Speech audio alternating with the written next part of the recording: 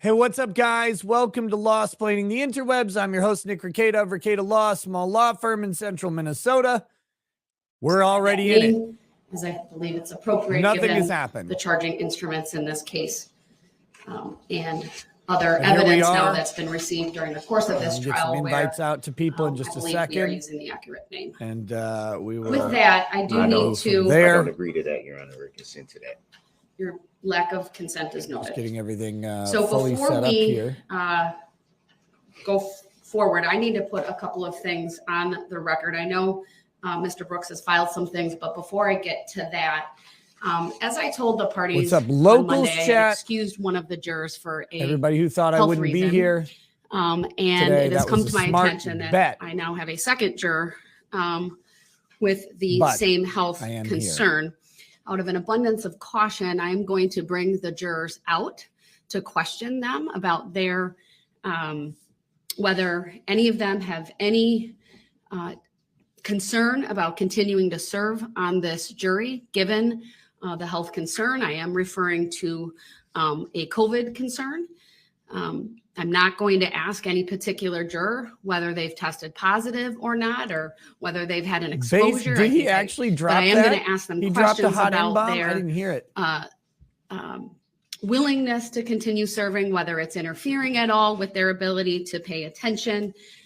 Out of an abundance of caution, we have brought in 2 air purifiers, although I am told that because of the new building and the HVAC that's in this building, and I received this from our facilities manager. There we go. The new HVAC system in the court's tower has a UV light system that disinfects the air at a higher air exchange rate than the purifiers, and that the system was specifically now we were talking about air purification, so that no special standalone systems are needed. But again, out of an abundance of caution, we've had 2 air purifiers put in this courtroom. I'm putting a 3rd one in the jury room. We have also provided jurors, should they wish, with masks. We've increased the hand sanitizers and the disinfecting wipes. We've always had the hand sanitizers around. There's one on the jury box at the moment, and they've been in the jury room. I'd also like to put on the record that I did advise the jurors on Monday that one of the jurors was not going to be with us any longer due to a health concern. I asked them at that point if anyone had any concern. I did indicate at that point it was a possible exposure, and they all indicated no, they didn't have any concerns. But again, out of an abundance of caution, I feel it's important to now question them while they're in the jury box to ensure that there aren't any issues related to that. So with that, I am going to instruct the jurors to be brought out. I'm going to try going no headphones today. And then they'll be excused after that so we can continue the discussion. If it gets echoey or whatever, let me know. And then deal with, if need be, the other issues and filings that have been brought to my attention.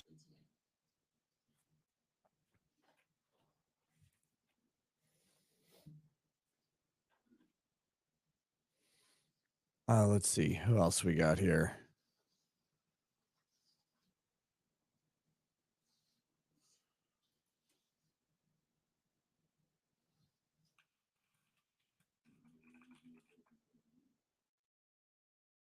No, not at this time.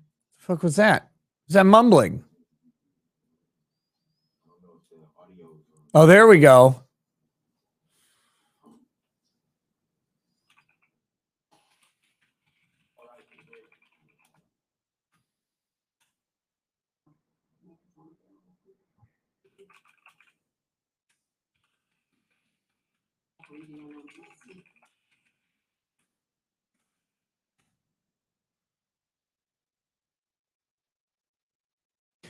Okay.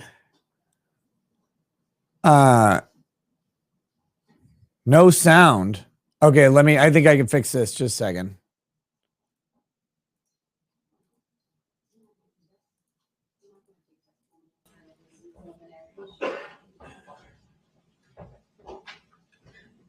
Thank you, everyone. Please be seated.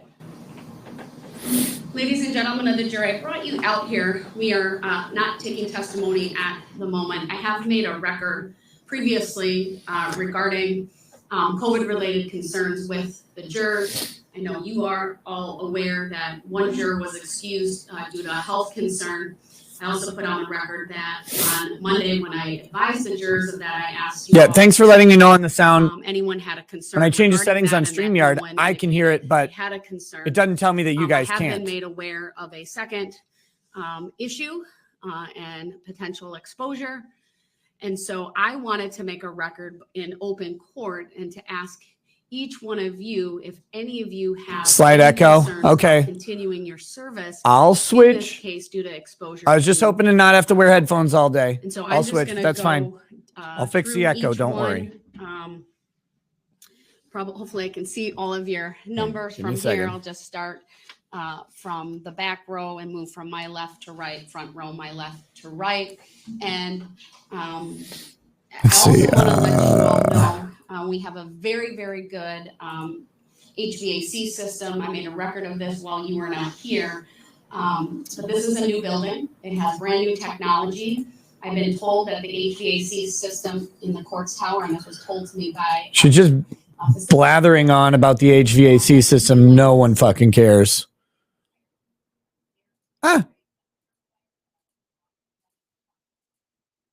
Purifiers also put in this courtroom, and I've had one put in the jury room. I believe you would be able to confirm for us as well that when you got into the jury room this morning, there were extra sanitation supplies along with masks. And so with that, I am just going to identify you. There we go. This should be better. First of all, juror number 11.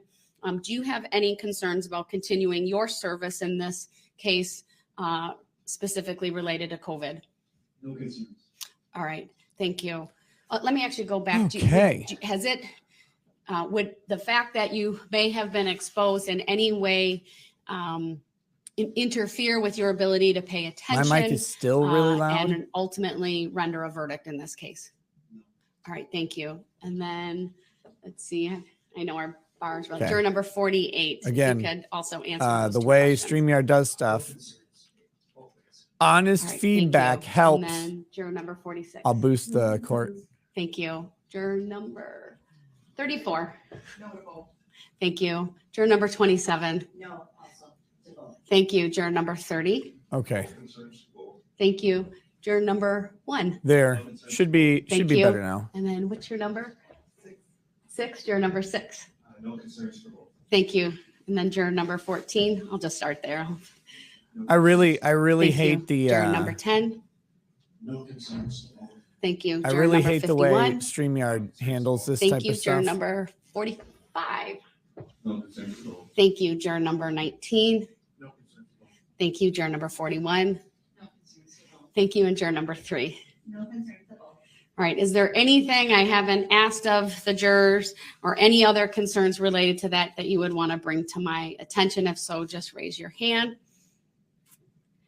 There are no hands raised. I can also tell you from our initial days of COVID, when we started up jury trials, we do have plexiglass panels that I could put in between anyone who would want one. Is there anyone here who would want that? If so, raise your hand. No hands are raised. Raised. It's really all I have. I don't know if there's anything either of the parties would want me to ask the jurors from the state on this topic. All right, Mr. Brooks. All right, thank you. I'm going to excuse the jurors then, and then when we're ready, we'll have you brought back out. And thank you so much. Thanks. Self-loathing lib says, I would humbly request that you persuade Legal Vices to stop being a homophobe and do a hot tub stream with Legal Mindset. The people are demanding it. Gay.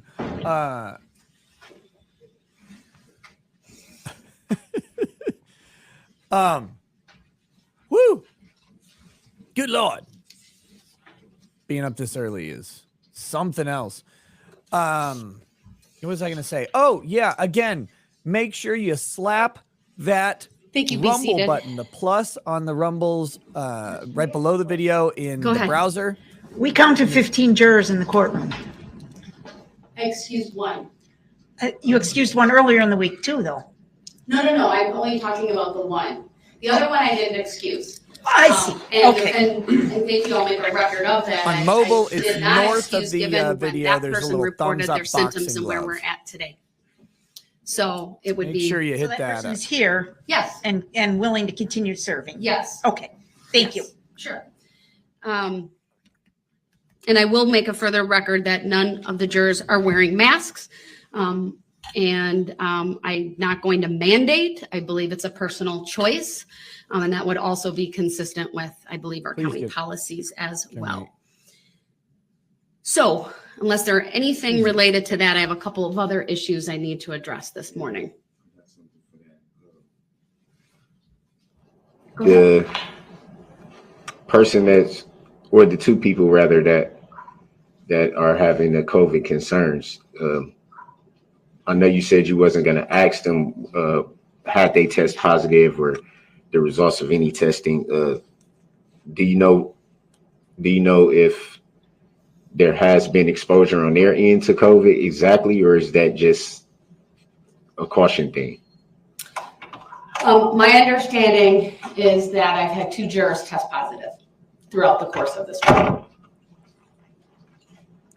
Look at his face.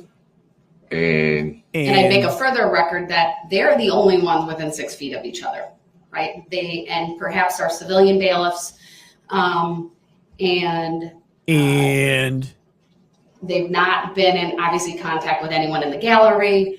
I don't know if maybe He's gonna Rekieta flip might be out. within 6 They gonna feet. kill me. I don't think so, but I haven't measured it. Obviously, you're not within 6 feet of any of them.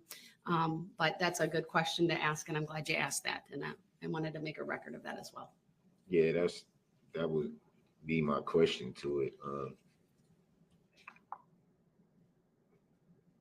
I guess in reference to me myself just having the same concern a few weeks ago.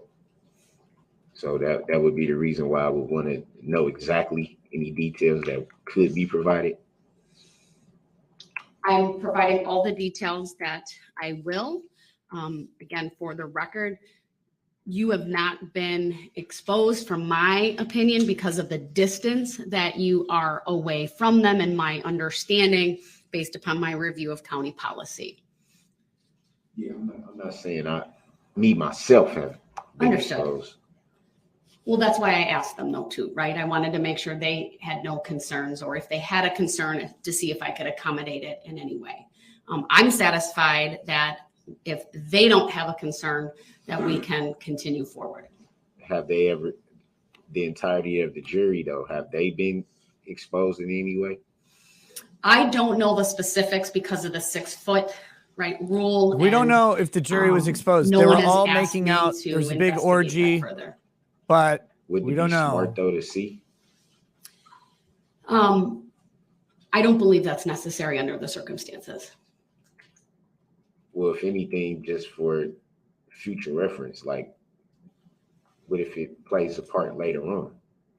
Well, I'll certainly take your concerns under advisement, and if I believe any further questioning needs to be done, I'll do that. At this point, I don't believe it needs to be done, but I'll think about that and I'll take it under advisement, and if I change my mind, I'll let you know. Yeah, I'm just saying, because if anything, it probably would be smart for the long run to make sure no one else was compromised, considering that. Let me make a record there. No one has indicated they are compromised. I don't think we can make assumptions about how anyone who's been exposed or Very tested concerned for their is health. feeling. You can be asymptomatic and test positive. You can have mild symptoms. I trust my jurors that they would report if they're not able to sit through the proceedings. And I will further advise them through the bailiffs that they are to report if they ever get to a point where they feel they're not able to sit through here, and so that we're advised and I can tell the parties. Yeah, that's what I was referring to, because it went from Monday, which at that time it wasn't nothing. Could have been flu, could have been just not Could have feeling been good, could have been anything. And then today is, then you Understood. kind of worry about tomorrow, Friday, over the weekend. Mr. Brooks, I share all of those concerns, but my other concern is that we are in the 3rd week of trial, and that we should keep going until the conclusion of this matter, understanding what has happened. All right. I just wanted to put that on the record because I appreciate that. it seemed like the circumstances were different when it was me. What? saying. No, you didn't Are you delay the making any trial. specific requests given this information? Well, I believe that Needs to go on the record.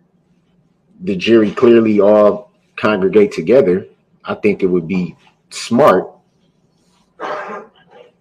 to make sure everybody is tested. I mean, that's it would be smart to do that. I'm not going to mandate testing for the jurors. That much I can tell you. So that request is denied. Self-loathing Liv And says, the grounds for the denial. I'm not going to mandate that the jurors be subjected to testing. They're the ones who indicated they are comfortable being here. They don't have concerns. And again, I would trust them to report to me if anything changes. I would trust that too, but it still will refer you back should to Monday force when them. the first knowledge of someone having an illness or a potential illness was those same questions that were asked today, asked Monday. I did I'm not. quite sure. I certainly questioned them much more. It was a very brief. I put what I said to them on the record earlier. It was certainly not what we did here today, and the record reflects that. Right. I'm quite sure though that all the jurors Monday said they didn't have any concerns as well. yeah, And then now today, someone else, same thing being said. So I understand what you're if it saying. happens again, well, then same what? thing being said, But are you making any specific requests as it relates to this topic and this issue? well, you denied the request that Any other requests? I just feel like it's smart for them to be tested. Well, So it doesn't that's not come a up again in request. the future or potentially come up again in the future, because then we'll all be looking back and saying, well, we could have prevented something like this from happening if we had just nipped it in the bud from the get-go. It's just smart to, like you say, err on the side of caution. I appreciate that. I'm going to continue. I understand what you're saying, but given the responses of the jurors today, I'm going to continue. I'm going to base this off of their desire to continue, at least what I would interpret as their desire to continue with their service on this case. All right, then I want to talk briefly about the jury view. I did provide the parties with a proposed instruction. Before I get to that, though, Mr. Brooks, I have been thinking about your request yesterday. And I know I indicated to you that I would require you to be there. I've rethought that. I've had the overnight to really think about it. And if that is your decision to not be present for that, what I would say is this. I want you to be advised that you have a right to be at that jury view. Did you hear me say that?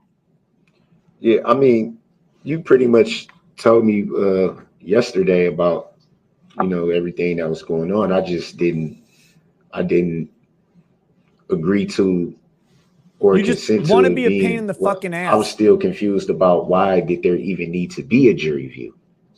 That was my whole thing. Too bad. There's going I to don't be a see jury the view. relevancy of it.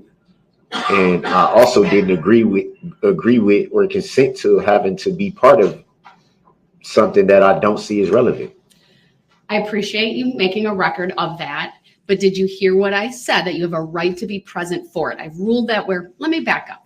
There's been a request from the state to have the jury look at the vehicle that was recovered by the police and, of course, is alleged to be the vehicle that was driven through the parade.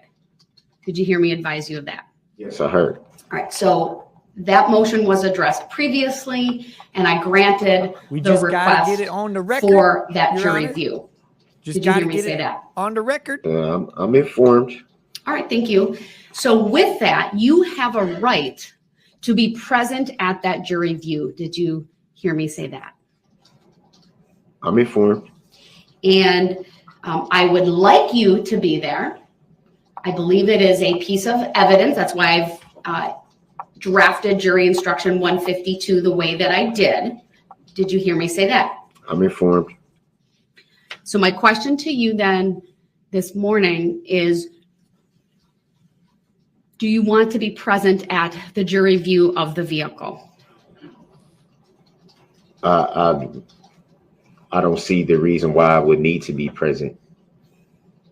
Well, that's my question to you though, is do you want to be present for it? You are the accused in this case. You're the person who the state has alleged committed these acts. It's the jury view will be to view a piece of evidence that frankly can't come into the courtroom due to its size. And the jury is going to be shown that. So do you want to be present at that? For the record, I'm not a person. I'm a human being. And no, I do not consent to or agree to being present at a jury view. All right, then I'm going to honor his request. But what I am going to do, though, is as part of that process in any event, because it's being done in a secure location, is I have ordered that I want to make a record of what's being done. And I want a visual record of what is being done. And so this Then he jury can view review is it going later to take place and make a bunch in of the fucking Sally Port complaints about of the it. jail. And precautions are being taken so that the jurors do not know where it's at. It'll look like a garage, right? Anything that says jail within the Sally Port is being covered up. That will be verified before anyone is taken in there. They will be transported to there. I'm not sure if they'll walk or drive because it's very close. But then the sheriff's department, because it's, as the court official, I'm in charge of keeping the record, not keeping the record, I'm in charge of making the record. It's the better way to say it. And I want to make sure that there's a record of what is done for this trial and certainly for any appellate purposes if need be. The sheriff's department, the sheriff's department is obviously charged with the security and safety of a courtroom, including the jurors. And so I have asked the sheriff's department to record. And so there is a camera with that will be on a tripod that will record what's there before anyone gets there. I've instructed them to take that camera to walk around the vehicle and while it's recording to put it back on the tripod. And before the jurors and the court are brought in. Once we are brought in, it will also be recorded, and that contemporaneous recording, so that will be as we will walk around the vehicle one time. That will be recorded, and then both of those recordings are going to be made part of the record. Because the second recording is for the record and has the jurors, at this point, I'm going to seal it so that at least until the conclusion of the case, given the order that I have regarding the what's referenced as an anonymous or numbered jury, so that will be sealed. But what will be released to the how the fuck do jurors go back to wherever their hidey hole is and not talk about this retard? Therefore, any media request would be that recording that just shows the vehicle without the jurors in it and without the court. So, and then I plan on also bringing that back to the courtroom while the sheriff's department's going to bring it back, and then we'll show it to you at that time. I have a question though. Actually, I shouldn't just cynically say that. Jurors are better about this. They take their roles pretty serious. If I have a right to be present, then I have a right to not be present. How can this take place if I don't agree or consent to being present? How can it even still take place without? It's going to happen. Without me. It will You're take place, waiving sir. your right. I'm just going to honor your request not to be there. I'm asking a question though. Your How can question's it take dumb. place without It's my consent actually or stupid. agreement? If you don't, it's going to take place. That's how I'm going to answer that, sir. So you not going there is not going to prevent it from happening. My Lord, But you can forfeit your right or to be there by your conduct. And by your conduct, by not answering my question, by saying I don't want to be there and I don't consent to it, you will be forfeiting your right to be present and essentially waiving that. Doesn't I have to sign something for it to be waived? No, I don't think so in this case. Yesterday you said something about I know I said that, and I've had some time to think about that further. And Yo, I don't believe I need to Howdy, take sir. a full waiver with you signing anything or even agreeing to the waiver. What, they haven't why started the did I have to testimony do yet? that for when my I'm not going to answer those questions because that Well, would be for me to give you an explanation of the law. no, I'm it just would going to be- tell you that I'm not going to require a written waiver from you in order to honor your request to not be at the, or even if I phrase it, your lack of consent to the jury view. And is that lawful law? Because yes, it's lawful law. Sir, I'm not going to go through all the law that applies. Nick, is that a to judicial This is my determination rule. you're making? Disagree with it, and ultimately there is a conviction. You can raise Judicially that on determine appeal. that ass. But no, your lack Your of Honor. consent is not going to stop the jury view. It's It- going to happen. It's a piece of evidence that I cannot Wait, physically she doesn't need his fit in consent? this courtroom. It's too big. There's no way to get it in. okay, I'm informed of that, but at the same time, if I haven't signed any waiver, how could it be lawful? I haven't given consent or agreement to a jury view. I haven't The waived jury any view right. isn't your right. When the Your whole right issue was is brought to be up present. on the And record if you say, yesterday, I don't want to my be there, first then thing you that I waive the said right. was, That's it. I don't see the relevancy of why there The should even be a relevancies. jury view. And that was the whole issue. And yesterday I was told about I don't know how you say it, the colloquy or however you say it. I don't know how to We're pronounce having it. a colloquy right now. I know Which what I was- said, and Yeah. I'm telling you, I had time to reflect. That was my initial reaction to your statement yesterday, but I've thought about it some more and I'm changing my mind. I don't believe I need to take a full waiver with a colloquy with you and anything How about a in palaver? writing. I'm advising you, you have the absolute right to be there. But I'm also advising you that if you choose not to be there, I will honor that request. And I'm not going to Your Honor, the force you. I'm not going to direct the sheriff's department to, use any type of force, if you will, or require you or get you there without your consent. You either cooperate with that process or you don't. The way I interpret the law, though, Your Honor, which the law is designed to be interpreted by the people. The way I interpret that is I have the right or essentially to be there or not to be there, and it still has to be an agreement or consent. That's how I interpret the law. My ruling on that, sir, is I disagree with you. You do not need to provide consent for the jury view to happen. Your objection is noted for the record. I'll make a specific finding today that it is relevant to these proceedings, to this trial. There is an allegation that you drove through the Waukesha Christmas Parade on November 21 of 2021, driving a red Ford Escape, killing 6 and injuring dozens more. The relevance is that there is, in addition to the charges, there's an enhancer that has been charged as it relates to the intentional homicide charges and the first-degree recklessly endangering safety, that you committed those acts while using a dangerous weapon. I would direct your attention to the meaning of a dangerous weapon, that the legal definition that was provided to the jurors in the preliminary jury instructions, and that the jury view is related to the So is he just evidence objecting to the jury being shown evidence that he doesn't regarding the agree with? charges, and specifically Yeah, he's objecting to the the jury view of the instrumentality car that they itself. allege is the dangerous weapon. So there's It's a clear field trip, come relevance on. of this vehicle and has evidentiary value. Again, your objection is noted for the record, but I will and am permitting the jury view of the vehicle. With that, I'm going to move on to the jury instruction.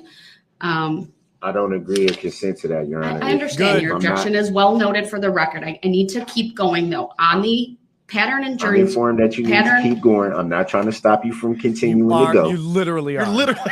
I'm merely stating for the record It's been stated. that there are things I do not understand how they're being permitted. Remember that time when you had a lawyer? versus the Constitution. That not understanding thing, we know. I mean, I'm sure you're aware under Article 6, Chapter 2 about the supremacy clause. No, that the Constitution is the supreme fucking law of the kill land. me. So how can we disregard? Mr. Brooks, I'm not disregarding the Constitution. Here's the thing. I've made my ruling. Okay. Once I've made a ruling, I do expect that even if you disagree with it, you will not continue to argue it.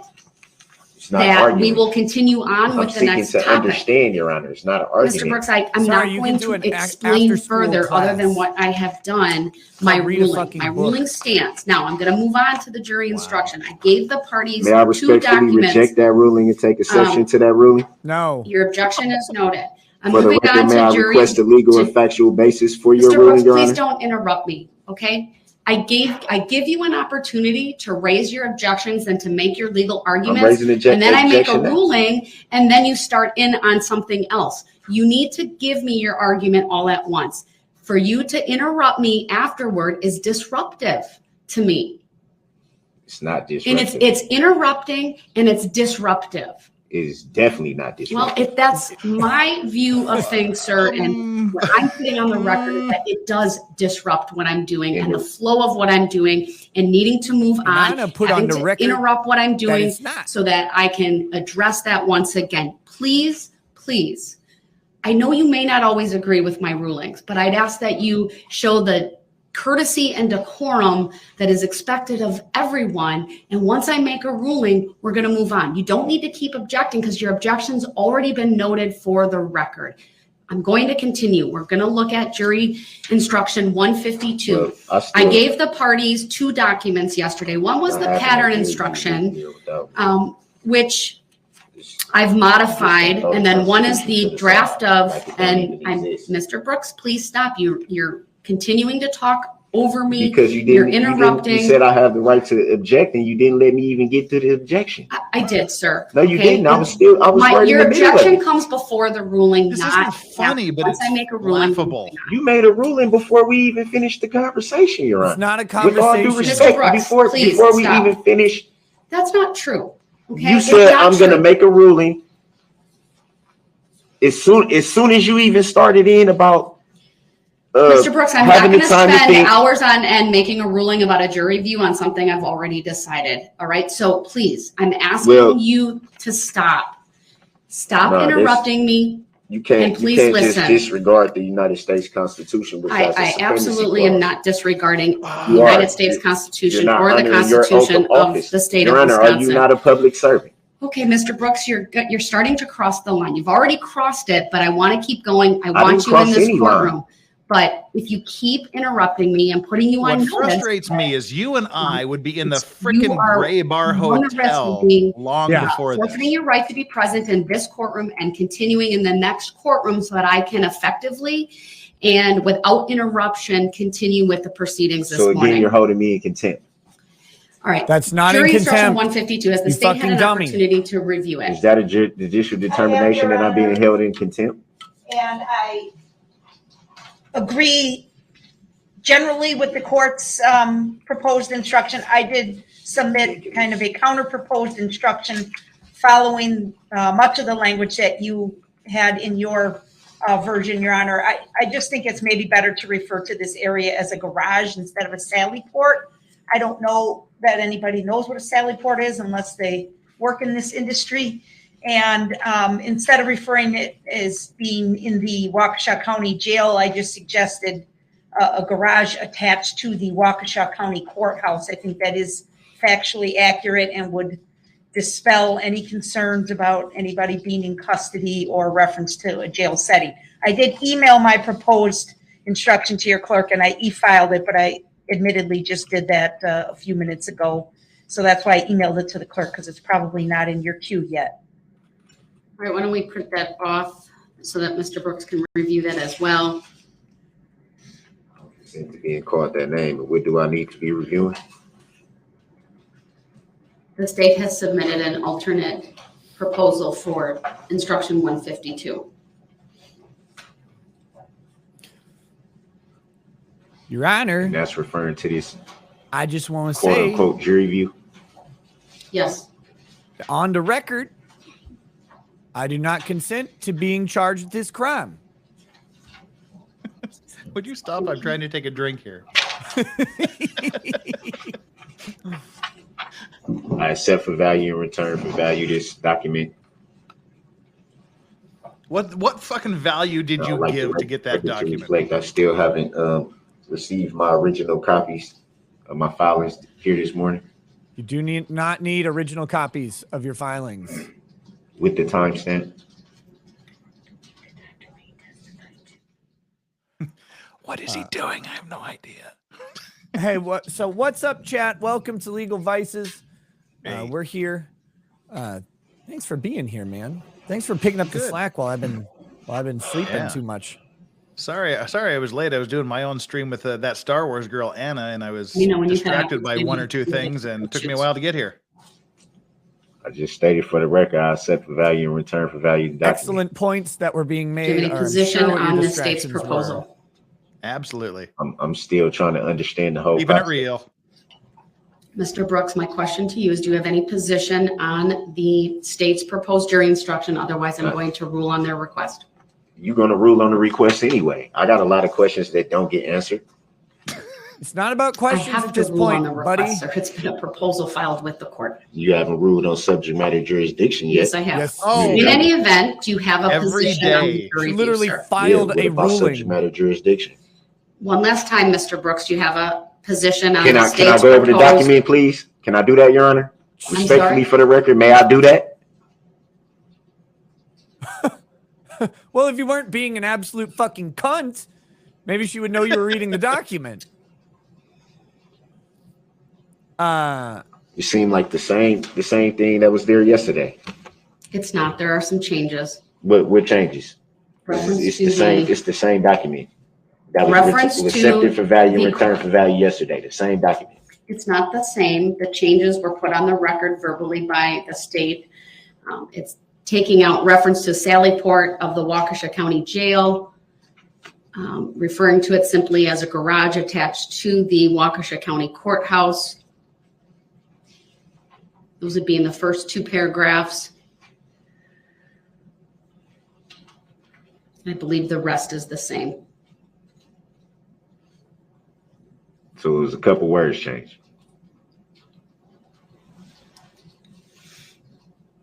That's my understanding.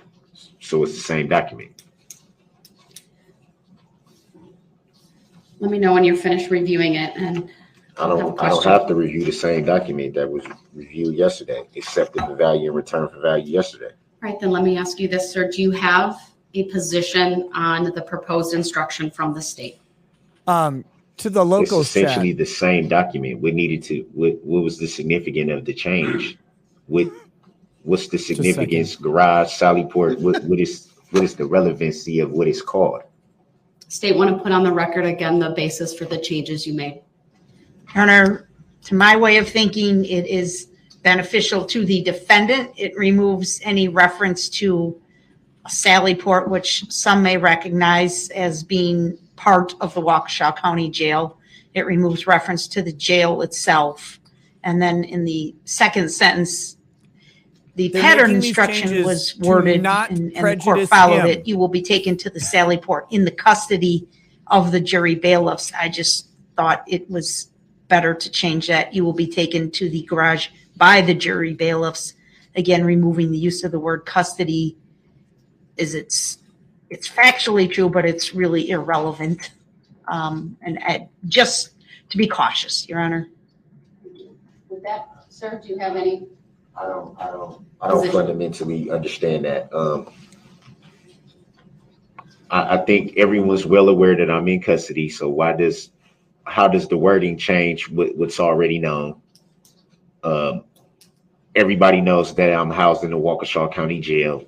How does the wording change what's already known? It's reported on every single day, as it has been since the beginning of trial and even before that. So I don't think anyone's not privy to the knowledge of where I'm housed and that I'm in custody. How does changing the wording change what's already known? Thank you. From my perspective, of course, when I Right, thank you. this She means yesterday, fuck you. factually, what I put in there would be accurate because that's where the jury view is going to take place. I think changing the verbiage so that it says a garage attached to the Waukesha County Courthouse takes away any possibility that other law enforcement is condoning what is happening or somehow related to the case. It is true the location was selected due to your custodial status and being able to secure the area for the court, for you, for the jurors, etc. But it's also a controlled environment, I think, a good thing for purposes of the jury view. And so I am going to adopt the draft that was submitted by the state. It still is factually accurate. And from my perspective, again, the importance of this instruction is to tell them what is and what is not evidence, and to instruct them and to not talk during this time. They can't discuss what they see during this time. This instruction will be read while we are still in the courtroom prior to the parties in the court going to the Sally Port for that viewing. And I've already discussed how it will be contemporaneously recorded so that it's part of the record as well. So if I was there, where will I be at? In the car.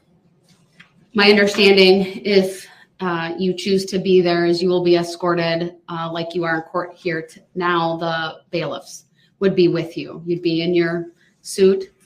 No, where will I be at? You would. I don't know exactly. That's up to the sheriff's department as to where all the parties are going to stand. Obviously, you would, we're not going to commingle you with the state or the state with jurors or you with the jurors or the court or anything like that. My understanding is we'll have sort of assigned places and that it's only myself who will walk around. And I may not even do that. I have to think about that. But the jurors are the ones who are going to walk around the vehicle one time. So I don't get to walk around the vehicle?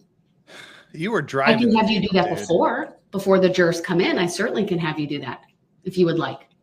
I can give the parties that I'd like opportunity. to see this vehicle that the actual murderer used. Your Honor, I agree with everything the court said. I also think Mr. Brooks should understand that it will be a fair process. He's not going to be led into the room in shackles in front of the jury. It's my understanding from Captain Darrell.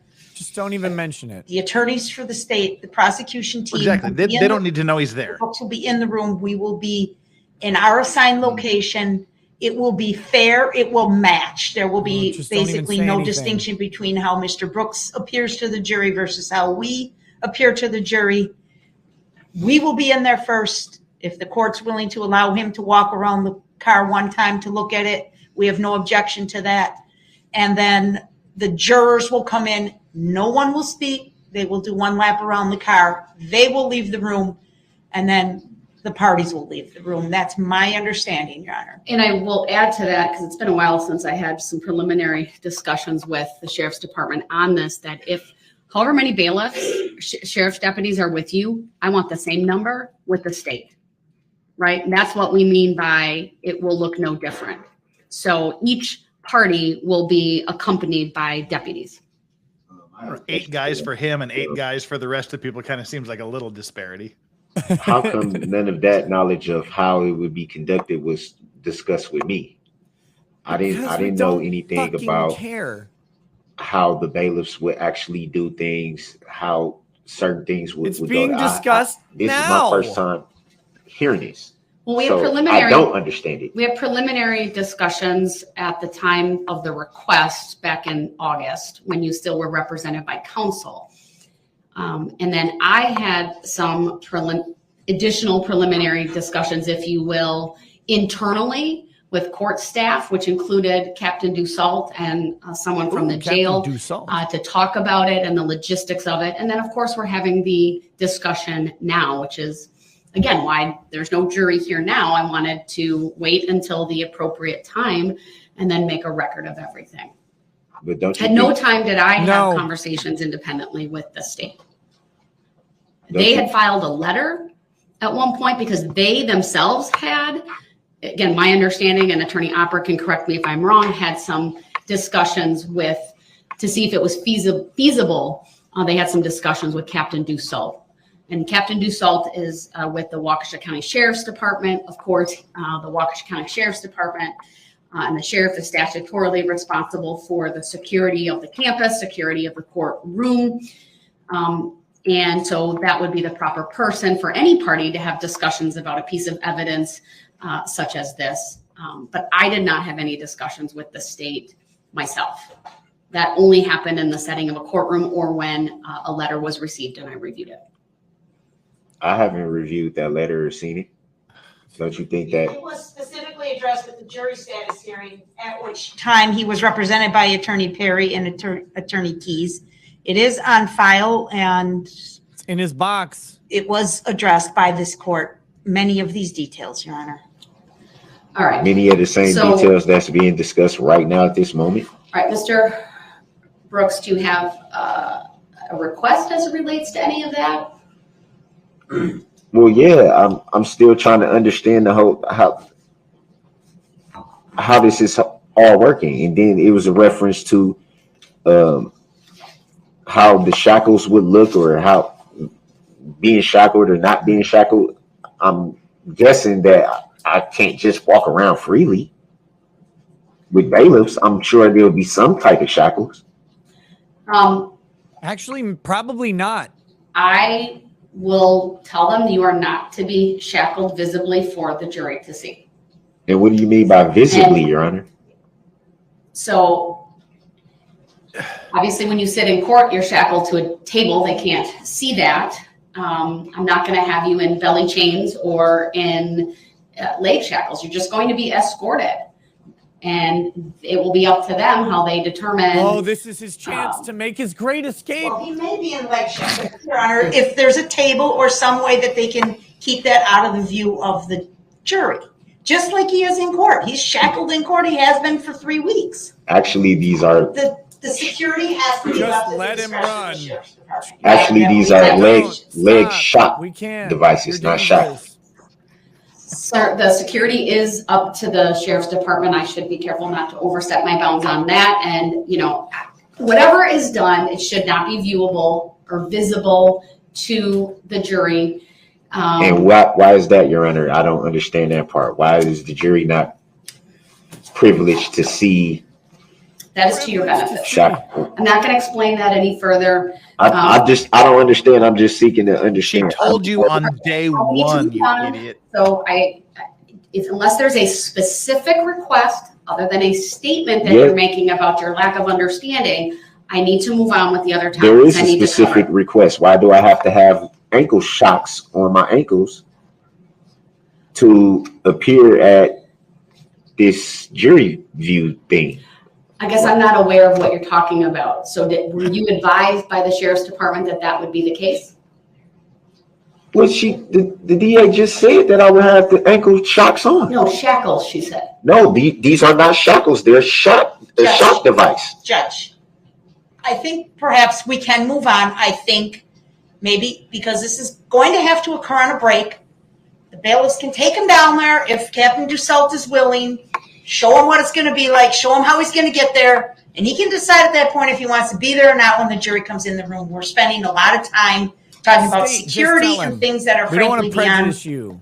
your by letting knowledge the and my jury see knowledge. you in chains. The same reason you're in a suit. I and object not to in a that. jumpsuit. I'm simply trying to understand, why do I need ankle shocks? I'm going to leave the security. I'm not going to. Because you murdered people? Backtrack a little bit. I will leave the security of the jury view. Actually, he needs ankle to shocks the for the Waukesha uneven County Sheriff's terrain. Department. That is their responsibility. And I Let's trust protect that his they knees. will do what needs to be done to maintain the security, no different than what they do here. And in their discretion will determine how best that takes place. And if I need to address anything after that or at that point in time, then it should be brought to my attention. But we are going to move on this morning. So I should discuss that with the sheriff? Yes. So I know, Mr. Brooks, you filed with the court 2 documents. I'm going to take them under advisement. No, it's one document. It's one. It was 2 papers, but it's one document. Oh, all right. Thank you for that clarification. It's one filing, 2 papers, just front side. She doesn't have to say denied twice. Jurisdictional challenge and mandatory judicial notice by affidavit. It references the case caption, the case number. I will simply take it under advisement, and I'll review it later. And if I believe it needs to further be addressed, I will do that. Arguing jurisdiction. My understanding, sir, that you are requesting the original back. Is that true? Yes. So normally, just so you know, when documents are filed with the court, we maintain the original until it's scanned in and it's audited. And then because it, under the statute, once it's e-filed or into the electronic filing system and the electronic case, I believe we just e-file, join my OnlyFans. Destroy the documents at that point. So I don't have an issue giving you back the original, but it needs to run the normal course. My clerk needs to scan it in. Well, how do I know it'll be the same document? I advised you of this previously, but in the courtroom, we don't have the time stamp. We just have the date stamp. I will state for the record that you provided this. It was right away at the beginning of the morning. So at 8:30 a.m. is when it was filed with the court. So that will be on the record. And then at some point today, when we're on a break, my clerk can scan it in and then provide the original back to you. And then I'll have the electronic copy to review and address as I deem appropriate. Here you go, Matt. I want to say to that too, in reference to that, I actually said on record numerous times that I wanted the original copies of all my filings. I've actually said that 3 times on the record. This would be the 4th time. Original copy. Every filing I'm going to give it back to you, sir, but I'm not required to by law. Well, I'm just saying on record that I've asked for that numerous times. Your statement's noted for the record. All right. So would I be able to get all the original copies of all my filings? I'm not going to address that any further, sir, because I am not the official keeper of the record. As to what was filed this morning, as a courtesy, we will provide you back with the original once it's scanned and it's in my electronic file. I was told that you make the decision if I can get the original copy. And I just made a determination you could have the original back of this. Can I have the originals for all my filings? I'm not going to address that right now, sir. I don't have time, frankly, to look through everything that you filed to determine whether we've given you originals or not. In the future, I have the copies. I don't have the originals. All right, I'm going to move on. I have them here. This is taking up valuable time with the jury. We need to keep going. To have the return of the Is that a judicial determination, Your Honor, that I can't get an answer to something? I don't believe there's any other preliminary issues we need to address unless the parties have anything from the state. Just very briefly, Your Honor. Oh my God. To advise the court, I have 4 witnesses here that I believe are very brief records custodian type witnesses on some video evidence. I'm hoping my direct should take 5 to 10 minutes for each of them.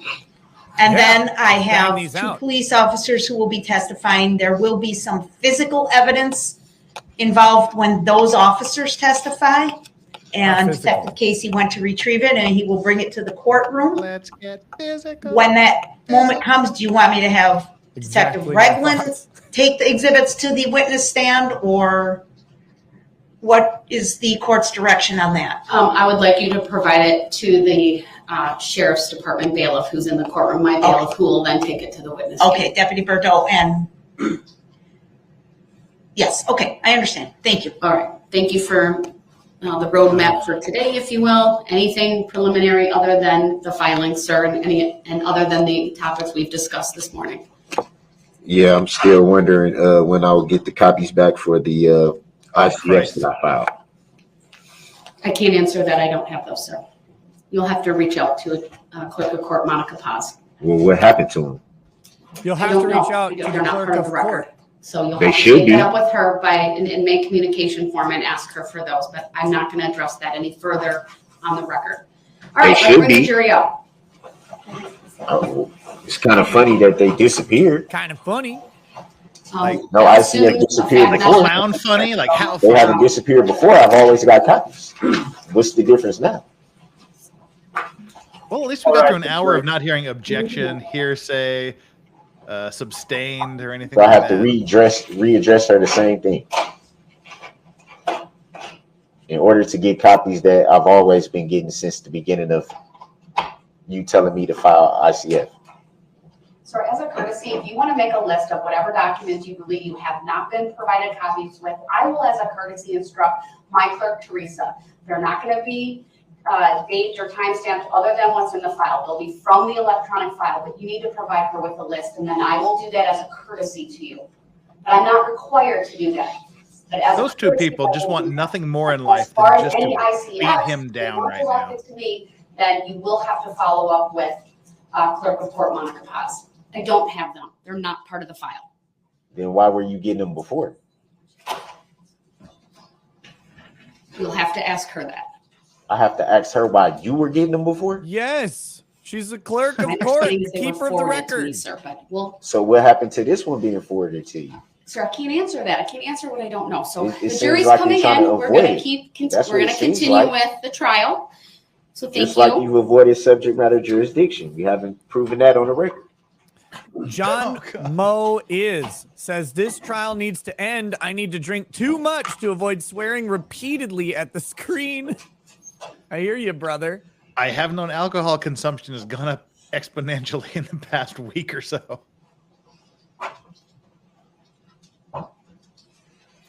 Thank you, everyone. Please be seated. And thank you for your patience this morning as the court addressed some legal issues with the parties. All right. If the state would please call their next witness. Thank you, Judge. The state calls Steve Schloman.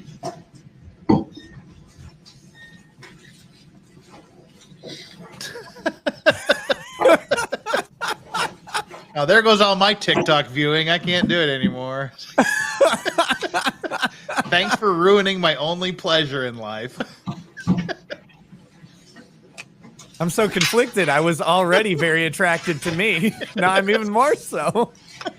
Good morning, Mr. Schloman. If you would please make your way to the witness stand, which is up one riser. The witness to my sandwiches, right. what? When you get there, please remain standing. Raise your right hand.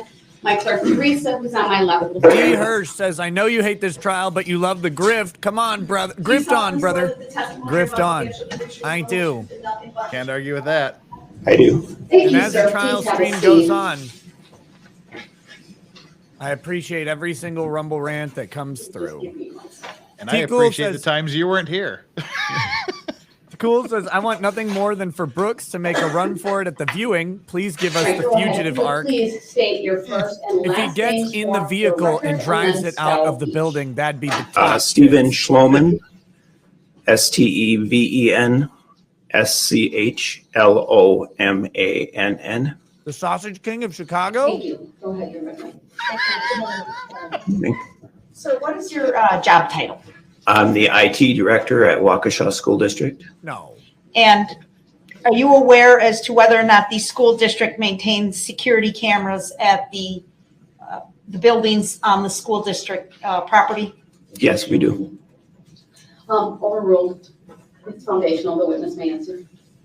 I'm sorry. Yes, we do. Okay. And specifically, is there school district property located at the address of 222 Maple Street or Avenue in the city of Waukesha? Yes. Overruled is foundational. The state or the witness may answer. I believe you did, and your answer will stand.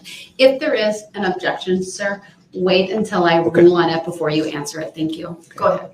By the What way, building guys, is that location, my sir? Instagram is almost That is our 10,000 district followers. office.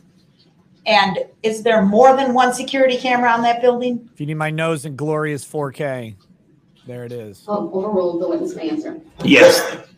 How many are there, sir? Overruled. The witness may answer.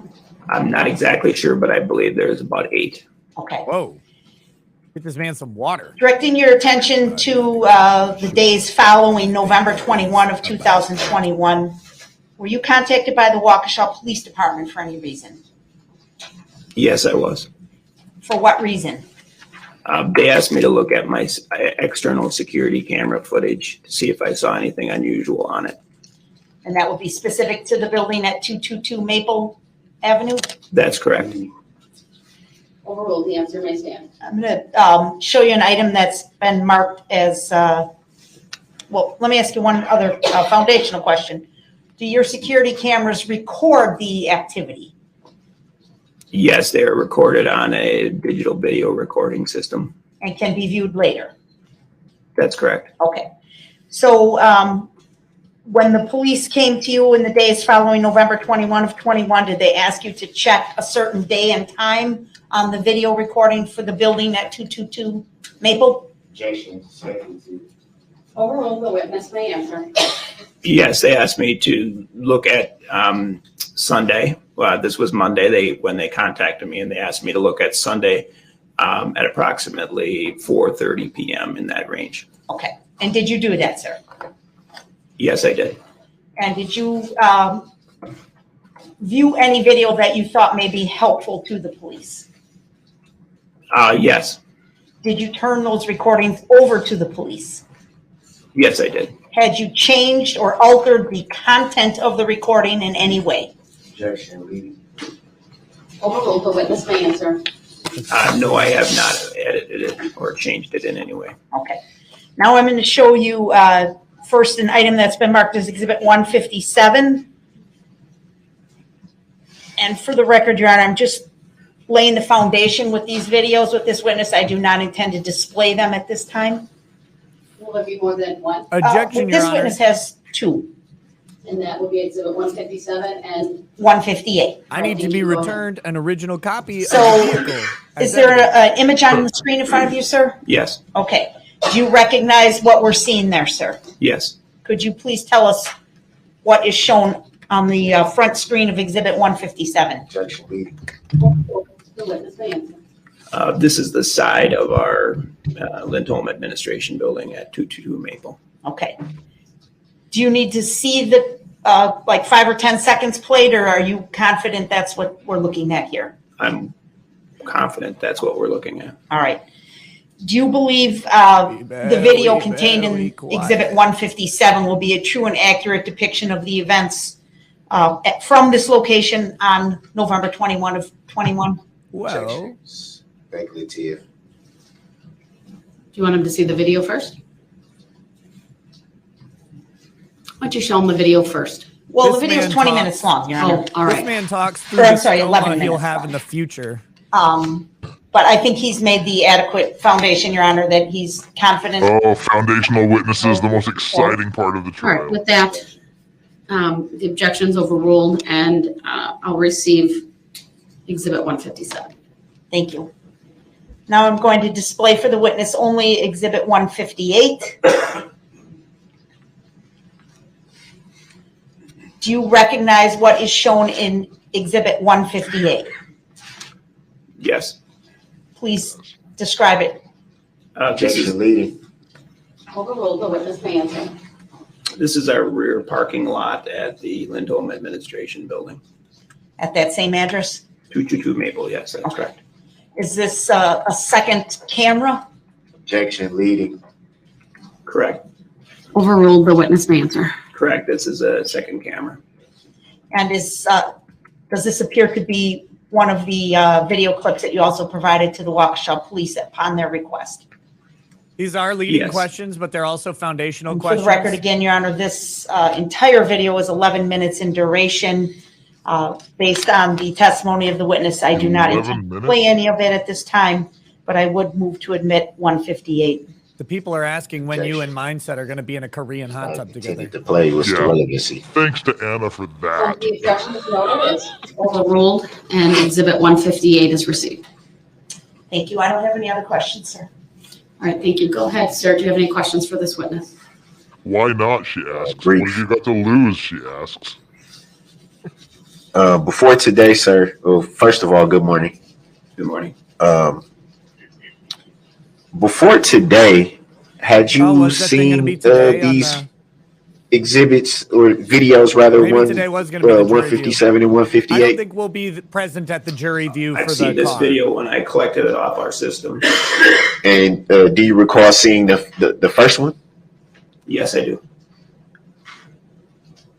Do you recall when you saw those videos? I saw those Monday morning when detectives came and asked me to review video footage.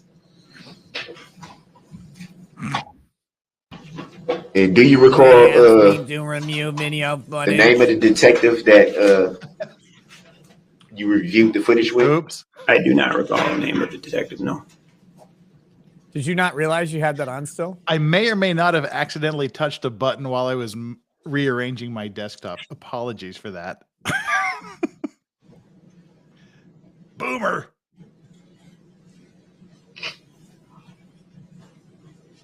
And after that, after initially viewing these videos, did you follow up with law enforcement after that? Yes, I did.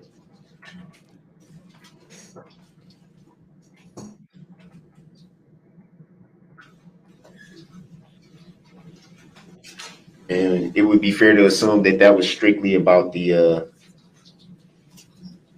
videos. Correct.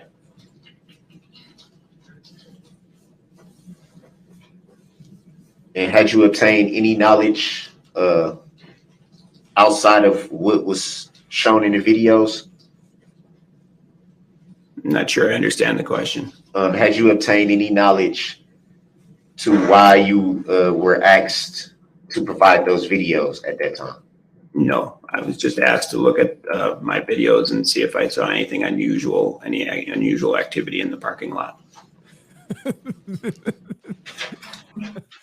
This guy's voice is killing me. Well, Mary, we're going to build a home right here in Bedford Falls. He's more Elmer Fudd, though, than... And do you recall being informed that it was a possibility that you would be testifying in this matter? No, I did not know that. Were you subpoenaed at any time? Yes, I was. And do you recall how long ago you received that subpoena? Sorry. It's just like tracheotomy guys. What are we doing today in trial? Pretty recent, to be fair to say. Darrell Brooks is coming right yes, for I us. was, well, several weeks ago. I'm not sure if that's your definition of recent or not, but I saw the car in the parking lot.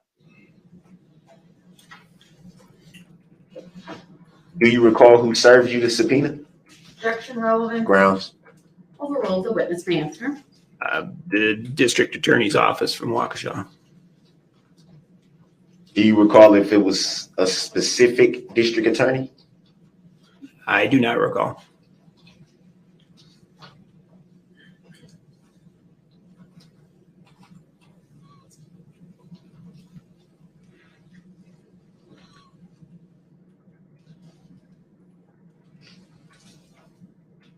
Do you recall if you were contacted by the plaintiff in this matter?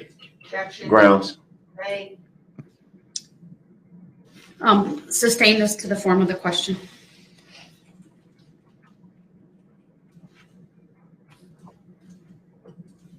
Do you recall having a conversation with the plaintiff?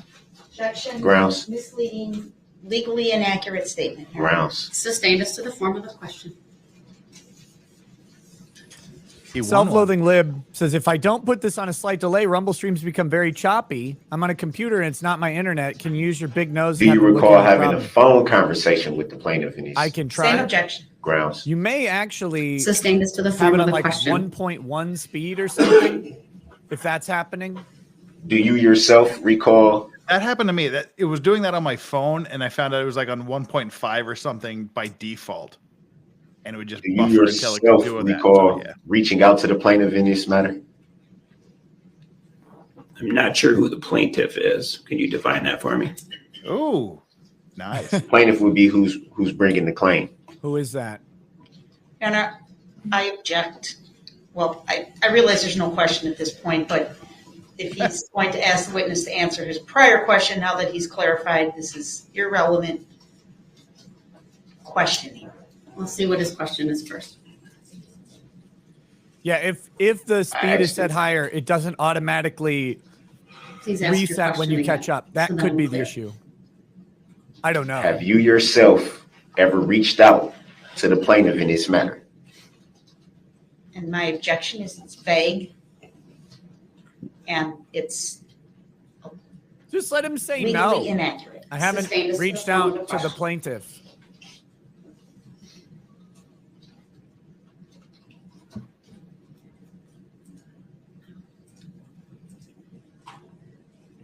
Do you even know if there's a plaintiff in this matter? Objection, argumentative. Sustained. As to the form of the question.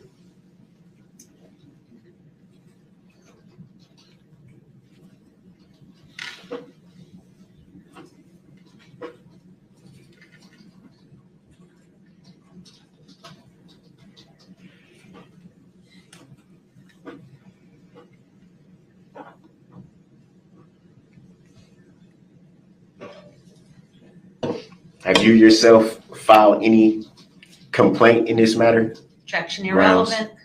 Grounds. Overruled. The witness may answer. Sorry. I have not. No.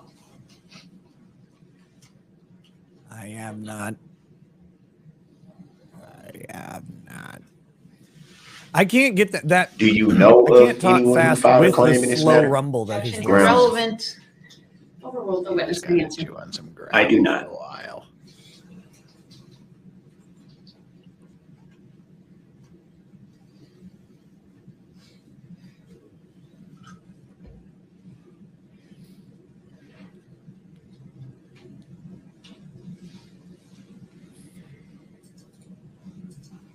The Dragon's Treasure need money to hire Coca-Cola death squads.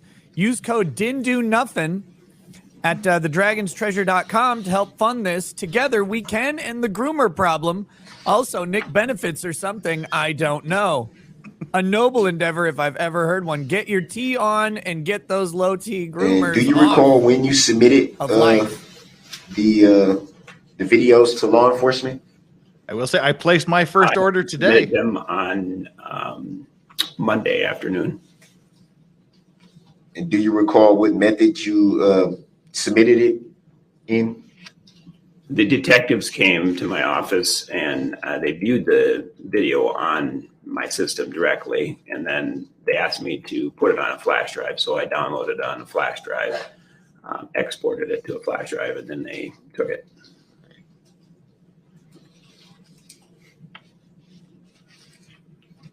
No further questions? Any redirect? No, Your Honor, I'd ask Mr. Schloman be excused. All right, thank you, sir. You may step down. And he is excused. He was even testifying in slow motion. Holy shit, Tammy D. I will get to this here. Well, we'll do it now. Hey Nick, prayers for my niece Fallon would be appreciated. She was born with campomelic skeletal dysplasia and Pierre Robey. She's undergoing a 12-hour surgery today. They said she would die in utero. She didn't. They said she would die as soon as she was born. She didn't. She just celebrated her first Good morning, birthday. Mr. Stone. If you would please make your way to the witness stand, which is up by me to my right, up one riser. When you get there, please remain standing. Raise your right hand. The most dangerous and most important. All of her problems are physical and fixable as long as she survives the surgeries. I'm positive she will. Tammy D, I will definitely pray for her and hope that the doctors have wisdom and skill beyond their training and experience. Thank you, sir. Please have a seat. And that they're able to have a little extra guidance. First thing I'd have you do is to state your first and last names for the record and spell each. First name is Robert, R-O-B-E-R-T. Last name Stone, S-T-O-N-E. 2 capital I's on the end because I'm the second. Very good. Thank you. Go ahead, your witness. Good morning, Mr. Stone. Good morning. Sir, on the date of November 21, 2021, where did you live? I reside at 424 Dunbar Avenue in Waukesha. You have any security cameras at your home, sir? I do. And do the security cameras have a way to record or save events that are captured on the camera? They do. Objection leading. Overruled foundational, the witness may answer. And just so you know, sir, if there is an objection, wait to answer the question until I rule on the objection. Thank you. Go ahead. To your knowledge, sir, was your security camera system operational on November 21 of 2021? Objection Yes. speculative. Overruled, the witness may answer, and he did his answer. Was there a time This where guy you looked like his turned over security video cameras are ever from not that operational. security system to Waukesha Police sometime around November 21 of 2021? Objection leading. Overruled, the witness may answer. Yes. What kind of security camera do you have, sir? Objection leading. Overruled, you may answer, sir. It's just a generic NVR system. Okay. And police came to your house? Is that right? They did. Okay. What did you give them?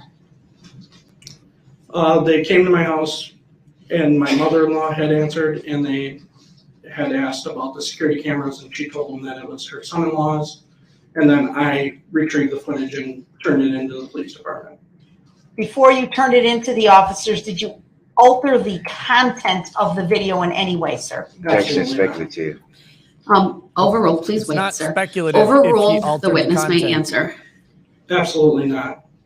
I'm going to have Oh, he used an adverb. Exhibit Not believing this. 155 displayed on the screen in front of you, sir. And this clip is 40 seconds long, so I'm going to play it for the witness only in full at regular speed. Go ahead.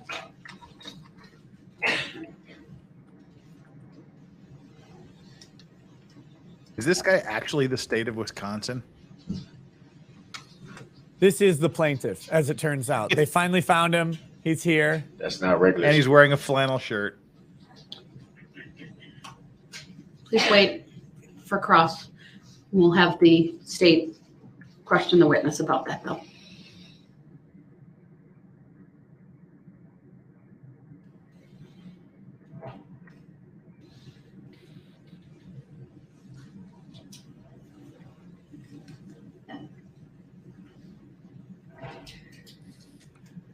Oh, Balin boy.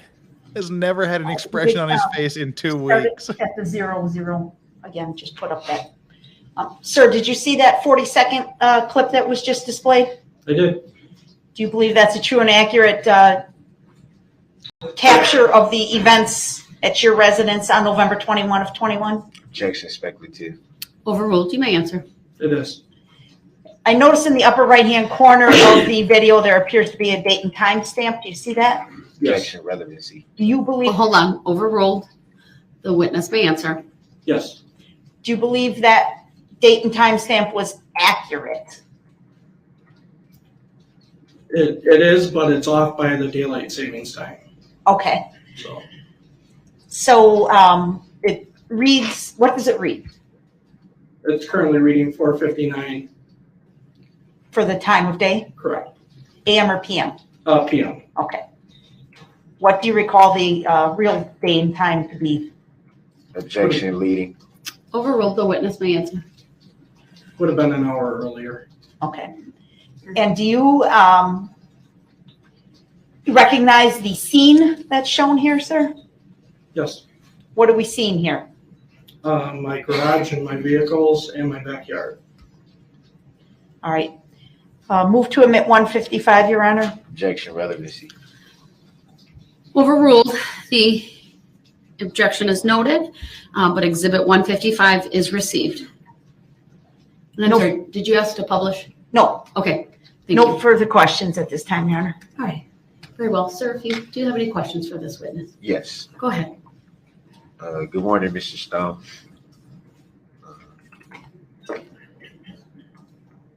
Before today, had you viewed that footage before today? Yes. And do you recall seeing anything unusual? Not sure I understand the question. Do you recall seeing anything unusual Do you mean in the footage or? in the as- footage? Go ahead and answer with that understanding. I guess not. No.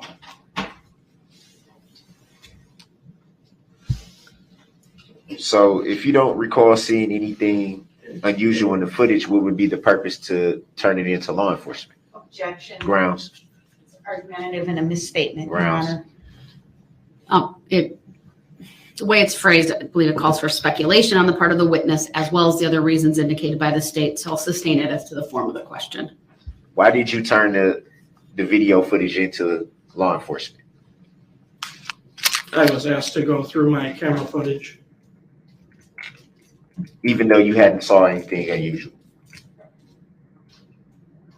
Sure, correct.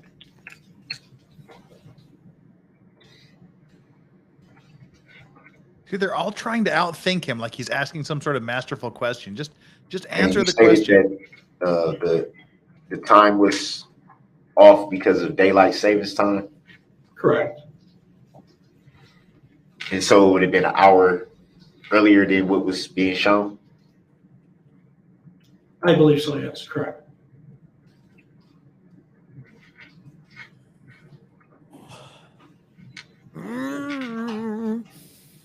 Whew.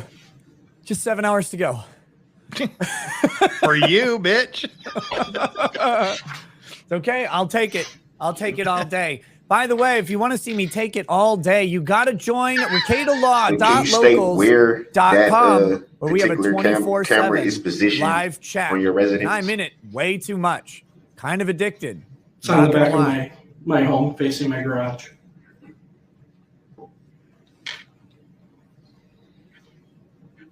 And no, I'm not on Pro Vigil today. Wait, no, I am.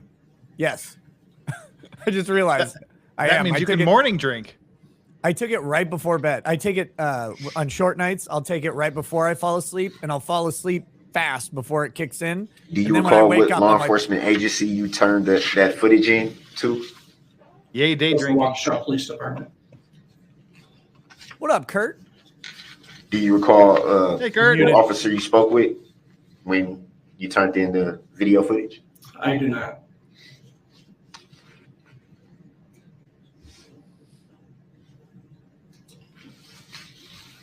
You're muted, Kurt.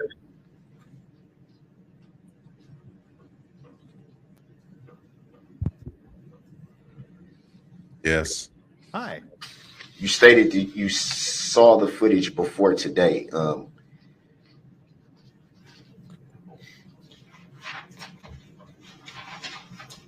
I started trying to get into the habit of physically turning off my exactly what mic when I we were stopped looking using at? it, but sometimes I forget to turn it back on. Recorded footage of my So, backyard. Get yourself a Roadcaster and you Pretty standard to do it on the fly like I did. any other footage from any other day? Ooh, slider boy over there. I have a button that does that too. I just, Pretty much the same thing you would Just see kidding. any day if you viewed that footage. It's recorded footage of my backyard. besides, that's not a Roadcaster. Is it pretty much the same Yeah, I have footage? a you An would Roadcaster. Electro saw? Voice RE20. It's a great microphone. No, the interface, Roadcaster Ah. Pro 2. Sure.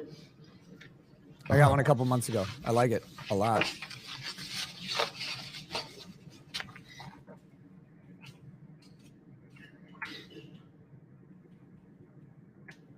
Well, let me look into that. Do something productive with my day. I'm just figuring out how to use the Stream Deck. I don't have time for other technology yet. I never use my Stream Deck anymore since I stopped using StreamYard, but I'm And about do you to go recall back if to you were using it. subpoenaed to testify in this matter? Yes. Yeah, I received a letter. Do you recall by whom? Is this Chaz Bono? Waukesha County was on the Makes an envelope. echo for I legal don't remember the license. names on it. Do you recall how long ago I that have was? I do not. no idea. Did you yourself at any time file a claim in this matter? Okay, can you guys No. pop out and pop back in?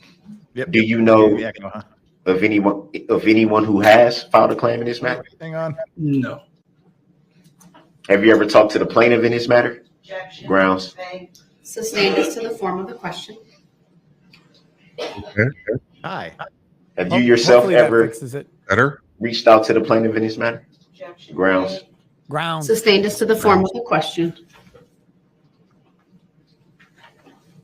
You ever had any personal interaction with the plaintiff in this matter? Objection. Grounds. Vague, argumentative, irrelevant. Sustained. The list goes on and on. It's still saying you guys are echoing. Sustained for those reasons stated by. Sustained is the form of the question as well. Are you sure if there's a plaintiff in this matter? Objection. Grounds. Additive. Irrelevant. Sustained for those reasons.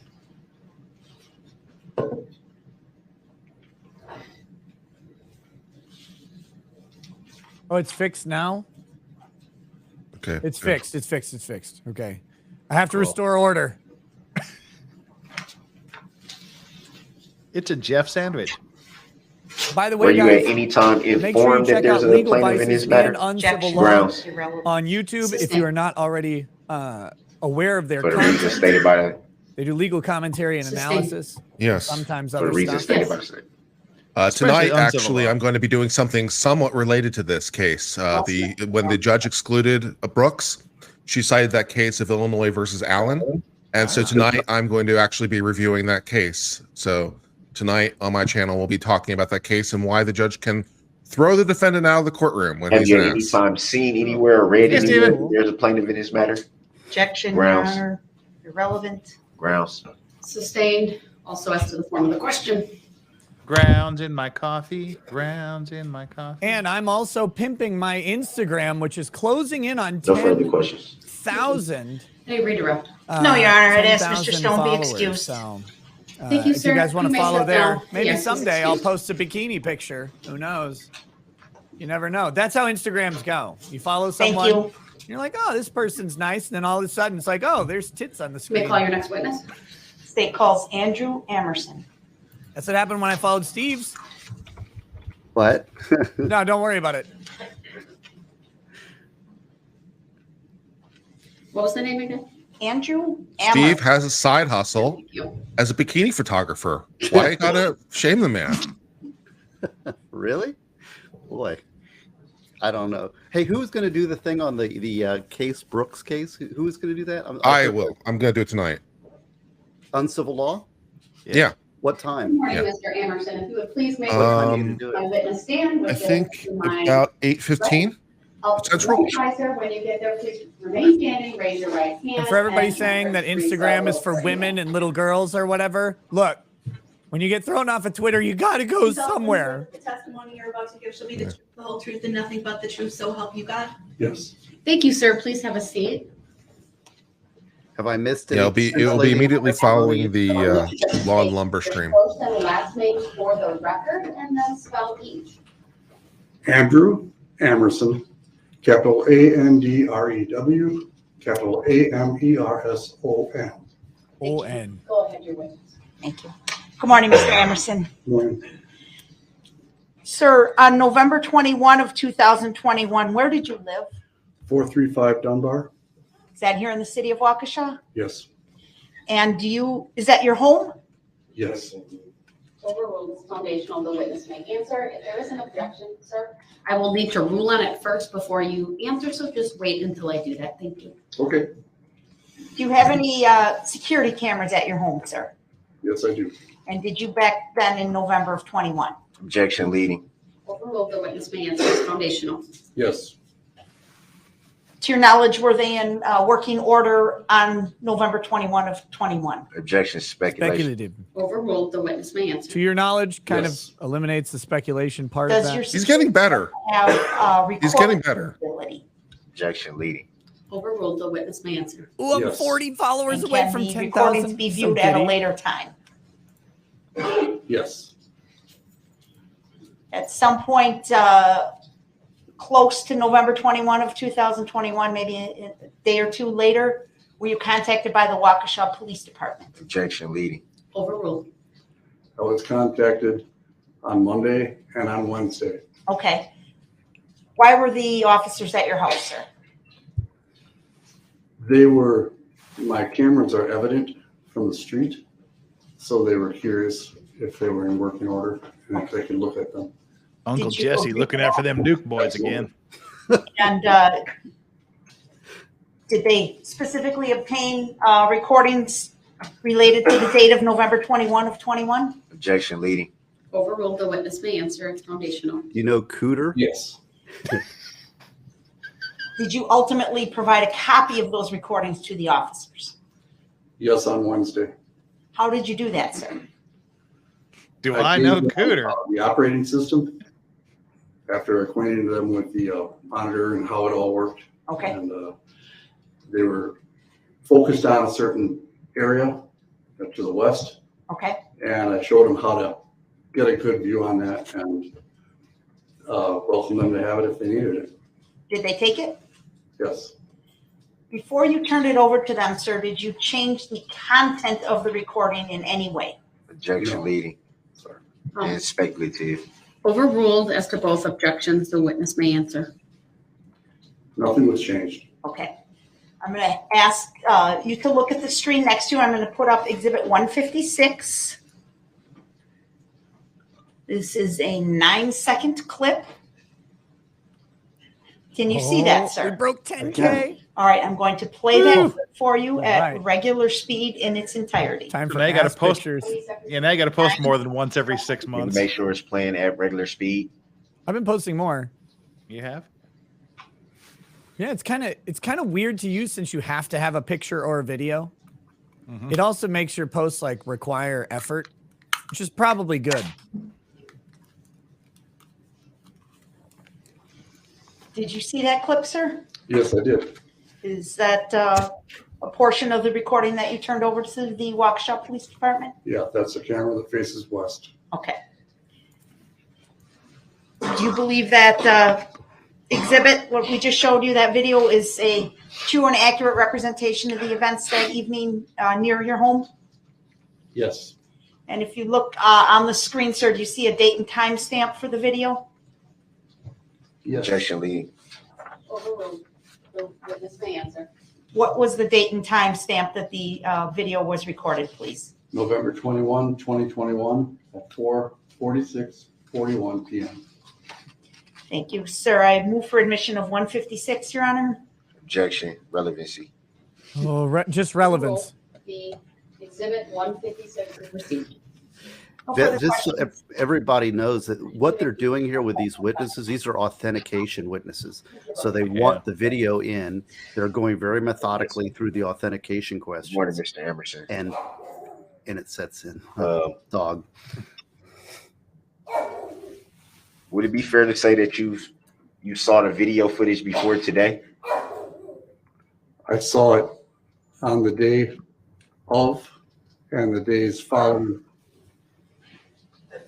And what, if at anything, do you see on the video? I see a man crossing the street, coming down from the properties across the street. Objection, speculation on And whether that's you a said man. a man. He did object to being called he. Would you say it's fair to say that from the video, this is a pretty good distance from where your camera was positioned? That video image is a good distance. It's about 50 yards. And you can tell from the video that you just watched today, you can tell the gender of the individual that you saw crossing the street, as you say? He's actually, Well, I was joking on the when I objection saw to it man. Originally, I had zoom. Okay, the feature of the camera zooms, so your image was real clear. He literally did object to he, him pronouns so on the first day. Any reason why this particular image doesn't have that feature? How about a transmit trial? That'd be good. Hold on, there's an objection. Sorry. Let me rule on it. Beyond the scope of the witness's knowledge, Your Honor. I'll overrule. Might as well get himself sent to a female prison while he's at it, you know? I don't know what. If you're going to be in for life, that's the only way to go. The display. Then you can be in for making life, Yeah. like in California, and they had to start handing out condoms at the all-female prison. Funny that, huh? And was that all you saw in the video, or How did did you this see even anything happen? else unusual, or something that may have caught your eye? Or That's the only thing that I was focused on.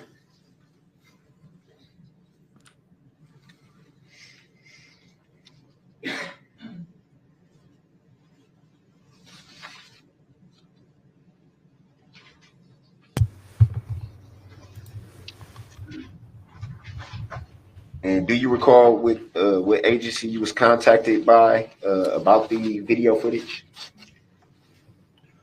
The detectives that came to my home on Monday identified themselves and then told me that other detectives might show up on Wednesday, and other detectives did show up on Wednesday. I didn't write down their names. Do you recall what agency they were from? Police department. Do you recall if they were Waukesha Police Department or some other jurisdiction? I'm pretty sure they were Waukesha, but I didn't ask. Why didn't you ask? Grizzly Adams. Is it because you're working with the Did plaintiff? those detectives ever follow up with you after those initial dates from that Monday, I think you said, and the Wednesday? Never saw her again after Wednesday. Did you yourself follow up with law enforcement after those 2 visits? No. John Moes says, "Is the video a certified copy? Is it a time-stamped original? I want the original film video that this was recorded on."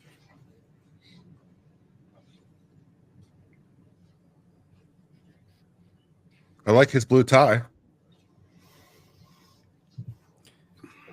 It's like 30. all three of them coordinate their colors every day. To testify in this matter? Late July, early August.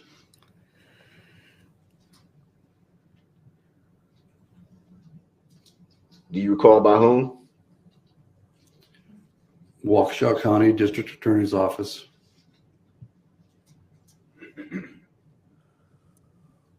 Do you recall whose name was on that subpoena? Oh, here it comes. I More. would have to take a look at it to recall it.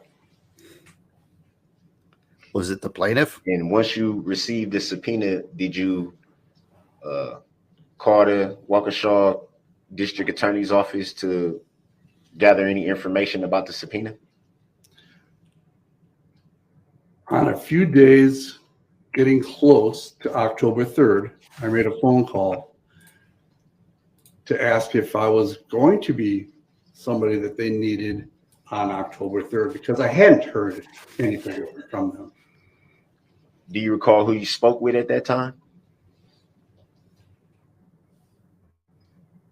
Was that the plaintiff? I believe the person that gave me the information that was helpful to me was Carrie Peterson.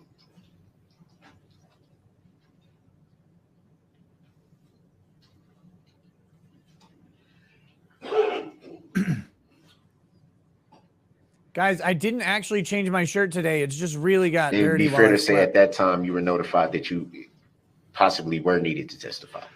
It was an unknown still at that point.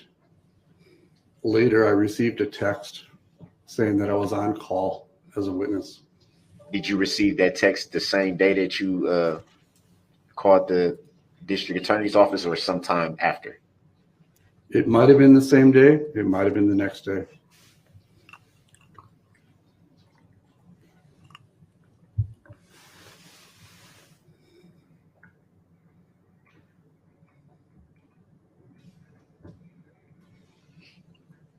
Did you yourself at any time file any claims in relation to this matter? No. Do you know of anyone who filed any claims in relation to this matter? That's a privacy issue. Nice guy Steve in his back says the chat. Oh, there you go.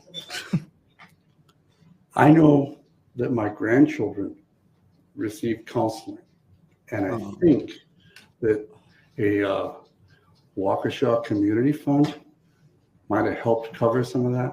Oh, I like Do you recall Grandpa. the name of the fund? No. Grizzly Adams. doesn't need all Nobody these cares newfangled about steroids. any of this. He does. Even a little bit. No one cares. I tell you, I'm going to make a vacation to Wisconsin. I haven't seen a witness that I don't love. These are all such cool people, man. And they're all so nice. And this jerko, oh. And to your knowledge, the fund that you speak of was strictly geared towards counseling. I'm not privy to what it was geared toward. What's a good place to vacation in Wisconsin? Florida. I was in Colorado.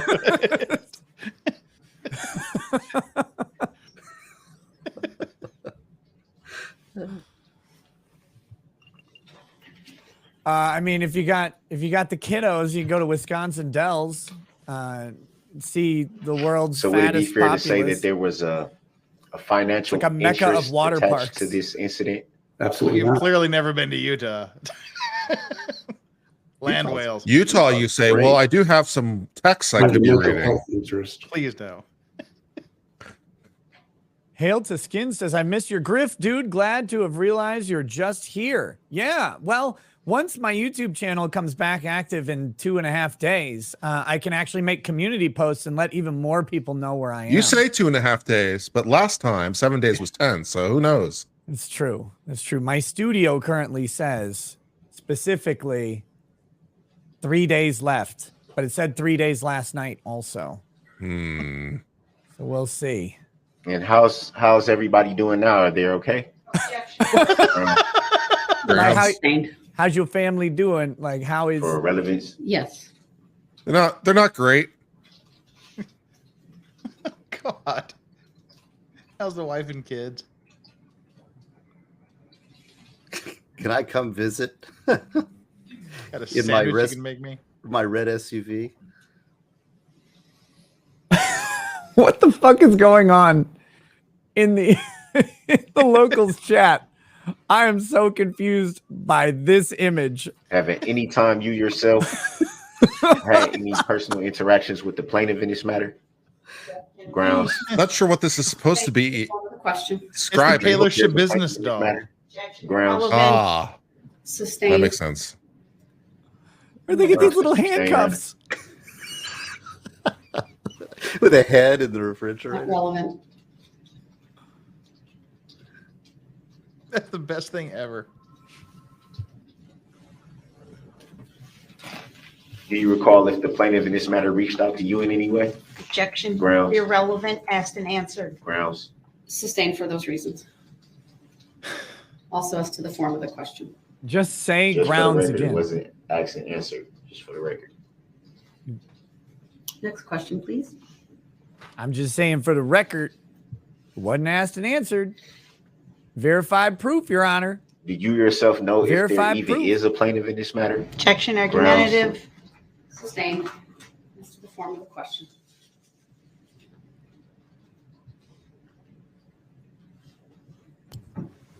Be back in a sec. You want to meet Grandma? My mom is actually stopping by. She's fighting breast cancer. Oh no. Yeah, and she's stopping by. So hold on a second. Well, I hope her fight No goes further well. questions. Thank you, sir. Any redirect? No, I'd ask that Mr. Emerson be excused, Your Honor. Thank you, sir. You may step down. You are excused.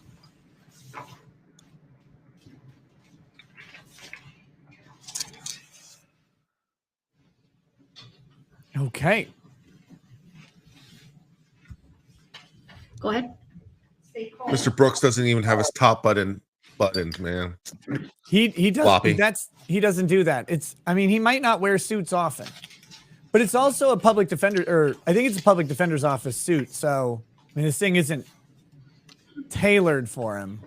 Good morning, Mr. Miller. If you would please make your way to the witness stand, which is to my right. It is up one riser. When you get there, please remain standing. How many people had to trip and fall for them to mention it's up one riser? Spatula guy, not everything said in the courtroom is on the record unless the court is on the record. Thank you, sir. Please have a seat. But while the court's on record, everything said is on the record. First thing I will ask you to do is to state your first and last names for the record and then spell each. Steve Leonard says, Miller, 24-hour Leonard, I'm back Miller, stream. Miller. I'm not going to be streaming on YouTube. Good morning, sir. Good morning. It will Mr. get Miller, stuck. on November 21 of I have thoughts 2021, and where did opinions you on it. reside? Hi, Mom. Here, we put you on this. 126 Central Avenue, That's here in the city of Waukesha? Waukesha, yes. Okay. Do you have any home security systems. Oh, he's shopping at the same place for sweater vests that Drexel is. Yes, I have 2 doorbell cameras and floodlight cam. He has 2 doorbell cameras. Record the events that are captured on the security camera. Yes. Chat, be on your best behavior. Say hi to Steve's mom. With others? Hi, Steve's Yes. mom. Hi, Steve's mom. Hi, Steve's mom. At some point, shortly after November 21 of 2021, were you contacted by the Waukesha Police Department? It was actually that evening. Okay. Tell us about it, please. Well, actually, after everything transpired, I just got done setting up my Christmas lights. And I was in the house, and my wife came down from taking a shower. I said, let's go look at the lights. We stepped outside. Well, we started to step out the front door, and there was actually a SWAT team in our front yard. Okay. So I said, we're not going to look at the lights now. I haven't seen Charles Bronson since. So then, after a little bit, I started looking through my cameras, and I noticed somebody running up my driveway on the one camera. Did you So recognize the person? I did not. Okay. Sorry. Hold on, there's been an objection. It's overruled. His answer may stand. If there are further objections, please wait until I rule on them before you Sorry. answer. That's okay. Thank you. Okay, so you saw somebody on the recording that you did not recognize. Correct. What? Hold on. Overruled. It's foundational. I'll allow it, but please move on. What? Go ahead. What did you do when you saw that, sir? I called the Waukesha Police Department, and a short while later, a couple officers came over and walked through my property and through the garage and made sure nobody was there. Then about an hour or so later, I believe it was a detective called me and asked if I could send them the copy of the video. Did you do that? I did. Prior to doing that, did you alter the content of the video in any fashion, sir? No, Overruled. The witness may answer. Go ahead. I did not. I have no way of, I wouldn't know how to. Okay. How did you send it to the police officers? Via email. Okay. I'm going to put up on your screen next to you, Exhibit 159, please. This is a 20-second clip, and I'm going to play it for you at regular speed, and then I'll ask you a question, okay? Sure. Say 159. Exhibit 159 is what I wrote down. And yes. Go ahead.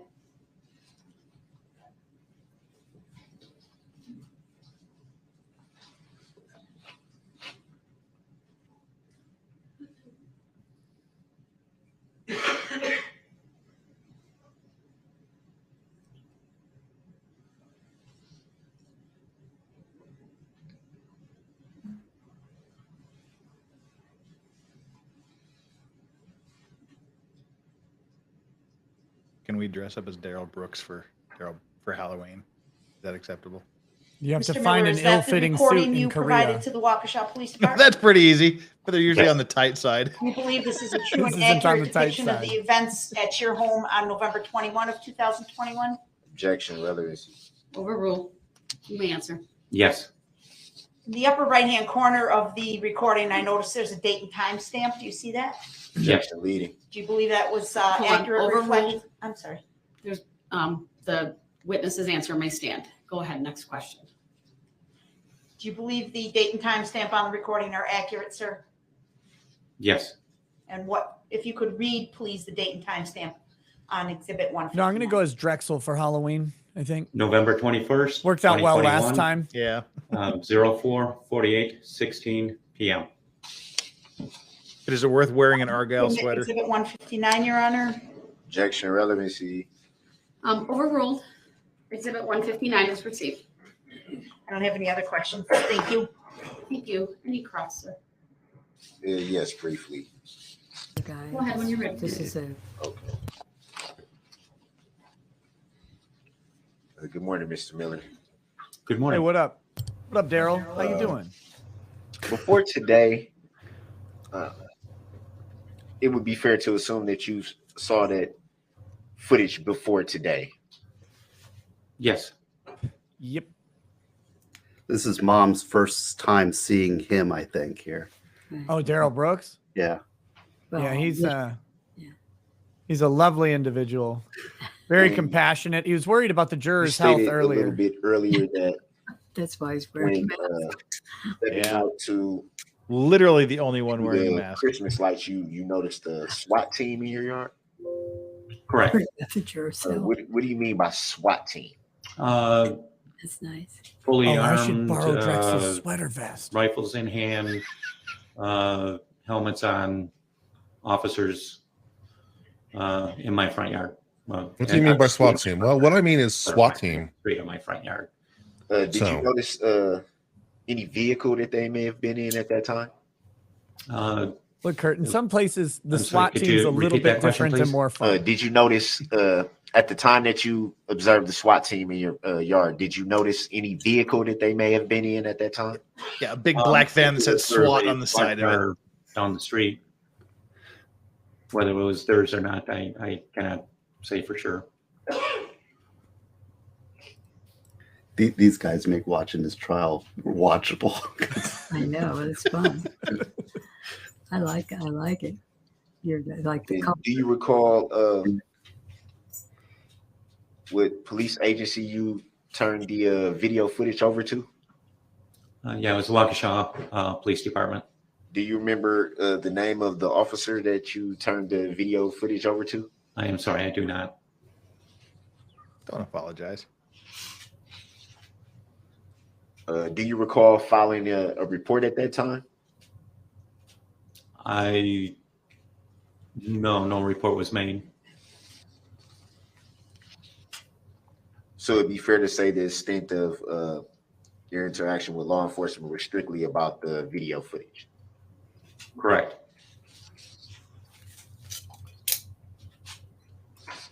Do you recall if law enforcement followed up with you about the footage? I don't believe so. Did you yourself follow up with law enforcement about the video footage? I did not.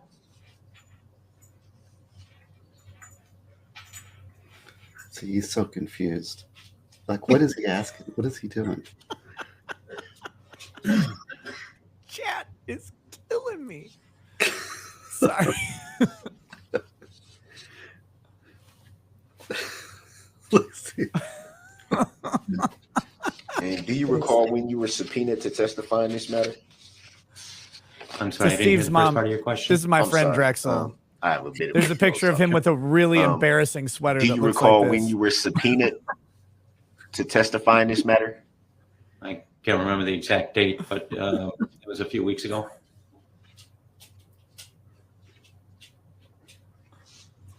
He's got this thing where the plaintiff is in the court, subpoena, so he should not be not guilty of murder.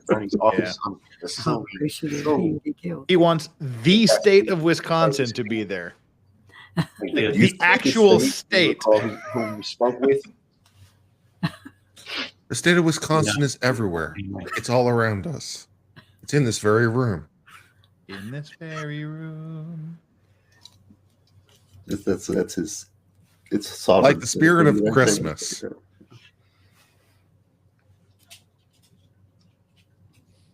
And he's every time he has this, and this judge keeps slapping him down, and he just doesn't learn. He's so stupid. If the judge was slapping him down, I'd be a lot happier. Yeah, she's been very nice to him, actually. The Wisconsin folks. If you're a freight train, you can't Did be you stopped by a yourself couple file any slaps. claims in relation to this matter? Men will plow through and persist. I have not. Do you know of anyone who filed a claim in relation to this matter? Personally, no. To the best of your recollection, do you recall being contacted by the plaintiff in this matter? The plaintiff. Other than regards to the summons, no. And you made reference to the summons. Or subpoena, rather. What It was must the have not plaintiff's happened. name on the subpoena? It didn't happen, right? I believe You so. just thought it happened. Do you recall what that name was? State of Wisconsin. The witnesses are so clear. He's so delusional.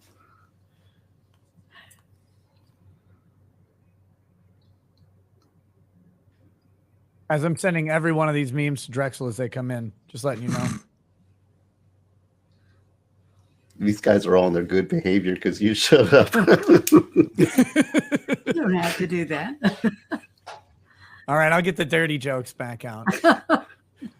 Let me dust off the book.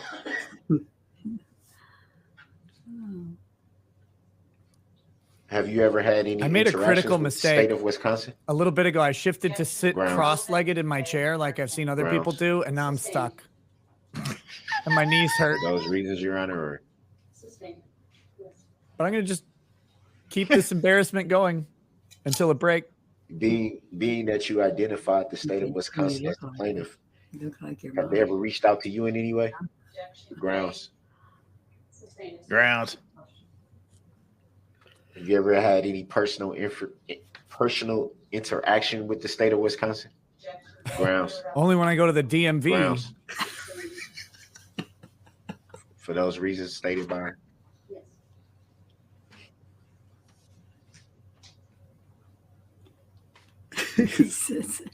What do you think about this guy?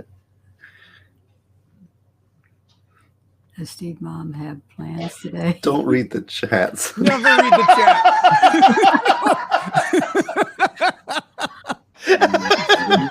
Classify the plaintiff that you identify as Abort, state of Chad, Wisconsin. abort. Would you classify them as a living human being? Objection. Grounds. Vague, irrelevant, argumentative. Sustained for those reasons. This is like what we've been watching for the last however endless, yeah. Yes, it doesn't get any better. Would it be fair to say 3 that weeks now? I don't know. a state cannot be a human being?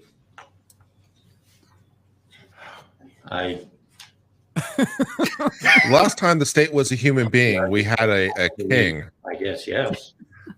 I guess It's been a while. These guys are so common sense, down to earth. He's like, Personally, no, but philosophically, I suppose you could argue that the state is a person.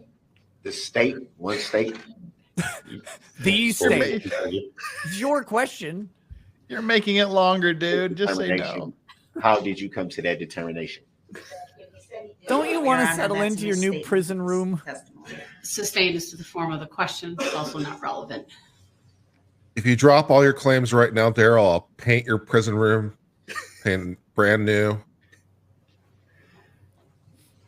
They shouldn't paint prison rooms because the prisoners will bring in a rock from the yard, and they'll peel paint off the wall, and you take it and you push it onto the rock and you work it until it like sticks, and then you do that, and they'll build up a softball size paintball, and it is one of the hardest things you'll ever feel.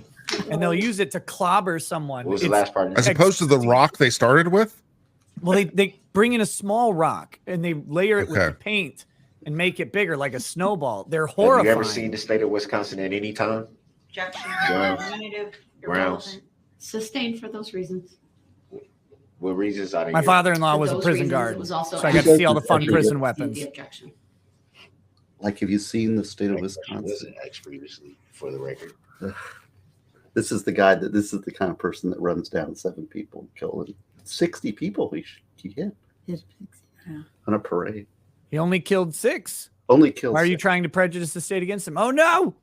Hold on. We'll do a refresh on it. I like the fact that he's He's a direct. He doesn't want to kill anybody. He's got his mask on. Oh, come on. Come on, YouTube. Hey, it's not me today. No. Well, sometimes the stream. who you really are, what you really Don't are. read the chats. The chats are nasty. Here, hold on a second. Actually, the chat's being pretty nice today. Well, yeah, because Mama shows up, man. They better be nice. Well, that's because they like Mom. I don't know how that's not relevant. I better. Man, this is just lagging it out today. Hold on, let me. The thing is, this is such a painful trial that it's nice to have something. It seems to me that there's no plaintiff. Funny or nice to be around. Seems to me that there's no plaintiff. I remind the jury to disregard comments made by the parties. They are not evidence. There's no plaintiff. No plaintiff. We don't exist, Your Honor. If he was here, we could put the plaintiff on the record. No, I'd ask that Mr. Miller be excused, please. Sir, thank you. You may step down and you are excused. Thank you. Doesn't matter in a mask. Legal Vice is, are you still wearing a shirt, or is that just like, is it the lighting blending the shirt into your skin? Yeah. Oh, okay, you are. I mean, hey, you know. Just the way you were sitting, I couldn't see the collar, and I was like, did this Take man... a short mid-morning that out? break for about 15 minutes. I'll rise for the jury, please. Chicka-waka, you know. Anyway, this was a surprise meeting. Here, I want to introduce my mama. Right. Isn't she cute? She's awesome. Thank you. Thank you. My very father much. is also 87 years old. We do look a little bit alike, don't we? A little bit. You can kind of know. Right. Well, I enjoy your show. I do watch it at home. You do? I Oh, that's do. awesome. Thank you. Of course. Only when I'm on, I think. Well, I must admit, but no, I like it though. It's good. That's the best time to All right, watch it's it. 10:32. The rest of the Be time, back in sir. 15 minutes. We are Not in for- recess. Thank you. Not for normal people. The state is supposed to finish today, right? I don't. They said maybe today, maybe Thursday, maybe Friday. They don't even know. It really depends on Darrell, I guess. Yeah. And how much time he wants to waste. I think they're doing the evidence viewing of the vehicle today. I didn't realize that. The chat corrected me and said no, it's like at 11:45 a.m. They're gonna do that. So I'm guessing they'll probably take an early break for lunch, hit that vehicle view, have for 15 minutes or so, I think they said, and then do a 1 hour lunch break or something like that. But oh yeah, so what did you guys miss this morning? You missed a painful argument over the evidence view of the vehicle. It was trying. So first, he doesn't want to go to the evidence viewing. He said that yesterday, that he didn't want to go, and the judge's like, no, I'm ordering you to be there, because she didn't want to do a colloquy with him to have him waive his right to be there. But then upon rethinking it, she said, okay, like you don't have to be there today. So then he's like, well, but I haven't waived my right to be there. And so if I haven't waived my right to be there, but I don't want to be there, how can you even do it? That was his question, was how can you even do it if I don't want to be there? And the judge had to argue be with there him. or not, and you not being there would be the waiver. No, So- that's not how that works, Kurt. Oh, No, of course not. If he doesn't want to be there, then it can't happen. That's that's not how that works. grounds. It depends who you ask. Yeah, the thing that he is not understanding, big picture, is the thing amongst many, but amongst the many things that he's not understanding is that he doesn't have to consent or understand for him to be put in prison for the rest of his life. That the trial system is designed to freight train him into the prison cell if he is guilty beyond a reasonable doubt. So he thinks that there's some if I'm confused and I don't understand it, then you can't go forward. No, you can be confused. Most of my clients are confused and don't understand what's happening and can't comprehend and don't consent to being put in prison, but they end up there anyway. So that is a fatal delusion. Your clients end up in prison after not consenting to it? Yes, they don't usually consent to being put in prison. This sounds like state propaganda to me. I don't believe this. I'm making a for stand. a moment. I'm actually making a statement. And I will stand by that. Well, he did keep have a asking the lawyer. prison to take me, but they won't. It's very annoying. He had a lawyer, and then he fired his lawyer, and now he's saying he doesn't understand what to do. I consented to the prison, but the prison didn't consent to me. In Russia. Never mind. In Russia. He cannot consent in his prison cell. Yeah, his whole thing, his whole shtick is getting really, really trying. The judge is really tired of it. She made rulings, and then he immediately objected to her making the rulings. He objected after the rulings, and does not just. I mean, well, what else do you have to do? I guess. And think about this now. I'm going to ask Mom something here. Oh, okay. Yeah. Well, I mean, have you seen this trial being broadcast, like in the media? Have you seen any coverage of this? You have. Yes. Where are you seeing it? On Fox. Oh, well, she watches Fox 24 hours. No, I don't. No, I don't. But Only 22 and a half. It's okay. I saw it when in 22 and a half, right? But yeah, they showed him when he had his shirt off. Yeah. Oh, well, yeah. Right. But I mean, it's amazing how little coverage, because he killed a lot of people in Wisconsin. He hurt people, and this is a big case. I mean, and that's what I would say. That this is a little bit of a public service case, because it's not the most entertaining. It's very difficult to cover because the guy is so annoying. And like you say, when you first see it, it's like, oh, this is entertaining. But then, like, after days and days of it, you're just so ready to be so, please, no more. I want him to go into it on the sovereign citizen stuff. I want him to really drill down, not be this boring thing. I want him to not consent to the authority of the Admiralty Court or whatever. I want big explosions. I want everything to happen. I want it to be wild, and it's just plotting and boring. That's what makes me sad. Well, I hate to leave such good company, but I'm going to have to go. Oh, it was nice to meet you. Well, thank you so much for stopping by. Anytime you want to crash the stream while Steve's on, you are welcome to. Oh, well, thank you very much. I appreciate that. Enjoy your show. So, all right, I'm gonna say goodbye to my mom. I'll see it. Well, I'll be back in a sec. Yeah. All right. Well, now that she's gone, we can all say nice things about her. She's a lovely lady. She's awesome. Okay. She's charming, and it's evident where Steven gets his wonderful personality from. All the good bits. All the good bits. Yes. I shouldn't say that. I haven't met Steve's dad. So, okay, we've got a new tier list. Good. Of course you. Good. Oh, I'm not going to put this one up. No, going to put this. There's limits for you. You found a limit. Coward. Okay, we're doing it. We're doing it.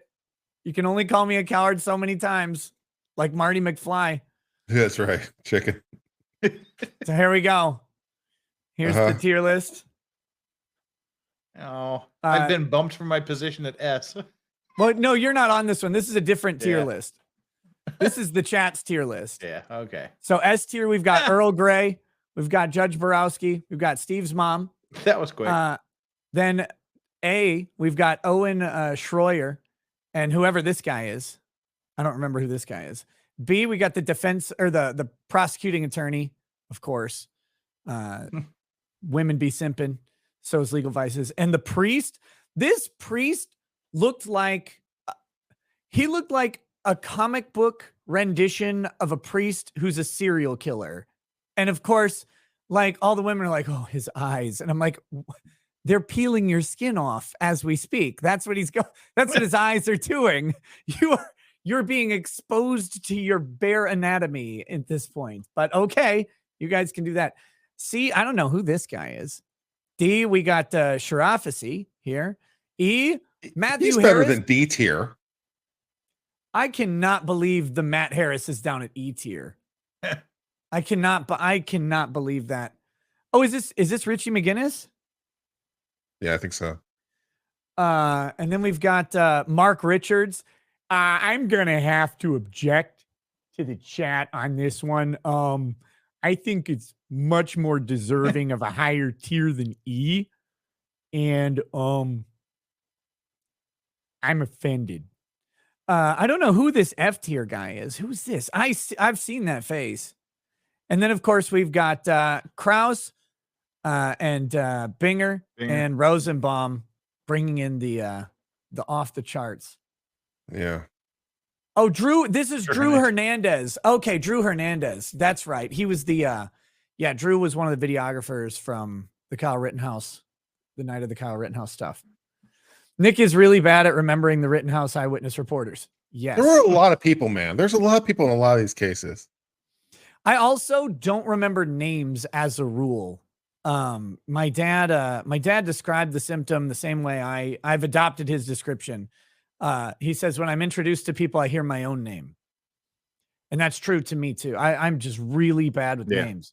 Everybody makes fun of Drex because he's all like, no, Kurt. Kurt, let me tell you about this. Kurt, you know Kurt. Come on, Kurt. Right? Like that's how Drexel talks. But it's actually a really good way to imprint people's names into your mind. And Drex remembers everybody. It's wild. I'm not good at that. Oh, that was the popcorn shooter was the other guy. That's right. Whatever happened? I don't. What was the verdict on that? I don't. Not guilty, right? He was Oh, not good. guilty. Okay. Yeah. No, I missed that verdict. Good. It was so wild. That was a good case. I really enjoyed watching that case. Curtis Reeves.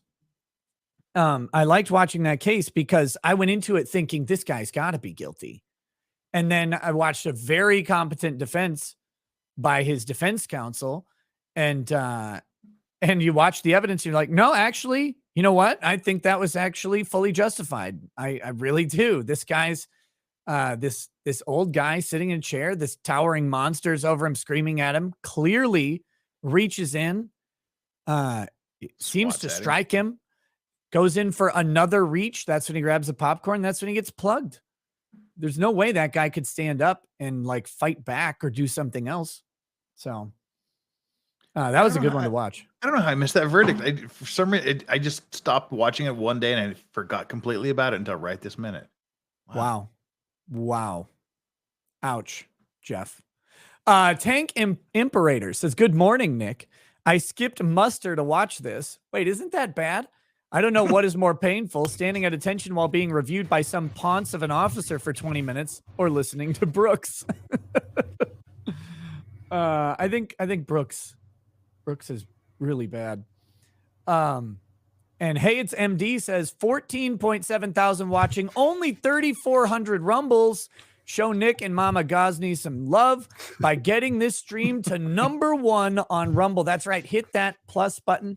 Hit those rumbles. Hit the thumbs up above the video on the mobile browser, and I would really, really appreciate it. We've been crushing the Rumble charts lately, so let's keep that going and bring more people to the show, and most importantly, more people to the chat. Thank you, chat, for being so nice to Mama. Oh, your mom was awesome, man. Isn't she great? Yeah. What happened to you? What do you mean? Nothing. Oh, good. See, I'm not quick, you know. She did say she wanted everybody to go to crimelaw.net and buy my book. Wait, you already sold out of your book? I reordered. Oh, you already reordered? I did. I reordered. I haven't even gotten the first printing in, and I had to reorder it. So that's all thanks to the chatters. And somebody was scolding me, one of your listeners, who said, I'm not grifting because my book is actually worthwhile reading. So I said I won't use that word so much because it's content rather than just frivolity, you know. But anyway, thank you for having my mama on. She's great, and I'm blessed. Yeah, she's awesome. Okay, so any observations of this trial that you guys want to talk about? Never-ending story. Well, let's timing wise, because I'm kind of committed to this case. You know, I've been taken off from work to be on here with y'all because I'm kind of committed to it. And every time I click on and I see his mug and he starts objecting on plaintiff, I'm like, why did I do this again? Yep. But you know, we're here. It's kind of like you get committed to a trial. But when is the closing arguments coming? Because that's the one that I'm most interested in at this point in the trial. Closing arguments of both the state and the defense. We're a long way from that, I think. I think the state is expecting to wrap their case on Thursday or Friday. I think they said end of business Thursday is their expectation. So that would leave his opening Friday, which would be a disaster for me. No, wait, Friday would be good. So his opening Friday. And then I can't imagine how his witness examination is going to go. He sent 13 subpoenas, but one of them was to the judge and one of them was to the state of Wisconsin. So that leaves 11 witnesses. One's already been called. He's got 10 left. And unless he has a very elaborate plan or did they say end of business today? Oh, end of business today. That'd be good. He was also supposed to at some point provide a list of who was going to testify like in the morning and afternoon. And I'm assuming that didn't happen. I'm also assuming it won't happen. So I assume there's going to be a huge fight over that at some point in the courtroom. And then I'm assuming also that he's going to call himself to the stand. And of course, the judge is going to ask the same question she's asked of every single witness. Please say your first and last name and spell it for the record. And then we're going to have a huge fight over that. So these are the things I'm looking forward to. Well, unless he gives the capital B, small r, small o, small k. Whatever. Spelled any way you want. I don't care. Well, that was the thing yesterday. He's like, because it's written in all capitals on every piece of documentation. So we finally got around to the all caps on like day 10 or day 9 or whatever the hell day it was yesterday. Day 9. But then then she replied, she goes, well, what if it wasn't in all caps? He goes, I still don't consent. It's like, okay. Well, and she tried to get like, well, what is it that what do you want to be called? You're sitting there, And some of these things, I kind of wish they wouldn't object and she wouldn't sustain and just like let the interaction between the witness and Brooks go and let him have to respond to the witnesses, because the witnesses are saying, well, what do you mean by that? What do you mean by plaintiff?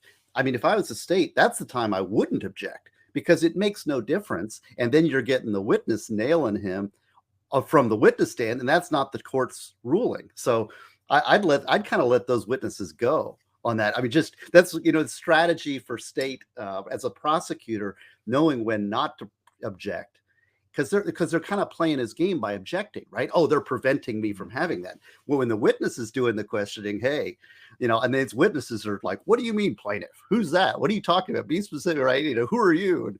And they should let that dialogue go. Well, there was the one officer who said, what do you mean by you? You that's sitting here in front of me that I watched run over 66 people. That you. I like that guy. You, Darrell Brooks.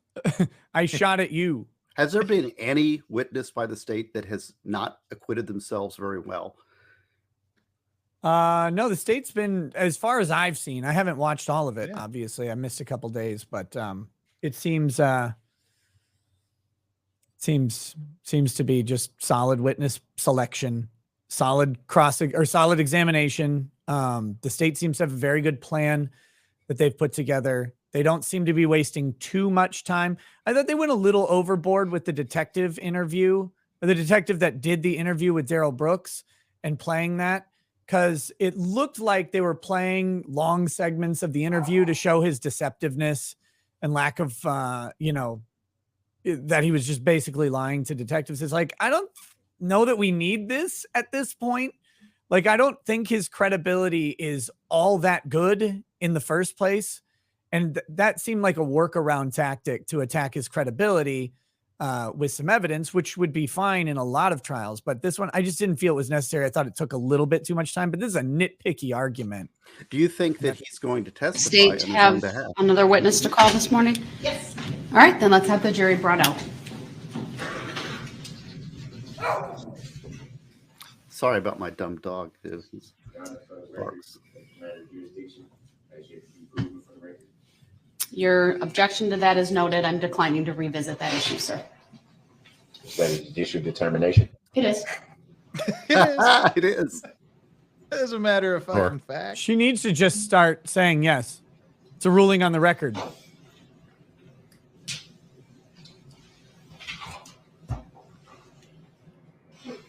I'm looking forward to your analysis, Kurt, on that case. The point he's trying to get to, I think, is like the idea of like a issue of fact being established by the court. So taking judicial notice of a fact. And so when he's saying like, is that a judicial determination? I think he's confusing the judge is making a factual finding. I see. Yeah. Or that's what he's trying to allude to, I think. Yeah. I'm having to read sovereign citizen. All right, So to the jury. It's sovereign I'm trying to citizen make sense of it. mixed with a dummy. And Yeah. that's like a big thing. Someone was asking, can you explain the accept for value and return for value? It's like, well, I mean, I could try and explain the accept for value concept, but he's using it in court for documents being received. Doesn't really make a ton of sense. And returning for value, he's not giving anything back. So not sure if he understands at all what he's saying. And these sexualized pumpkins are killing me. Okay, now I have to go into the locals chat because I've not been watching it yet. Are you going to share it on screen, or do I have to go to the locals chat? I'll just go ahead and bring it up. It's a pumpkin, so I don't know if it's that bad. There's one. Good morning, sir. If you would please make your way to the witness stand. When you get there, please remain standing. Raise your right hand. My clerk, Teresa, will swear you in. Do you solemnly swear that the testimony you're about to give shall be the truth, the whole truth, and nothing but the truth, so help you God? Yes. Thank you, sir. Please have a seat. First thing I will ask you to do is to state your first and last names for the record and then spell. Kyle Becker, KYLEBECJER. Thank you. Go ahead, your witness. Thank you. Sir, how are you employed? City Wausau Police Department. What's your job type? Warrant Specialist. And directing your attention to the date of November 23. They don't have his mic on. Were you on duty that day? Yes, I was. What duties were you They don't tasked have with her mic that on day? either. Me and several other officers, detectives were tasked with being part of the search team canvassing the area for items. Okay, and this is related to the investigation into the Christmas parade? Objection, leading. Yes. Okay. The objection's noted. It's overruled. These are foundational questions, so I'll allow it. For the witness, though, please make sure you wait until I rule on objections before you answer. Thank you. Next question. So you said the purpose of the team was to look for items, did you say? Objection, leading. Overruled. Yes, items that we believe Mr. Darrell Brooks was wearing the night of the incident. He discarded them. Okay, and did you come up with a plan or a method to proceed? Yes, we did. So we knew that he fled from the vehicle at 338 Maple Avenue in the city of Wausau. So we directed our team around that area, and we were going to start on the 300 block of Maple. And we were going to work westbound in the backyards until we got to like Northwest Avenue, trying to look for items that might have been discarded by Darrell Brooks.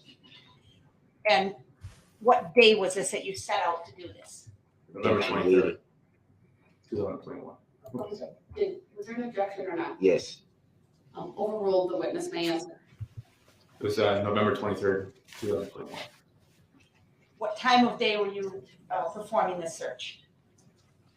It's approximately about 10:15 in the morning. Did you personally recover any items of interest in this case, sir? Yes, I did. Can you tell us about that? Yeah, the first item that we located was a blue sandal, or they also call it a slide. It was located at 322 Maple Avenue in the backyard. 322 butts up to 434 Dunbar, and in the backyard there is a chain link fence that separates the 2 yards. The first sandal that we located was a right-footed sandal, and it was on the Maple side, 322 Maple side of the fence, close by the chain link fence. All right, I'm gonna put up 2 items, photographs. First one would be exhibit 94. Hey, so Jeff, how often do you wear pineapple Is clothing? that on your screen, sir? Yes, it is. You weren't supposed to see that. Recognize what is included in exhibit 94. Objection, leading. Want to talk about it, buddy? I had a Hawaiian shirt. Yes, I do. It's my Hawaiian shirt, one of my faves. It's got 100 pineapples on it, and 2 of them are upside down, and one of them is just kind of like right here. Fence area, like Have any described. gnome It paraphernalia? is a navy blue in color, and it also had a Milwaukee Brewers Nope. logo album on the front of the sandal, which appeared to be like torn or worn. Do you believe exhibit 94 is a true and accurate depiction of the area where the sandal was Got found? my eye on you, Jeff. Yes, I do. and the exact location where the sandal was found. Objection leading. I'm just disappointed in the chat for noticing those things. Published 94, Your Honor. Well, wait, before we do that, I'm going to have you identify 95 as well, and then we'll put them up. Go ahead with the next exhibit. Is 95 now on your screen, sir? Yes, it is. What is shown in 95? The navy blue sandal that I just described. Similar, or how is 95 different from 94? Objection leading. Overruled, you may answer. They were the same exact sandal, just different pictures. That's what I mean. What's the difference between the photographs? Objection leading. Overruled, the witness may answer. Just the angle of where the picture was taken. Okay. Do you believe that 95 is an accurate representation of where and how the sandal was found? Yes, I do. Move to admit 94 and 95 and permission to publish, Your Honor. Objection. Relevancy. The objection is noted. Overruled. Exhibits 94 and 95 are received. Permission to publish granted. And then for my ladies and gentlemen in the jury, let me know when it shows up on the screens in the jury box, as there is a delay at times. All right, we're good. Go ahead. Sir, if you could just orient us in the picture there. You had described in your testimony a chain link fence, correct? Correct. Does that separate two properties? Objection leading. Overruled. The witness may answer. Yes, it does separate two properties. Oh, and what are those properties, please? Objection relevancy. Overruled. The witness may answer. The where the sandal is located right now, that is on the address of 322 Maple Avenue, and the opposite side of the fence, which would be to the south of that, would be 434 Dunbar. Okay. So even though the properties above the street addresses are on different streets. Yes, that is correct. See, that was a leading question. 322 Maple. All these others are not leading. Can you approximate for us the distance that is to the location where the red SUV was found? Objection speculative. Overruled. The witness may answer. Actually, let me do this. I'm going to sustain it as to foundation. I think another question needs to be asked of this witness regarding the red SUV.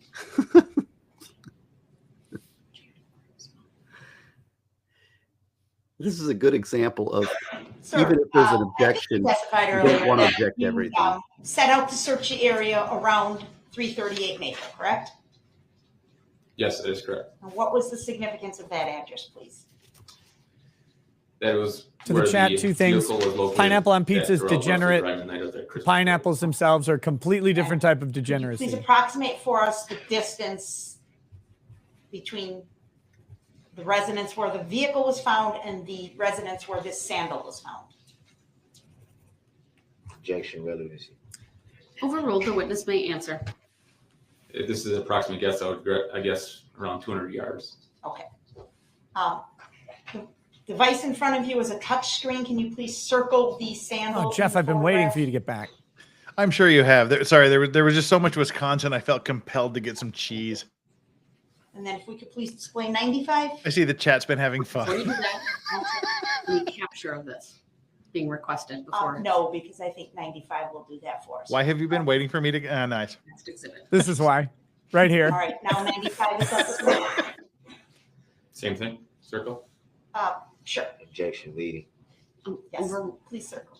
Overruled. The witness may answer by circling. All right.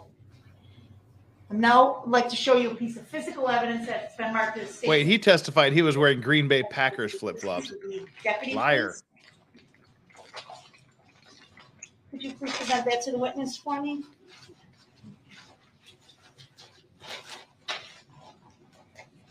Was that, you said 86?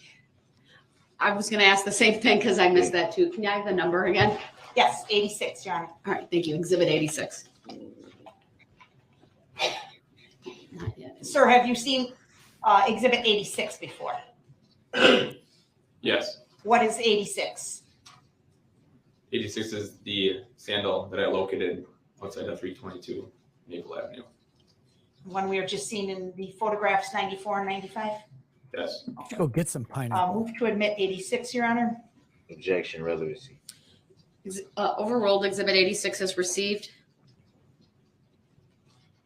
Officer Becker, did you find any other items of significance to this investigation? Objection, leading. Overruled. The witness may answer. Yes, I did. What else did you find? I found another blue sandal, which was a left-footed blue slide sandal with the same Milwaukee Brewers logo album on it that was worn out. And then I also located a gray hooded sweatshirt that had a multicolored design or logo on the front of the sweatshirt. That sweatshirt was the same sweatshirt that we believed Mr. Brooks was wearing during the incident at the Washoe Parade. Where did you find these items? These items were located to that chain link fence that was up before earlier.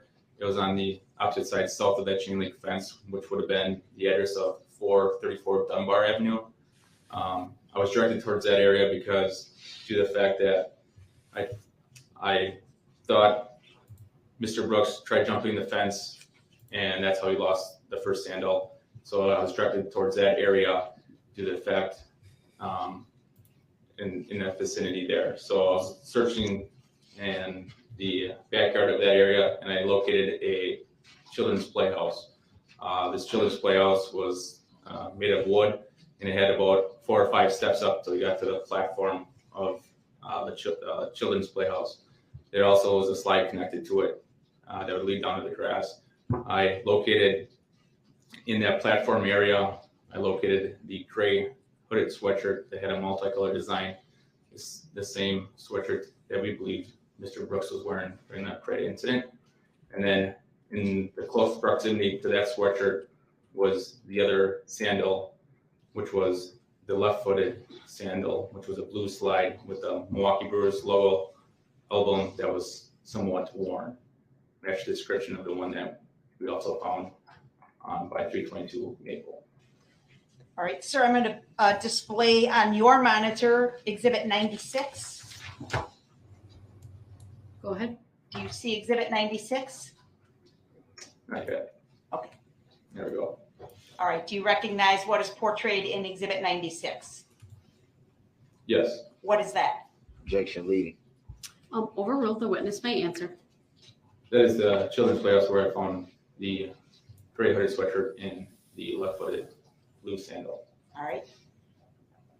Do you believe the photograph is a true and accurate depiction of the yard and item that you described for us when you saw it that afternoon? Objection, speculative.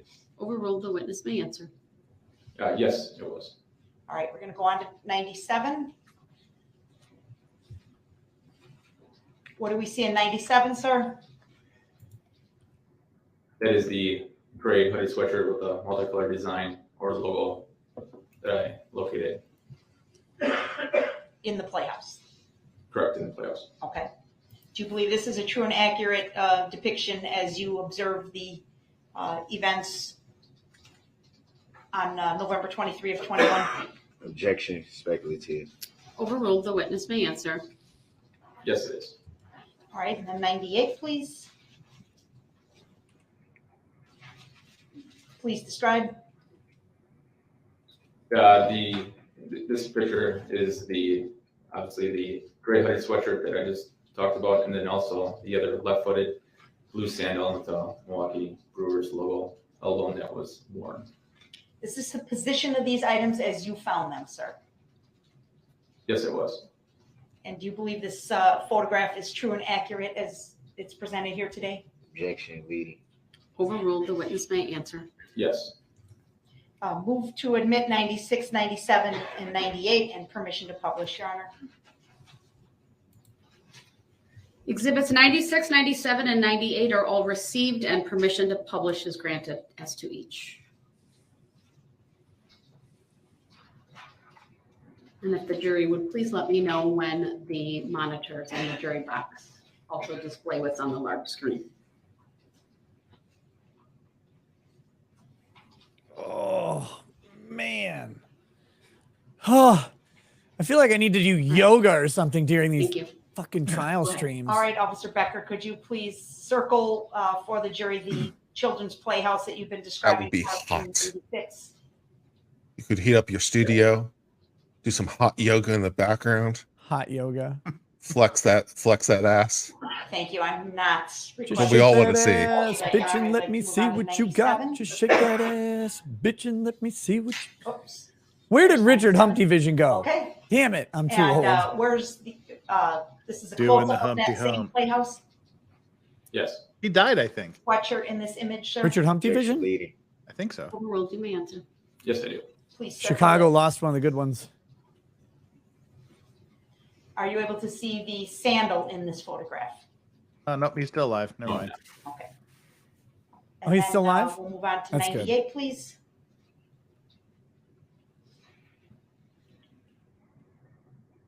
And those are the two items together in the top portion of the playhouse. Is that right? Yes, it is. All right. Is this the much ballyhooed flip flop? Physical items, please, Deputy, if you would assist me again. Number 84. Are there Green Bay ones, like he said? Is he from Milwaukee? Is that where, or is where is he from? Yeah, Milwaukee area. As I learned from his rap videos, apparently.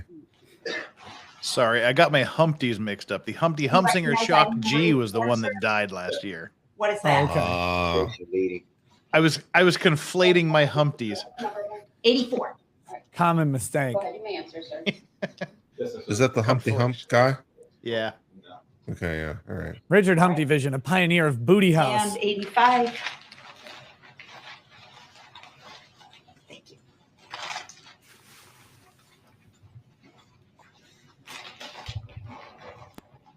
Please identify.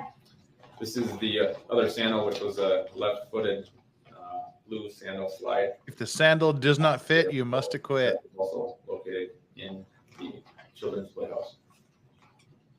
Your Honor, permission to admit, or excuse me, move to admit 84 and 85. Objection, relevancy. Overruled. Exhibits 84 and 85 are both received. And I'd like to ask, with the court's permission, if 84 can be published by the officer standing up and holding up 84 for the jury to view. Objection, relevancy. Permission granted. So please hold up the sweatshirt, sir. Objection noted. Yes. The record to reflect the officer stood up in the jury box. He is holding the exhibit between his waist and forehead. That's the full length of a sweatshirt, and he has passed it from right to left of his body in front of the jury. Thank you. And then if you would do the same thing, please, sir, you could set that one down, and if you could hold up 84 and 85, one in each hand, and display those for the jury, if that's okay, Your Honor? Go ahead. I'm sorry, 85 If Rachel Dolezal's OnlyFans is successful, I certainly can start my dark chocolate OnlyFans. Is standing up still in the witness box. These are the flip flops. Are there Green Bay flip flops? One of those exhibits, which I believe They're Milwaukee Brewers. 85. I think in the video he said Green Bay. That's why in his interrogation. He did. In each hand at If you can't trust a guy that ran over 67 or 72 people or however many, who can you trust? I'm beginning to see some trouble, maybe some trustworthiness issues. Specialist Becker, did you check with the homeowner to make sure that the property Did you you say just homo? I displayed heard did it. not belong to the homeowner? Objection. Say it again. Very bigoted. Homo nerds. I personally did not. Somebody else may have. And how about the sandal by the cyclone fence on the ground? Did officers check with the homeowner at that residence as well? Objection, If you know. speculative. Overruled. If he knows, the witness may answer. I do not know if I didn't personally. Okay. Thank you, sir. I don't have any other questions. Nismo says, Little Grift, Wisconsin Any is full of cross degeneracy, witness? death, and Yes, cannibalism. just one Last thing you want is to have to deal with pests. Go to bugbosswi.com. Witness or Be sure you're taken back to pest free before the next Dahmer or Brooks crashes through. Oh, you take it back to the court. All right, the bailiff would bring them to the clerk, please. That makes me so happy. BugBossWI.com, guys, for all your Wisconsin pest destruction needs. To Bug Boss, what would you? How would you get rid of a Darrell Brooks? What would...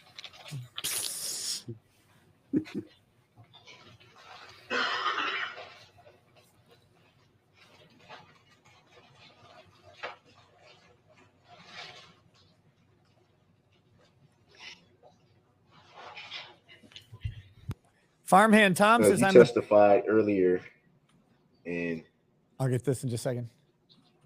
Questioning. Well, rather, let me back up. Farmhand Tom says, Tell I'm a you what, proud the owner. prosecutor's team is a bunch of champs. First round of pina coladas after this trial is over is on me. The alleged suspect fleeing from I'm gonna give him your vehicle. contact They deserve At that time, did you know the name of the alleged suspect? No, they've been running this really well. Yes, we did. I usually How did shit you on obtain that prosecutors, but information? these guys have done a good From job. detectives working the case. So you yourself didn't know until you were told. Would that be fair to say? I was part of the brief, so I knew too. So you knew before you were briefed? Yes.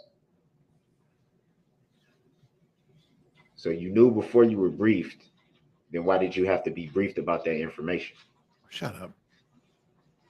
Just the gatherings we briefed every morning, and the gatherings from the day before, what we were all going to do and stuff like that, and what every detective's working something different. So that's we just kind of gathered as a group like we do every morning and discuss what we all were gathered or what we all saw. And Steve C, I did not skip your 24-hour stream tip. I read it probably 20, 30 minutes ago. Incident? Yes, I was. And what was your? I said I probably will not be live streaming on YouTube. Too risky right now. What was your role in the investigation the night of the incident? Well, I was activated for our SWAT team. I'm part of our Waukesha Police Department SWAT team.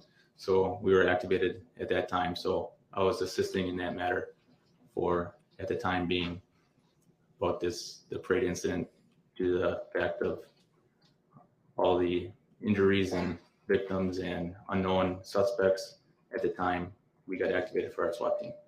And you said unknown suspect. What do you mean?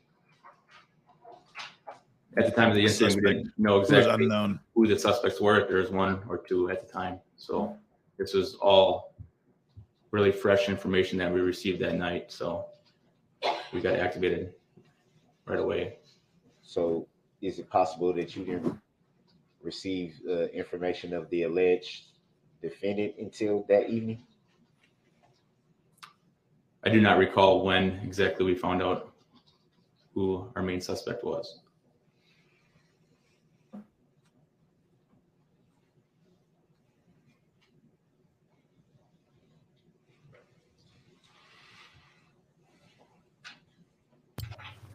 Brooks, come on, buddy. I was gonna read I could have just read a Rumble rant. This kind of reminds me of Mystery Science Theater, when they had all the heads watching the movie. Yeah. In reference to the sweatshirt that you observed in the children's playpen, do you have any information of how that got there? Not exactly, no, because I didn't follow the footsteps of Darrell Brooks that night.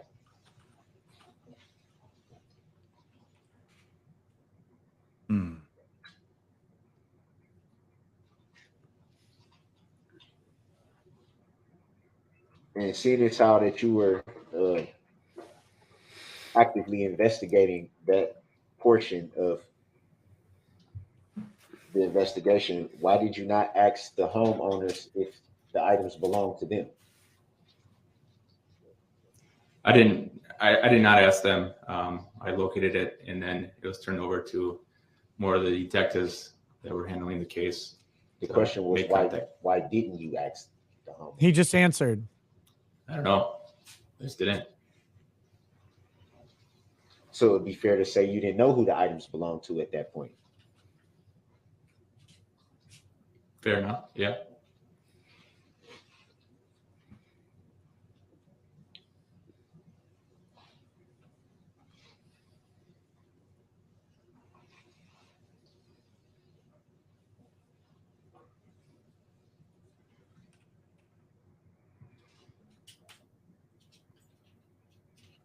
you made reference to, and the word you used was belief. You made reference to belief that the alleged suspect jumped the fence, and I guess that would refer to where the slide, as you referred it to, was found. How did you come to the determination that a fence was jumped? During my training experience, my main job role as a warrant specialist, I go out and track a lot of suspects down. And a lot of times those suspects also flee on me. We're at the get in a foot pursuit with them. There's been multiple times where suspects jump over fences to try to get away from police. So that's why I came to that conclusion just during my training and experience. Did you chase any suspects during your investigation? No, I did not. So it would be fair to say that you don't know for sure if any suspect jumped the fence.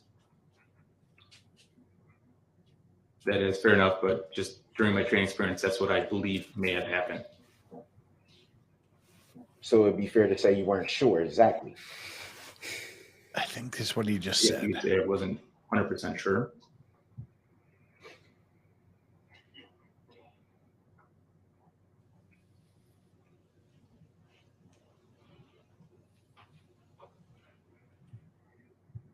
And you testified earlier, and I don't want to misquote you. I think it was some question of determining the distance. I don't know if that was in reference to where the vehicle was found and where the items that you found were located. Was that the distance that was being referred to? Yes, I believe so. Thanks for that clarification. I didn't want to misquote you. Yeah, that'd be a real fucking shame. Be a crime. Were you exactly able to determine the exact distance of that? I wasn't able to. I think I may have said it's a rough estimate or approximate. So it'd be fair to say you don't know for sure the distance. No, I do not know for sure the exact distance.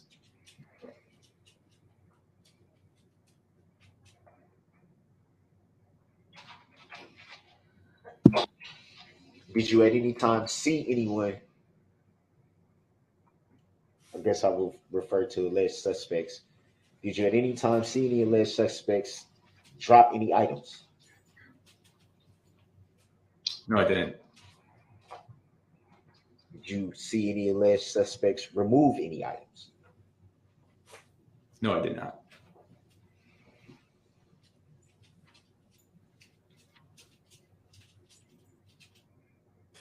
An ongoing discussion about if it's too early for people to get stoned. Look, you think the trial's moving slow now. I was actually thinking it's moving fast compared to like yesterday when he did that endless cross of that cop. And you stated that your these pauses that he had, like if cool on weed would be eternal. It was November 23rd, 2021. And do you recall when that part of your investigation ended? I would have to, it'd be an approximate guess. I don't know how long we were out there exactly. It was that morning and then probably early afternoon, I'm guessing.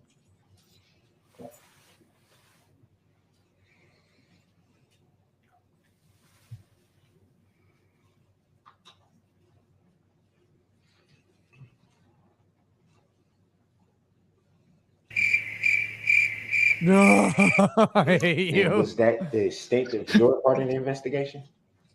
After you completed the investigation part on the 23rd of November, 2021? Yes, that is correct.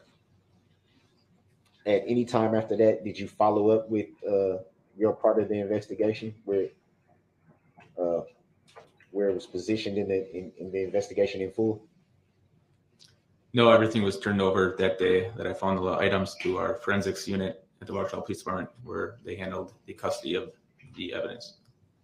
Were you ever after that date followed up with by any law enforcement after that initial date? I don't really understand what you're saying. After your part of the investigation was completed on that day, the 23rd of November, 2021, did any law enforcement officers follow up with you about your part of the investigation? Not that I recall.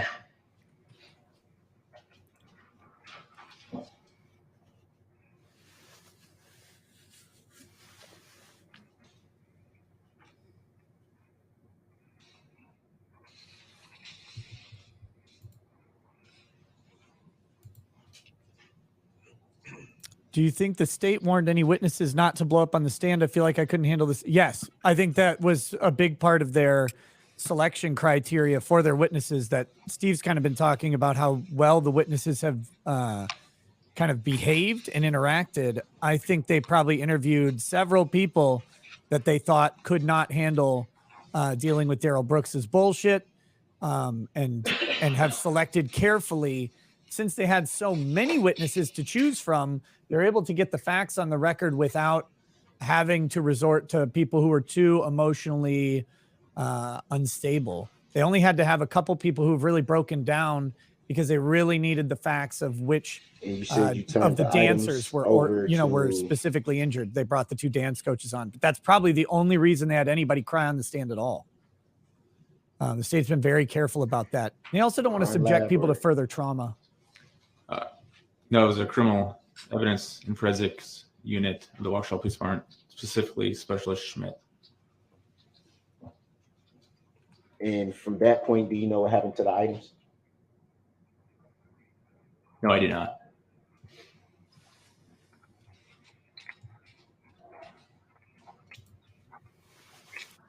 And the police too are being very cautious. Any procedure once you turn over the items? And well, I believe you said can you say it again? I'm sorry. Criminal evidence. Yeah, criminal evidence, forensics unit. Is there any procedure after that in reference to the items? Like what may be done to the items? Yeah, they would place them into inventory at the Waukesha Police Department. So that's Specialist Schmidt's primary job role at the Waukesha Police Department. So once you turn over the items, that's pretty much the end of your part of it. Yes. I didn't see the medical examiner testimony. The police, this is the way that police should testify. Just for any police out there who are maybe watching this, I used to train police to testify or talk to them about how to testify properly. And the way these people are doing it is exactly right. What happens a lot of times in not crazy cases like this one is they think I'm going to get stuff out and show that this guy's guilty, and they'll blurt stuff out and they'll get into it with him thinking that their job is to prove the guy guilty when that's the system. Say that these items have been kept for quite a while now. Would that be fair to say? Yes. Are items usually kept for this length of time in investigations? Yes, typically yes, till the case is over. So it isn't unusual in any way to see items kept roughly a year or so. No, that's not unusual, especially if it's evidence of a crime.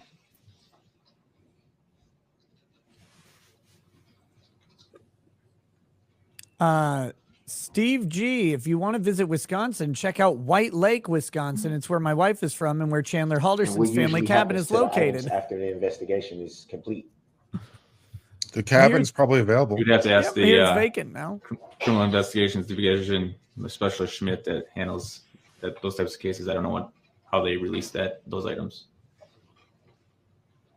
So you're not sure, to your best of your knowledge, you're not sure. No, I'm not. Incoming plaintiff. You read the plaintiff. They signed my paychecks. Whoa, looks like we might be getting a no-tie Bronca stream to address the drama. Oh, shit. Do you recall making a report in this matter? Yes, I do. Yeah, he says he's in for coming on. Did you write it yourself? It's like we're gonna have a get that butt. Interesting show tonight. Oh, damn it. Why don't you ever let me sleep? On report. Tonight was supposed to be my sleep night.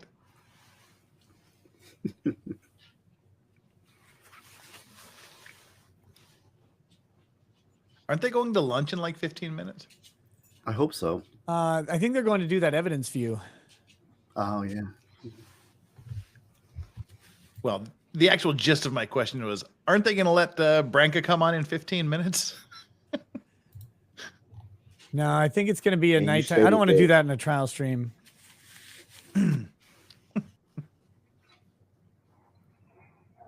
Oh, good. Then I'll be at work, so that works out just fine.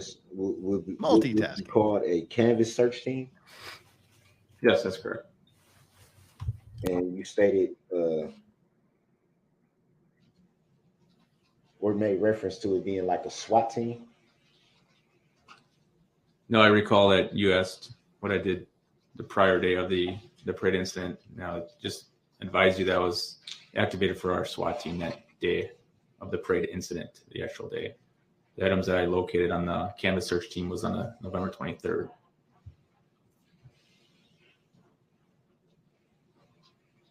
So in reference to the SWAT team statement, what do you mean by SWAT team? Our tactical unit at the Waukesha Police Department.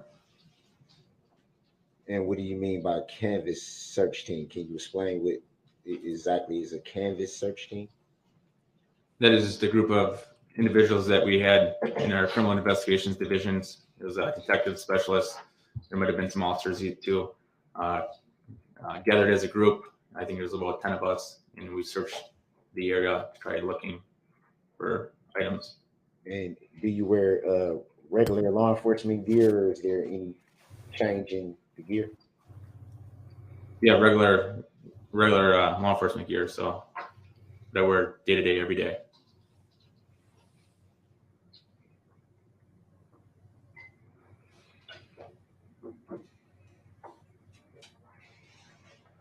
To the best of your knowledge, did you yourself file any claims in this matter? No, I did not. You know of anyone who filed any claims in this matter? And here we go. You always know when he's run out of questions because he always goes to this. At any time, saw or read a complaint in this matter? No. And do you recall who you were subpoenaed by to testify in this matter? Yeah, state of Wisconsin. And who do you refer to when you say state of Wisconsin? District Attorney's Office, Waukesha County District Attorney's Office. Do you recall whose name was on the subpoena? I do not recall. I'd have to look at the paperwork. So to the best of your knowledge, would the state of Wisconsin be the plaintiff in this matter? Yes. Take that. Do you see the state of Wisconsin plaintiff in court today? Grounds. Just let him answer. I see the district attorney's office, which represents the state of Wisconsin. Just let him answer it. It doesn't matter.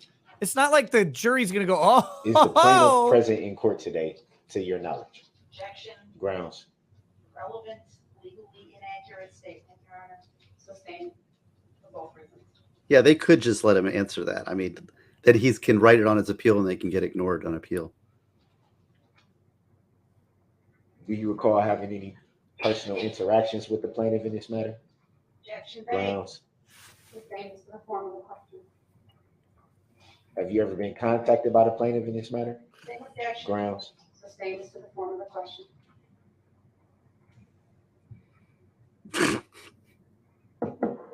If you were to see the plaintiff, state of Wisconsin, will you be able to identify him? Objection. Argumentative.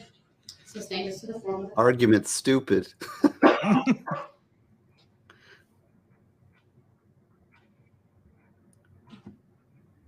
Would you classify the plaintiff, state of Wisconsin, as a human being or entity? Objection, irrelevant. Sustained, not relevant.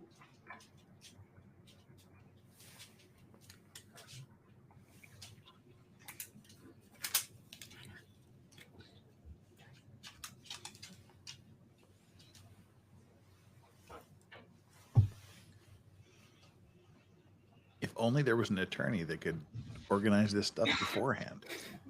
Would it be fair to say this isn't your first time during your career testifying in any type of criminal matter? Yes, Yes, as in? I've testified before.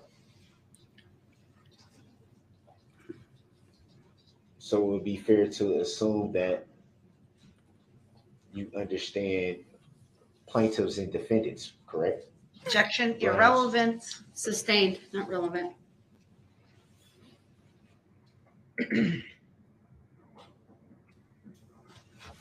Are you aware that only a living human being can bring a claim against a defendant? Objection, irrelevant, argumentative. Improper statement of law. Sustained for those reasons. And as to the form of the question. Leading? To the best of your knowledge, who can bring a claim against an alleged defendant? Objection, No, irrelevant. let him answer that one. Sustained, not relevant. Just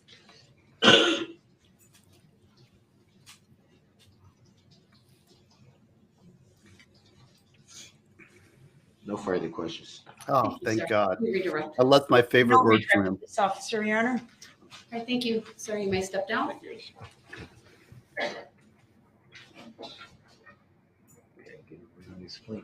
okay. Farmhand I Tom. could start with another officer, but I don't think I'll complete his testimony. What I'd like to Bye. do at this point 11:45. is advise the jury about what is to happen next. I'm advised that everything is ready to go.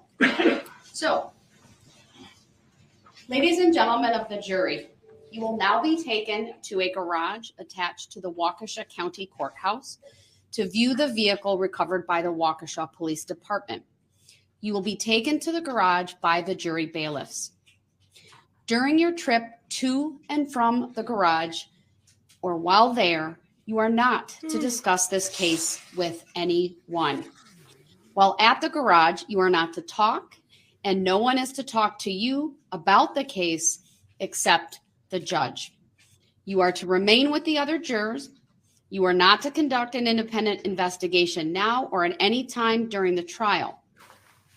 The court is taking the jury to the garage to provide the jury with an opportunity to view the vehicle, as it is not possible to bring the vehicle into the courtroom. Other than the vehicle, anything you see there is not evidence in the case and should not be considered as evidence. At this time, please rise for the jury. And the jury bailiffs will wait until... Will Darrell Brooks go? Will he not? Will he be dragged there? Find out next on Dragon Ball Z.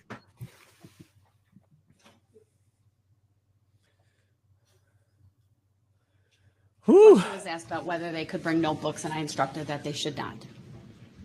You didn't say cannot. Objection, Your Honor. Should not is permissive.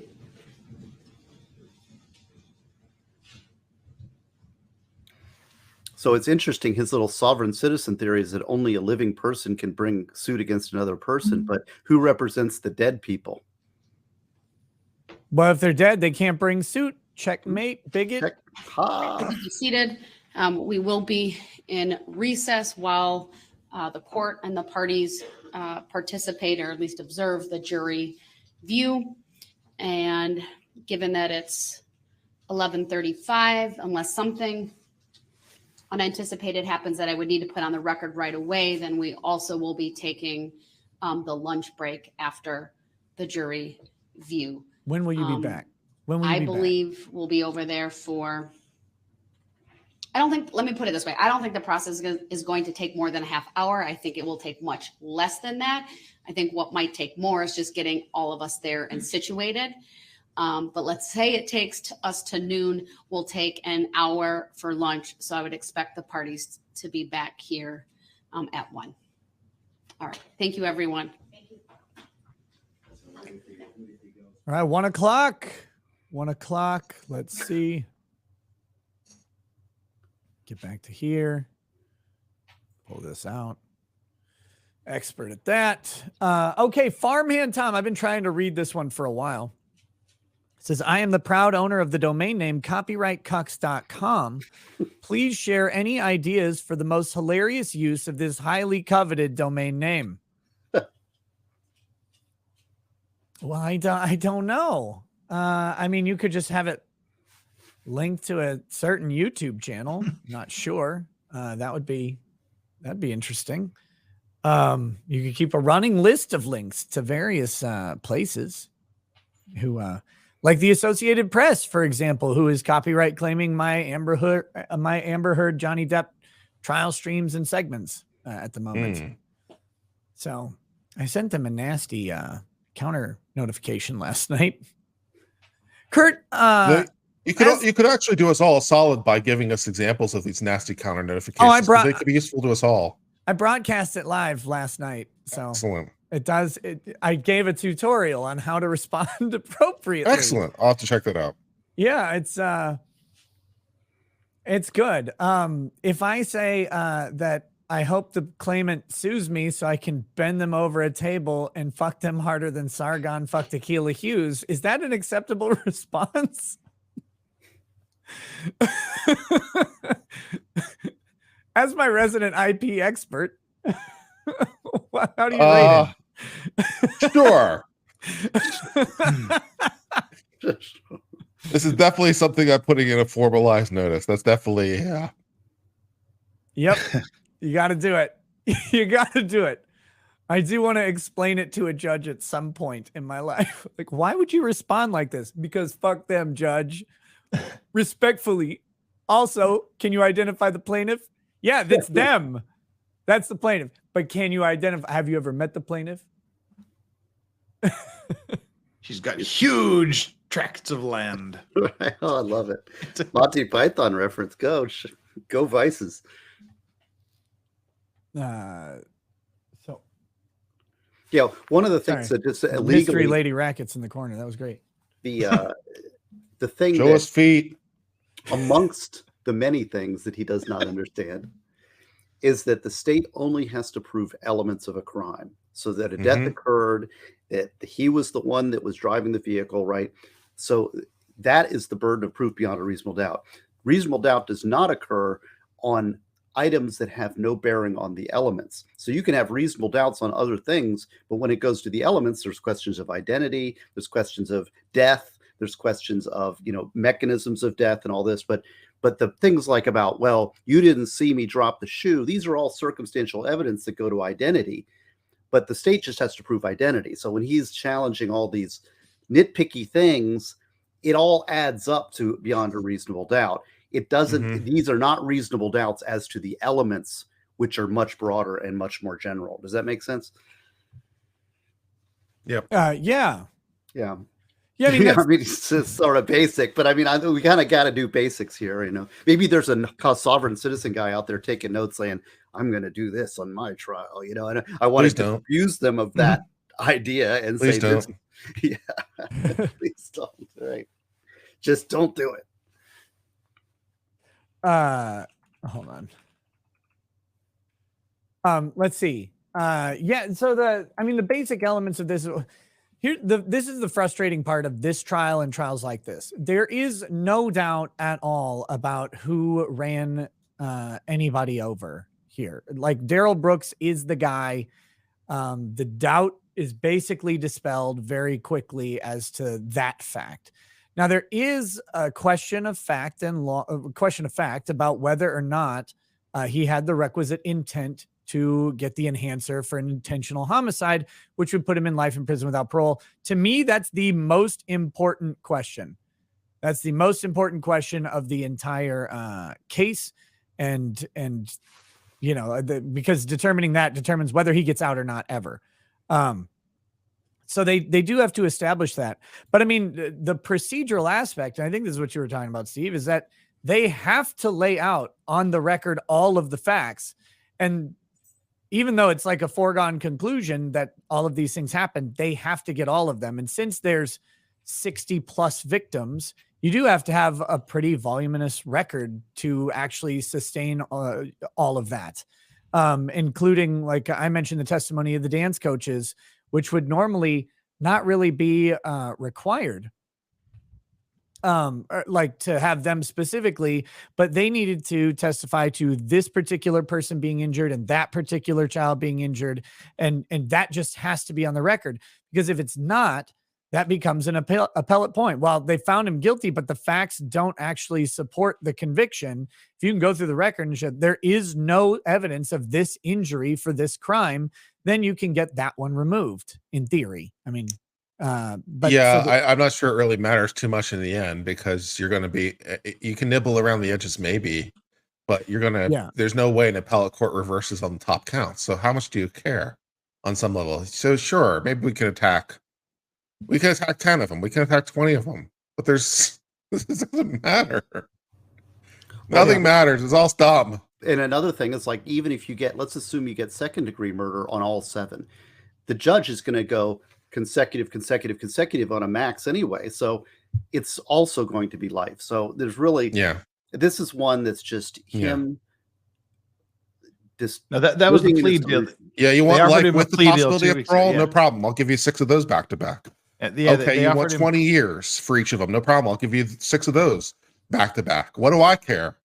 Yeah, the plea deal they offered was 6 consecutive life sentences, plus the additional time for each of the 66 charges for the injured parties. So wait, what was that? You said the plea deal was what? It was 6 years, 6 life terms consecutive, plus the additional time for each of the 66 injuries. That was the plea deal? Yeah. Well, and the state is not obliged to provide a plea deal. Here's another confusion. No, they're not. They can say no deal. I mean, we have cases all the time that are death charged, and when we do death cases, and in fact, we have one right now. And I'm sorry, not deal, offer. It was that was the offer they made. Plea offer. And the thing is we'll say to the state and to the judge, he's ready to plead right now to life. And the state says, we're not doing anything. And in order to get death, we've got to go through the process. So we're not going to allow somebody to plead to death. So although we do get what they call death penalty volunteers, which are people who want the death penalty, which our office is sort of mandated to be against, right? But the thing is that the state does not have to give him any plea offer. Now he can plead straight up to the charges, in which case the judge is going to give him the life also. So there's really no way out for it. This is all just for his own selfish entertainment. That's it. That's sort of interesting, Steve. If you don't mind going into a little bit more, I'd be interested. Sure. You know, if assuming that you have a knowing, intelligent, voluntary client, all the things that you want, and this person for whatever reason says, you know what, I just prefer the death penalty, which is actually a position I could actually understand.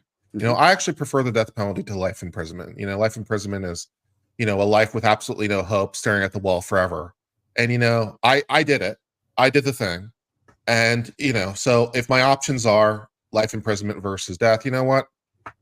I'll take the death penalty, and I perceive that as the easy way out. Now, to my mind, that is a rational position. That is a position someone could come to. So if the client comes to you with that goal, and that's what the client wants, and it's like, why would your office interfere with that knowing, intelligent, and voluntary decision, which could be rationally formed? Well, it's a very good question, and we have an ethical duty on the part of the public defender's office to defend life, and in this case, that is not a call that the client can make. Our office will advocate for their life, regardless of what their intent is. Now, there's the cheat on that. I will say that the way that the clients get around us is by firing us. Yeah, by firing us and saying, I want to represent myself pro se. It's not pro se, it's pro per. It's either pro se or pro per, depending on your jurisdiction. But they fire us as their attorneys, and then they just don't file anything. So that's the way they get. But our office cannot ethically allow somebody to submit to death. So, and that's why we raise every objection, and we do our best. And we have amazing training in death penalty cases in Florida. So. What was the other part of that question? What is that? It's this is a visual representation of what's going on right now with the court. It's what's happening. See, this is I don't get the reference, but so Magic School Bus. Somebody's the Magic School Bus. Yeah. The person that you may be interested in that did that is Eileen Warnos. She was out of our jurisdiction. One of my former office mates handled her appeal, and she ultimately became a death penalty volunteer, which was, the subject of the movie Monster. The female serial killer that killed. How many people did she kill? In fact, my former prosecutor boss prosecuted her, John Tanner, in Volusia County. I think her first death penalty came out of Volusia County. And she ultimately just said, I want to end my life, and fired the appellate attorneys. It's funny because the Florida Supreme Court, we've told them, we use this term, this guy's a death penalty volunteer, because they like to get, we have to argue our points. We argue every point. We go to the Florida Supreme Court. We make our points. And when we're saying, they're like, well, why are you arguing this, counselor? This is frivolous. And they start giving us a hard time. We'll say, hey, well, the guy's a death penalty volunteer, right? And they don't use that term. They don't like us using that term. But I mean, the reality is a lot of people on death row you'd be surprised. It's probably, if you don't want me to use that term, what term would you prefer? Well, they don't, because they want it to be a deterrent. And the fact that they're actually volunteering, they actually want it, goes against their preconceived notion that we're going to get you, and the fact is a lot of them want to volunteer, and it's anti-life, and they're basically committing suicide by state. I don't know. Yeah, we want to take you kicking and screaming. There's something a little bit very sort of right. It's like, well, if a person deserves this, and they're like, you know what, I deserve this. It's like you've convinced them of the very proposition that you were trying to start with in the first place. The state's saying to you, we are convinced that you deserve death. And you say, what? You know what? You're right. It's like, how is that? You've convinced me of the very proposition you were trying to convince me of in the first place. It's a very weird posture. It is. The death penalty is a whole different subject, but in this case, I don't know. I'm just talking. Go ahead. And I honestly don't know if I speak at least partially for myself. Not that I've ever been in such a posture, of course, but if that were my choice, if it were my choice, like if I know I'm doomed, and I'm guilty, and my choices are death or life imprisonment, I honest to God don't know which I'd prefer. Well, the other little thing that we have in Florida is we have something called trading your roommate in for a television, and that is that. If you're in general population, you have a roommate. So what you do is you kill your roommate for first degree murder. We had a guy that actually killed his roommate and took his bloody handprint and stamped it on the wall next to the guy, and put a guy's cigarette in the guy's mouth. And he was trading his roommate in for television, because on death row, they don't have a roommate and they get a television. So, hey, that's nice. Yeah. So, if you're life in prison, and I want to get. Can we just save the murder? Can you just give me the room with the television so we can save ourselves a step? It's like, Have you ever been in a prison? I have not. I've been. Well, it's been a very, very long time. It's been a very long time. Because the television thing, boy, there's one communal TV, like each in the cell blocks. It's the worst reception ever, and it's always tuned to like the rap channel, and it's basically just noise. I just can't even. Life in prison. It is no walking. No, I think I. This is what I'm saying. I've never been in custody in a prison. That's for damn sure. And it's like I know enough to know that it doesn't seem like that great a life. So again, if my choices are option A, life imprisonment with the communal TV and everyone else and the roommate. Option B, the cell with the TV. And the sweet, sweet release of death. I don't know, man. I don't know, Steve. I might be killing my roommate, right? Well, and the people that you're in prison with are not like these folks here, right? The people you're in prison with, like Darrell Brooks. I'm offended. Yeah, you're ruining my street cred. Yeah, I'll have you know, sir. Well, speaking of unsavory situations and all around bad experiences, it is 2 a.m. here in the lovely Republic of Korea. I'm going to go to sleep for the first time in a long time. Thanks for having me on, Nick. Bye, guys. Take care. Hey, buddy. As always, thanks for coming on. Guys, this man has been picking up my slack when I oversleep and forget alarms and all of that stuff. So like every day. Pretty much. Today I nailed it. Today I was up chatting way too late in my locals live chat. They can attest. Like, oh shit, it's 4 a.m. I gotta go to bed. And then I didn't for a while after that. But this man, Legal Vices, has been pulling some heroic Herculean Korean efforts, and definitely check out his channel over on the YouTubes if you're still over there. Of course, he's pushing towards 30,000 subscribers. 700 away. Oh, 700. There's 19,000 people watching right now. If 700 of you don't go over to Legal Vices right now, you're all late and gay. If I'm not to 50,000 by the time I wake up, I hate all of you. You can all literally push me to 50,000 subscribers right now. So check out his channel, guys, and if you like the content, stay a while. Jeff, thanks, buddy. Get some good sleep. Thanks. We'll see you soon. Take care, guys. Later. Bye. Okay. Speaking of which, two things. You mentioned being in prison, and I've been to a prison, not like in it because I wasn't like arrested or anything or convicted of anything. Neither of those things have happened, thank God. But I have been to a prison on the cool behind the scenes tour. Like I said, my father-in-law was a prison guard for many, many years, and got to do that. So that was great. And you talked about being in there with people. And I got to say, the best place to get that prison simulation, including with all of the butt stuff, is my rekietalaw.locals.com locals page. If you're on Rumble, you can actually just click the join locals button, and that'll bring you right to it. You should sign up for free, but then you should let temptation drift you like a cartoon character walking by a fresh baked pie.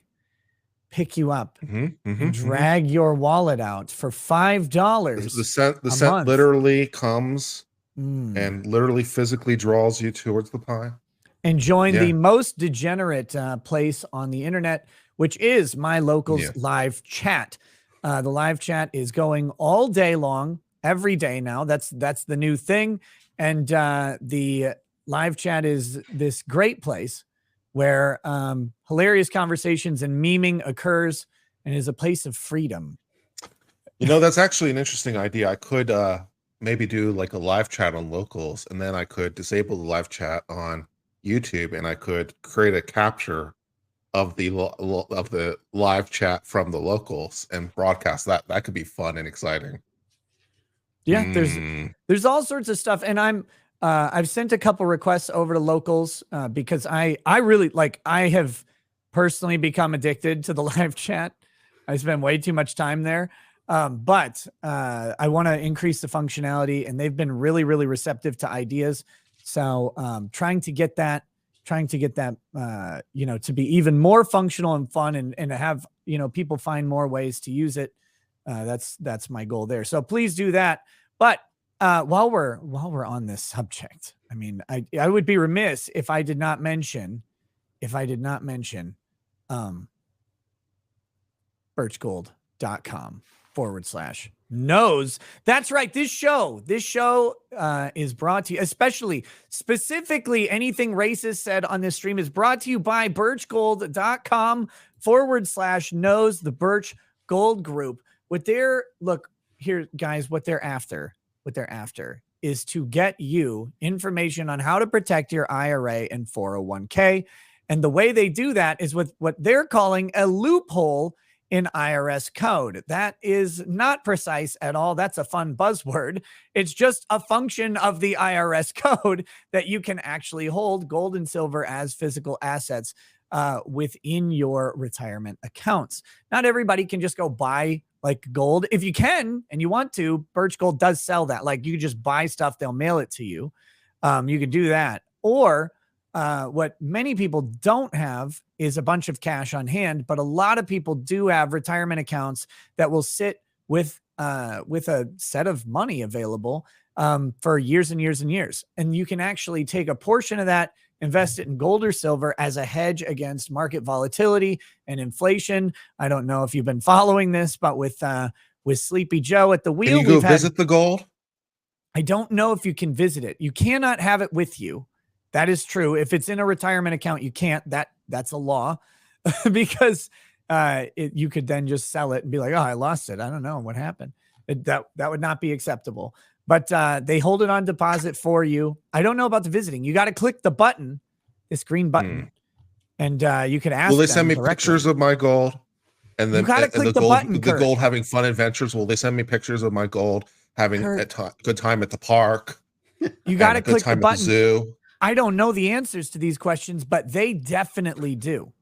They definitely do know the answers to these questions. But most importantly, with Sleepy Joe at the wheel, guys, we have an unemployment rate that's actually really, really high. It's not getting talked about very much. We have record inflation. And I don't even know how far back the record goes, but it's far. And we've had some pretty big fluctuations or corrections, as some may call them, in the market. And those have really cost people quite a bit of money. A little bit of hedging on gold and silver might be a way to protect yourself from any of those risks. But you got to get the information, and you can get it at birchgold.com/knows. Look, they've got an A+ rating from the Better Business Bureau. They've got thousands of definitely not bot generated reviews that are positive. And most importantly, though, is they have never once said, please don't ever say what you just said again. Please don't. Because they are believers in free speech. They're believers that people get to do and make of themselves what they are. And they really just want to tell you about gold and silver in your IRA, and how refreshing is it to find a company that doesn't want to preach or pontificate to you. They just want to say, hey, we offer this product or service. Maybe you could check it out. And if you like it, you could engage in it. So that's it. Check it out. And for all the people talking about, well, I won't even go there. We're just going to leave that alone.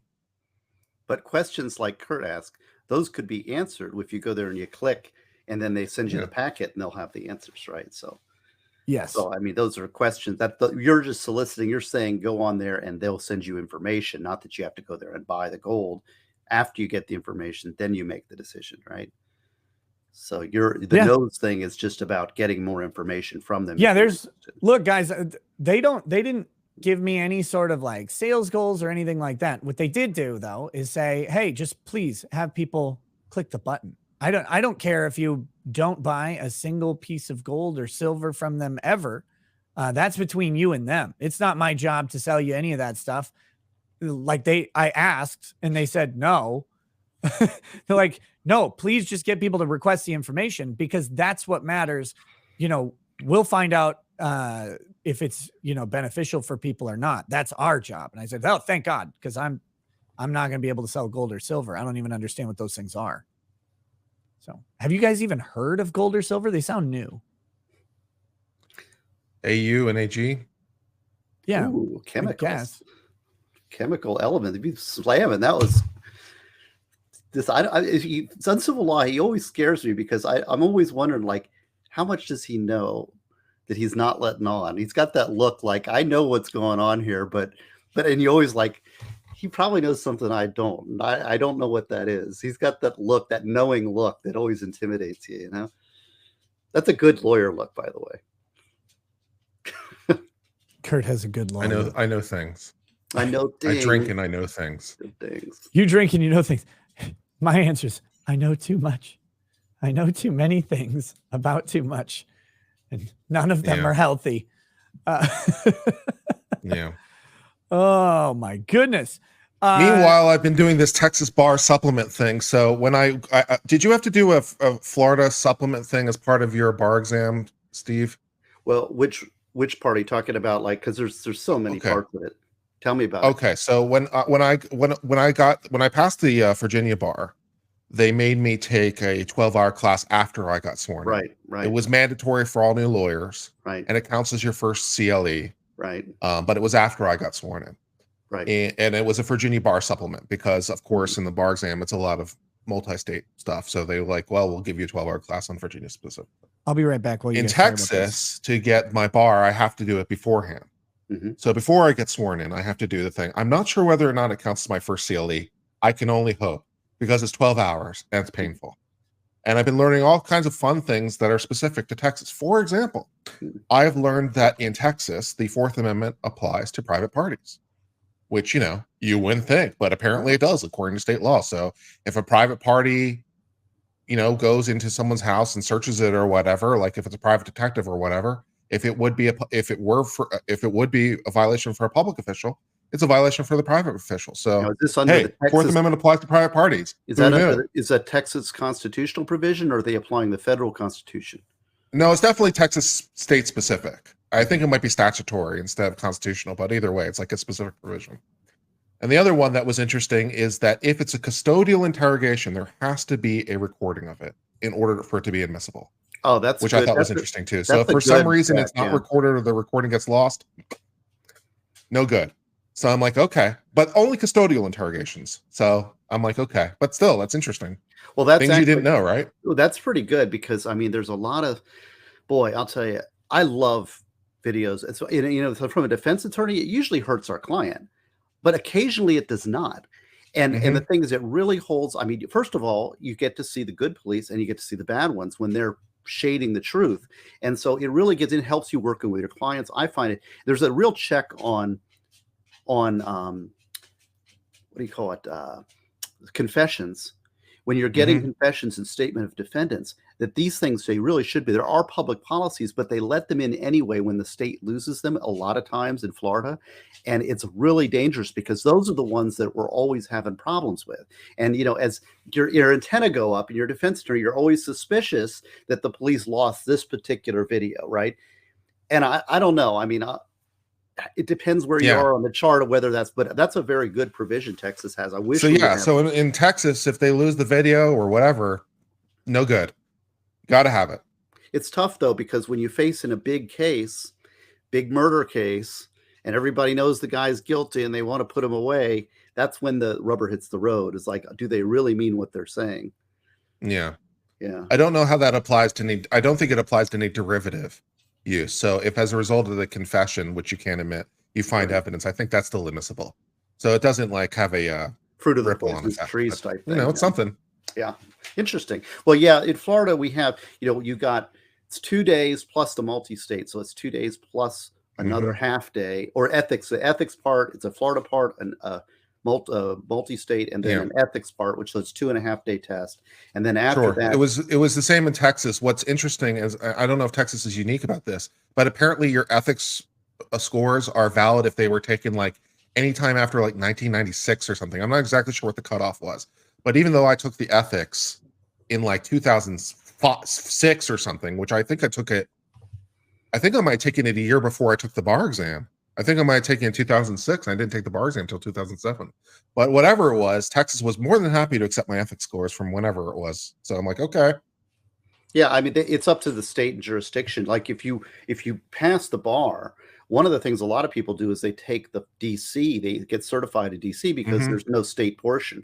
So you get the multi-state and the ethics portion, and you're admitted in the DC bar, and then you're admitted to federal practice anywhere. To get states, but Florida's real tough. We are not reciprocal to anybody. Florida is not part of the MBE or part of the uniform bar exam. So if I want to get admitted to your state, I still have to take the bar exam again. So I don't know. They're not. Maybe I'll come down to Florida. We'll do it another time. It's fine. Because if we did reciprocity, every New York lawyer would move to Florida. Not that they aren't already doing that, but the Florida parochial home cooking people don't want that to happen, because everybody wants to move to Florida and retire and get, so it's a competition thing. I kind of like it because then I could escape Florida. I have friends in West Virginia that I'd love to be up there with, and Florida's got its positives and minuses. But we have, I would like to be able to practice in other jurisdictions, but I'm not taking another bar exam. Yeah. Why did you? I think once I get it, because I have to decide what licenses to keep active now. So I'm going to try to keep my Virginia license active and see if I can, when it comes down to it, if I have to do both CLEs and how much overlap there is, because that's going to be really the determining factor. Why did you take the Texas bar? How much CLE overlaps between Virginia and Texas. If it's a lot, then sure, I'll keep both active. If it's not much, then probably going inactive in Virginia. And once I get admitted into Texas, I'll probably apply for DC just because there's no CLE. And so I'll get DC too, because why not? That'll be fun. Why did you take the Texas bar? Unfortunately, I didn't qualify for reciprocity, so I had to do it the hard way. Okay, are you in Texas? Yeah. Oh, okay. See, I'm so delusional. I've lived in Texas since 2020. Yeah, like I was having to prepare. I wanted to make sure I had to organize my work at my real job and make sure I'm caught up, because I don't want to be goofing off on my day off with you guys and I'm not caught up. I'm behind, but I'm completely caught up. I've got like 2 cases that I'm always way ahead of the game on it. So I'm not worried. So anyway, I'm just explaining why I didn't be able to come on earlier. And of course I missed that testimony in those grounds and this Brooks guy. I just missed him so much, Oh God, what's wrong with you? Well, I'm definitely going to at some point have to clip out him saying grounds and have a sound effect for that for the future. So grounds. My goodness. Yeah. Yes. Well, the book's been selling well. So I actually did I have a Rumble channel too. Do you know that, Nick? Did I tell you about that? I think you mentioned you were setting one up or something like that. Basically, it's just a kind of talk about each chapter of the book and kind of the progress. It's sort of an addendum to the crime law dot. It's crime law with Stephen N. Gosney, And I set it up and only on Rumble, not on YouTube, because in showing solidarity with Nick, I am not going to put it on YouTube. I mean, like if they get 1 penny of mine, that's too much, because I just am very much against censorship. And I think that we have the freedom to think is the freedom to speak. And that means the freedom to be wrong, the freedom to explore different ideas, to develop your mind, to talk with people who have different minds. That's so important. And right now, Rumble's the place, I guess, because YouTube is cracking down on everybody, it seems, for stupidity. They really need to get a handle on that, but I don't think they want to. I think they're in bed on the left, and they want to shut down oppositional speakers. So I don't want to be over there. So, but not that. I mean, I have tons of time to nest lots of channels anyway. I don't, but I did set that up. And I clipped a little thing, by the way. I don't know if you, I clipped a little clip of you and Andrew talking about me for like a minute. And it was so flattering. I'm like, I'm going to clip that out and put it in there and see look. Oh, good. I'm going to copyright strike the shit out of that thing. So that was pretty cool. Anyway, so that's it. So if you want to buy the book, which is full of like everything that I've done in my life, it's like all of my work for the last really 7 years plus, but that's a lifetime of work I've put into the book. It's not a grift because it's valuable information mostly, and it's mostly targeted to Florida trial lawyers, although any trial lawyer should get it because it deals with questions. Because in appeals, I get a lot of questions from the trial division. And so they'll ask me like, is a BB gun a deadly weapon? And I'll say, I don't know. That's a good question. And then I'll start researching it and it develops into a big article. And then now I have an answer so that when we have a BB gun as a deadly weapon case, we have the answer. But these are the kind of things that a lot of groundwork kind of trial lawyers have trouble with day to day. And so I'm giving answers to a lot of common questions that trial division attorneys deal with. So that's kind of it's basically what's in the book. But anyway, that's our grift for the day. Is a BB gun a deadly weapon? Well, that's a good question. You should check out my articles. It's a question of fact for the jury generally, but my argument is that below a certain joules power, joules being joules, right? Mm-hmm. Below a certain threshold power level.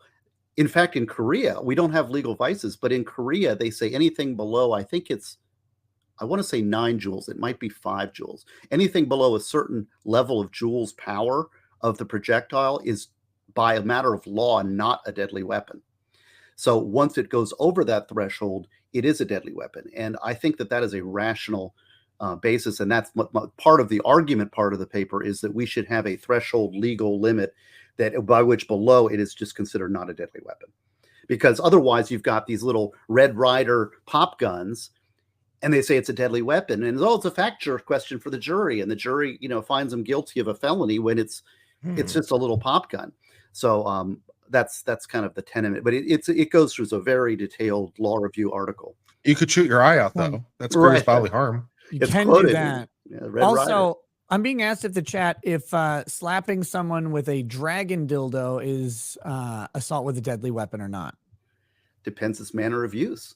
It depends how hard the object is, and could it cause serious bodily harm? If it could, they're kind of floppy from what I've seen. Yeah, probably not then. But I think they could cause some serious harm. I mean, they're heavy. Well, I guess I don't know that. I have never handled one. You haven't? I thought you were the toy expert here. Well, I mean, I have not with that. Like that's like a different level of things. Like, what's your PO box again? 97. PO box 97. Spicer, Minnesota 56288. You're welcome to send any and all horrific things to there. Please don't, though. But yeah, no, it's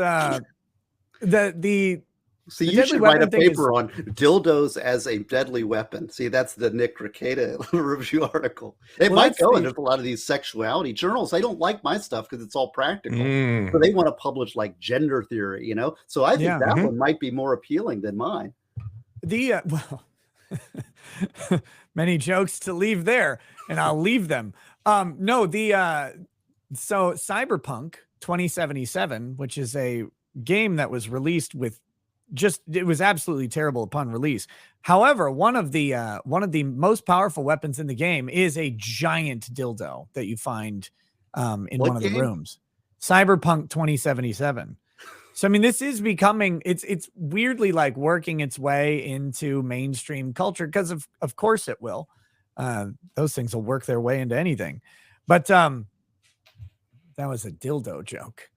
Yes, but no, getting back to like more serious subjects, I think the interesting question, what is a deadly weapon, kind of manifests in a different way around self-defense, right? Because a lot of things can put you in fear of imminent death or serious bodily injury. But the question always becomes, is that fear reasonable for self-defense? And so if something is an obvious pop gun or something like that, is it reasonable to be in fear? Well, no. But then the circumstances of how that becomes obvious is a question of fact. So I think there's like a lot of discussion to have around this, especially when we have these, a lot of these self-defense cases popping up. We see police shootings that involve, I think, what was that, Tamir Rice or whatever, where he had a BB gun in a park. And the police pulled up and he ended up being shot. And that was pretty fucking bad. But the question is, do the police know that that's a BB gun? Like, do they have that information quickly? These are serious questions. Well, speaking about Andrew, because I'm also actually today at 5, I've got to teach in the Andrew Branca's law of self-defense class on criminal law. And we just covered this issue, and we've been covering it a lot, which is the objective versus the subjective view. And this is something that's kind of complex and kind of in the weeds, but it is very important because it can be the determining factor. So for example, in an assault case, if somebody says, I'm going to hit you, and like does this to you, and you say, and you should be in fear, but are not, then that's subjectively, he's not placed in fear of the imminent touching, right? So subjectively, that element's not proved. But objectively, if you look at it from an objective factor, he should have been afraid. And then the opposite's true. What if you have somebody who's afraid of something they shouldn't be, and the reasonable person objectively would not be afraid? Then that is an objective viewpoint. So is it one or the other or both? What is required in an assault case? So that's kind of the issue that we talk about in the law of self-defense class. Was that a Florida case where there was the guy with self-defense who basically during interrogation said, oh yeah, I'm not afraid because I have a gun on me, I'm not afraid. And so he lost on the subjective element? Right.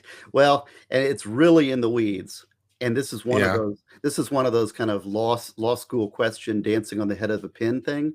But it does have to do with eggshell victim. In fact, my battery article, which is also in the book, which actually is the #1 most downloaded article on SSRN for my writing. It's like I've got over 180 downloads on that article, and it hasn't even been published in a law review because they don't want to publish something that actually has meaning in the courts, right? But it talks about this very thing in that in a battery case, in a slight touching battery case, so if you just get slightly touched, that's chargeable in Florida. But does that touching have to be offensive objectively and subjectively? I think it does in Florida. So that means that makes sense. The person must be offended, must not consent, right? Must be physically not consenting, and it must be objectively unreasonable in the totality of the circumstances. And that's the thrust of this article, because a lot of times it's like that. Otherwise, you get the eggshell victim, which we got a lot of, right? You get the person's like, "Oh, they touched me. Oh my gosh!" And and it's so. Are you serious? You just got touched in a subway. Well, that was on the Trump campaign, right? Was that in Florida? Where I don't know if you guys remember. I remember that was. I don't remember. I do remember it now that you bring it up. Yeah, it was a common law. I mean, it was definitely a common law battery, but as far as a criminal battery, not really. It was there was some journal. This like caused a big fracture because it was a right-leaning publication. Their journalist did something, and I can't remember who Trump's campaign manager was at the time, but he like grabbed her wrist and pulled her, and then it made it into this big thing. Like Ben Shapiro commented on it and was like, "Can't believe they did Kelly this." Conway? Was that Kelly Conway? It wasn't. No, it wasn't Kelly Conway. God, who the fuck was that? Was it Pajamas Media? Was it Pajama Media or something? Not PJ Media. Who? Shit. Chattel probably. Breitbart. It might have been Breitbart. So they touched her and she didn't like it. Is that the? Yeah, it was. Gosh, does anybody remember this? I think it was the 2016 campaign. I don't think it was 2020. Corey Lewandowski. Yes, it was Corey Lewandowski who grabbed a female reporter, and I can't remember who the female reporter was. He like grabbed her wrist, and then it got blown way out of proportion. But it was a pretty interesting sort of thing because it was definitely an unwanted touch. So you have the common law battery element, but yeah, to get to criminal battery, they declined to charge him eventually. But I want to say that was Florida. Well, we have this strange thing because the model penal code requires only a slight touching, right? So, I mean, the model penal code requires actually harmful touching. So the Florida only requires a slight touching. Can you hear me? Yeah. Yes. Okay. Yep. Yeah. So there is this dichotomy between most jurisdictions, like California, I think also is a bodily harm state. So battery, we just did this whole module on assault and battery, and assault and battery changes depending on jurisdiction. So what it is, there's the what assault is and what battery. Like the model penal code is a battery. As assault means battery by offensive contact. It also means touch. It means all these things.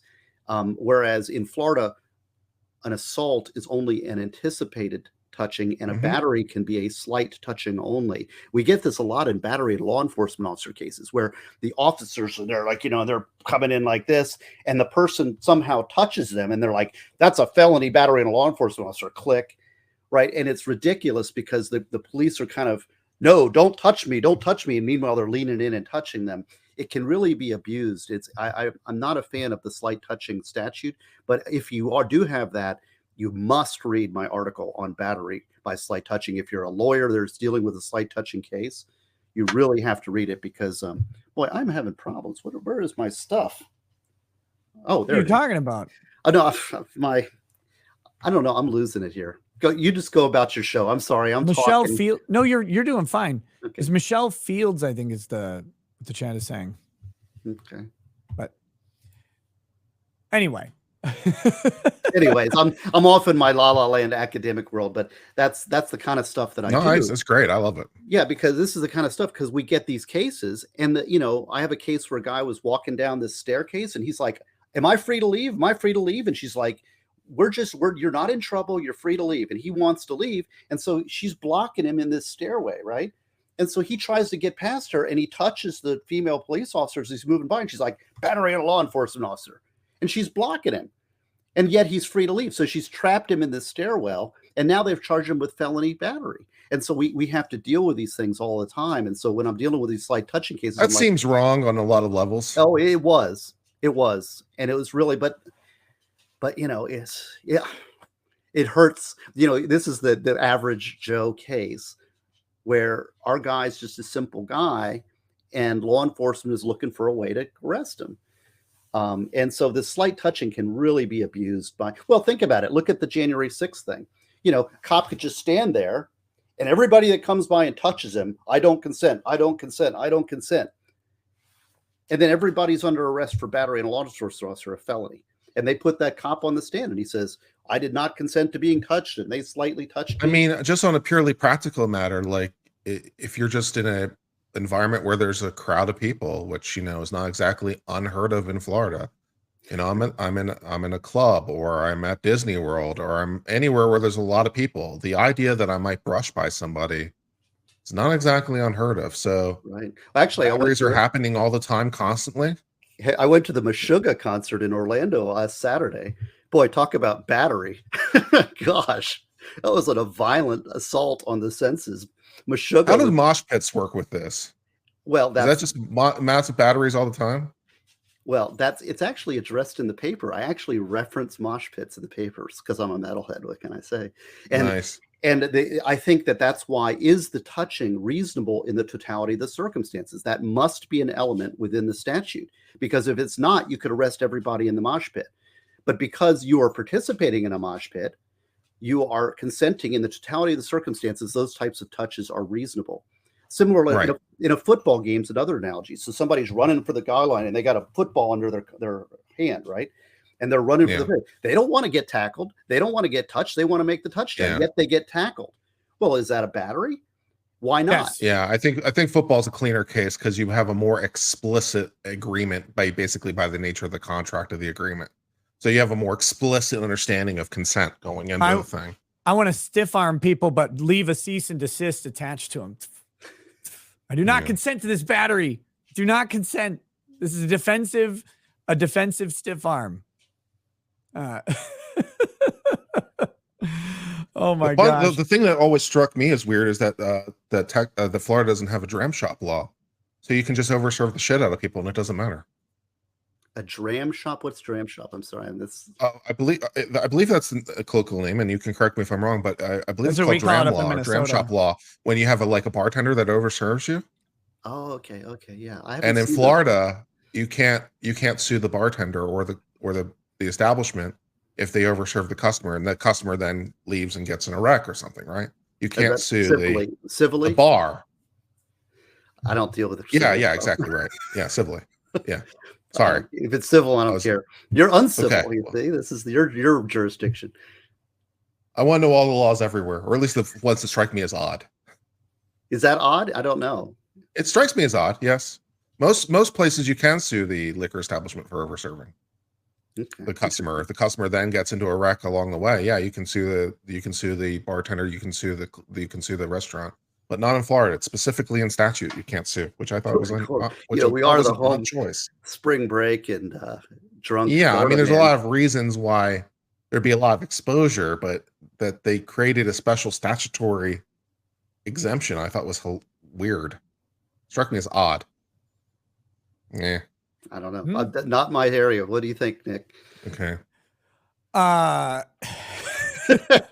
In Minnesota, I believe. I haven't looked into this in a long time. I don't know if I've even looked into it since law school.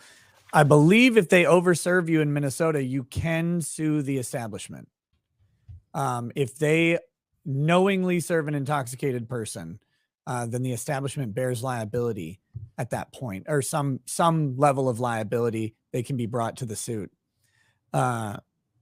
So having that not exist is weird. But this is the interesting, just sort of functional difference of the states, right? Minnesota, contrary to Texas, not only can you not be prosecuted for public intoxication, they have a specific law that says public intoxication in Minnesota is not a crime.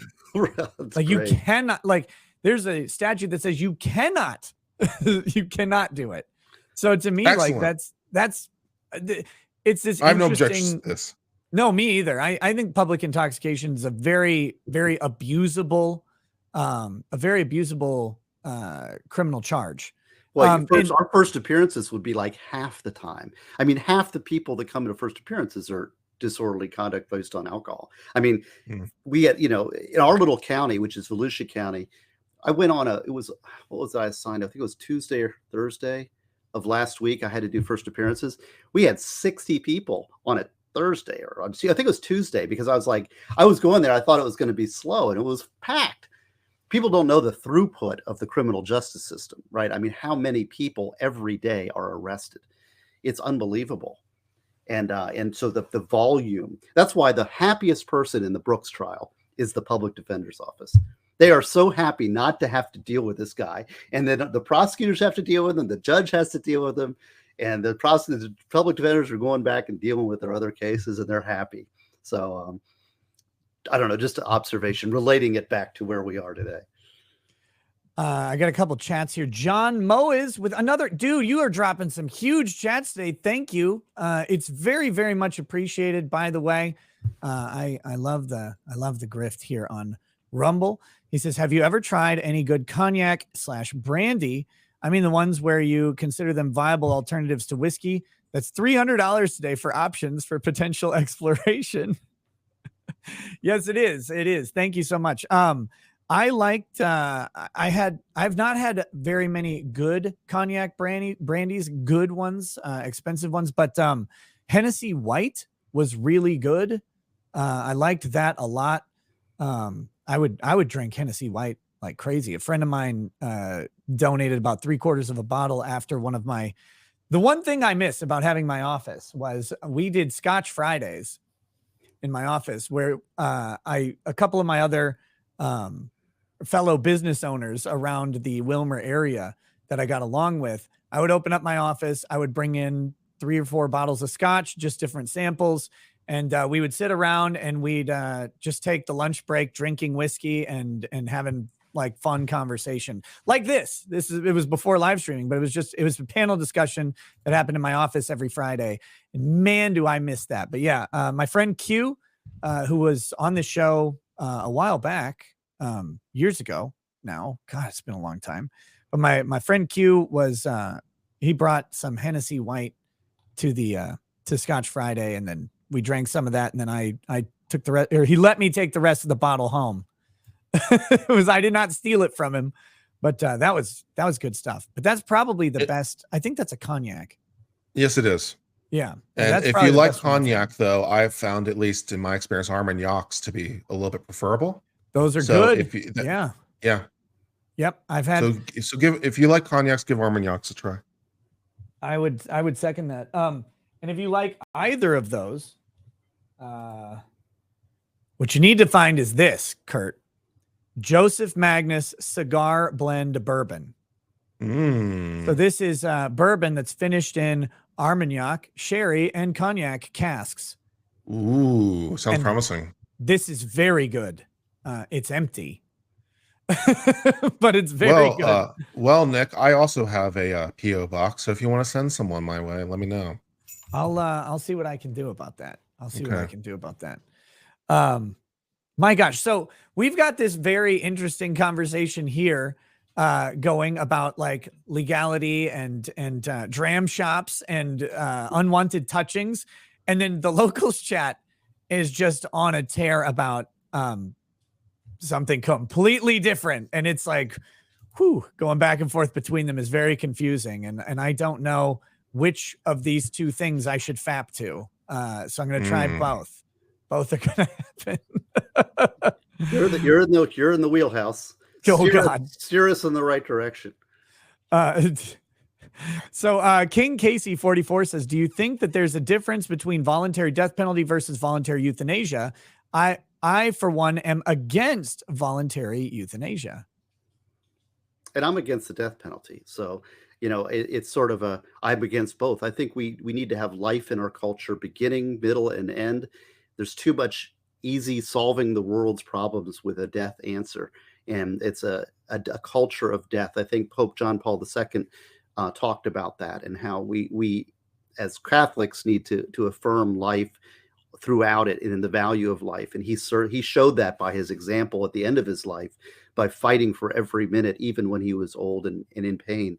So, but it's a much larger topic than a short soundbite. Obviously, it's a very, if you know, in fact, I'm working on the death penalty module in our class, in our law self-defense criminal law class. And it's so complex. I mean, there's a religious part, there's a public policy question, there's a legal question about whether it's lawful. And you really have to get, and there's balancing tests. I know that the Cruz case, for example, the Nicholas Cruz case. Yeah. Everybody's against that, but there's a trade-off for having a death penalty and not having a death penalty. Okay, like this Brooks trial, there's no death penalty. So you're dealing with this guy and he's going to go away for life. So it's not even on the table. Well, if he gets life in prison, is that justice? And if somebody doesn't get death, is that injustice? Like life without parole is not justice. So there's kind of a question there. Well, the trade-off that people don't understand is when you have a death penalty and you want to impose a death penalty on somebody like a Nicholas Cruz, right? That you're also giving the prosecutors to charge death in other cases that are very marginal and use that as a death, as a weapon against people who may have defenses, right? So you also get, it populates itself down the chain. It gets, it becomes regular a part of the process in the prosecutor's office to become death. Because, so, you know, you look at this bad case, but you're also saying, well, what about these other? Florida's #1 in death penalty exonerations. And we're also #1 in, I think we're not actually #2 as number of death row. I think we have like 330 something people on death row. Yeah, you're behind Texas by a little bit, I think. I think California. Or wait, no, California has it because they don't execute people as often. Texas kind of cleans out the ranks from time to time. No. Yes, that's right. No, California has a bunch of people on death row. I think that they don't implement it. But see, here's another question: is do you want your politician selling to you that he's going to kill other citizens as part of his popularity contest? Because that's what we're doing. I mean, once somebody gets put on death row, it's a completely political act for the governor to put somebody to the death chamber. And I don't really want my politicians or my state to be appealing to that death sense. But, you know, there's a lot of good arguments. Like, for example, if you're on life, like the one that always stumped me when I was prior to my religious statement is that, what do you do with a guy who's life in prison without parole and he kills his roommate? You know, trades his roommate in for the color TV. I mean, there is no sanction when somebody's already got a life in prison sentence. So that's a really, you know, but there is no perfect answer here. If you think that, oh, well, this is the answer and that's it, you haven't thought about it hard enough. You really need to think of, and we're going to do 90 minutes on this at least in the law self-defense class because I really want to put, this is probably maybe one of my next papers because I see the need for it in the debate because people are just knee-jerk reactioning and they aren't really thinking through all the different policy implications and all the different legal implications and all the moral implications and all of the, so I want to wrap up all those arguments, pro and con, and make it like, have we listed every argument here? And have you thought about every argument here and list them all together so that somebody can really deal with it instead of just saying, I'm against it, I'm for it. Because I've thought very hard about it. It's been a very hard, coming to Jesus literally moment for me to get all the way. Because I was sort of 50-50 because I hadn't thought about it. And I was like, well, I guess I'm kind of, in fact, I was in line to be a death penalty prosecutor and went to the class to for the Prosecutors Association. But God kicked me over to the defense side and kind of opened my eyes and I saw what was involved in the system. So this is a very complex debate, and probably my next writing is going to be on this. Well, of course, if you presumably as the death penalty prosecutor, you could choose to only apply for death penalty in those cases that would not be the marginal ones that you were concerned about in the first place. Well, yes, except then you get the prosecutor says, yes, but I'm going to get the death penalty on every, I'm going to be aggressive and I'm tough on crime. So I'm going to seek the death penalty in every case that's eligible. See, one of the problems legally is that every first-degree murder in Florida is eligible. There's no distinguishing between first-degree murder, non-death. And if you took 20 cases and put in front of me and said, which ones of these is chargeable as death, I couldn't pick which ones are going to be chargeable because they all are. It's completely based on the jurisdiction of the prosecutor, which means it's arbitrary and means it's unconstitutional. I don't know if it necessarily means it's arbitrary. I don't don't know if I'd go that far. You know, the availability of the punishment doesn't necessarily mean it must be inflicted on every case. I think if you as a prosecutor say, like, you know, for example, the murder of the inmate in the jail cell, like, you know, there's no other penalty, nothing else has worked. You know, this person's a danger to future inmates, and this is a case where it makes sense. And you at least say, well, here's some marginal cases where it's not going to be applied. I don't think that necessarily makes it arbitrary. Well, I'm not sure if I agree. The Supreme Court states that there has to be a winnowing of cases that are eligible for the death penalty off the first degree murder. So if all first degree murders cannot be subject to the death penalty, there has to be aggravating factors. All right. And the jury has to find unanimously beyond a reasonable doubt that those aggravating factors outweigh mitigating factors. This is a death penalty stuff. So as we saw in the Cruz case recently. That's right. So if you have a set of aggravators that covers every first degree murder, then there is no winnowing, and it's unconstitutional under this U.S. Supreme Court's line of reasoning. This is very in the weeds, but this is something we argue a lot as just in every death case. But wouldn't the counter argument be Nicholas Cruz though? Like, because Nicholas Cruz is someone who really, like, I mean, if there's a death penalty that I'm okay with, he's high on the list. He's up there. Darrell Brooks is up there. He's up there. You know, Dylan Roof. These guys are up there on the list for me of like, yeah, I'm okay with this one. But yet you had one, you know, you have to be unanimous by a jury of 12. You had one holdout who was saying, no, you know what? There were actually 3 holdouts in Cruz. I thought Depends it was how we're counting it, but yeah. No, there were. Well, there was one who was dead set, and then 2 who kind of came on board for the ride. Yeah, there was a 1, and then there was, I think, 4 that were undecided, and then the rest. And then what happened out of the 4, I think either 2 or there ended up being 3 life sentence votes in the jury. But so the question is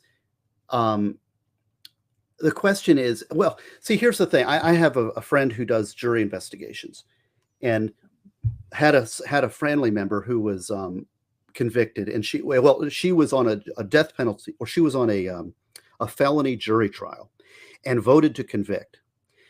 And then after she had a family member that was convicted by a jury, wrongfully she felt by a jury, she then started to really have major regrets about her guilty vote, because she's saying, you know, thinking back on that, I don't think they were guilty beyond a reasonable doubt, but because I was going along with the crowd, I voted guilty and convicted somebody of a felony. Now add that to multiples, that you're asking an individual juror to impose the death penalty, and they are going to live with that for the rest of their lives. That is an individual decision of every juror.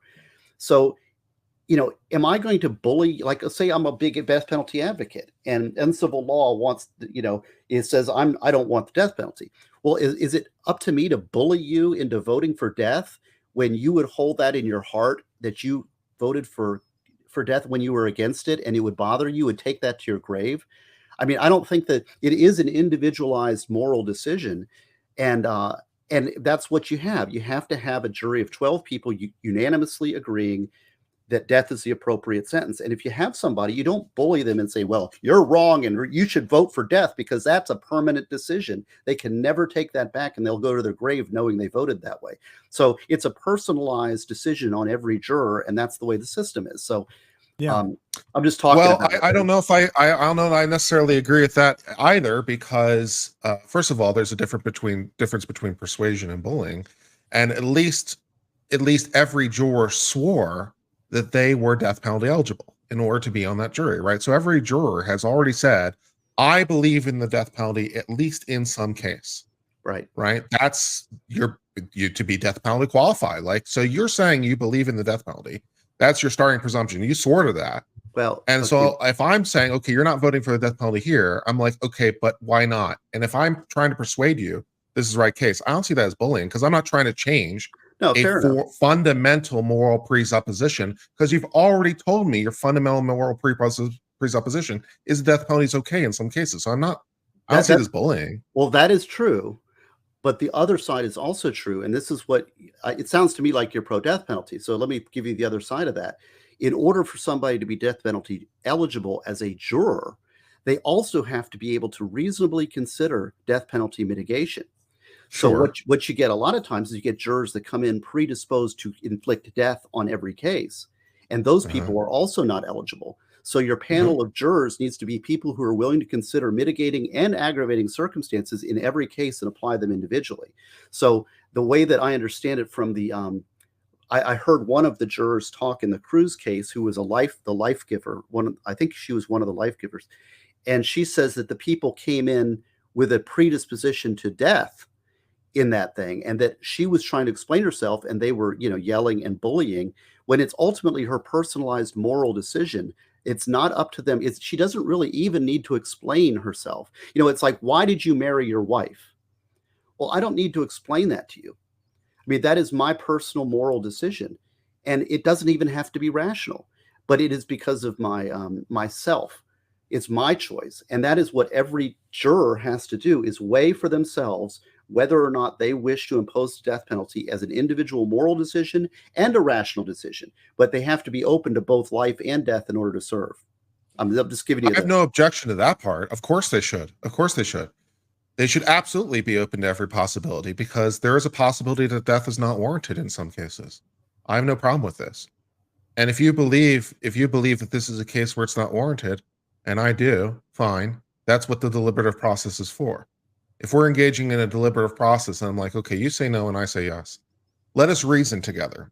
Let us look through this together. Let us consider, for example, in the Cruz case, all right, we all find the aggravating factors by beyond a reasonable doubt, which is what we said for every count. At least one of us has found mitigation factors by preponderance of the evidence. Fine. And then in totality, which has greater weight. Okay. So let's just reason through it together. Let's list all the aggravating factors. Let's list all the mitigating factors. Let us consider how they should be weighted. How are you getting to this conclusion? That we should measure on the scales, I have no problem with. That we should say there are aggravating factors and mitigating factors, I have no problem with. It's like, but if your conclusion is different from mine, and I'm like, let's reason through it together, that's not bullying. But I understand. Yes, you've agreed in principle. I'm going to bully both of you right now, and say that there's unanswered. I know you guys are like doing this cool. We're having a nice discussion, man. Yeah, I know. I got to disrupt that. No, because there was another factor of this question that I'm actually interested in a different way than I'm interested in what you guys are saying. But I think this is another portion of that is, okay, let's say you have Wisconsin, right? They don't have a death penalty, but you get life in prison without the possibility of parole. And maybe this was, I think, part of the question. What about voluntary euthanasia for prisoners who want it? Because Steve, what you said is they fire the public defender's office, don't file anything, get the death penalty and go, they take their little medicines and they die. But is it ethical or moral or whatever to force someone to serve out a life sentence where they will be preserved by the state if they don't want to? I think so we're doing an Escape from New York style. When they bring you in through the prison, they have it on the audio overhead. It's like, if you'd like to elect death, please let us know. And they just have the row of the electric chair set up, ready to go for those who select it. You just do that one instead. Yeah. But I think it's an interesting question, because there's two parts of the moral or ethical issue. You have, do we allow someone, or three parts? Do we allow someone to take their own life? That's a question. Some people have a big problem with that. The second one is, do we impose upon the people of the state the burden of keeping someone alive against their wishes? That's another thing. And the third one is it ethical to let someone escape the sentence that they've been deemed appropriate for their crime? Like, those three conflicting questions all come around this voluntary euthanasia. So now, with that in mind, discuss, gentlemen. And we have about 15 minutes before the court is expected to be back. And when it does come back, it should play here we'll hear an audio cue.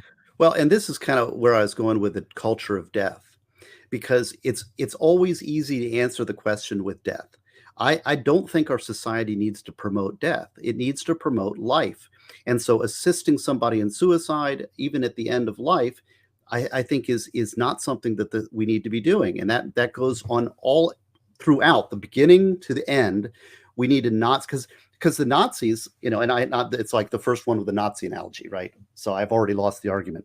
But they started with the sick and infirmed and the mentally disturbed, right? So it's like these people aren't any good to the society.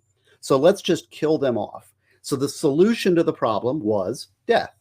And then it's like, well, these people aren't one in the society. Let's kill them off. Like, what about the old people here? You know, they're costing the state. And what about these people? And all of a sudden, everybody gets picked out, and death is always the answer. You know, death is not the answer. Death is something we're all going to face. It's inevitable to occur. But we ought to affirm the values of life within our culture. And I think any of these things, all these questions, these are very hard moral questions. And like you were talking about, Kurt, apparently not, because apparently if you think yes, then you're a Nazi or something. I don't know what the hell's going on right now. No, I'm not trying to say. I'm just saying that the easy answer, it's always an easy answer when your answer is death. I think we need to lean on the side of life as a default thing. And so there has to be good reasons. Who bears the burden of proof? Let's talk about that. And while we're at it, at least as long as we're on the subject of Nazis, since you brought it up first, I think that there is a very strong moral case to be made, being like, yeah, we got to go over to Germany and we got to end them because they are an existential threat to the people of the world. The Nazis, like we did that. We went there and fought them and killed them, and we ended them because they were a threat.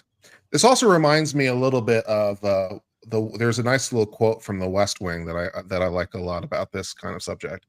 When Leo McGarry is talking to President Bartlett about whether or not they should assassinate a particular foreign leader who has engaged in acts of terrorism and murder, and they say, you say this guy is a threat. He's hurt people. He'll do it again, so we have to end him. The village idiot comes to that conclusion before the Nobel laureate. Right. I always like that line. It's like, yeah, this is just an evil we have to stop.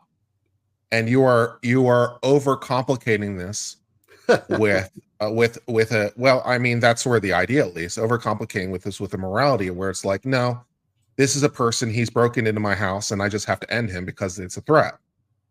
Well, and I don't know that necessarily changes because of timing issues. You know, I have a right of self-defense and the state has a right of self-defense, and this person's a threat or he's an existential threat. We're going to go to Germany to stop him. We're going to execute him to stop him. We're going to execute self-defense to stop him. I think there's a lot of, I also don't quite understand what you're trying to say about a culture of death, because I'm not trying to support the proposition that the death penalty is always appropriate in every murder. I'm not trying to argue that like death is good. And I'm not, I don't know where this skull, I don't know where the cap with the skulls on my head is coming from. Are we the baddies, David Mitchell style? I feel very judged over here. Oh, I'm talking, we're just having a discussion. I'm not judging anybody. Oh, believe me, and I know I'm judging you. I'm judging both of you. I know that I'm in the vast minority, because most people, I think when we do death penalty jury qualification, we get about 70 to 80% disqualified jurors because they're all pro death penalty and they cannot accept the weighing factors on the factors, and they can't be unbiased. They're basically coming in wanting to kill our clients. So those people are disqualified from the juries. And so I understand that I'm on the vast minority of this, but I do think it's a much more complex question than it's easy just to have, here's my answer, that's my answer. But when you really look at all the different facets of it, it's very complicated and very in-depth. And I understand the pro-death penalty arguments. And I would say marginally pro-death penalty when I was in the prosecutor. Hell, I was going to be a death penalty prosecutor. So, but it's hard to just soundbite it and say, here's why. I'm addressing it kind of point by point as you're going. But ultimately, let's just put it this way. Ultimately, it's your individual moral decision. It's you were talking about a rational process, but it's also a moral process. And the ability of an individual person to vote to kill somebody or to grant mercy is really an irrational issue of faith, morality, and judgment that some maybe cannot be explained, but which they're entitled to as an individual juror. So that's what the law requires. That's what the way the law is. And I don't, if somebody disagrees with me, That's their right. Also, I also don't think the moral case against the death penalty, at least to my mind, is as strong as you suggest. And I have this rationale, which I don't know if anyone ever agrees with me on this, but this is sort of my thought. It's like if you've made the conclusion this person is worthy of life imprisonment without the possibility of parole, if you've made that conclusion, you've already made the conclusion that they're worthy of death, because death is the inevitable result, right? It's just that you're too, at that point in my mind, there's like almost a moral cowardice, because you've concluded that they're worthy of death. We're just going to lock them into a box until it happens by a natural process, right? You don't have the courage of your own convictions to pull the trigger as yourself, as it were, right? You're just going to let the Grim Reaper do it for you. And I find that to be a bit of a... Are you saying that everybody that's in prison their life has no value when they're in prison? No, I'm saying that if you've already concluded that if they're going to die in prison because you've sentenced them to life without the possibility of parole, you've already concluded that death is the inevitable result. But death is the inevitable result for life. Life, life is a sexually transmitted disease that will always result in death. So the fact is that life. That's an interesting way to put it. Right. So we all die.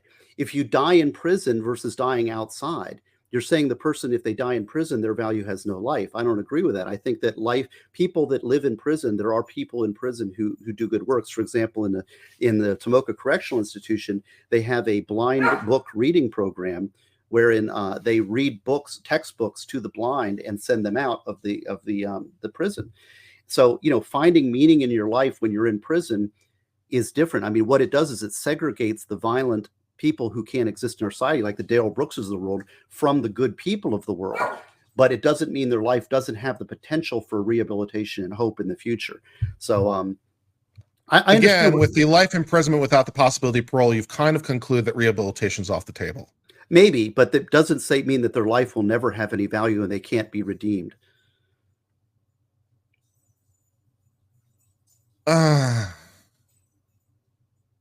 It's okay. We might have a philosophical conflict at some point. No problem. Like I said, I'm used to those are the best. I know how those get solved. Those get solved in a Twitter war. A Twitter war. I'm not. I don't have. Twitter. I thought we would solve it by trying to have a respectful discussion and kind of get to a point where, maybe we just have a disagreement and we can both be friends at the end. No, reasonable people. It's interesting to talk about and to have a long discussion. What was it? Was it you, Nick, was saying, like, have you ever had a 3-hour discussion with somebody? I was like, I had one yesterday. Yeah, it was, that was because that weird doctor, the CNN doctor, he wrote a COVID book or whatever. And then he went on Joe Rogan and he got absolutely destroyed by simple questions from Rogan, very straightforward ones. And then he did his own little Cope talk or Cope article about it, where it's and he says, that was the longest discussion I've had in my entire life. I'm like, the longest in your entire life, a 3-hour discussion is the longest you've ever talked to anybody ever? Really? Come on now. But then I thought about it and I was like, you know what? Actually, no, I believe that there are people out there who've never had in-depth long discussions because their life doesn't orient in a way that facilitates that for whatever reason. And I was like, the scariest thing was not that there's a person out there who hasn't. The scariest thing was that it's a person who is trying to speak to the core of American relationships related to a traumatic event on a massive level, like COVID and the shit that followed. And it's like, wait, you're trying to talk about the health of society as a whole, and you've never had a discussion longer than 3 hours? I don't trust you. I will never trust you. I also don't. That's what I was talking about. I also don't know what it says about my morality or otherwise, but I will openly admit that when Darrell Brooks speaks, I definitely feel whatever are the what might be argued as the lesser angels of my being. Actually, I feel the same way. That doesn't mean that your rational mind. I'm like, when Darrell Brooks starts speaking, I'm start fantasizing about very old, very illegal methods of execution. Like yesterday was the gibbet, we'll put him into a metal cage. Oh, the give and it. We'll elevate the cage like from an arm, and he can be there on display until he dies of thirst and stuff, and then the birds eat him alive or eat him dead. Either way, it's like that was yesterday's fantasy.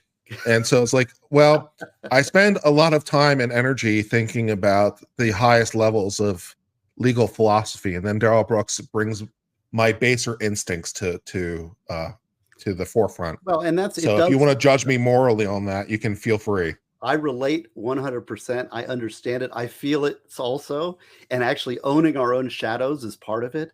And so you're correct on that. The Catholic Church's catechism this is addressed under number 2267 of the catechism. It's somebody's. Oh my God, you're a lawyer and a Catholic. I know, it's sad. What does the Catholic Catechism say about the sexual abuse of minors? Ooh. Well, that's off topic. I was just curious. As long as we're appealing to the Catholic Church for morality, I just thought maybe I'd mention it. That's such a cheap shot, though. He brought up the Nazis earlier, so I figure I owe him one.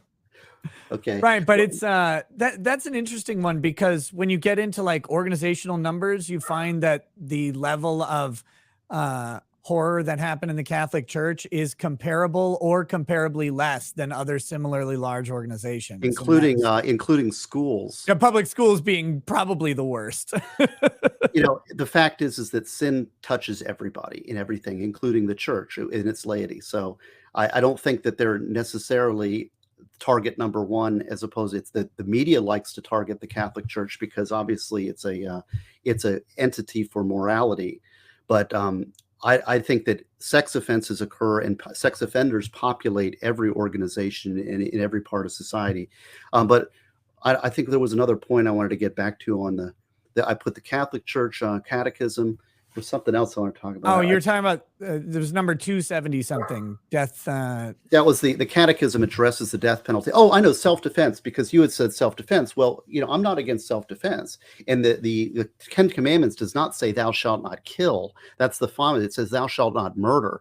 And defense of others and defense of self in defense of life is justified even under Catholic doctrine. So it's self-defense. First-degree murder. We're not talking about defense of self. We're talking about people killing an innocent person deliberately and intentionally. And so it's a hard issue, and it's a complex issue. And like I said, I'm probably going to be writing on this, and I'm enjoying the discussion because this will go into my writing. I'm looking for pro death penalty arguments as well as anti, because I want to give both sides, here's all the issues, here's all the ways that you need to think about it before you come to your moral conclusion. Because if it's easy, well, what you were even saying about, like, I want to kill this guy, and believe me, I would do too. I'm like, going to kill you. But we shouldn't follow that base nature of ourselves. We should try to strive for something higher as an everyday moment. So anyway, I'm sticking to it. I'm working on it. I'm sorry, we're taking over the show, Nick. No, it's fine. There's a lunch break. Like, this is what when we do trial streams, it's like where the lunch break goes, is where the lunch break goes. Because there's just, what do you do? What do you do while you wait for the court? There's not much to discuss with this one, with Darrell Brooks. Wait, what? Oh my God. Sorry, something really funny happened in the chat. No, it's with the Darrell Brooks trial. There's not much legally to discuss, and the testimony today hasn't been particularly interesting or revelatory. And so it's like, well, what happened? Like you've said every day, and it's true, the state's doing a really good job. The witnesses are really good. And Darrell Brooks is bringing up these same like 4 SovSit arguments every single day. So lunch is just for a break. There was a noise. I assume you guys just heard that. It's probably my dog. Oh, no. It wasn't you. There was a noise from the court. Some rustling, but maybe since I don't have it actually might be the dog. Up. He's crawling around here. He's annoying. My dog is a different. He's cute, but he's really annoying. So might be. So you hear him scurrying around? Is that what you're hearing? No. There it is. This is what I'm talking about. It is just after 1 p.m. Appearances are as they have been. I do want to make a very brief record regarding the jury view. I did have Madam Reporter take her steno machine and make or take a contemporaneous record of the little bit that was said while we were there. I can state for the record, and I also had Madam Clerk take some minutes. The court arrived at 11:44. The state arrived. The defendant arrived shortly thereafter. The parties were each given an opportunity to do a walk around before the jury came in. The defendant did that. And then I walked around as well with my clerk. And then we all were positioned in various locations within the garage. The belly chains and handcuffs were removed from Mr. free the Brooks. belly He chains. did not have leg restraints on that I could see. And so when the jury was brought in, he was not in any of that. And then I instructed the jurors at that point, our civilian bailiff, Michael, was in the lead. I said, please come in, walk around the vehicle one time slowly with the jurors, and then exit. That is what they did. 2 videos were made. One was prior to anyone being in there. It was just the sheriff's department personnel, I should say prior to the parties being in there.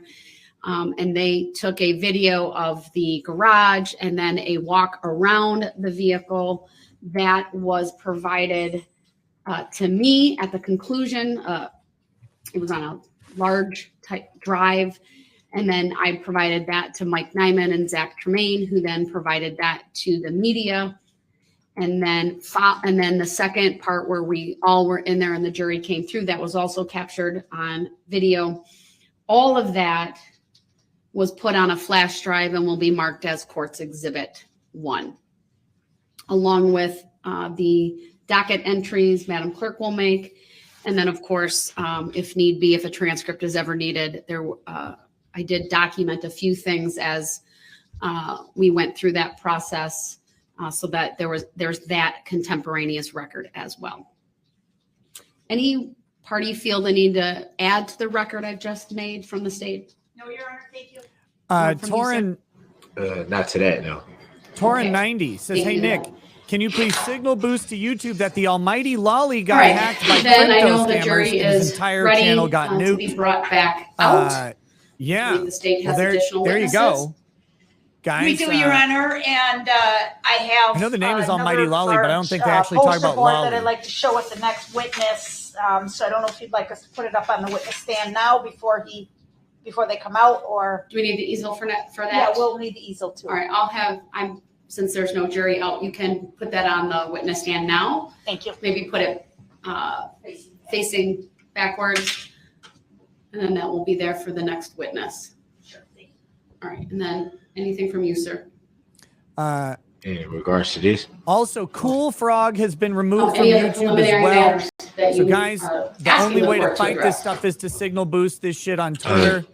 where my filings actually If filed, you're fans of either of those channels, Talking about from this man, morning, yes, get out there. I can't. have they been scanned in so that you can get the originals back? Is that what you're asking? yes. I will ask Madam Clerk if that has happened. They have. All right, It has. let me see. I think in our papers that we have been keeping, there might have been another filing from you. So whatever we have, they've all been entered into the record, and you're getting back as a courtesy those filings. That was the one this morning, and then these are the 2 originals that I had not given back yet. There were 2 that I gave him immediately, like I scanned them in right away, and then gave them back.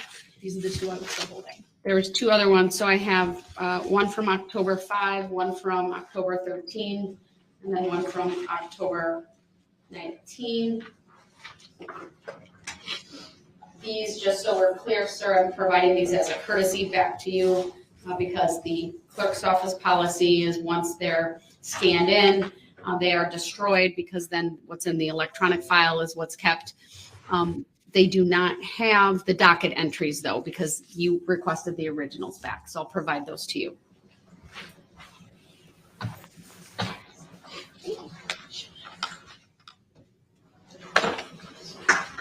Okay, then with that, we'll have the jurors brought out.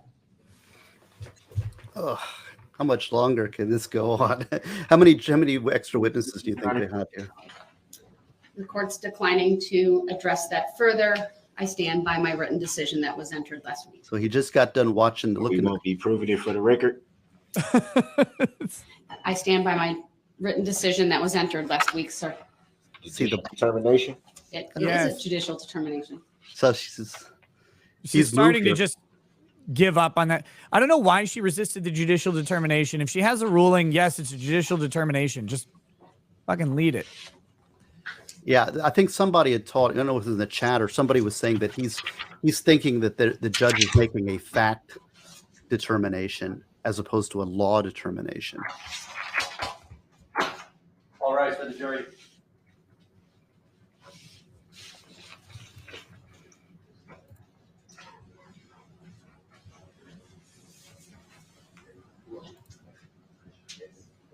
Okay, Engineer says, my main argument against the death penalty are legal due process, length, and cost issues, and the what if wrong scenario. All of those are great arguments about it. Cost issue, death penalty, I believe the stat is it ends up costing more than life without parole in the long run. They say it's about 3 to 4 times the cost to do a death penalty than yeah, and it's because of all of the trial work and everything that has to be done around it, all of the appeals. Thank you, everyone. Please be seated. The state may call its next witness.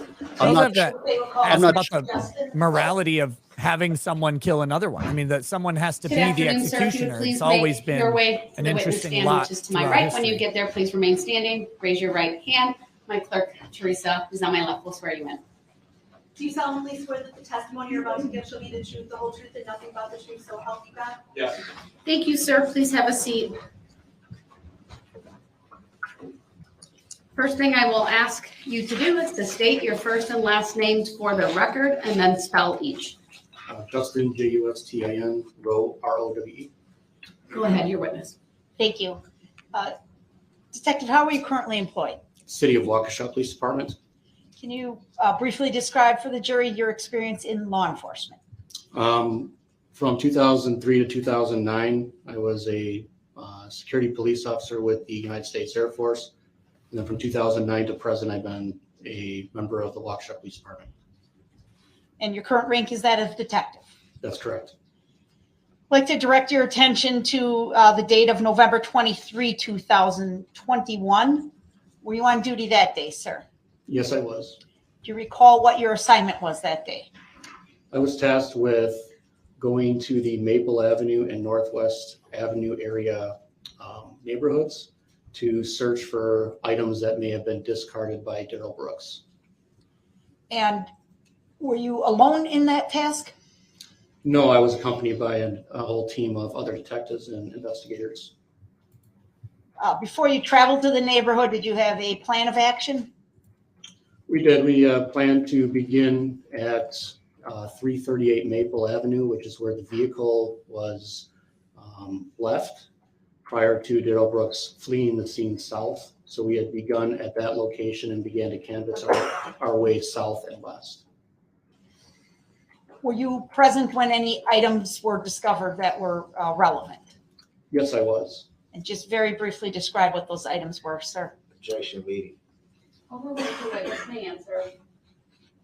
Specialist Spakowitz and I were walking in the parking lot of 322 Maple Avenue, which is a large apartment complex, and we came across a right-footed sandal, a blue sandal, up against a fence area that separates the Dunbar neighborhood or street homes from the Maple Avenue apartment complex.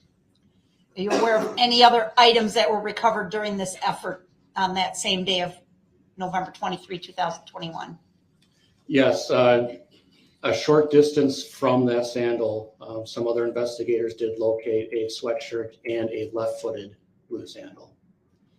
Now, in addition to looking for items, did you and other detectives attempt to obtain video from homeowners and businesses in the area? Objection leading. Overruled, it's foundational, the witness may answer. Yes, we did. And do you recall obtaining a video from the school district? Yes, we did. And do you recall what building or buildings from the school district video was recovered from? Objection, lead. Overruled, the witness may answer. It's a building that's right on Maple Avenue. It's we refer to it as the School District of Waukesha. It's their administrative building, also known as the Lindholm Building. And you obtained video from that location? Yes, we did. Did you also obtain video from homeowners on Dunbar? Objection. Dunbar? God, that Overruled. thick The witness may answer. Wisconsin. Yes, we did. Woo. Specifically 435 Dunbar? Correct. Objection, lead. Overruled is foundational. Sir, please wait until I rule on the objection. Thank you. And how about Central Street or Road? Yes, we did. Did you have an opportunity to review those videos that were collected? I did. And did you see anything of significance to this investigation in any of those videos? Objection, secretary. Overruled, the witness may answer. Yes. I'm going to show you an item that's been marked as exhibit number 131. We're going to show it on your monitor first. Okay, so let me know when it's up.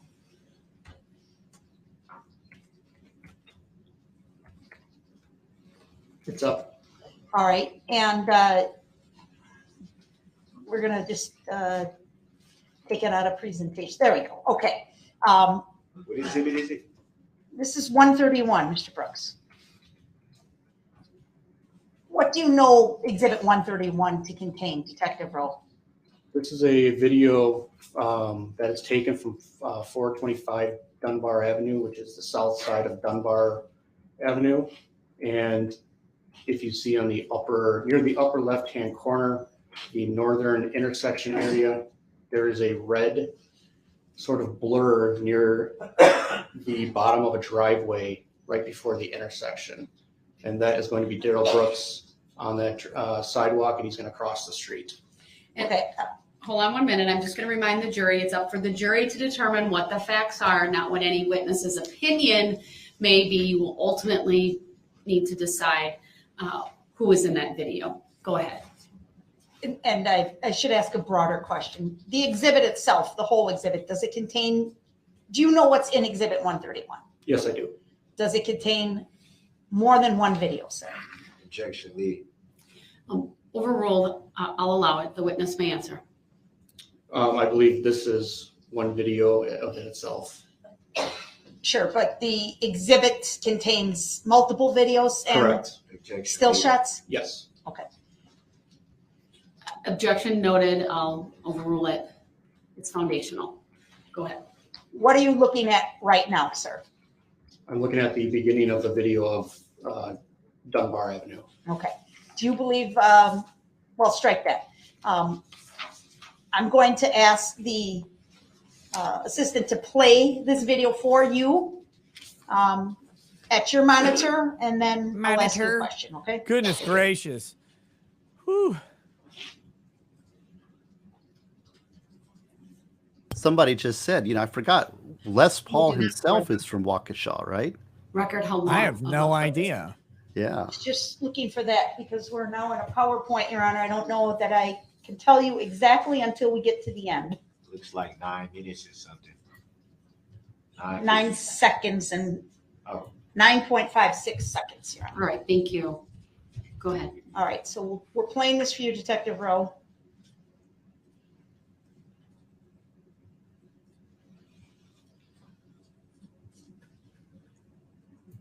Yeah, Les Paul's from Waukesha, Wisconsin.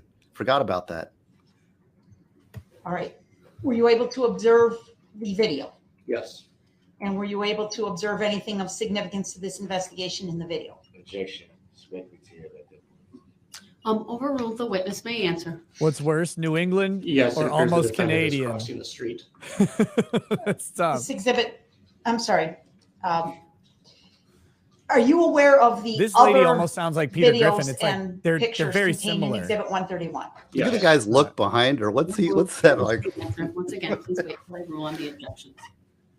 Do you believe all of the videos and pictures in Exhibit 131 are true and accurate based off of the videos that were obtained from the homeowners and businesses that you testified to previously. Yes. Move to admit 131 and permission to publish, Your Honor. Objection. Speculative video. Your Speculative objection video. is noted. It is overruled. Exhibit 131 in its entirety is received. And did you ask for permission to publish? I did. Go ahead.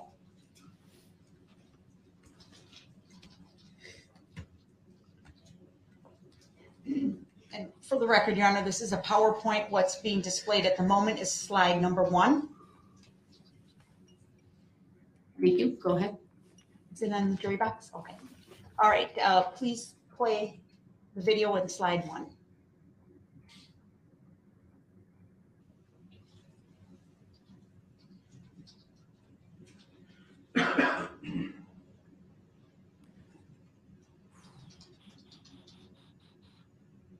With rules of evidence, how does a compilation video be allowed to be done as it's edited by the All police right, the department? video has played It's a good completely, question, Your Honor. but I'm going to ask to move the to question slide is, number 2. does the compilation accurately reflect Go ahead. the Do events you of see the what's day? shown on slide number 2, And Detective is there Rowe? adequate Yes. explanation about that? Plus, it Describe would be what we're subject seeing to in slide 2. cross-examination.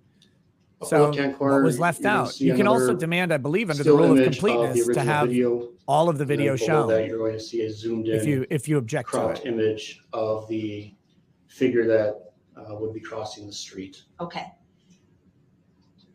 Have you seen this video on other occasions, sir? Yes, And obviously, the zoomed in image is quite blurry. absolutely. Okay.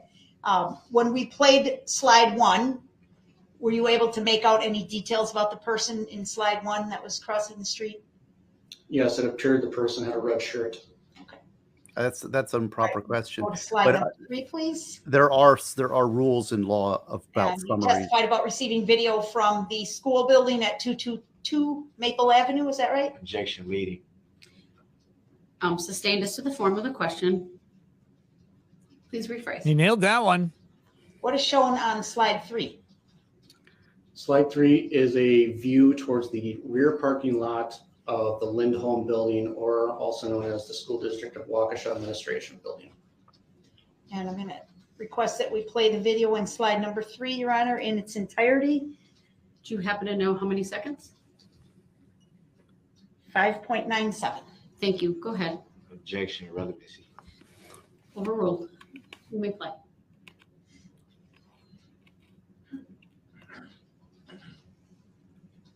They're tracking him. So this is showing identity from different perspectives in his route of escape.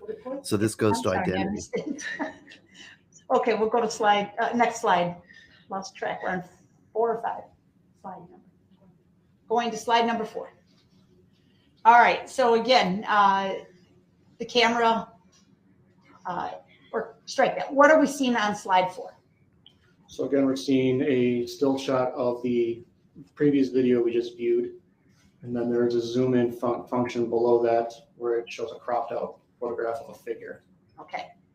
And you've seen this video yourself in person, sir? Yes. What do you recall about what you were able to observe about the figure or subject walking there behind the school? Objection leading. Overruled. The This witness is may. objectionable based on best evidence. Rule. Figure moves from right to left through the parking lot or north to south up until a fenced in. So you're until saying it this reaches is the fence objectionable on the based on left best side of the evidence picture. because I have an article on this. It's in the book. Sorry, but it's actually a book. Recognize the A image police from officer commenting on the slide number content 5. of a video that he was not a participant in is objectionable Oh. under best evidence rule. yeah, that was the entire Kyle Rittenhouse case, and it drove me nuts. Please tell us what you recognize this area to be. This is also the Lindholm building. This is a camera that is deeper into the parking lot, which means that it will be a closer view of the previous video. Okay. I'm going to ask that we play this clip, Your Honor, and for the record, it's a total of 20.81 seconds. Oh, I thought she was going to say minutes. I was about to end it all. Objections noted. Go ahead and play.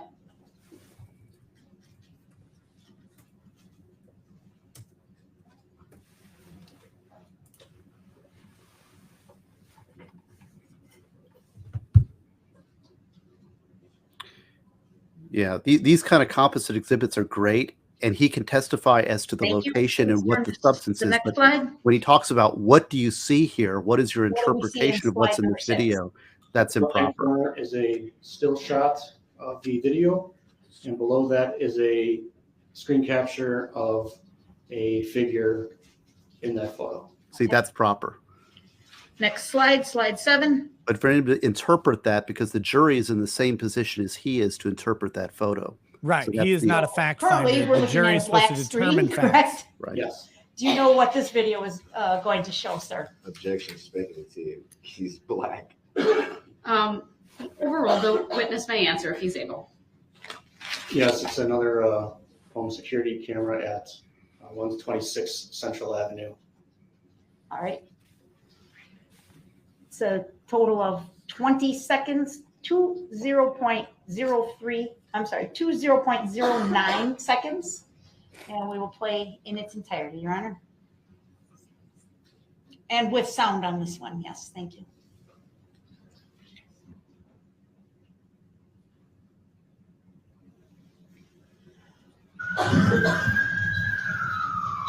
That's a good one. He did not say that. No, Brooks did not say objection. He's black. He said objection. The screen is black.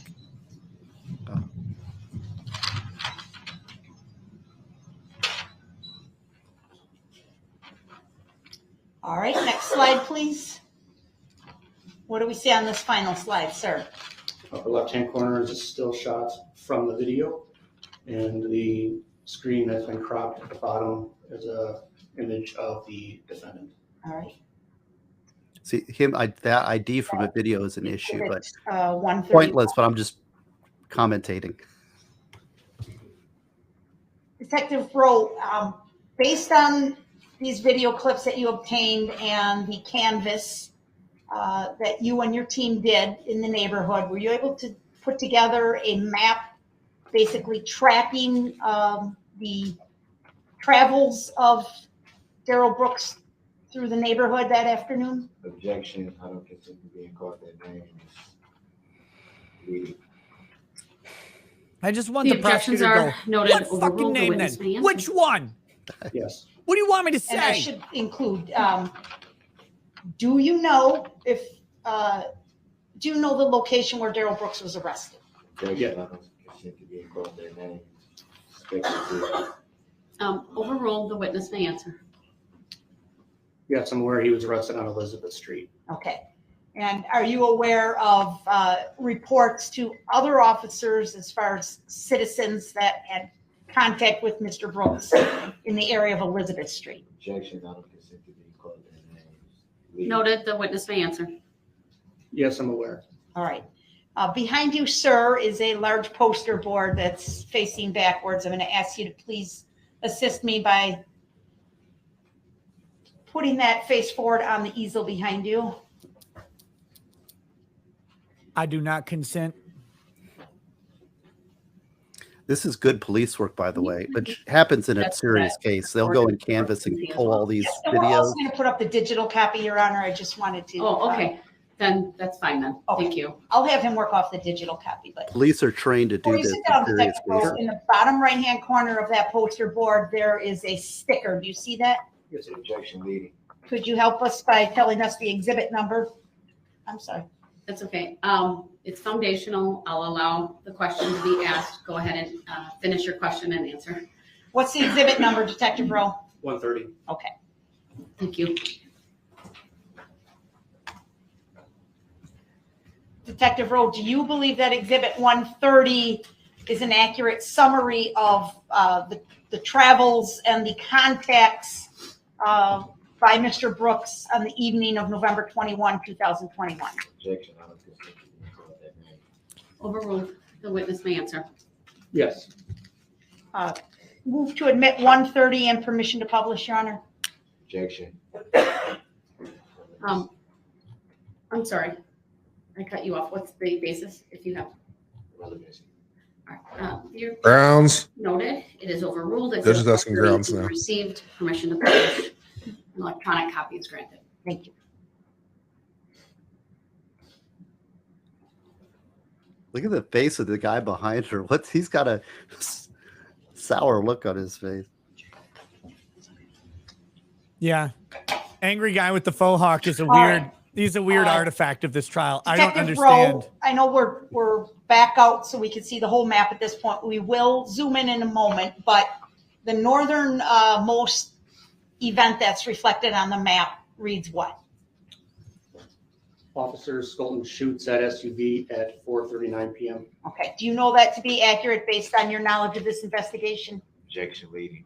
Overruled, the witness may answer. Yes. And then there appears to be a red line from that point going south down the middle or right side of the map. Do you see where I'm referring to, sir? Objection, Yes, I do. leading. Overruled, it's foundational, the witness may answer. Yes, I do. What does that red line from the star? He's where Affliction we MMA noted bro Officer lawyer. Skolton fired the red line going south. What does that represent, sir? The solid red line is the route taken by vehicle. Okay. And where did it go? What roads? Objection, leading. Overruled, go ahead and answer. Vehicle traveled south on Northwest Avenue, made a left-hand turn to go east onto Prospect Court.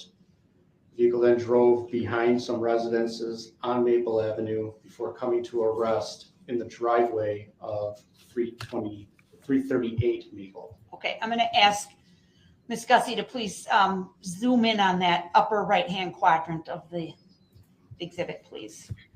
And specifically the area of 338 Maple, please. Okay. So you said the vehicle traveled through the backyards off of Prospect Court, is that right? Objection, accident, yes, sir. Sir, please wait until I rule on the objection. The objection is noted. It's overruled. Now you may answer. Okay. Can you just, that's a touch screen in front of you, so just kind of point out the area that you're speaking of right now. I'm sorry, could you repeat the question? Yes. Using the touch screen, can you point out the path Use your of the finger and vehicle circle that you yourself. just were describing for us? That's my favorite. That's my favorite thing for a prosecutor to say. Especially given the person he was asking. This is awesome right here. This is a great exhibit. Look, it's the Les Paul School. You see that? And when it came down West Avenue, right? Yes. And what road did it turn onto? Turned east onto Prospect Court. And then when it turns off of Prospect Court, is that a road? Objection, leading. I'm sorry, when it left Prospect. I'm sorry. Sir, which question were you objecting to? The last one. About which way it turned? Or turning onto Prospect? The way it was actually. You know what? I don't even remember what it was, so I'll sustain it and ask the state to re-ask. Okay, sure. At some point, did the vehicle leave Prospect Court? Yes, it did. When it did that, was it on a roadway? No. So the line you drew from south from Prospect Court represents what, sir? Objection, leading. Overruled, the witness may answer. Backyards? On the far right corner of the map, do you see a blue dot in the same area we're talking about here? Objection, leading. Overruled, the witness may answer. Yes. And what does that represent, please? The camera at Les Paul School. And what's the address of Les Paul School? Objection. If you know, or the street. Overruled, the witness may answer. I don't know the address, but it is right off Maple. Okay. And you see just below that, there's a yellow dot with the name Wauwatosa Officer Sailors. You see that? I do. Okay. Now, you've stopped drawing your line there, your yellow line over the red line. You see what I'm referring to?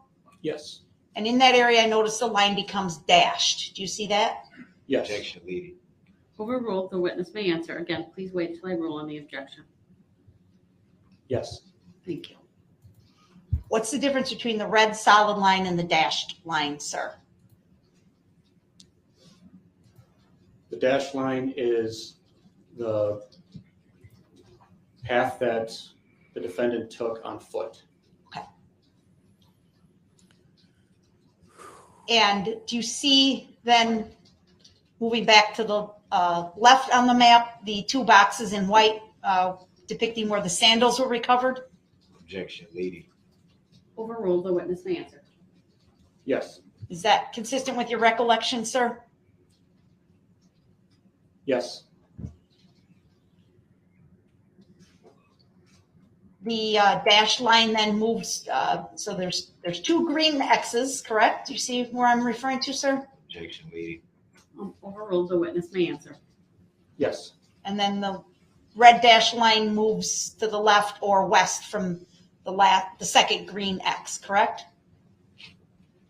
Yes. What's going on at this point, sir? This is a point where the defendant is traversing through yards towards the west. Okay. And did we just see the video of him crossing the street there on Dunbar? Objection, lady. Overruled. Yes. Move up a little, please, or more to the back. Yep, there we go. Okay. Clear the line, please, Madam Clerk. This is a great demonstrative aid. They've had some good ones. Like just the Is the parade route Wyndham with all the building injuries and where on they were this was a great map, one sir? too. Yes. Could you point it out?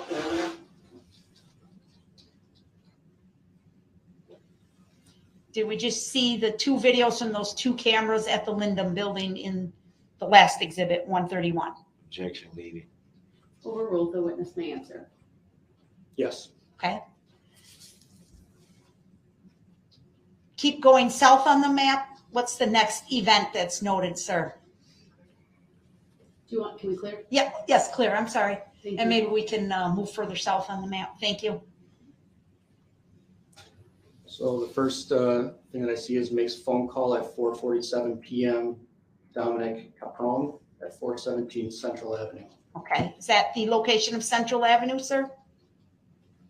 I'm sorry, 417 AZ Central Avenue. 5030 says, other than obliterating his ridiculous arguments that somehow wasn't him, what does this Overruled. presentation serve? The witness Well, may no, that's Yeah. it. Identification And are is you critical. aware of conversation also reported by Sean Backler at his residence on Central Avenue? Yes. Is his residence shown on the map, sir? Yes. Genkin Can you says, I please return circle for these, value what two I accept for conversations that value. you just identified for us? Objection, lady. Overruled. You may indicate on the map. Okay. Now I see the dash line moving to the west again. Do you see that, sir? Yes. What's happening in this area, please? Objection, speculative. Overruled. The witness may answer. This is the camera at 126 Central Avenue. Mr. Brooks is seen on camera moving to the west at 4:48 p.m. Was that in exhibit 131 that we just showed the jury? Objection, lady. Overruled. You may answer. Yes. Which video was that one? Do you remember? Objection, lady. Overruled. That's not a leading question.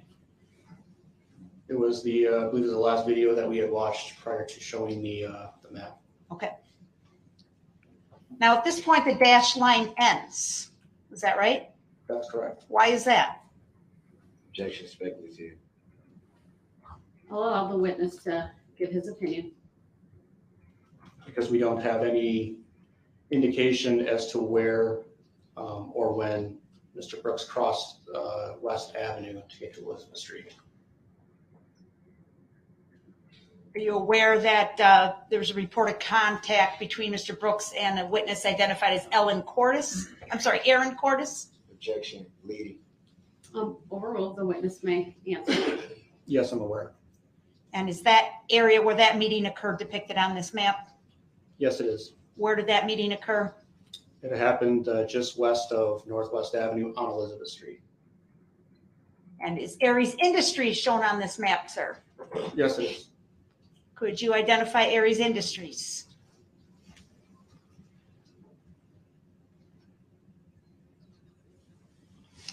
Are you aware of video from that location showing person appearing to be Mr. Brooks approaching the front door lobby of the business? Objection, I don't consent to being called that name. Noted. The witness may answer. Speculative. Overruled. The witness may answer. Yes. Okay. And then finally, the last red X on the bottom left corner there, what does that depict, sir? That depicts 553 Elizabeth Street, the location of arrest, which was at 5:14 p.m. And that is the residence of Daniel Ryder. And Mr. Brooks Mason receives a phone call at 5:03 to 5:05 p.m.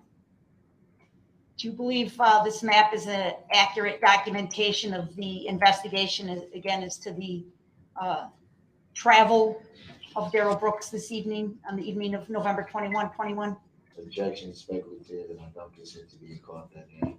Your objections are noted, overruled for witness may answer.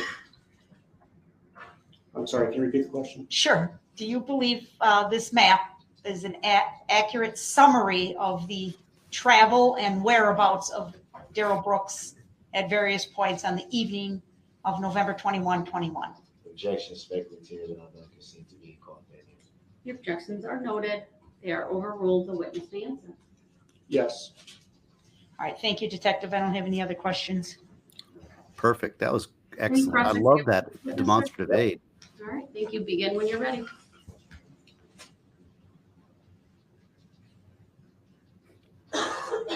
So, Officer Rowe, you repeatedly referred to the alleged defendant's name. How did you come into that information? Based on the entirety of the investigation. And when did you come into the knowledge of the alleged defendant's name? I don't remember. Oh, these names. When did your part of the investigation start?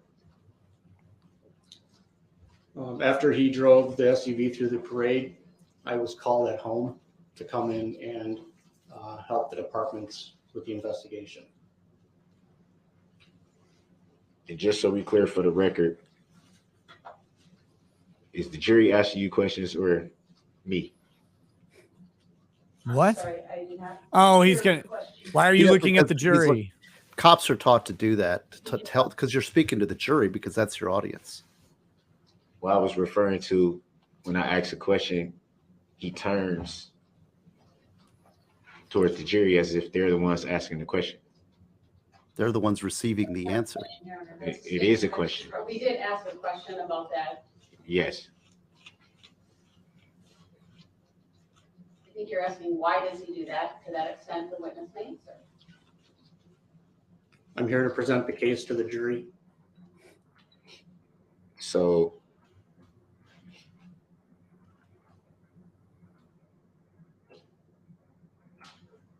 I follow that fundamentally. You follow that fundamentally. But for the sake of making sure you hear the questions right, wouldn't it be fair to say that you should pay attention to the questions being answered, being asked? Asked. Assumes fact, not evidence. Sustained as to the form of the question. Please rephrase.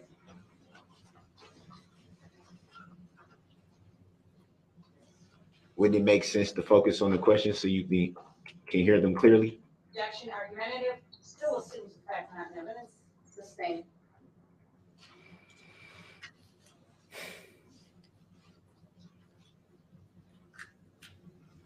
You made reference to you being here to present the case to the jury.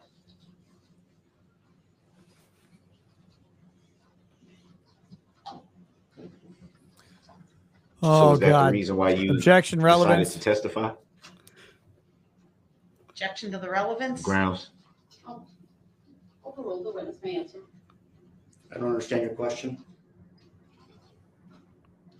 Were you able to hear my question clearly? I don't understand your question.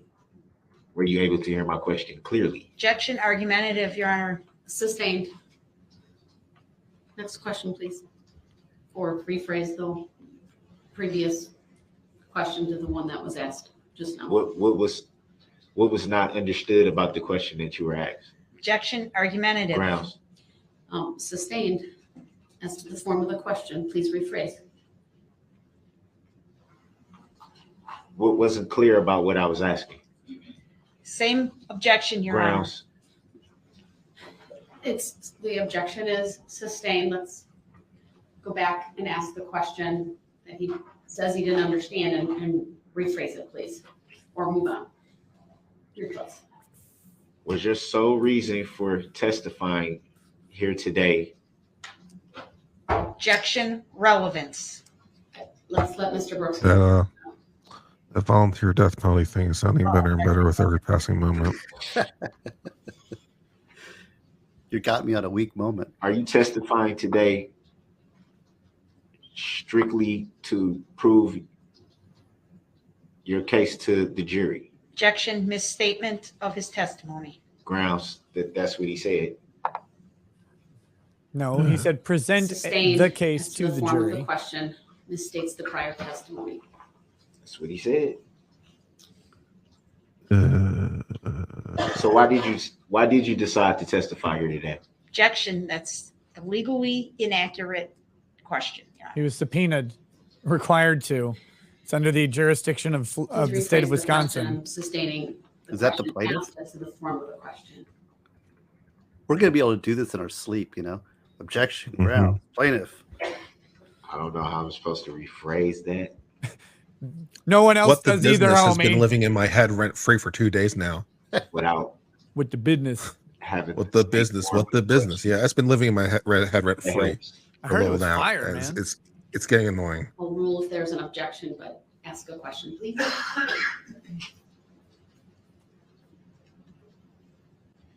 Did you seek to testify here today in this matter? No. These cops are. So how did you ultimately come to that decision? Objection, that's a misstatement, Your Honor. It was not his decision. Sustained as to the form of the question assumes a fact, not an evidence. Were you subpoenaed? There you go. Yes. Yes. No. Do you recall by whom you were subpoenaed to testify? District Attorney Sue Opper from the Washington County District Attorney's Office. And at that time you were subpoenaed, you decided to testify. Objection, misstates the law. You have to. Not I don't believe testifying it's my decision. could land you in a. This calls for a legal conclusion. Well, it would be fair to say that you didn't have to show up, right? No, you kind of do. That's what a subpoena is. You actually literally do have to show up. It's literally what it is.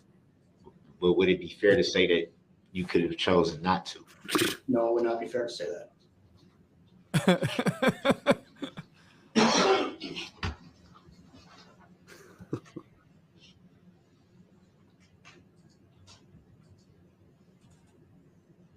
If I'm on his witness list right about now, I'm thinking to myself, wait, not showing up is an option?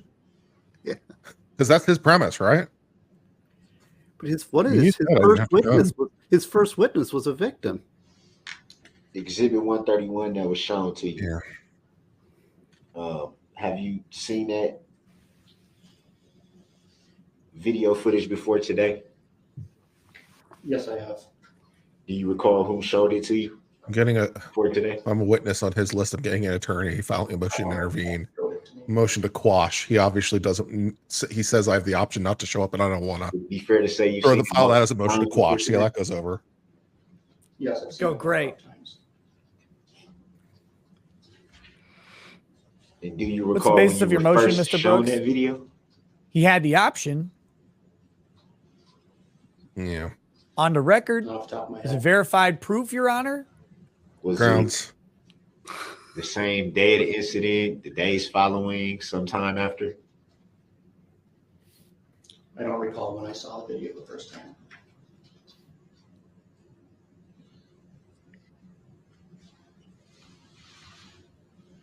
And what about Exhibit 130? Had you seen that video footage before today? Objection, God. Your Honor, 130 is the map. Or the map? Have you seen the map before today? I don't really think it. Just for the record, I'll sustain the objection just because it referenced the wrong number, but I believe you rephrased. So go ahead, the witness may answer. Can you ask the question again, please? Had you seen the map of Exhibit 130 before today? Share your Yes, I personal have. pronoun day Multiple on times as well? YouTube Yes, today. numerous times. Yes, I've taken a look at the map. Any idea why It goes you on walls. viewed it so many times, multiple times?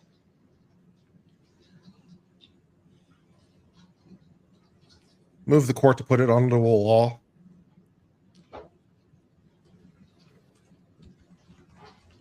Were you able to obtain any more information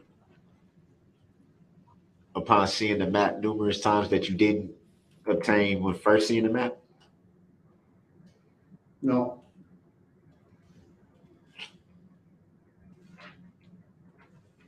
So it would be fair to say you pretty much knew what the map was detailing each and every time you saw it.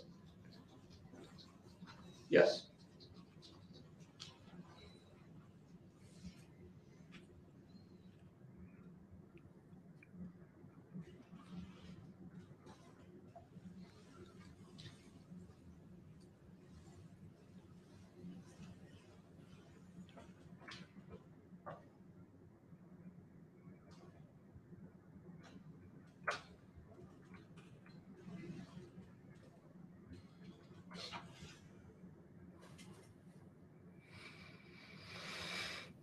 Oh, okay. So there's a question. One of the witnesses has a restraining order against Darrell. How do they get around that? I mean, the court will serve the subpoena. Well, I guess the prosecutors will serve the subpoena, and then he'll be brought in, and the temporary restraining order will not apply in the courthouse. It stops at some point. Like he won't be in violation of the subpoena. Could you be more specific? The dotted line that was TRO referred to on the map. Do you want the map brought up? Would that be helpful to you? Maybe may be helpful to him. He's got the large map, but if you want to. So, if you can see the dotted line on the map behind you. Yes. Is it fair to say that the dotted line stops at some point around Central Avenue, maybe? Yes, there's a couple lines that seem to come to Central Avenue or egress out of Central Avenue that do stop. And you stated that, well, what was the reason that you stated that line stops, the dotted line? Stated that it's because we don't know the exact location where you cross the street. Get over to I love the you, where you cross. Why? Were there no cameras present at that point? Someone you Or have how a did restraining order against. If they're relevant to the case, they can object to the subpoena if they want. The path of travel at that point. You have a Sixth Amendment right to confront any witness against we didn't you, find any cameras or including any if they have a eyewitnesses TRO. Otherwise, you could just get a TRO against So it would be fair to everybody, say at that point, and all your witnesses would never be able to show up. I know that you crossed the street at some point. We just don't know where. How do you know that? Because you were arrested on Elizabeth Street. Did you see any crossing of, I think you said that was West? Would that be West Avenue that you were referring to that you don't see any crossing of? What's your question? Is that West Avenue that you stated that you don't see, that you didn't see any crossing of? That is Northwest Avenue. Or Northwest Avenue, I'm sorry, I don't know the streets. Northwest Avenue.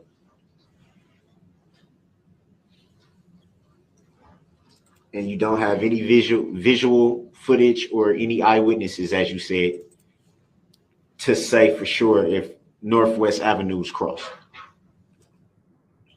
We didn't obtain any witness statements or any eyewitness or any video of the suspect crossing the street.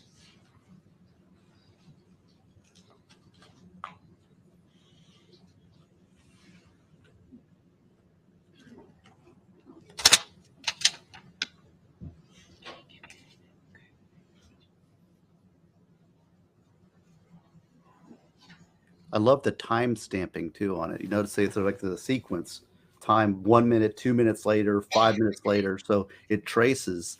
It's that demonstrative aid is very, very well done. It's simple, it's clear, and it's got the time direction. So it's like, well, what day were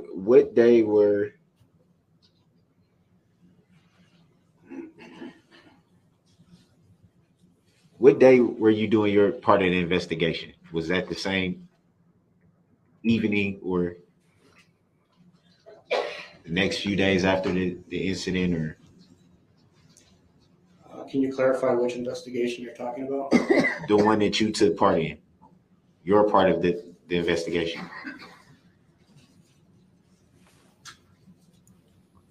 I don't understand what time frame you're asking for. What day did you start your part of the investigation? Well, we started the investigation as soon as he ran people over in the parade. You were there? I responded to the parade after he had done that. Were you at the parade? No, I was not. Kurt, that's for you. So it'd be fair to say you were on call. No, I was not. So it'd be fair to say you don't know when you're a part of the investigation started, right? Would not be fair to say that.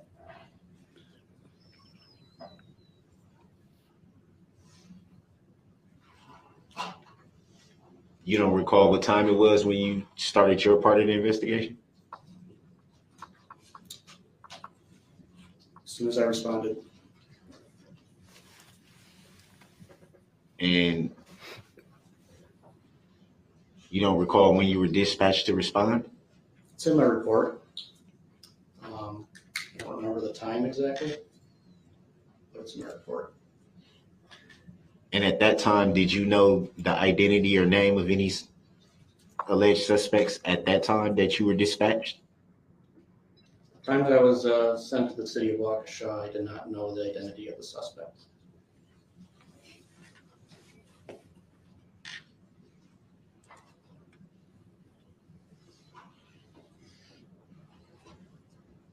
You made reference to a report. Do you recall when you wrote that report, or did you write the report yourself?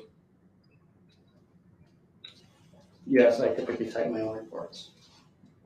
And do you recall when you submitted that report? I have no idea what day I submitted the report.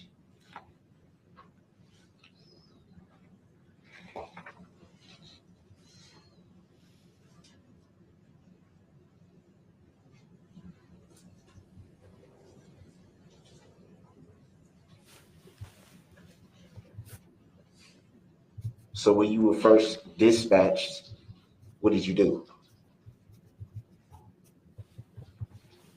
I drove to the city of Waukesha and met with members at the Waukesha Police Command Unit.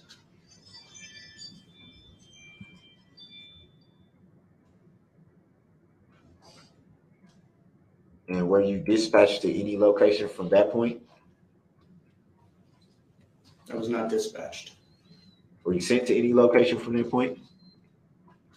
I was assigned with taking a number of investigators with myself and walking the entire parade route, going from establishment to establishment, bar to bar, restaurant to restaurant, and obtaining phone numbers and names of people who were present at the parade and who had witnessed something and would be followed up with later by a member of the Detective Bureau.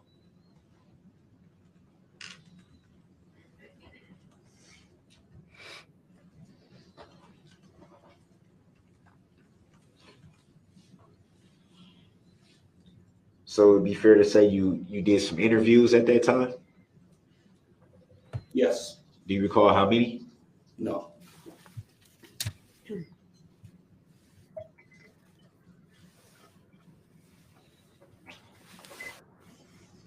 And after conducting these interviews, what did you do? I went home. So at that time, after conducting your interviews and then going back to your home, did you have the name or ID of any suspects at that time? Yes. And whom were you told by? I don't recall.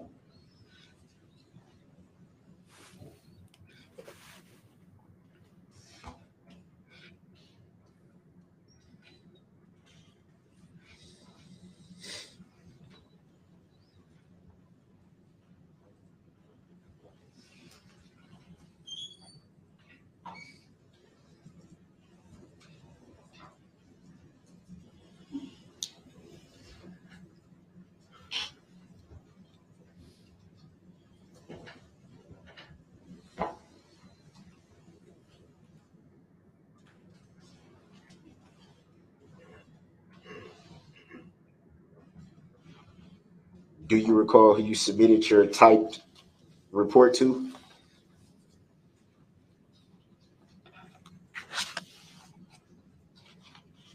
I don't understand your question.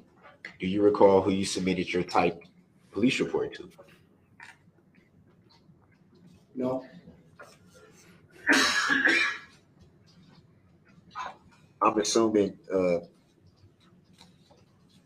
your law enforcement agency doesn't type up reports and just leave them sitting on the desk. Would that be fair to say? That'd be correct. Any reason why you wouldn't recall who you gave your report to? Well, it's electronically submitted. And from there, does it have a specific sergeant or lieutenant or captain or someone that it goes to from that point? If you recall, or if you know? I wouldn't know. So it'd be fair to say once you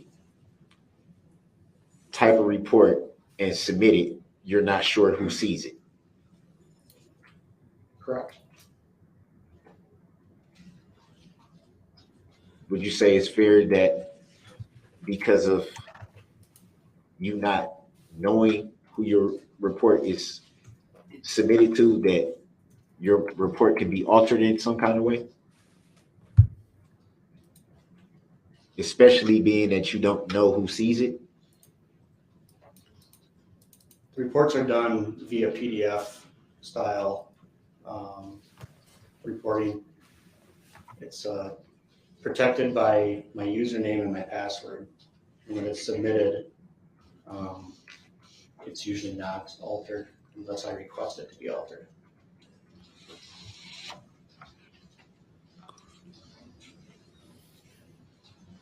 Why would you request it to be altered?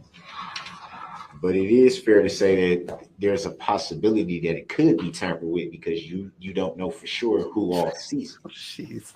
It's entirely inaccurate. That's entirely inaccurate. How so?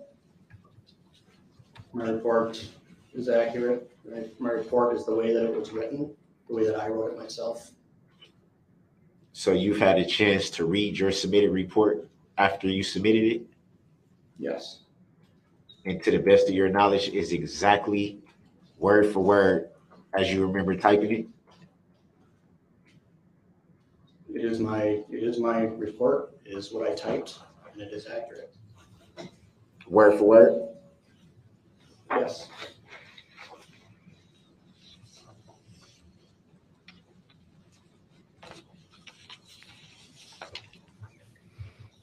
Do you recall how many pages long the report was? Objection, relevance. Grounds. Sustained. Not relevant. Please move on. Ah! Chinese water torture.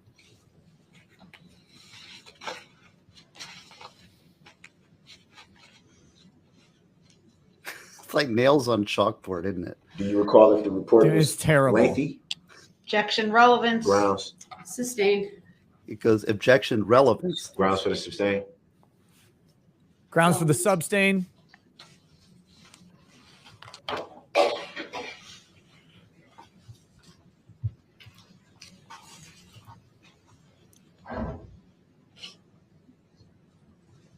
And you stated that you read the report after you submitted it. Do you know how long it was before you were able to see the report that you typed? Objection, relevance. Grounds. Sustained. Well, he already answered that. Then I'll object as asked and answered, Your Honor. Sustained. That question wasn't answered, but okay. I see. Think about in prison, this guy's going to be approaching his cellmate saying, you know, I'm a lawyer and I can write your appeal brief for you. In prison, this guy's going to approach his cellmate to say, grounds. Grounds. Do you recall when you typed your report? Objection, relevance. Grounds. Sustained. Not relevant. How's that not relevant if he already answered that he typed a report?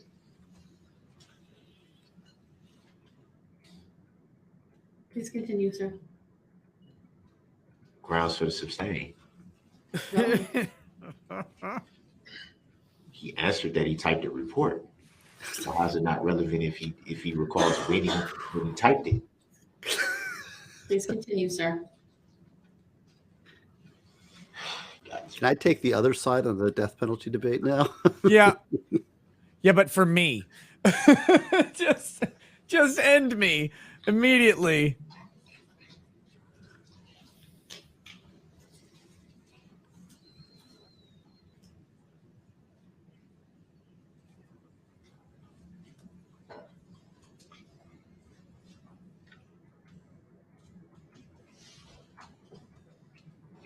Did you file any claim related to this matter? Well, at least we know this is the end.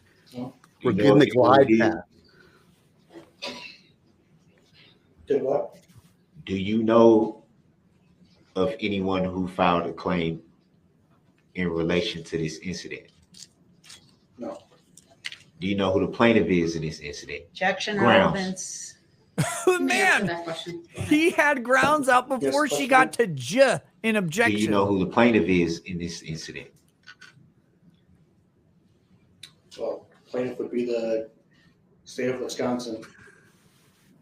Is the state of Wisconsin a human being or an entity? Objection, Grounds. argumentative. Calls for a legal conclusion. Relevance, Have you objection. ever had any interaction with the plaintiff in this incident? Objection. Grounds. Relevant, legally inaccurate. Grounds. Sustained as to the form of the question. Were you ever contacted by the plaintiff in this incident? Same objection. Grounds. Sustained as to the form of the question. I love this. Would you call the state of Wisconsin a living, breathing human being or Asked and entity? answered. Grounds, because I didn't ask that question. It's not relevant. Sustained. Next question. It's very relevant.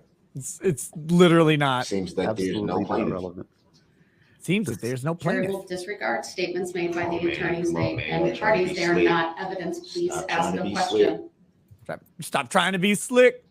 Yeah. So to your knowledge, No, I'm with the it, plaintiff Judge. is the state Stop of trying to be Wisconsin. Do you slick. see him present in the courtroom today? Objection, Grounds. irrelevant. Sustained. Can you relevant. identify the plaintiff state of Wisconsin? Same objection. Grounds. Sustained. Wait, so Sir, now please he's decided the state of continue. Wisconsin is the plaintiff. And not on this topic.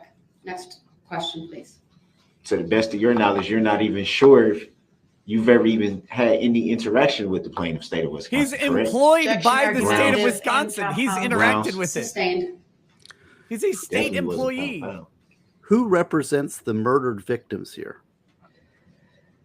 The state stands in the stead of the family. No. If the state wasn't in I'm between him and the family, they would throttle him. I'm going to put a stop to this right now. How dare you, sir? We could perform a seance.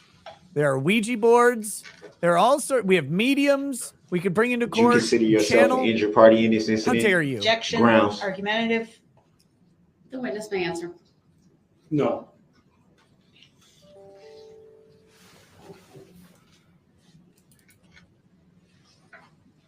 Have you read or seen the complaint? No. No further questions. All right, thank you. Ah, my favorite words that he says right there. No, thank you. All right, thank you, sir. You may step down. Detective Rowe should be dismissed, please. And yes, Oh, did damn. we get the exhibit? How do Yeah, we why don't not you have a grab that finished exhibit and bingo take card it? yet? We're close. That one has the exhibit sticker, correct? All right, we can keep it by the state for now, and then later on it can be brought over to the clerk. Here's the bingo card right the now. statement calls If we get a next witness. tacit agreement, this thing's fucking over. Or hearsay. Oh, we haven't had a hearsay? Not yet. We got potential for a hearsay. Third party intervener had to be covered at the beginning, but I don't know if it was. But it says you keep referring to you. Yeah, that one. That's when someone calls him you Good on the afternoon, stand. sir. If you would please make your You way keep to referring the to witness you. stand. Who is When you you? get there, please remain standing. Darrell Raise your Brooks. right hand, and my clerk, Teresa, who's on my left, will swear you in. Do we need this easel up? No. We can cover prior. Yeah. One of the things is if he takes the stand, do they bring in his prior convictions? I think I would actually at this point, just to All annoy right, him. thank you, sir. Please remain standing. Raise your right hand. Do you solemnly swear that the testimony you're about to give shall be the truth, the whole truth, and nothing but the truth, so help you God? Thank you, sir. Please have a seat. Yeah, we did judicial determination, and we got judicial determinations from the judge. Yeah. So we both First got thing the I will question ask and the answer you to today. do is to state your first So that and should be on last there. names for the record, and then spell each. But that Sorry, doesn't Judge, for the apply. record or for the record? RYANSCHULTZ. Thank you. Go ahead, your witness. Thank you. Sir, how are you employed? I work for the Wisconsin State Patrol. How long have you been in law enforcement? I've been in law enforcement since 2014. Have all those years been with hungry. the Wisconsin State Patrol? Yes. What is your current position? My current position is the mechanical inspector for the Wisconsin State Patrol Technical Reconstruction Unit. Oh, so You here's describe the vehicle was the operative. duties of that position. Yep. Overruled. The witness may answer. My job basically is to conduct thorough and systematic inspections of vehicles that have been involved in crashes. That can entail something as simple as taking photographs and looking at light bulbs to something more in depth, or actually take the vehicles apart and actually look at the moving parts of the vehicles. Did you receive any training in order to perform those duties? Objection, relevance. Overruled. The witness may answer. Yes. Can you briefly describe that training for the jury? Objection, relevance. Overruled. The witness may answer. A lot of the training that I received was on the job from prior inspectors. Prior to this, I was a diesel mechanic. And in addition to that, I have ASE and SAE certifications. And not being in, having any interest in cars, what are those certifications? Objection, leading. Overruled. Foundational. The witness may Objection, answer. eating. Actually SAE eating, it said. is for the electrical components in a car, basically, for the part that I'm certified in. ASE is for the mechanical components, which stands for the Automotive Service Excellence, is what I believe it stands for. What is the purpose of a mechanical inspection? The purpose of a mechanical inspection is to determine if there was anything that was incorrect, defective, or broken on a vehicle prior to the crash that would have caused the vehicle itself to cause or contribute to the crash. On December 6, 2021, were you directed to go to the Wisconsin State Crime Lab to view a vehicle? Objection, leading. Overruled. The witness may answer. You get some Foundational. dumbbells down here Go and just sit there Yes. all day. What information did It's you not actually the worst idea I've ever heard. I think I have some dumbbells. Actually, I do somewhere. That is a good idea. Overruled. The witness may answer. Do it with a The bottle of information whiskey that I was soon. given is that I was to set up an appointment there to look at a Ford Escape that had been involved in a crash in the parade in Waukesha. Oh, Nina, the verdict Did you on go this to will that be location life on that without the date? possibility of parole. Yes, I did. 2,000 years. Did you do a consecutive. mechanical inspection of the vehicle Yep. that you were sent to look at? Like when 6 Christ comes consecutive back, life sentences plus whatever. Witness when may Christ answer. comes back, he'll be Yes, I did. resurrected in his cell. After performing your There we go. inspection, did you draft a report? I'm gonna do my Yes, I workout. did. And did that report containing the findings of your mechanical inspection? Nice. December 6th. Objection, leading. One. Overruled. Straight from the bottle. Yes. I provided to you prior to you going up on the stand what's been marked as State's Exhibit 83. Do you have that in front of you? Yes. Can you briefly identify it for how it's labeled, how many pages it consists of? What exhibit is that? Exhibit 83. It's the Crash Reconstruction Mechanical Inspection Report. The whole report is exhibit 83? Correct. Yes. The whole report? Go ahead. I haven't ruled on it yet, so go ahead and ask your questions, Attorney Gazy. Sir, how many pages does this report consist of? 10. Yeah, let's admit the whole thing. And that is front That's and the back advantage side. that e-thoughts have, man. Correct. Objection. Like, oh, just give me $10 and I'll wiggle and do 12 squats. And on the Like, face sheet make of me do some Exhibit fucking squats. 83, what information does I it actually contain don't. That's weird. on that as it Will you relates? do a Kegel for me? A what? At the top, it contains case number. I didn't hear and what you recon said. Number which match Eagle. name, the reconstructionist, and then it begins the report and vehicle identification information, and then on the bottom it's marked with exhibit number 83. What car were you inspecting? Objection, leading. Overruled. Overruled. The witness may answer. 2010 Ford Escape. And what color was it? Objection leading. Overruled. You may answer. Red. And the license plate number associated with that vehicle? A. Adam, D. David, P. Paul, 9256. And on the report, the vehicle identification number on Exhibit 83, where did that information Did you come ask from? me to do Kegels? The vehicle identification number I verified Okay, on good. the inside of the door Here we go. jamb of the vehicle.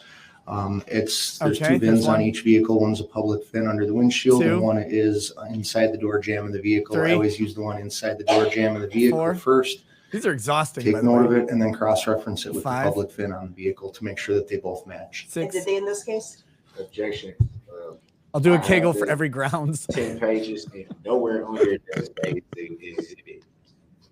Nowhere on here. That's because it was marked for purposes of trial. It has an exhibit sticker now. So your objection's noted. It's overruled. And the Why am I witness, not privy to the same? the witness may So answer. unfair. He's been treated It's so marked as an unfairly. exhibit. Poor guy. Go ahead, sir. Can you restate the question? I forgot what it was. I think I did too, but let's go with this one. Is the VIN number that you saw on the door, you said that you cross-referenced it with the VIN number, public VIN number. Did you do that in this case? Yes. And did they match? Yes. Does it give a drivetrain description on that first page or front page? Yes, it does. And first of all, I don't know what that means, but what is that? Objection leading. Overruled. The witness may answer. Drivetrain description describes the drive of the vehicle, basically how it's operated on the roadway. So in this case, it's an automatic transmission, doesn't have a clutch, you don't have to shift the gears, and it's front wheel drive, meaning that it's not all wheel drive or rear wheel drive like a pickup truck. It's just front wheel drive. And is there a picture on the front of Exhibit 83? Yes. Objection leading. Overruled. The witness may answer. Just a reminder to wait until I've ruled on any objections. Yes. And what is that picture of? It's a picture of the 2010. As long as I'm here, I'll ask the local chat to help me out with something. I need a recommendation for sound effects for my soundboard. Yes. So if the locals chat would like to provide me recommendations for my soundboard, Let's review it since you let me know. I have a one-word Is clip the of Mark information Richards that you contained could have. within this report accurate? Objection. Do you want that one for your Overruled. soundboard? Sure. The witness may answer. You sure? Yes, it Yep. is. I would move Sounds great. Exhibit 83 into evidence. Objection. Your objection's noted. It is overruled. Exhibit 83 is received. So is my paperwork ever gonna say exhibit 83, or is it just Elmo voice? What should Elmo say? Mr. Brooks, my I'll goodness. take that up outside the presence of the jury later. We're going to continue. It was brought up in front of the jury? Mr. Brooks, we're going to continue. Hi, Elmo. With this witness. Are you here to teach me about the letter of the day? Mr. Brooks. No, I'm here to do kegels. The exhibit. to my- How do you do a kegel? Been provided to you. You have it. It's now been marked as an exhibit for trial purposes.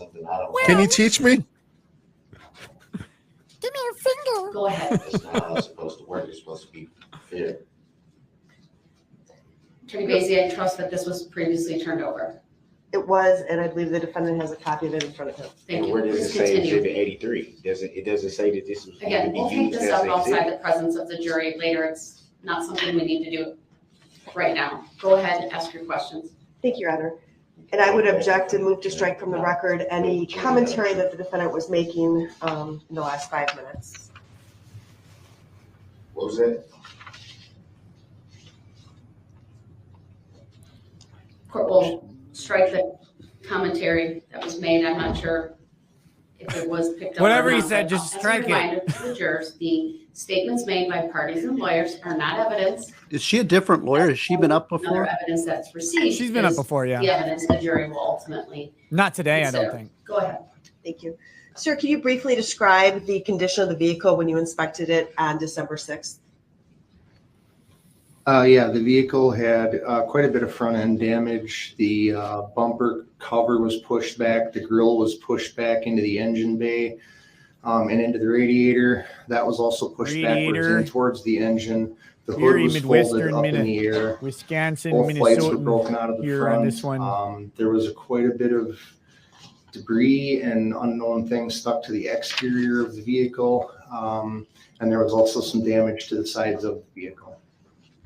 Do you know why you had to go to the Wisconsin State Crime Lab in order to This guy's pillow talk the must be inspection? fire. Overruled, the witness may answer. I was requested to go to the state crime lab to do the inspection because they I really had like not it when you yet touch me right there, you completed, know. DNA sampling. So until they had it finished, Like it was being going the to be inside of retained the spoon. inside the crime lab.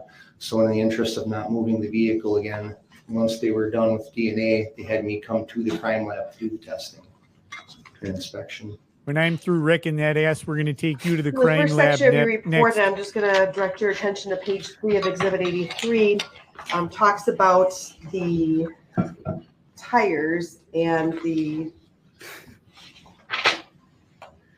suspension and tie rods. Do you see that? In New Jersey, Your in New boobs are Jersey, quite swell. Overruled, the witness may answer. New Jersey, it's radiator. Can you describe for the jury what part of the inspection, describe this part of the inspection? Overruled, that's pretty the open. witness may answer. That's pretty open, yeah. By the court, It's about the opposite of leading right the there. state may direct the witness to various points at its discretion. When was it made an exhibit? Because I wasn't aware of that. Go ahead, Attorney Basie. You may continue. Thank you.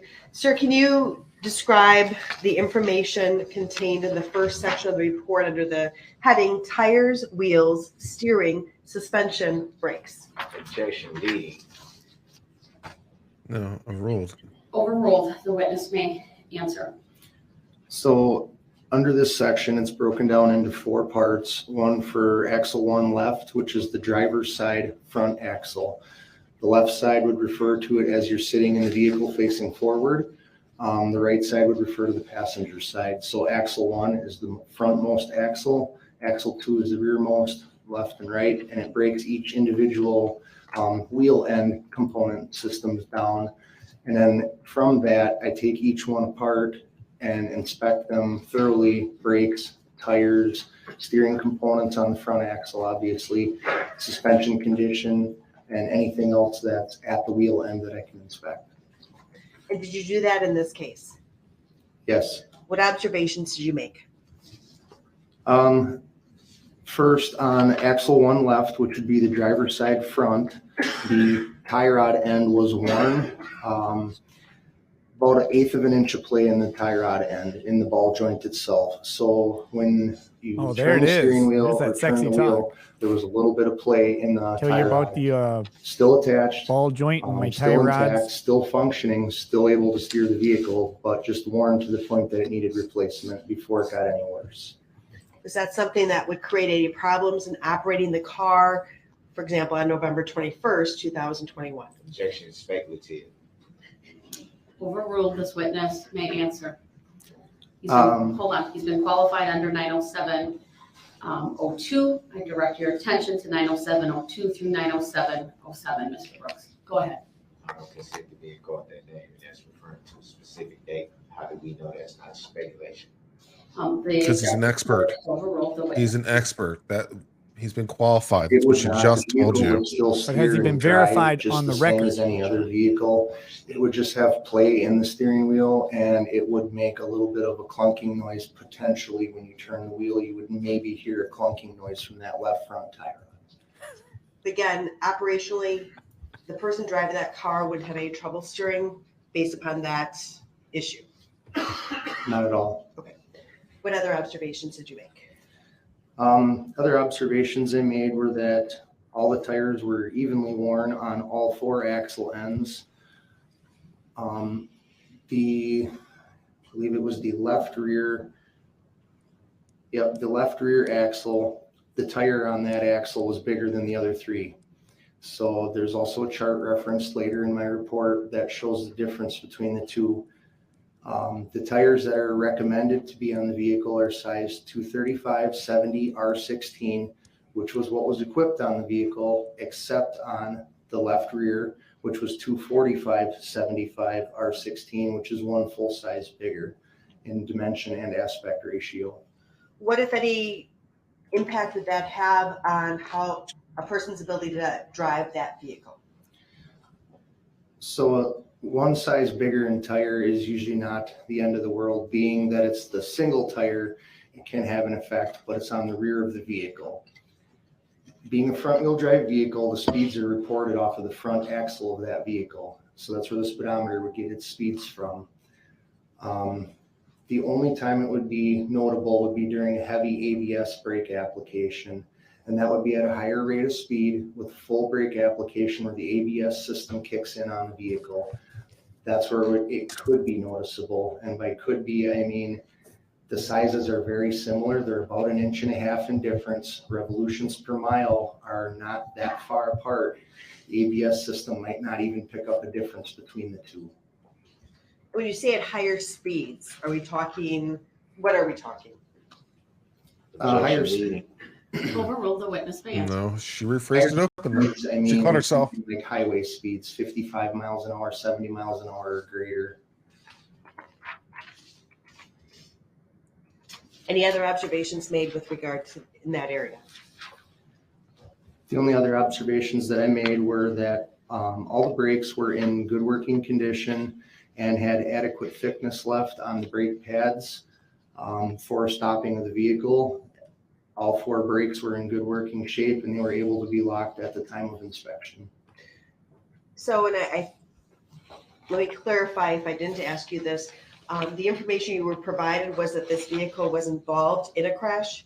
Objection, accident answer. Overruled, given the nature of the testimony being provided. The statement clarify that. So go ahead, you may answer. Yes. And do you know the date of that? Look at him glaring at her. What a jerk. I know it was in November. I don't know the exact date. So with regards to the braking system, was there anything, did you find anything at all in your inspection of that vehicle that would have caused the brakes not to work or not to work effectively on the date of the crash or prior to the crash? Objection, speculative. But it's expert witness testimony. No, I did not. Actually, since your inspection took place after the crash, would that be your same answer with regard to, as it was on December 6, 2021, there were no brake problems? Objection, speculative. Overruled, the witness may answer. That is correct. The brakes still functioned at the time of inspection fully. What was the next area that you then inspected?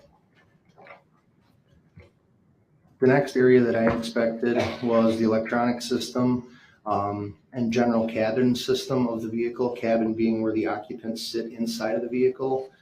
I did that by examining light bulbs on the exterior of the vehicle and then systematically working my way into the vehicle where I could. What observations did you make in that area? Both headlights were, the lenses were damaged, but the lights were still working. The lights were in the high beam position and in the automatic position from the driver's cabin. What does that indicate? Objection. I'm going to take a break for a while. I might join you a little bit later this afternoon. I need a break, So that but I will indicates stay. that when the vehicle But was I got you, left buddy. at If you want to last join time, anytime, you got the vehicle link. headlights were in Guys, automatic Uncivil position, Law meaning on they had to YouTube. start Check him back out. up, headlights would He's going to be turn going itself through on, and the Sovereign selector Citizen step case was in the tonight high or beam tomorrow? position, meaning that Tonight. last time the lights were in use, they 8:15, were in right? high beam mode. Central, yes.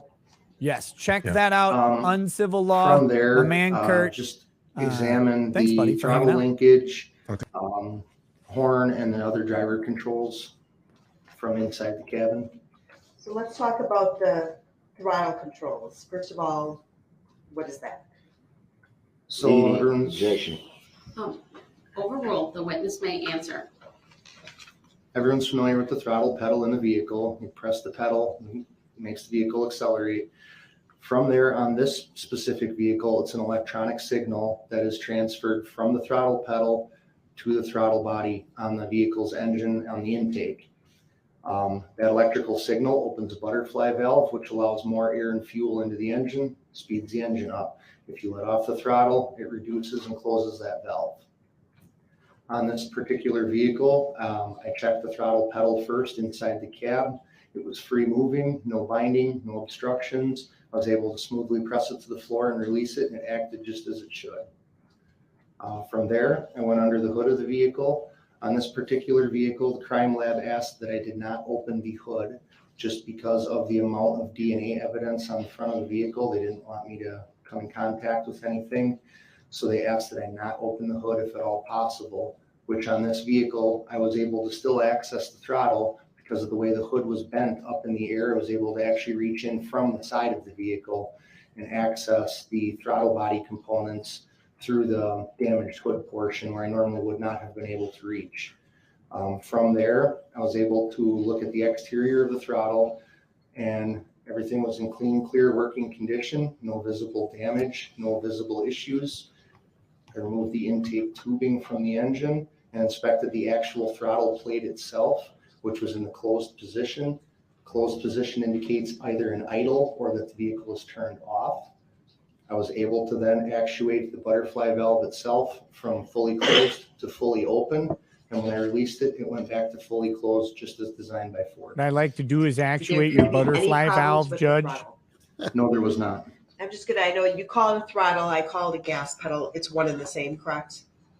Correct. Not when we're in the bedroom. Sustained as to the form of the question. Please rephrase. What is the difference between a gas pedal and a throttle? Nothing. Thank you.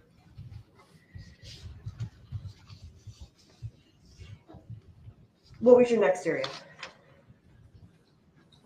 The next area I went on to was the seat belts inside the vehicle. And then from there, I actually was able to test the vehicle for function. Did you then come to a conclusion section of your report? I did.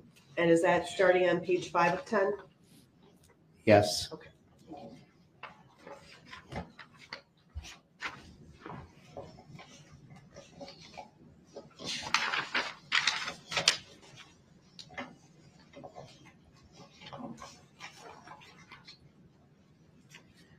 Did you check the power steering system? I did. And what observations did you make of that? Aside from the ball joint that was loose that I described earlier, the entire rest of the power steering system was intact and functioning properly. So there are no problems that would cause the car not to steer appropriately? Objection, leading. Sustained as to the form of the question. Please rephrase. Did you observe any problems with regard to the steering? Aside from the ball joint, no. Thank you. Now, in your report, you indicate a gross vehicle weight rating. Did you see that on page? Oh, fuck. I should have invited 5 Peter or 10? Tragos on. Objection, relevancy. Damn it. Overruled. The witness may answer. Yes, I'll send him the invite now. What is that? I've got to go at about The gross 5, vehicle weight rating almost is 5 because I have to the teach. amount of weight that the vehicle I can have to teach physically it's carry. Wednesday, right? And that You have to number go is when? administered by the manufacturer. 5 o'clock. Is it Oh, Wednesday? 5 That o'clock includes East. people within that car? Is that what you're saying? Objection, speculative. Overruled. The witness may answer based upon his training and experience. Yes, that would include all vehicle, the vehicle weight, occupants, and cargo.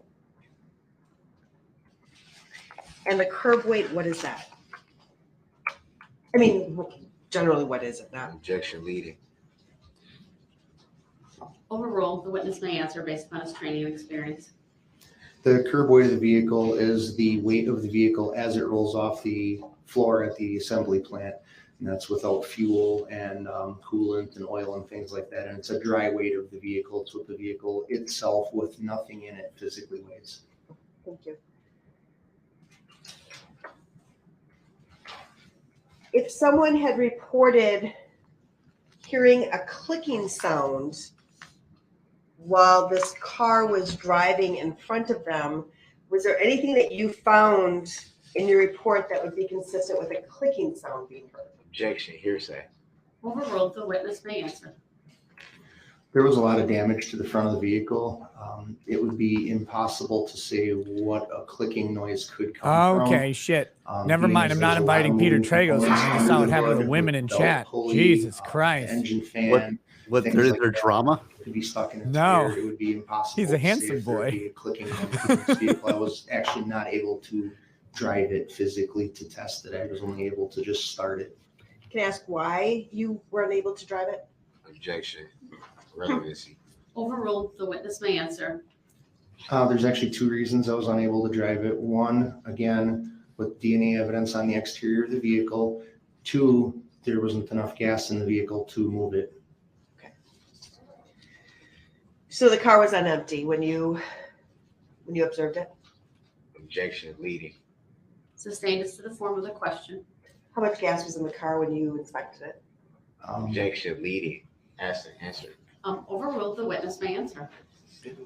There Damn, was pitchforks the are coming gauge out. read E for empty, and I already the sent him the invite. notation I on don't know the if he's infotainment available. Center originally said 2 miles to empty, and then on the second key cycle it said 1 mile to empty. When you said key cycle, when you started it, or when you turned the key, what observations, if any, did you make? Objection, leading. Overruled. The witness may answer. So when I tried to start the vehicle, it was very sluggish. It turned over, but it wouldn't fire. It wouldn't do anything.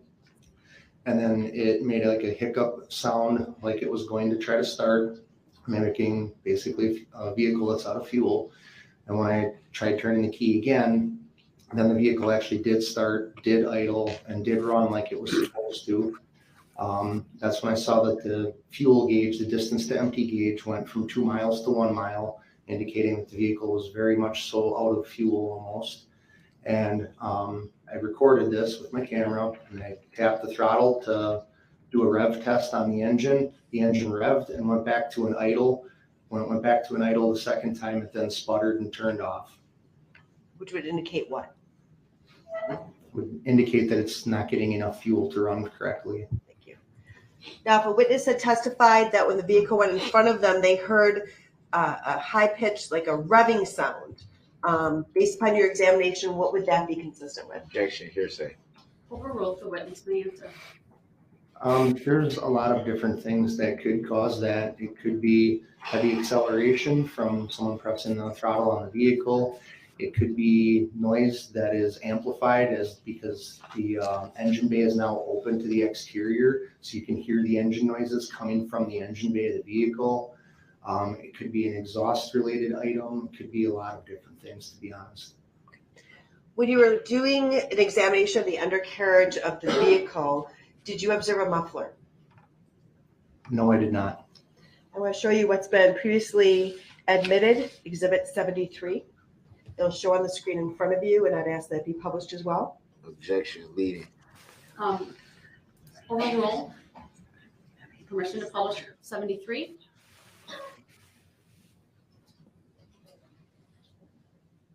Sir, do you see the picture that's marked Exhibit 73? It's not actually marked, but it is. Hell is that? Exhibit Is that a 73. muffler? Yeah, he lost his muffler somewhere along the What line. is depicted in that photograph? Objection, speculative. Speculative. Come on. Overruled. Training and experience. The witness may answer. That it appears to be an exhaust muffler and a couple chunks of wood and overturned dirt. The muffler that's observed in this picture, would that be consistent or inconsistent with a 2010 Ford Escape? Objection, speculative. Overruled. This witness may answer and provide an opinion. Go ahead. By just looking at a picture. No, he's an expert. That's the Overruled. point of expert Witness may testimony. answer. We'll talk about expert Will testimony. you cross-examine the witness about that, sir? I'm Go about ahead. to. Y'all trying to pull a fast one. It is a vehicle muffler. Without seeing the ends of it and where the inlet, outlet are, and actual measurements, it would be impossible to see what vehicle it came from, but it is an automotive muffler. And sir, at the end of your inspection, do you come to a conclusion with regard to the mechanical fitness of this vehicle? I do. And what was that conclusion? My conclusion was that the tie rod on the left front end of the vehicle that's responsible for steering, the joint was worn and had been worn prior to the crash. This is not something that just happens immediately or overnight. If it would have been due to crash damage that this was damaged, I would expect to have seen a lot more impact in that area with bent metal or distorted items. The tie rods are very tough parts. So that to me indicates that it was worn prior to the crash occurring, and the tire, obviously, unless somebody changed it in between the crash occurring and my inspection, the tire was a different size than the other three prior to the crash, and it had been driven like that. I did not see any issues from the tie rod affecting steering as far as it relates to the alignment of the vehicle. Once things are worn and they start to get excessively worn, they manifest themselves in incorrect tire wear. Tire might chop or feather. That was not present on this vehicle. Had the left rear tire been an issue on the vehicle, I would have expected to see that manifest itself in an ABS, which is an anti-lock brake system failure or a trouble code in the vehicle. When I ran the vehicle and with the key in the ignition in the on position, there were no diagnostic trouble codes present on this vehicle indicating any issue whatsoever. And two things that I guess I need to cover. Do you check to see if there are any recalls in a vehicle in coming to your conclusion? Objection, speculative, and do we still need this exhibit? Oh, thank you. We can take that down, and your objection's noted. It's overruled. The witness may answer. I do check for recalls, yes. Were there any on this vehicle? There were not recalls on this vehicle. There was only an extended service warranty from Ford, which had since elapsed due to the mileage on the vehicle. Now, you talked about the brake system in terms of the brake pedal within the car and its that was operating correctly. Do you recall that testimony? Objection, leading. Overruled. It's foundational. The witness may answer. Yes, I do. Also, he now, could when not recall. a person activates that brake pedal, what is happening within the car? There's actually a lot of things that happen within the car when you activate the brake pedal. When you press the brake pedal, it pushes on it's called a push rod, but it actually pulls on it. It pulls on the rod, which goes into the brake master cylinder, and that master cylinder is what pumps hydraulic fluid from the brake fluid reservoir to each independent wheel. On this vehicle, it's equipped with anti-lock brakes. It goes through an ABS modulator first. From there, it sends a signal out to stop or slow down, depending on the amount of pressure that you apply inside the cab. Depends on how much braking force you get at the wheel ends. In a very heavy brake application, as I had discussed before, where the vehicle is still trying to maintain momentum, the ABS system can override, and that's where you would get the vibration in the pedal that many of you may have felt before. That's your ABS system doing its job, not allowing the wheels to lock themselves up. What it's actually doing is pulsating the fluid in the vehicle. And when you talk about brake pads, how do the brake pads, where are they located, and how do they relate to the pressing down of a brake pedal? Objection, leading. Overruled. The witness may answer. So when the brake fluid reaches each wheel end, there's a set of calipers with pistons. And those pistons actually come out and they act like a clamp. Mandy's not in chat right the two now. brake pads together. They're located between the two sides of the piston and on the exterior of the brake rotor. And what that does is it creates a pinching motion, and that pinching motion slows the rotation of the disc down, which is the brake disc, which is attached to the wheel hub. And that's what slows the vehicle. And just for the record, he was using his right hand to demonstrate kind of a squeezing motion. He had it, and I would describe his C motion, maybe 3 to 4 inches between the thumb and the fingers, and then pressing together. 3 to 4 inches for you. Are there any other components to the braking system in a car?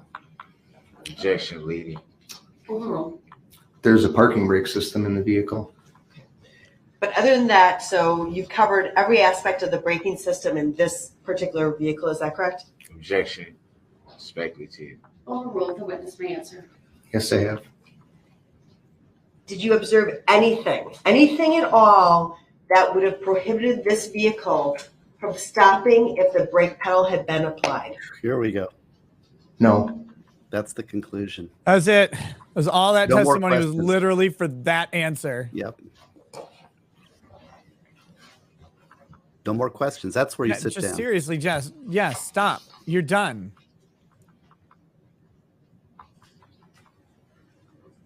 Is there anything God, why? that you observed or documented with it during or in your mechanical inspection report that would have contributed to the crashes that this car was involved in? Objection. That's the answer. Overruled, though, the witness may answer. No. Thank you. All right, thank you. Any cross-exams? Oh, please. No, what if you could just say once? Wouldn't it be great if you said once? No, I don't have any questions this During witness. your inspection, did you see any bullet holes? Yes, I did. Do you recall where? Back up. Do you recall how many bullet holes you observed? I do not recall a number of them. No, I knew there were more than one. The ones that you observed, do you recall where they were? I do believe one might have exited through either the windshield or rear window, and one was in the side of the vehicle, if I remember correctly. And did you find any shell casings? No, I did not. Shell casings wouldn't be in the And car. you said you did the inspection on December 6th? That's correct.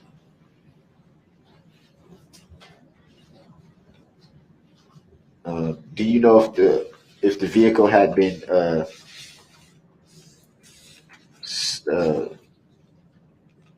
do you know if anyone attempted to start the vehicle in between that time of the crash and your inspection? Not to my knowledge, no. But you don't know for sure? That's correct.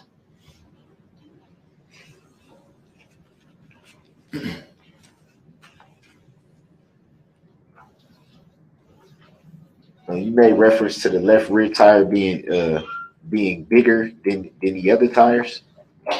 Yes. Can you give a little bit more clarity on how that would affect the vehicle? So one larger tire on the vehicle would obviously make the vehicle lean ever so slightly away from whichever side is larger than the other. In this case, the amount of difference between the two tires, it's about 1.5 inches in difference in radius. So in radius, you get half of that amount in height. So it would be about 3/4 of an inch difference in height. That amount of difference is not noticeable in a vehicle. The other thing that it would cause is premature tire wear from one side to the other over time, to where one tire might wear faster than the other. The suspension might not act correctly because it's not at the same ride height anymore. So eventually over time, those are things I would expect to potentially see from that. Each vehicle acts differently with different size tires on it. There's no one size fits all.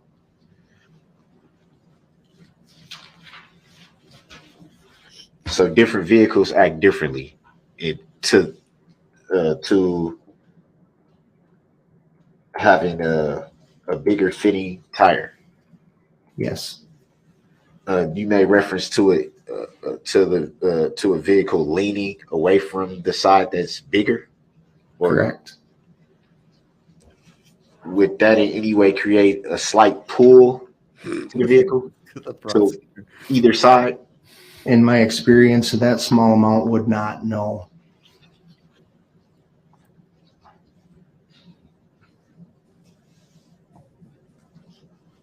And you made reference to the high beams. I don't remember exactly what you said referring to the high beams.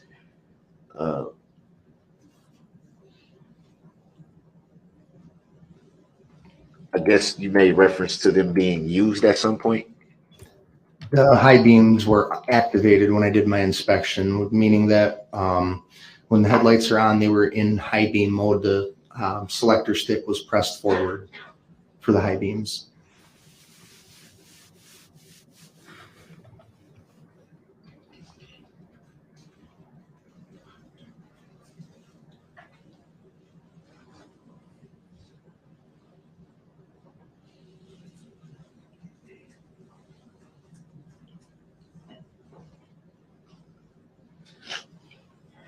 And why would a vehicle use high beams? Usually a driver uses high beams to see better or to illuminate things better. So that would primarily refer to if it was nighttime? Correct.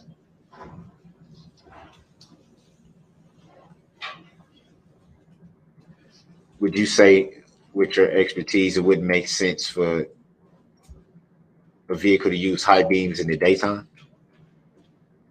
There are limited uses for them in the daytime, yes. And what are some of the uses from your knowledge? Generally, the high beams shine brighter, so even with sunlight shining on them, other vehicles can see them. It's a thing that we use on the highway as law enforcement sometimes. We'll use the high beams at a crash scene. We'll turn the high beams on so oncoming traffic coming in during the daytime sees that brighter light from the vehicle. It's just a little bit of the thing to help oncoming vehicles see.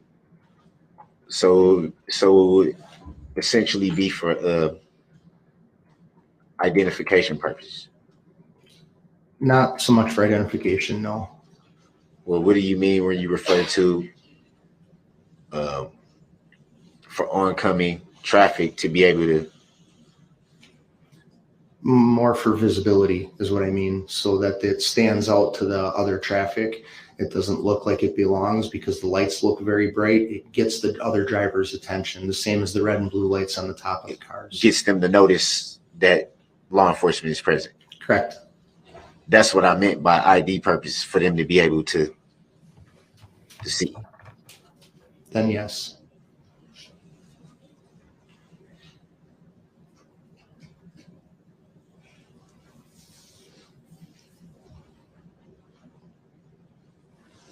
Were you able to inspect the entire engine?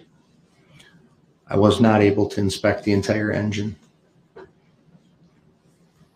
And what parts of the engine were you not able to inspect?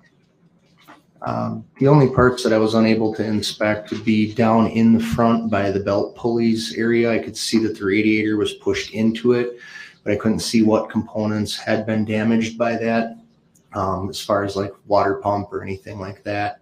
And I do not usually take the engines down, meaning I don't take them apart as part of my inspection anyways. My main under the hood inspection components would be non-engine related, aside from the throttle. You made reference to the water pump. Did you notice any water leaking? Yes, there was coolant that had leaked from the vehicle. From the water pump? I don't know where it actually had leaked from, but I know that there was a lack of coolant in the vehicle. It could have come from a lot of various different places. It was no longer leaking when I saw it. It was empty. So you didn't actually observe it leaking? Correct.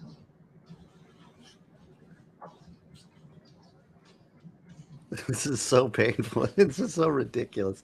You know, and this is a lot of lawyers make this mistake, is they ask the same questions the prosecutor just asked. They just re-go through it. It'd be fair to say you don't know. There was one purpose to this. The car could Where the stop and the leaking car could came slow from. down. That's it. That's correct. You have to just go Were you ahead told and that ask the questions vehicle around was that. leaking? No, it just has a low coolant level, meaning it leaked from In your someplace experience, is or it it had never been possible that filled the brakes properly. could lock up and not function? So at that time, it'd be fair to say In you your weren't experience, sure could if the it brake had been lights filled activate properly without or the if it brake was being leaking. applied? Either is possible. But it'd be fair to say you didn't know for sure which of the two. Correct.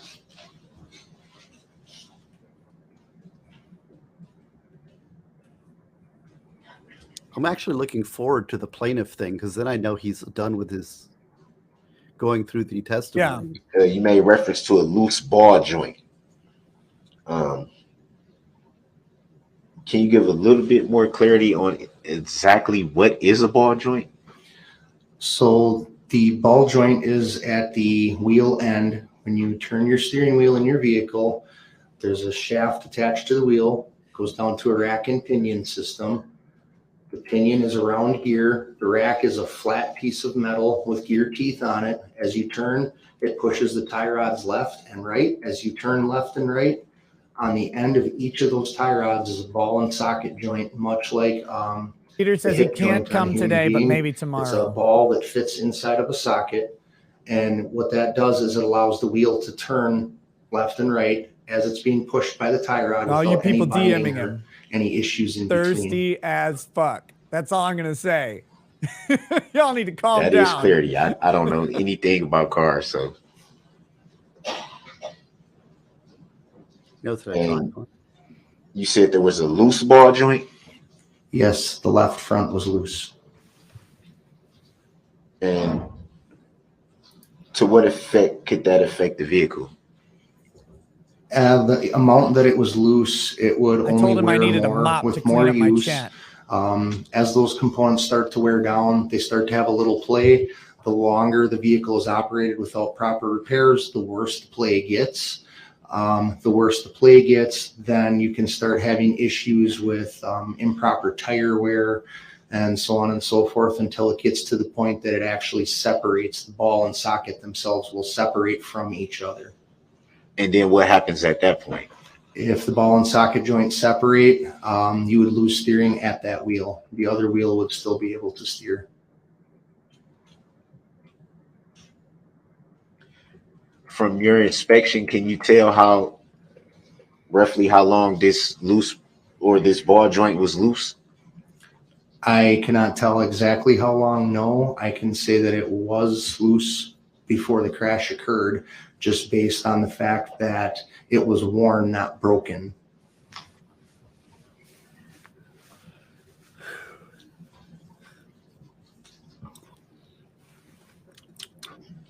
So with your expertise, would it be fair to say that needed to be taken care of? Yes, that needed to be corrected. See, I can't drink because I've got the 5 o'clock class. You made reference to the gas. This guy makes me want to drink. Is this what it is? But to suffer? The vehicle having difficulty starting. Would that be fair to say? Yes.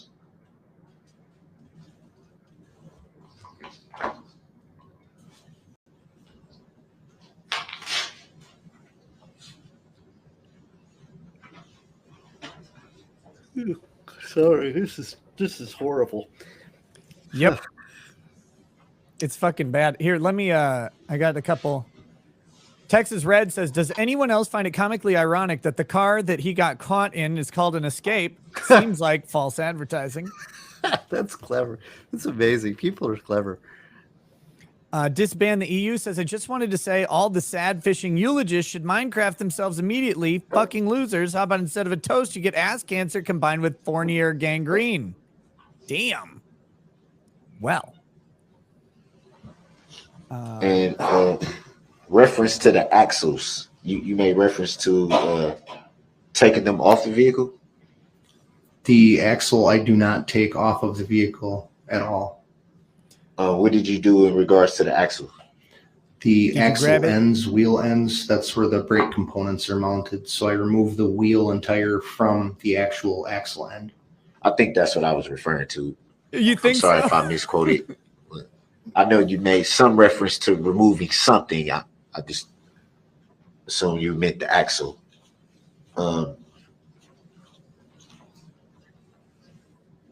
When you inspect the axle and remove, you said the wheel? Yes. What is being inspected at that point? So when I remove the wheel and tire from the vehicle, I remove all 4 of them one at a time. And that's where I actually look at the brake components themselves, being the brake pads, the brake calipers, pistons inside the caliper, brake rotors. And then I get a better view of the tie rod that I was just speaking about because it's actually next to the wheel on the axle end of the vehicle. You said the tire rod? The tie rod, ball joint that was loose. Oh, okay. So what? I think you just self-loathing lib clear says about the ball joint and tire rod. Is there a difference between the two? Yes, the ball joint is the joint itself, and it's on the end of the tie rod. I'll read it in a second. Did you notice anything wrong with the tie rod? The actual tie rod, not the ball joint? No, there was nothing wrong with the tie rod.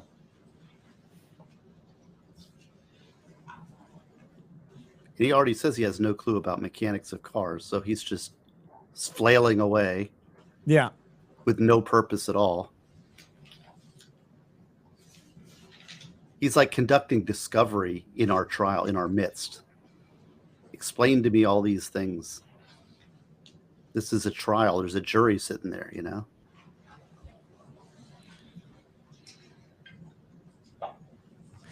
Self-loathing lib says, other than seeing your beautiful faces, is there any reason I should watch earlier testimony or just keep listening to the ball shaft and rack debate? I mean, the earlier testimony was not super interesting. The pre-trial or the Just 1 second. I'm just looking over these notes. the beginning of the day before the jury came in, that was mildly entertaining this morning.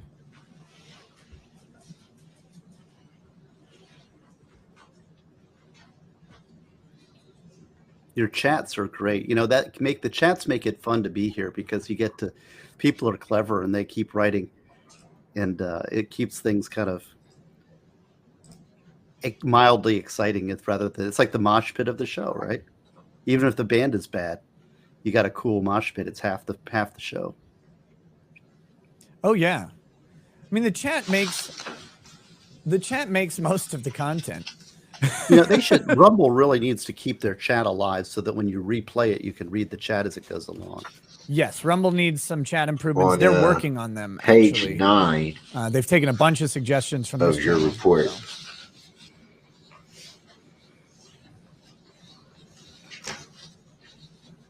Sublime and Slime says in Richard's voice, this.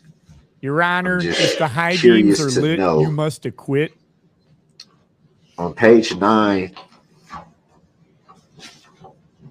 well, first of all, you wrote this report yourself, correct? Yes.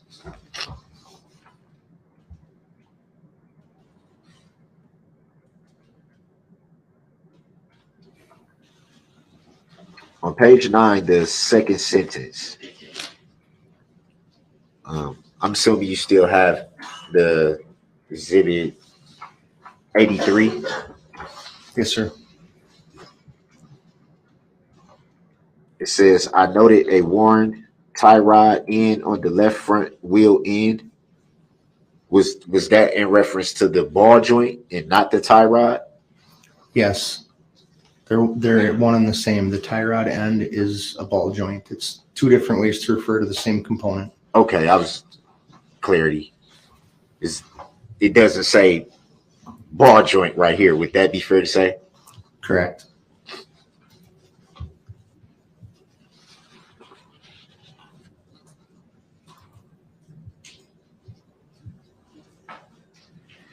And what is the high mount brake lamp? The high mount brake lamp is on the back of the vehicle. You have the right brake light and turn signal, left brake light and turn signal, and then there's the third brake light that's like usually in the rear window or at the top of the back of the hatch of the vehicle. That's the high mount brake lamp. Okay. I'm not even a mechanic. And it was inoperable when you inspected it? That's correct. Both of those were inoperable during inspection. So they didn't work? Correct. So it'd be fair to say if someone was viewing the vehicle from behind, they wouldn't be able to see because those were inoperable. Yes, at the time of inspection, those lights did not work.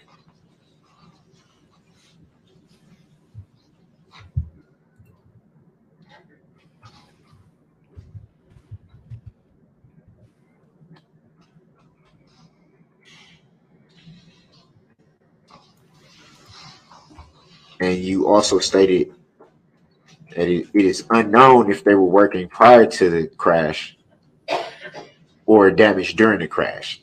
That'd be fair to say? That's correct. That you would know either way. No, I would not have a way to tell when that light bulb went out.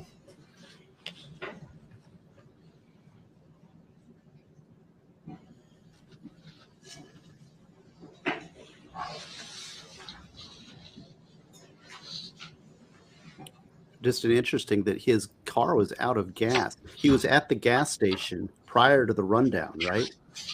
Yeah. And then he doesn't have any gas in the car. So what? He didn't have any money. What happened? What happened? Like, you know?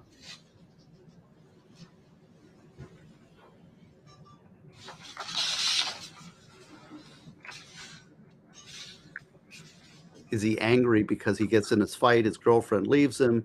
He goes to the gas station. He's out of gas. He doesn't have any money to buy gas.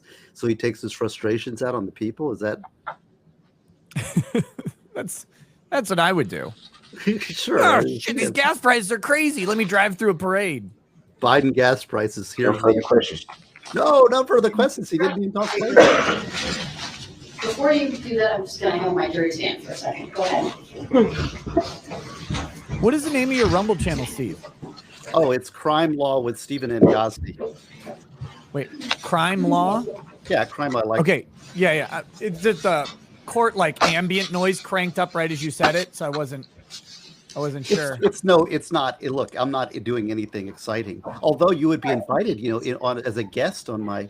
You could be my first guest. We could talk for 10 minutes, and thousands of people come and see it. Now nobody sees it. Anytime. Let me know. Do you I'm happy to. on cross-examination that rights and high mount brake lamp were inoperable? Do you recall that? Yes. How about the left's brake lamp? Is that operable or inoperable? Objection. She doesn't need to do this. Overruled. The witness may answer. The left stop lamp was working. Now, sir, just going back again to this ball joint, you stated that. Always back to the ball. I guess was your testimony on cross-examination that unless the ball and socket is separated, you can still safely operate that vehicle? Objection. Mischaracterizes what was said. Based on the form of the question, I'll allow the witness to answer. Yes. And the ball and the socket on this vehicle, were they separated? They were not. Guys, I'm going to put Steve's channel in the description Now, of the video. your inability to fully inspect the engine, I want to direct you to that area of the vehicle. Does the engine control acceleration? Objection. Relevancy. Overruled. The witness may answer. No, it requires driver input. Does the engine control braking? No, it does not. Does the engine control steering? Objection. What is the relevancy? You raised it. Overruled. The witness may answer. But she doesn't need No, to it say does not. This is, Does the engine control gear shifting? Objection. Relevancy. There, I added Steve's Rumble channel in the description of the video on Rumble. So if you want to subscribe to him, you can just go and click on it right there. It does not. Thank you, sir. Finally, sir, you had talked about actually coolant or some type of water. I wasn't sure if you're talking about the water pump or the radiator. Do you know what was leaking, if anything? Objection. Asked and answered during cross. Overruled. The witness may answer. It's redirect. Yes, so water pump, water coolant, it's all interchangeable as far as the cooling system for the engine goes. And the coolant system was low at the time of inspection and had been leaking, but from where I do not know. And again, does that control the steering, No, the braking, no, the acceleration? no. Finally, sir, you had talked about on cross-examination the presence of the high beams being on during the daylight. Do you recall that line of questioning? Yes, Specifically, you had indicated that sometimes the state patrol uses their high beams during the day. What was that for? Objection. That was answered. Overruled. The witness may answer. It's redirect. to increase visibility. Is that of any assistance if a vehicle is coming up behind people? Objection. Speculative. Based on his training and experience, I will allow him to answer. No. Thank you. Nothing further. All right, thank you. You may step down. I will take that, thank you, sir. And once the witness passes, I'll excuse the jury for an afternoon break. It's just about 3:06. We'll take about 15 minutes. I'll rise for the I'm jury. so excited. I have to go to the bathroom. I'll grift and tell them about my channel while you go to the bathroom. There you go. There you go. So it's just a supplement to the book. So. Yeah. So I'm gonna try and get Peter on tomorrow. I talked to him a couple days ago before I failed to show up to all my court case streaming. So, but he'd mentioned he's been covering this trial on his channel. You can be not seated. In the same way. He's been doing commentary afterwards. But so he had mentioned possibly coming on. I'll try and get him the link right away. Mr. Brooks, I know the last thing you said, I heard you say that's hilarious. What were you referring to? I was referring to, like, are you serious? Some of the same things that I ask on when it's my time to question. Why she should not engage him? They're just losing patience. Overruled. They're tired. But when the same thing is done, and I object, it's nothing. It's just thrown. It's just thrown to the side. I just think that's funny. Well, sir, I don't find it funny, number one. Number two, you're not in my position either. The court rules on the objections at the time that the objections are made. I know, and I wanted to address this briefly. You can have a seat. You had questioned during the testimony of this witness, Exhibit 83, because I believe what you were saying is, and you can tell me if I'm wrong on this, the copy of the report you have does not have an exhibit sticker on it. It does. Right. And you want to see it? I don't doubt that your copy does not have an exhibit sticker because at the time the report was provided to you, and I'll have the state correct me if I'm wrong on this, it would have been provided through the course of discovery. I'd also note that on April, I believe 22nd of 2022, the state filed a notice of expert naming Inspector Ryan Schultz as an expert witness and indicated that he would testify consistent with his report. And then I directed your attention to the statutes in the rules of evidence dealing with expert testimony, specifically starting at 907.02 through 907.07. That is why I didn't stop during the testimony to have a discussion outside the presence of the jury, because at that point, the objection to not having an exhibit sticker on your report is not would not prevent the court from receiving the exhibit once the proper foundation was laid, which in my opinion it was.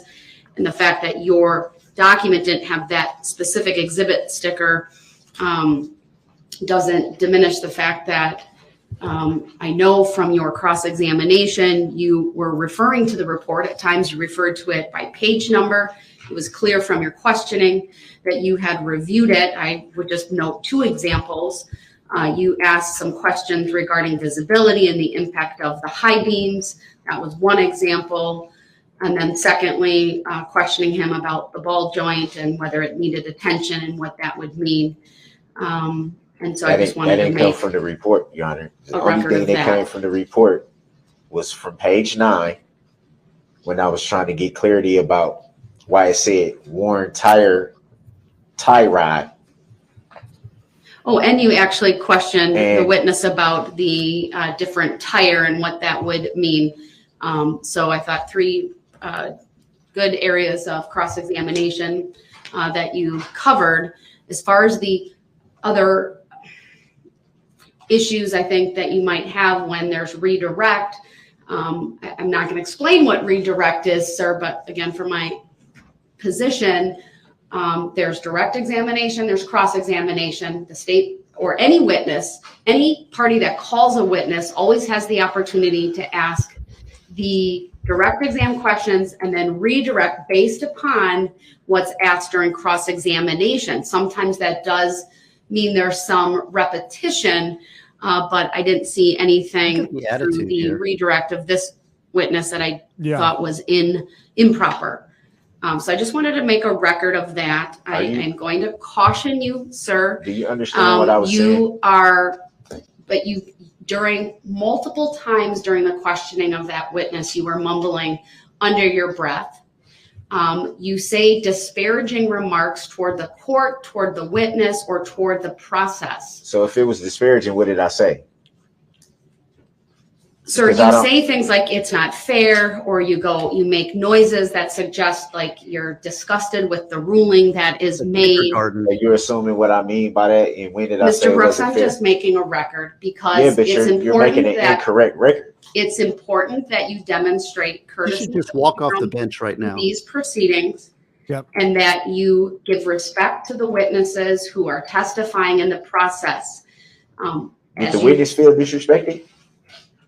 Did the witness say anything about feeling disrespected? Mr. Brooks, I'm not going to engage in this I don't think back he did. and forth with you because, first of all, it's a mischaracterization of my observations, number one. And Yeah, number but your two, observations are incorrect. It's my job to ensure that under 906.11 that there's the effective presentation, and I'll just refer you to that once again. I'll read it into the record. You don't need to read it. Under 906. Just make sure that you make a correct The judge shall exercise record. reasonable Don't lie on the control over the mode and order of interrogating witnesses and presenting evidence gonna get with addressed all of every the time. following. Make the interrogation and presentation Every time. effective for the ascertainment of truth. Avoid needless consumption of time. Holy Protect witnesses fuck, from this- harassment or undue This embarrassment. is like the extreme end of pathology right here, Scope of criminal cross-examination. pathology, I So will 3 say. talks about leading questions, and when leading questions If may he be wasn't already used, just going to be to in prison develop for the rest of his witness's life, testimony. he would be from contempt. So with that, we'll take our break. I'll start the 15 minutes. It's 3:13. We are in recess. Thank you. Thank you. Bye. Go ahead. I did No, actually take note of why? What do you when the need to court say? overruled one of Mr. Brooks' objections. They're way overboard on The this. response was, call it that name, stop Your Honor." trying to be slick. Yeah, I did say that. So just for the record, I thought that was very disrespectful. Thank you. I would agree. Running over 7 people Scheduling is at some point as disrespectful. well, either now or on the When we return. come back. Why wasn't that addressed right when it happened? Honestly, Mr. Brooks, I'm really trying hard not Because to that's highlight the your definition of trying to be misconduct slick. during the trial. I'm trying my best here to I don't see frankly minimize I don't pointing see those it. things out to the jury and instead pointing don't them see it. out outside the presence of the jury. You may have noticed I've even started to say I'd remind the jurors that the comments of the parties or the attorneys are not evidence, so as to cast a broad brush and not simply highlight your conduct. I haven't noticed anything, and I don't But all right, we're in refer to recess. what Thank you. conduct It's you're referring 3:14. to. If you're gonna be biased, then This is the attitude. Oof. This is the criminal attitude that gets you into trouble. This is an extreme version of it, but we are seeing that on full display. Think about a cop on the street having to deal with this guy. Yeah. Well, Or anybody having to deal with anybody him dealing with this guy. at all, like the grocery store guy. Can you imagine? Ugh. The judge is entertaining this to an extreme degree. And as she said, I mean, right there, I'm trying really hard. I'm trying extremely hard to not prejudice him in front of the jury. She could dress him down constantly, even in front of the jury with the attitude that he's had. If a lawyer were to say, stop trying to be slick to the judge like that under their breath, like you're risking a day in jail. I got like, a quick. Can I tell you a quick story? Yeah. So I used to be. I was really friendly when I was prosecuting with the public defender on the other side, a guy named Rich Price, who's still doing public or defense work. He's in private practice in Flagler, and we were on such the same page that we would like work things out. We'd have these discussions, right? And we'd bring him in. It was Judge Hammond, Judge Judge Kim Hammond, who was actually quarterback for the FSU Florida football team, Florida State University football team, and beat the Gators as an FSU quarterback. Anyway, trivia. But he was our judge, and so we were debating some motion in his court, and Rich and I just start going back and forth together, just like we're just going bup, and we're just debating kind of in open court over our motion, and the judge is trying to interject a question. Of course, we're just all wrapped up in our debate. And of course, he's kind of getting like, we're not respecting the court because it was so informal. And I remember we looked up and Judge Hammond had just walked off the bench. And we looked at each other. We like, what happened? Because he just kind of got impatient with us not listening to him. So he just walked off, took a break for 5 minutes and came back and he's like, okay, let me ask a question. Right. So, I mean, this judge could do that. She doesn't have to sit there and listen. As soon as there's that's your last witness. Okay, adjourn, boom, out the door. This engagement with him is unnecessary. Same with the follow-up qualificationing with the witness. They don't need to redirect on these people. Right. My opinion, but I mean, it's their court. It's their test and their patience. They're doing everything they can to bend over backwards to keep him mollified so they can get this to the jury. Get it to the jury. Make sure there are no appeal points that are valid in any way. No missing foundation for any of the facts. They're trying to lay this out as carefully as possible, and they're doing a really, really good job. And it's textbook. I mean, this prosecutor is doing it at textbook. If it wasn't for his idiocy and interruption on every freaking question, this thing would be very click, click, click. It would be to the jury. But he's just delaying the inevitable, and that's what he's doing. But the prosecution's doing great.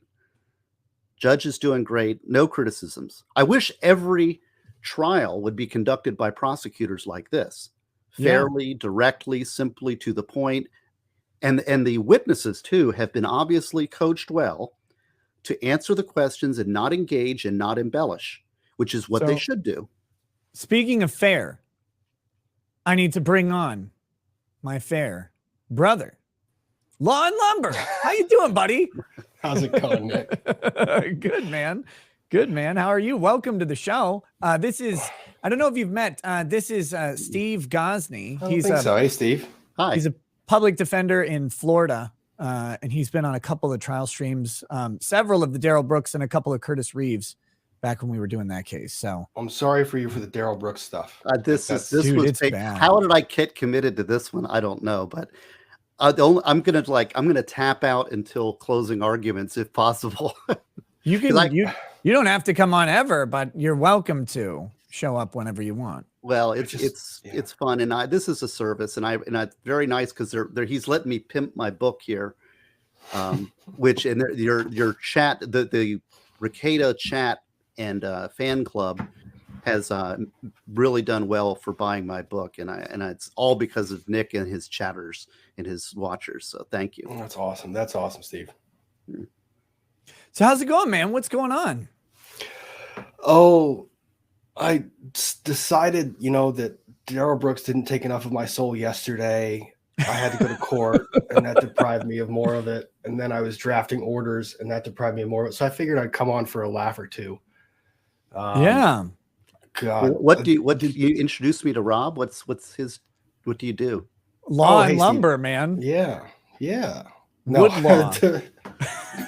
I'm a domestic relations litigator and bankruptcy attorney in Northern Virginia. Oh, okay. Northern Virginia, Richmond area? No, it's not Fairfax area. Fairfax area. Okay. Yeah. I went to Washington and Lee, so I've been all over Virginia. I love Virginia. Yeah. The Generals. The Generals. You see, the best Division III team in Virginia. Jesus. But I did learn something this morning before court. What's that? They had shock anklets on this guy the whole time, and they haven't used them. Yes, they have. Well, they Why? may have used them. They may have used them once off camera. They had to when his COVID test results came back in. Yeah. We didn't see what happened. The court ordered him to turn over the COVID test results, and I do not consent.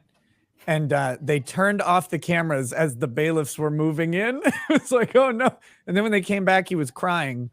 So he might have gotten an ankle shock there. That might have happened. I hadn't even thought about it till you just mentioned it. It's like they haven't used it. Well, maybe. I'm surprised it's only that one time with the number of times that he just, oh my God, the things he says back to the judge just has me shaking. Like, I don't know what else to shake. Like, I'm just, the hell. So you're a real lawyer. You know what it's like. You should take notes and try it. Yeah. We'll see how that goes. I have zero desire to spend any time in the Fairfax County Adult Detention Center that I don't have to visiting a client. Yeah, just next time you're in front of Judge Ascarati or whatever, you're like, by the way, that's definitely not intentional that I call her Ascarati. That's how you call it, Ascarati. That's how I teach people how to say her name. Say say karate. Okay. Karate. That's Ascarati is a useful skill for prison. But that being said, next time you're in front of her, just when she says something, mutter under your breath, trying to be slick. Just try that out. See how that works. I think that'd go well, right? No, not at all. I was in front of her 2 weeks ago. Scared the hell out of me. I was nervous. See, you all have something to lose. She can fine you. She can hold you in contempt. There's all kinds of punishments that you're subject to. This guy, there is no punishment. He's going to get life in prison. And he's not going to pay any fines. So what are you going to do to him? She finds him contempt. Okay, he's contemptuous. We know that already. He's running down people. So the problem is there's no remedy. he wants the contempt. Yes, he wants the contempt because it suspends the trial and it kicks out the time. Right. Yeah, but there's no reason that the judge would do it though. Like there's no benefit to holding him in contempt. He's not out on bail. He's going to be held anyway. It's like he's going to show up tomorrow. There's no punishment that she could give him through this thing. And I think he wants it, but I think he also knows that, what does he have to lose here? I don't know. That bailiff that sits behind him, that man has the patience. If it were me, I'm sitting there with a roll of duct tape every time he gets up and starts talking. You're just going, they want to, believe me. They just want the okay from the judge to go all on him. I mean, they loved getting that piece of paper from him. Oh, you know what I did realize though today? If he's dumb enough to testify on his own behalf, which we don't know if he will, what's the first question that they always ask? Could you please spell your name for the prior felony? Oh, yeah. We'll finally get to know what his name is. Can't wait for that one. She tried the other day. She almost went there and then she dropped it. And I was like, damn it, no. Yeah, she didn't. She had to ask that one last question. What do you want me to call you? Yeah. And then, he was kind of dodging the answer for a while. And instead of just sticking with it, she eventually, she said, well, if it was your name, not in all caps, would you consent to that? And he said, no. And then she had moved on. It's like, no. Make him answer the question. Make him sit there and answer the question. What name should the court refer to you as, sir? Third party intervener, representing my client. Who's your client, sir? Like, who is this? You're not licensed to practice law. You don't have a client to represent. I see what you did there. That was really cute. What you did there. I see what you did. What? Oh, that's what he's incorrigible. Well, if they what did I do? No, he's talking about I'm talking about when he was talking to the judge. I see what you did there. That was really cute what you did. Oh yeah, that stuff. Okay. I thought you were saying that about me. I was like, wait, what the hell? No. Rounds. Oh, Nick, everything you do is cute. I know. And spicy. And really. But here I had some legitimate. Apparently a disaster. A walking tornado of destruction. The tornado is too thin a cone. You're a hurricane. All I'm trying to do is be on here and tell jokes and have my locals chat be absurdly degenerate. That's it. That's all I'm trying to do with my entire life. Like what else? Well, I like to ask legal questions and focus on that stuff. But the comedy is why I got to go to the bathroom. I'll be right back. Oh, the comedy is while we're all here. Nobody, believe me, he gets like millions of views and I'll get like 10. But they do buy the book, which is great. Well, that's the benefit of everything. That is the benefit. That's why I'm here, right? So what did I miss with the vehicle? He was cross-examining the state's expert witness like he was pretending like he knew what a car was. No, well, actually, he admitted he knows nothing about cars. Except for how to drive one through a parade of people. He says, yeah, exactly. He says, I know nothing about cars. So then he's asking about the ball joint and all this stuff. I mean, he's just doing his depositions on the stand in front of the trial. And that's generally speaking, that's good practice. When you don't have any information and you need to get the information, you might as well just ask for it, while they're on the stand during your trial where you're facing consecutive life sentences. Right. Well, when you got nothing, this is strictly his entertainment. He gets to play a lawyer before he goes away forever. So, my question is if he testifies, will they impeach him with his prior? Because I understand that he has a prior felony sex offense. And now, on the one hand, you would say, well, why confuse this case with it? Just get it to the jury. On the other hand, I think I'd do it just out of spite if I was the prosecutor, because in any case, if you get on the stand and testify, they're going to bring in your prior record and they're going to confront you with it. I mean, here's the question though. Like, he deferred his opening. He hasn't given his opening statement yet. Right. He may not. He may forget about it. I think the judge is going to remind him. I know. I'm afraid you're right, but if they didn't remind him, he'd forget. And then the thing is, I guess navigating that shitstorm is going to be how is she going to cut him off and control him during that? Holy crap.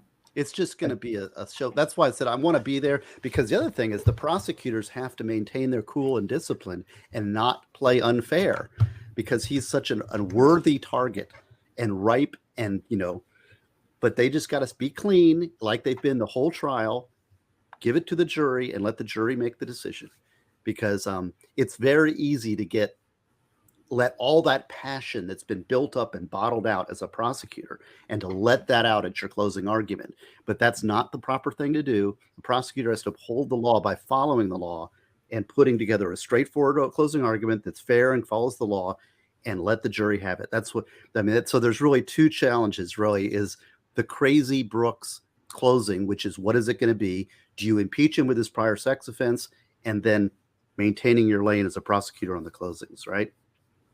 I mean, yeah, I'm more concerned about the judge. How do you shut him up when he starts saying, I would ask the court to please acknowledge there is no plaintiff in the courtroom. There is no claim. And the judge is going to say, you can't make that argument. Would she though? I mean, I'm kind of the opinion, just let him say whatever he wants. Let him do it. Got 3 hours. How much time do you request, Mr. Defendant? And he'll say 3 hours.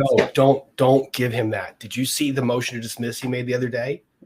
Which one? No, which one? He made this motion to dismiss, and the judge was like, "Fine, we're going to hear all this stuff." And she lets him talk, and he goes for 51 minutes. Oh, I watched like 20 minutes of it, and then I had to go. Well, good, you caught the full argument, because all he did was take the first 10 minutes and repeat it 5 times.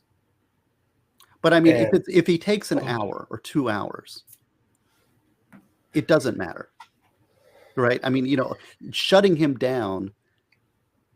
Why do you want to shut up? We've been patient. He's already dragged this trial out. He's probably added a week to this trial. It would probably be a week shorter. Easy.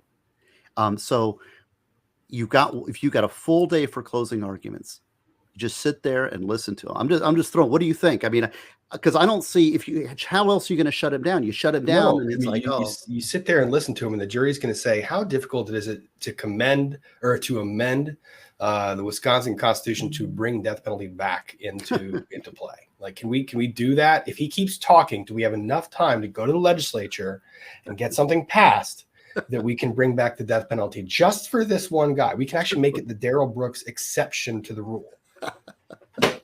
That's right. If we just have a case-by-case legislative determination, we'll be for it. Yeah, you just let him talk long enough, and he probably will. He'll give the legislature enough time to draft new legislation that'll allow for the death penalty to come back in case of Darrell Brooks. It'll be called the Darrell Brooks death penalty legislation. It'll just pass, and then all of a sudden, he'll finish talking by the time it's made it through the House, Senate, and the governor's signature. He'll still be talking, and then you just, right there, the jury now has a solution. Well, what is Welcome, it? Aussie Overlord. How you doing, Aussie's buddy? here, the Australian contingent. You're muted. You're muted like a Hayden, muted. You're muted like a fucking mute. Yeah. Like that analogy? What is that? What is that stuff they have in Australia? It's like Marmite or what is it? Vegemite. Vegemite. You're still It's the muted, same dude. thing. It's Marmite Maybe you got extract. the wrong audio input on your StreamYard or something. Vegemite is disgusting and horrifying. It's so gross. It should be purged from the earth. And anybody who says otherwise is wrong.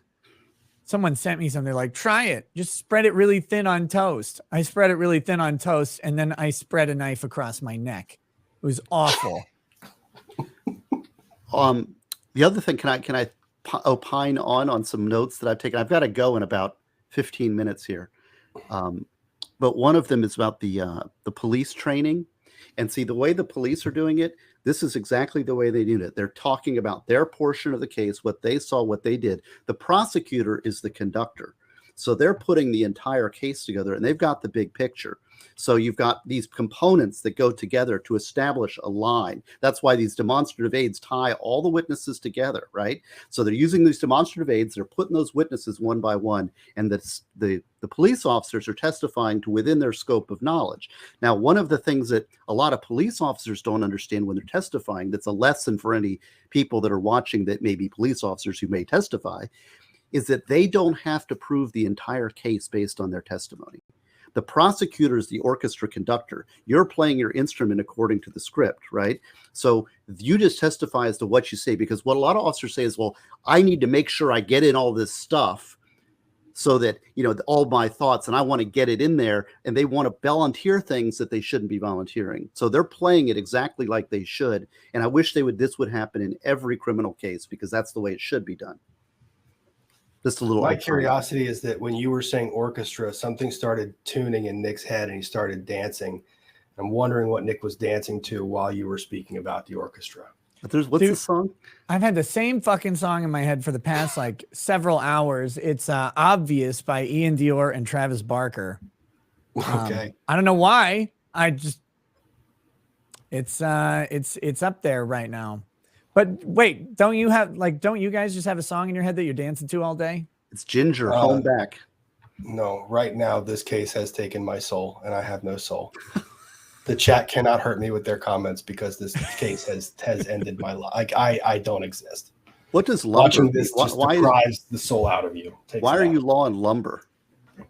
Because I'm a woodworker. What? Because I'm a woodworker. Oh, really? Mine was more fun. Yeah. It's because it gives Nick endless opportunities to tease me and it makes me laugh. Hey, I'm going to tat out here in a couple of minutes. All right. Hey, thank you all. Buy my book at crimelaw.net. You want to talk scheduling? Yes, Your Honor, thank you. Go ahead.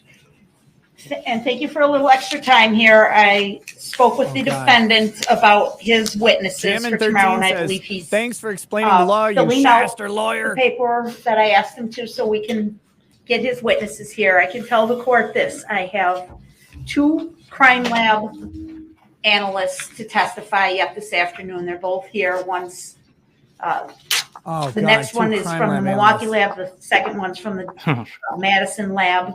So if we could complete their testimony today, it would be greatly appreciated. I don't know how late you intend to go today or how long it will take, but I'm being optimistic.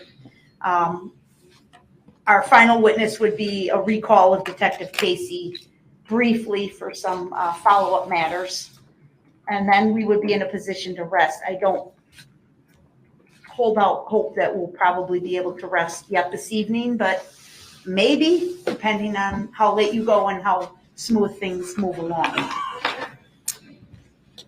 All right, thank you. I appreciate that information, and I appreciate the parties discussing off the record some of the issues related to the defense witnesses. So that's great to hear. I can go a little bit later tonight, and I would say no later than 6. But if need be, if we can get through those 2 witnesses and Detective Casey, that would be great.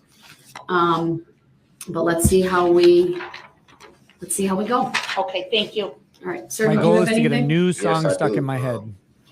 Not suggested by the chat. Already testified. Will, You will people it are be terrible. significance of him testifying again? Well, let's take that up later. I want to deal with the lab analysts who are here first and not delay their testimony any further. So other than that issue, do you have anything else? Yeah, I thought he was released from his subpoena. At least that was my guess. I honestly don't recall whether that question was asked of me. I know he's the court officer and he's been here. I'd have to take a look at the record from when he testified and see if there was any reservation or have the state make an offer of proof and we can go from there, but I'm not going to do that right now. I want to have those lab analysts testify they're here and we can take up more fully the issue with Detective Casey after they're done testifying. So how late do we plan on going? I will go as late as 6 o'clock if need be. So I want to keep pushing along. I want to. Please don't. Yeah, that's definitely pushing it here. Please don't go to 6 Oh, please o'clock. tell the judge how much she's pushing it. There were times during jury selection we stayed till probably 7 or 7:30. The last two nights we did break at about 4:30, 4:45, and so I'm willing to go a little bit later tonight. So it's 3:30 now. We'll see how things go. I was making that for saying that on the record because in my position that is kind of late. Well, let's start now and we'll get going, and maybe we don't have to go that late. So bring the jury out. Because it's all about your convenience, isn't it? Subject matter jurisdiction. The written decision that I previously entered is what I will stand on. I'm not going to address it any further. Is that verified proof? Yes. Sir, my written decision is the decision on subject matter Is it jurisdiction. verified proof? Because it hasn't been proven on the record, and that was not verified proof. Proven on the record. I am denying the request by the defendant to verify subject matter jurisdiction. That's denied. Proven for the record. I disagree with you as a matter of law. The Show jury's me- coming show me out. Lawful law. All right for the jury. Show me by lawful law. Bye-bye. Can't take much more. See you later, guys. Unless you make an tacit agreement that you don't have to prove subject matter jurisdiction. Tacit agreement, we got it. All right, welcome back, ladies and gentlemen of the jury. It's about 3:37. I know you're all filing in, so I'll wait till you all get in. Can someone in your very clever chat actually create a bingo board? Like, There is one. Yeah, there are a It was couple. floating that have around in the locals. Yeah, a couple of them have shown up, and then I think And welcome back to the TV rest of Farms you Ken who are Jennings had a filing in after our, randomizer. Short too. afternoon break. I just wanted to let everyone know I have let the parties know if need be. I'm willing That to was stay the bingo between we've been 5:30 waiting and for. 6 this Packet evening. agreement. I know there's 2 witnesses for sure. The state intends to call, and I intend to get through. It's kind of the timing and whether there's a third witness tonight or not. I'll decide a little bit later. But at this point, the state may call its next witness, and the rest of you may be seated, of course. Yeah, the chat successfully changed the song in my head to Closer by Nine Inch Nails. Good song. R.I.P. Right, Mr. Johnson, if me. you please make your way to the witness stand, which is on my right. It is upper riser. When you get there, please remain standing. Raise your right hand. My clerk, Teresa, who's on my left, will swear you in. Do you solemnly swear that the testimony you're about to give shall be the truth, the whole truth, and nothing but the truth, so help you God? Thank you, sir. Please have a seat.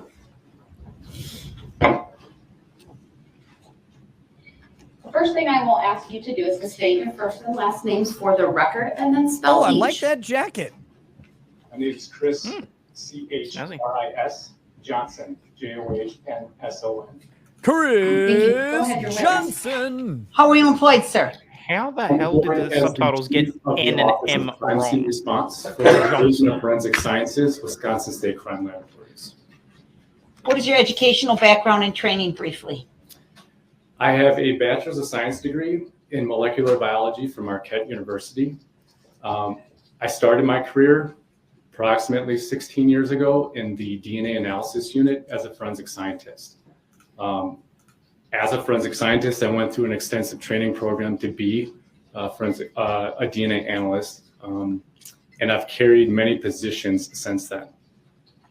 And as chief of the crime response unit, what are Hey, you your duties and motherfuckers make one joke about this guy. My looking duties like are me and I'll come twofold. I have an through myself. administrative aspect and a technical aspect. The administrative I aspect. don't think you ought to worry is about that. I was thinking oversee something along the and lines of monitor being in many all positions, but operations or all aspects of the crime scene response program operations. My technical aspects come into play when I receive calls from law enforcement to respond to scenes to provide technical assistance. My primary duty as the technical aspect is to preserve the integrity of the evidence at crime scenes. This is done through proper examination, recognition, documentation, and collection of physical items of evidence. Furthermore, another technical aspect I have is to write confidential reports of findings. And this basically summarizes any examinations and processing techniques that are used on scene and is a summary of the findings from those techniques. It's like he's teaching elementary Lastly, school. I testify in court when needed. Is there a set procedure you follow when you are asked to respond to a crime scene? Yes. What is that, please? If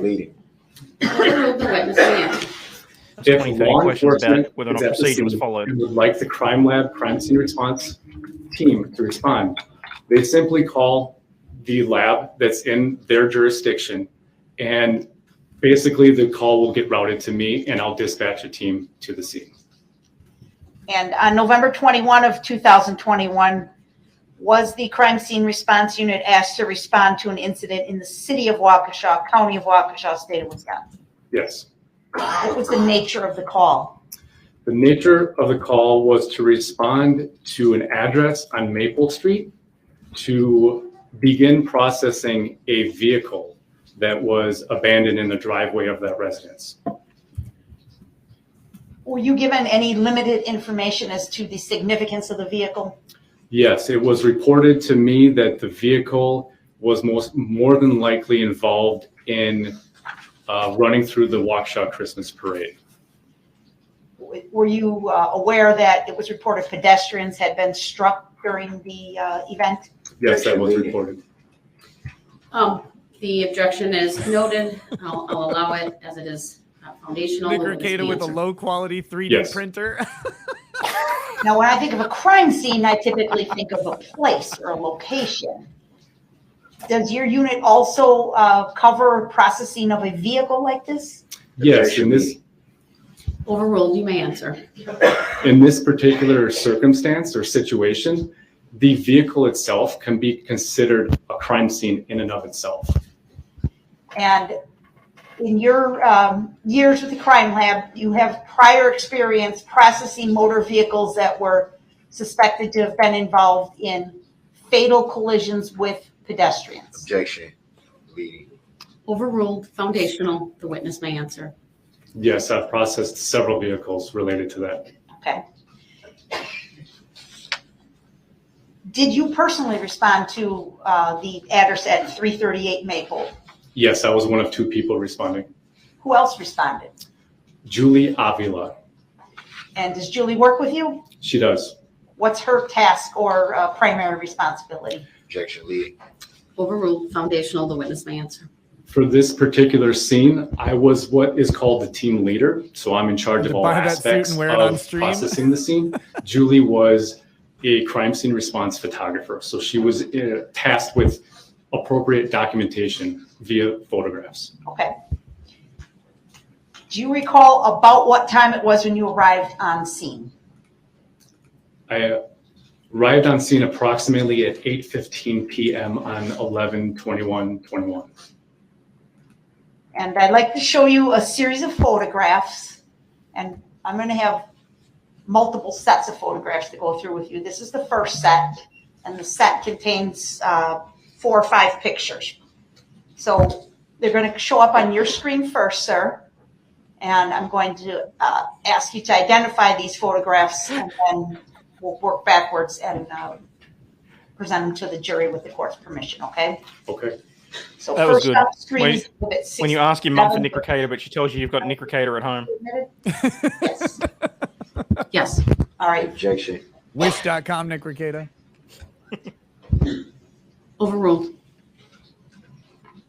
Sir, do you recognize the objects depicted in State's Exhibit 67? Yes, What's this in is the box? a view showing the front end damage of the show you red some front end Ford damage. Escape that's parked in the driveway of 338 Maple Okay. Avenue. Next, we're going to present to you Exhibit 93. Here we go.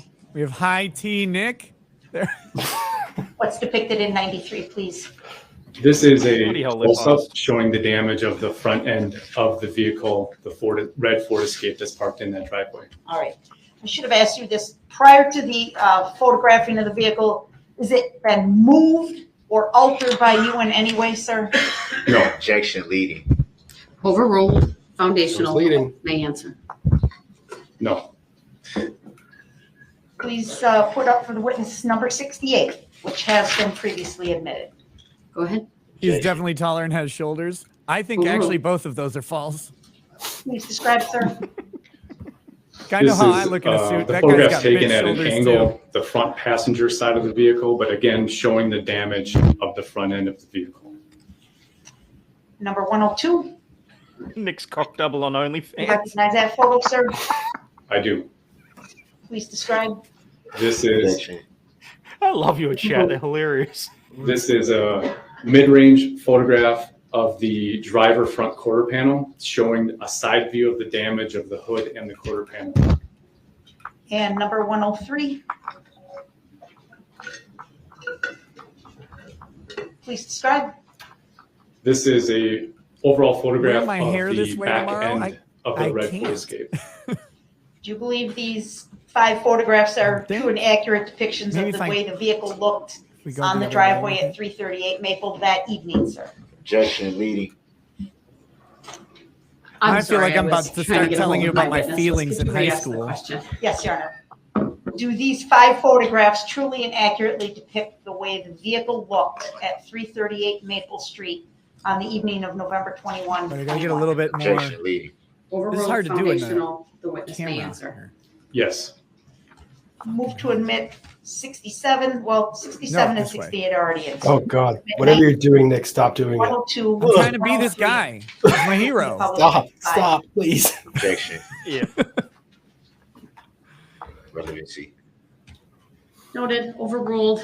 The exhibits are received. Permission to publish granted, specifically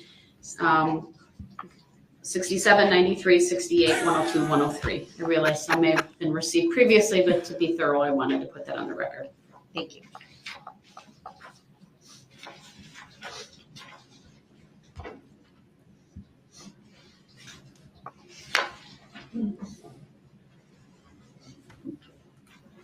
All right, guys, I gotta jump. I gotta get on a call.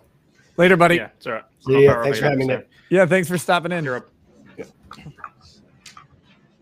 Yeah, I got about 10 before I got to jump off anyway and go and do some actual lawyering, unfortunately. All right, Mr. Johnson, 67. Wait, did you say you have to go do lawyering? testified was an In overview about 10. photograph. I've got to do my show and then head off to my regional office. Sure.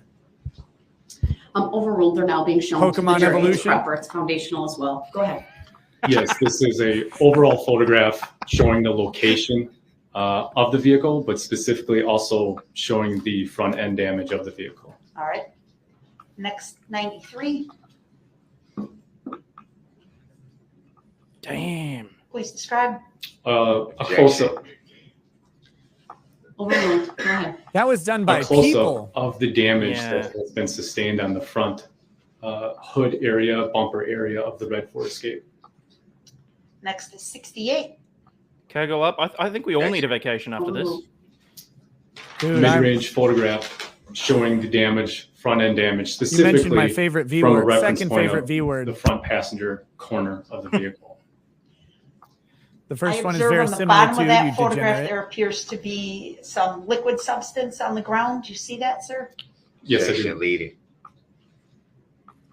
Overruled. Foundational. The witness may answer. Was leading, but Do it's you remember foundational. seeing that substance that night? Yes. Were you able to tell what it was? Objection speculative.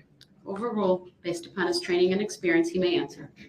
Not specifically what type of fluid it is, but some kind of engine compartment fluid. From this vehicle? Yes. Number 102, please.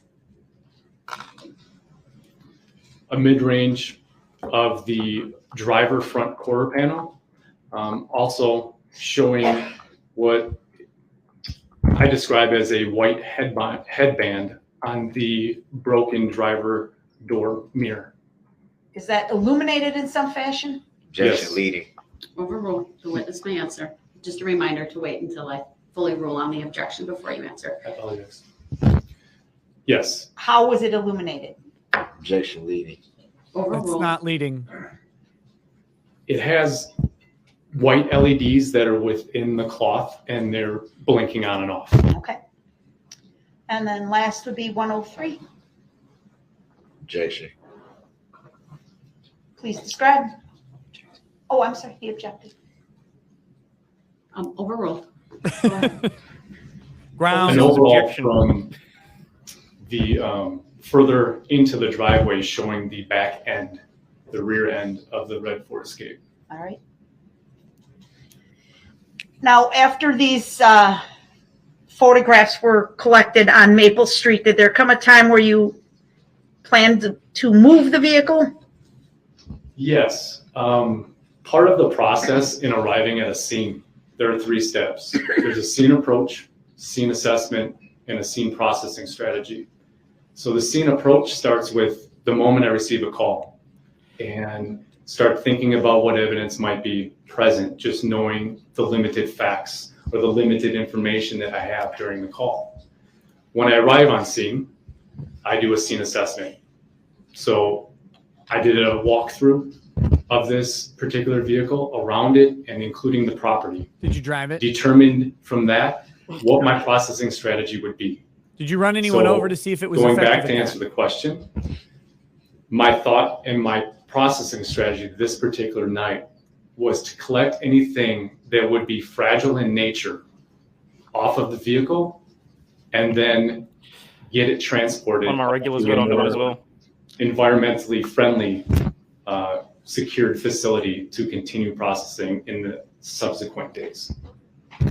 Was that for your comfort or for some scientific reason? Objection. Speculative. Overruled. The witness may answer.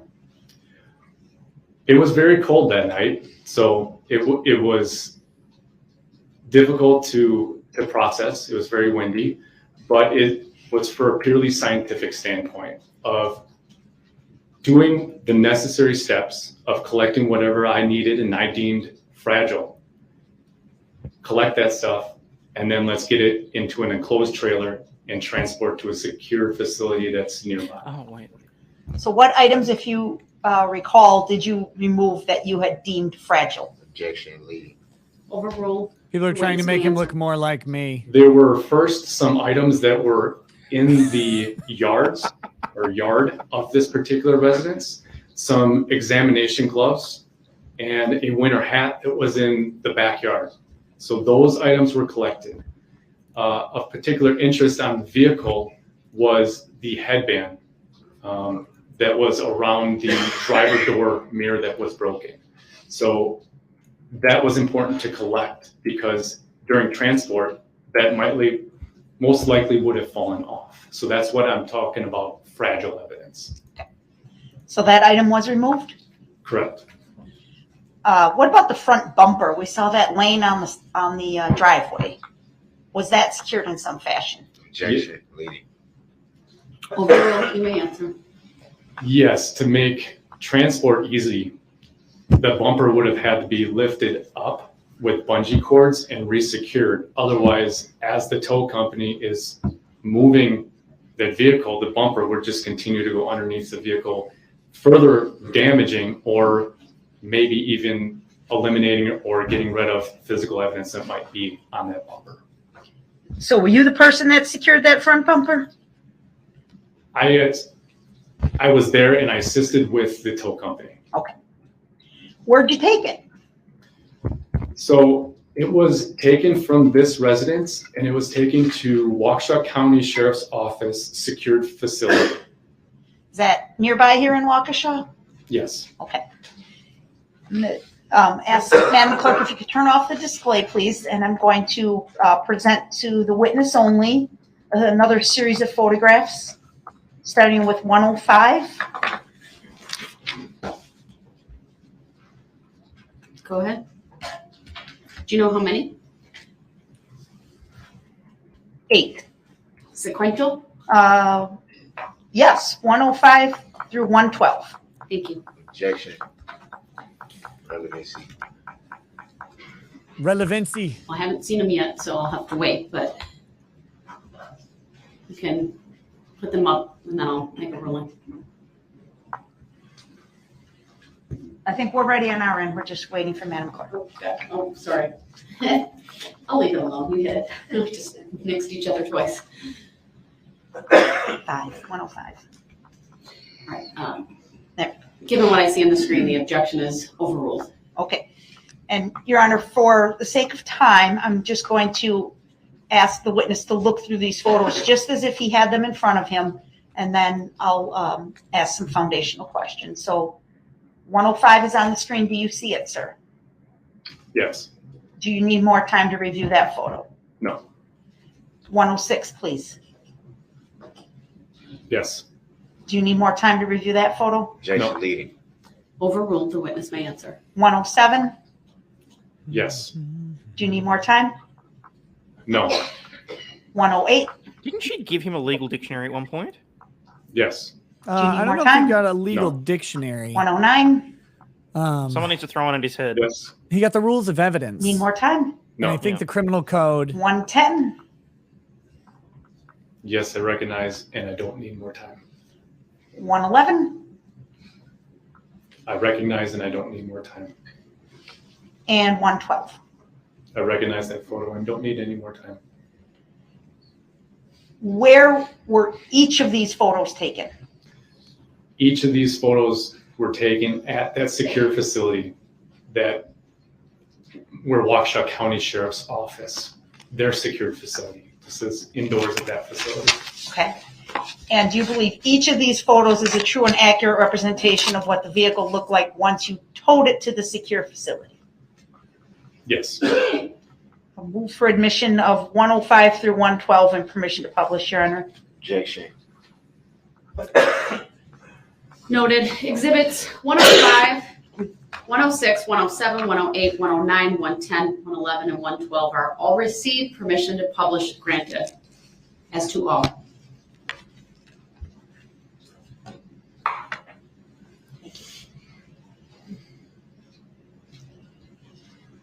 So in this photograph, sir, is the, what's the condition of the front bumper, please?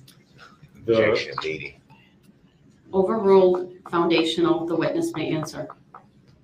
The front bumper is secured in somewhat, should be its original position with those bungee cords that we previously Hell talked about. yeah. Okay.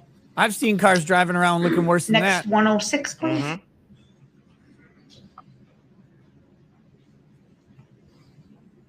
Please describe. Overall photograph, the front driver's quarter panel, including showing the hood damage. How much damage did he do? Was to there an the effort hood? by you to try and match the pieces of the bumper to the frame of the body, or is that just Do you have your grounds the way counter it going came today? together? Oh wait, you only have a couple more minutes left anyway. Yeah, I was gonna say I'm gonna duck out. If I can, I'll duck back, but I This might be in the time, I car, was so not I'm trying to piss off chat too physically much. match anything together. Thanks so It much was for letting me just in. For the purpose of securing Anytime, it for man. transport. What is the position of the driver's side window in this photograph, sir? The window is down. Is that the way you found it? Yes. Objection. Overruled. The witness may answer. He responded to Hey, the what's up, scene Chad? where the It's vehicle just was you and located me. and Now that Testify everybody based else is upon his gone, the knowledge. real fun begins. 107, please. Please describe. An overall photograph from the point view of the front passenger side. Bronco of the will not be on tonight. Bronco will be on. Looks Next, like 108. Saturday. Saturday we'll probably do a Bronco show. Objection. overruled. Please describe. An overview of the front of the vehicle, including the front passenger quarter panel and the front passenger door. What position was the front passenger window in? Tell me more about the position. Is that the way you found it? Yes. Okay. 109. Please describe. An overall photograph of the passenger side of the vehicle. Including in this photograph is the front quarter panel, the front passenger door, and the rear passenger door.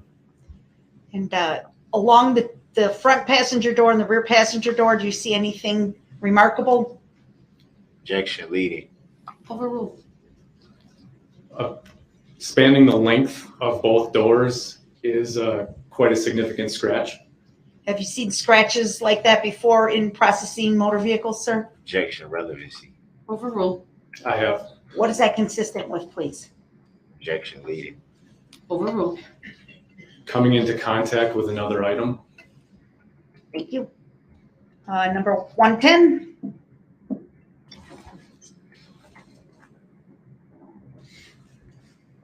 Please describe. An overall photograph showing the rear of the passenger side of the vehicle.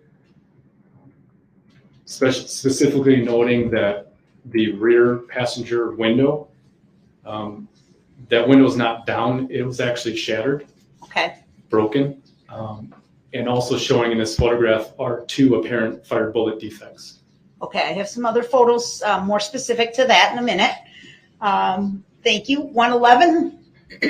Objection. Overruled. Please describe. An overall photograph from the vantage point of the rear passenger side of the vehicle. And then 112, please. Objection. Overruled. Objection. An overall What are you of objecting The to? vehicle from vantage point, rear driver side of the vehicle. Is the rear driver's side window, what position is it in, please? That is up. And is that the way you found it? Yes. It looks like there's substance on the exterior of the vehicle on the driver's side. Do you see what I'm referring to, sir? Objection, leading. Overruled. The witness may answer. Yes, I do. Do you know what that item or substance was? Objection, speculative. Overruled. Based upon his training and experience and his personal observation of the vehicle, he may answer. Not knowing what specific fluid that might be, I did do a presumptive test to see if it's possibly blood. Okay. All tests that I did of that liquid that's on the driver's side came back negative for the possible presence of blood. And was it sprayed along most of the driver's side of the vehicle? Objection, speculative. Overruled. Yes. Move. Now, I'd like to move on, sir, and ask you, did you do an interior inspection of the vehicle Yes, and an exterior inspection of the vehicle? correct. I'd like to highlight some specific areas, starting with the interior of the vehicle. Would you have processed the entire passenger compartments and cargo space of this vehicle? Yes. And what types of things would you have been looking for, sir? Based on my former experience, looking for surface types that might contain potential DNA evidence. So specifically, anything that's in the vehicle that would have been handled to control the vehicle or handled in a repetitive manner or with some kind of force. So for example, the Handled steering in a wheel, repetitive manner, the huh? gear shifter, those items were swabbed by myself for the potential of DNA. We also looked This is at a big part of it. surfaces within the It's vehicle again part of the identification. and process They're going those to use for the possible the presence buccal of swabs latent that they did earlier on Darrell Brooks. They're going to match it with contact DNA from the car. Do you to remember further solidify the identity? locating an object on the front passenger seat of the vehicle? Yes. I'm going to ask that we display to the witness only Exhibit 117.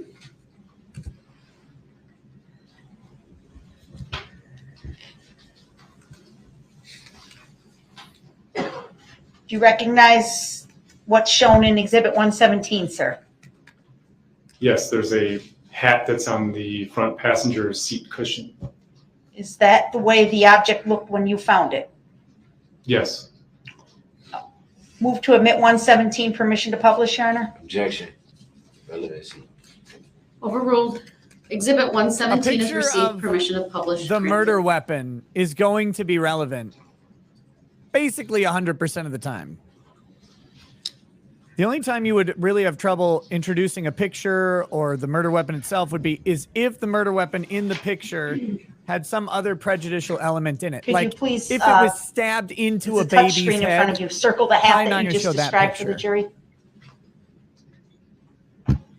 And then to your left, sir, on the witness stand, before you took the stand, I placed an item up there that's been marked as exhibit number 87.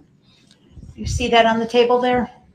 Yes. Can you identify exhibit 87?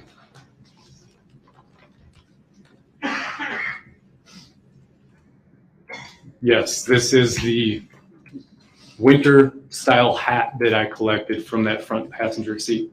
Okay.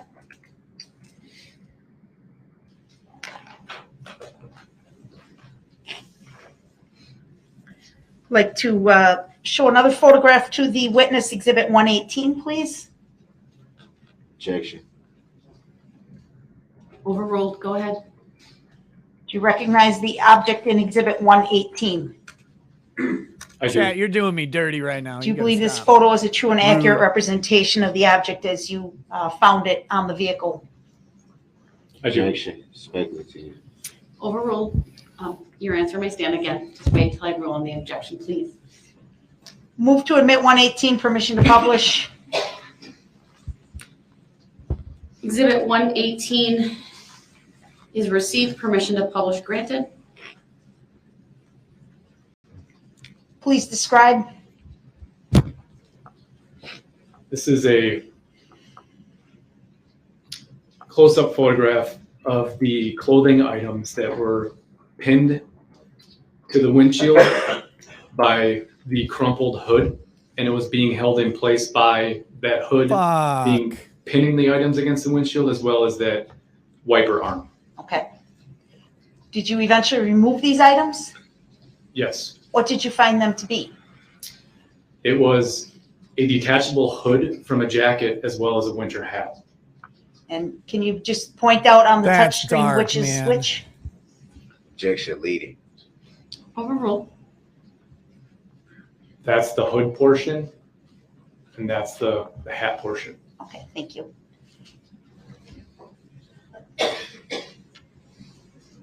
Did you find any U.S. mail or paperwork inside the vehicle?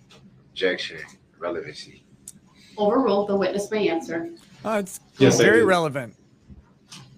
Bunch of shit Were addressed there to any Darrell names Brooks. associated with the U.S. mail or paperwork inside the vehicle? Objection. Relevancy.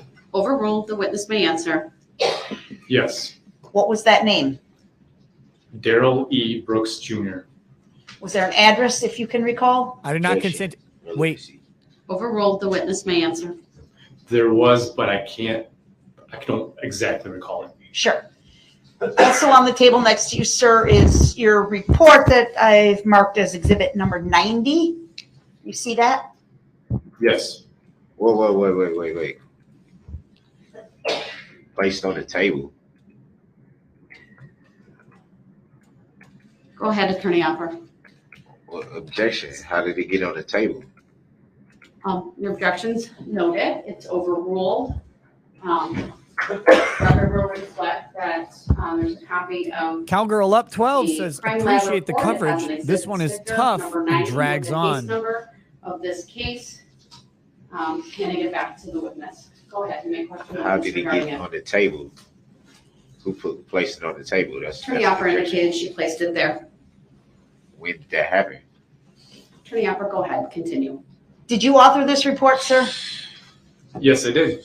If you review the report, would you be able to see the address for address Darrell Brooks that was noted in the paperwork from the inside of the SUV? Objection. I don't consent to being called that name. Noted, overruled. She actually wasn't talking to you. Yes, I would. Please do that, sir. She's talking about what was Objection. on the papers in the car. Overruled. Grounds for the overrule. Your objection has no basis. The witness may answer. You didn't Grounds for provide a the legal overrule. Go ahead, basis. sir. The address for the pieces of mail that I recovered was 4014 North 19th Street, address for the Milwaukee, pieces of Wisconsin, he recovered was 53209. 4014. Thank you. Objection, that should be strike. When he asked the question, he said he didn't recall. So how can you force somebody to recall? The witness's recollection was refreshed through the use of his report, which he indicated he documented the address. Your objection is noted. It's overruled. The answer will stand. Go ahead. Next question, please. Yes, and actually, if I could back up 1 minute and ask Ms. Gussie to put back up 117. I have to ask a question about 117. Go ahead. And if we could display it, please, Madam Clerk. Nobody got to answer no questions. Mr. Brooks, please refrain from interrupting. You'll have an opportunity to ask I your have an questions objection on of cross. how stuff got to the table without my knowledge. That should be known. That should at least be noted for the record. It was I wouldn't noted. be able to do that. I just want the judge to once say, "You your shut your objection's noted. goddamn It's mouth. overruled. You Go shut your ahead, fucking Teresa. mouth." So that needs to stop happening. In It needs addition be to the fair. all right, I'm going to excuse the jury. All right, for the jury. That's what I Can't want. keep doing stuff without. That's what I want. Should be a fair Just trial. once. That's my right. Shouldn't be able to do things without my knowledge. And then pass it off to the jury like that's fair. They deserve to know that too. How did it move to the table?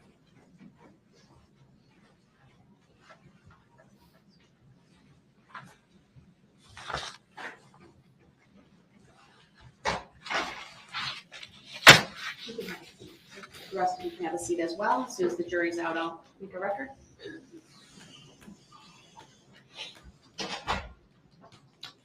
All right, Mr. Brooks, you are well aware that the reason consent to being called documents that are name. being Fuck put you. Just on say it, Judge. I don't Just- consent to being stand called that name. are because this court indicated it would limit the movement of the parties due to your custodial status to keep things fair. And I You are merely asked, how attempting- did it get there? Sir, do not I'm not interrupt entitled- me or I'm you will not- I'm not forfeit your entitled right to to be know how I got present there? in this courtroom.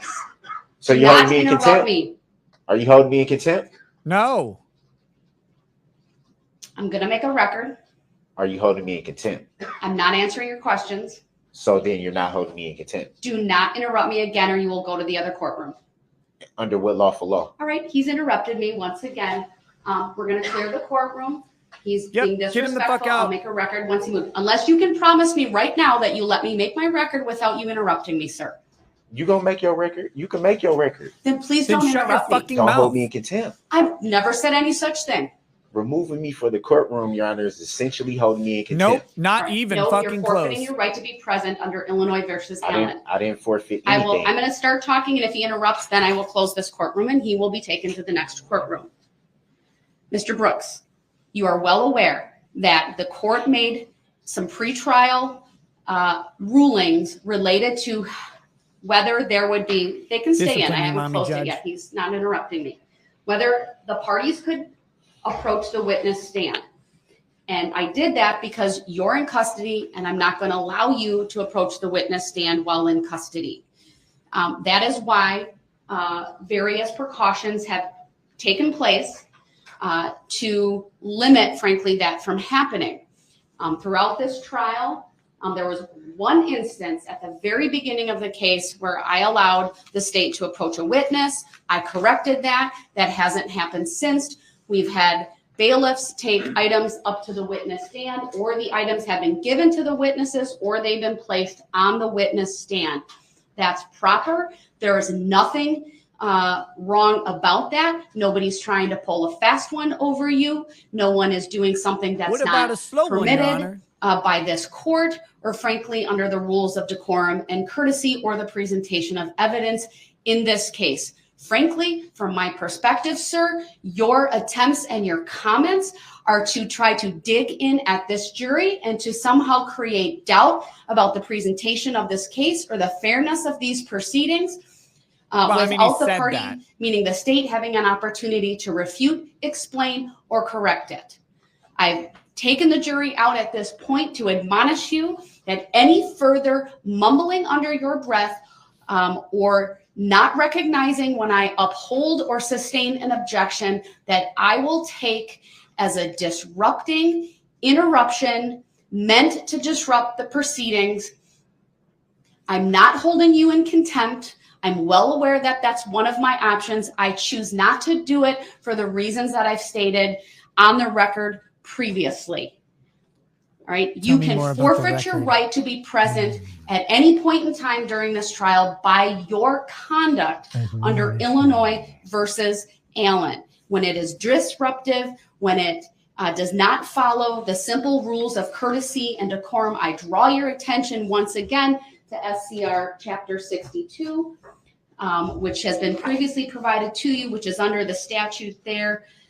These constant mumbling and interruptions during the proceedings. I haven't made a record of them today, but I will now. Started at 9:01, then there was 5 at 9:02, 3 at 9:03, 4 at 9:04, 1 at 9:05, 2 at 9:05, 1 at 9:06, 3 at 9:08, again at 9:17, 9:27, She's been taking notes on how many interruptions. 1:05, there was talking over by you at 2:03, 5 interruptions at 2:14, 2:15, 2:17, at 2:19, audible muttering, 2:31, 2:33, what I would describe as inappropriate, like muttering under your breath, 2:35, at 3:06, there was a hilarious comment, at 3:11, there was what I would describe as what was the hilarious comment about the muttering and the irony of it all. At 3:12, I know he said hilarious, but it would be funnier if there was a hilarious comment.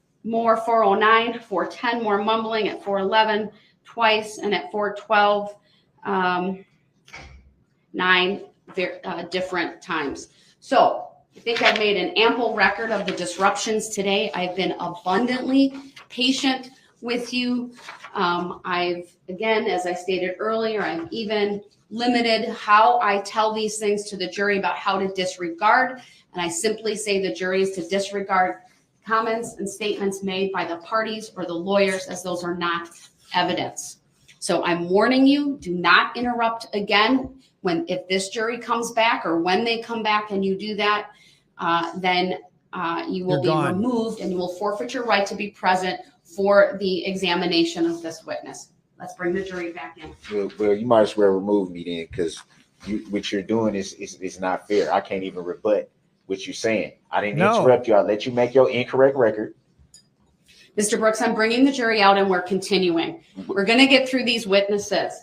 Okay. And I'm not stopping you from doing that. Through your behavior, you're not going to delay these proceedings today. I'm not trying to delay the proceedings. So I wish you would stop being incorrect on the record and saying what I'm trying to do if you don't know that. You don't know what I'm trying to do. I'm bringing the jury out. I'm not going to argue with you. Then don't. Because I'm not arguing with you either. I'm stating facts. You're raising your voice. It's because I'm tired of you always making a record. At me. You're making a record of me trying to look bad. I know what you're trying to do. It's not gonna work. I'm making a record of what's accurate. Bro, you're making a record of incorrect statements. That's what you're doing. You're not making a record of not being. I'm advising you to be quiet because the jury's coming back out. You're advising me to be quiet. Is you telling me to be quiet? To be respectful when the jury. Are you telling me to be quiet, or are you asking me? I'm asking you and advising you. Thank you for correcting that, because don't nobody tell me what to do. I don't tell nobody else what to do. I'd appreciate. We're all adults in here. I've never told you to do anything at all. Sir, I actually you have. If your tone of voice would change. I would appreciate if you would ask me. No. I'm a grown man with grown kids. Ain't nobody gonna talk to me like that. Nobody. Oh, someone will. I don't have a problem with doing what you ask me to do, not tell me. Say ask. Judge, just say it. Just say ask. You know you want to. Just like when I asked you about subject matter jurisdiction that you have yet to prove on the record. Just say it. But somehow I'm being intentionally disruptive.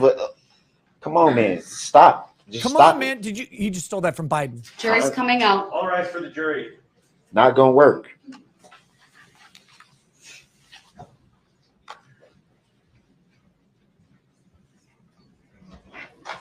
Supposed to be scared of getting removed or something. He's a fucking child. Oh, it's amazing.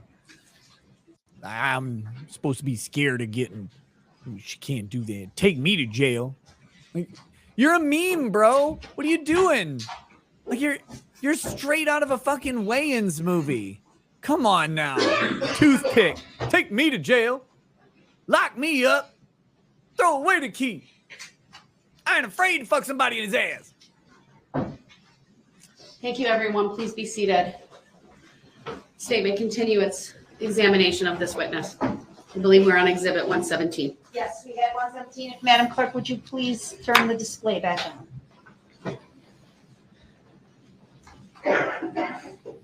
Mr. Johnson, were there other items on the front passenger seat besides the blue winter hat? Objection leading. Overruled. The witness may answer. I do recall a cell phone being present on that front passenger seat. Do you remember what kind of cell phone? An iPhone. I also see some items that look like maybe headphones or a charging cable, something like that. Do you see that, sir? Objection leading. Overruled. Foundational. The witness may answer. The exhibits previously been received. Objection speculative. Overruled. I do see that. Do you remember something gonna like that object on to the front passenger Every seat? question now. Yes. Okay. And how about Except for on the that one. floorboard of the front passenger seat? Is there an Objection item leading. there, sir? Objection leading. Overruled. Nailed You it. may answer. Yes. What do you remember that item was? A TV. Okay. And to the left of the TV, the white The colored TV object? was driving. I don't recall what that is. Okay. But this is the exact way the passenger seat looked when you recovered the vehicle, correct? That's correct. Sir, in your expert opinion, was he Now, hanging if out we the could please passenger go to side Exhibit of his best friend's 116 and ride put up for the trying to witness holler at only? me?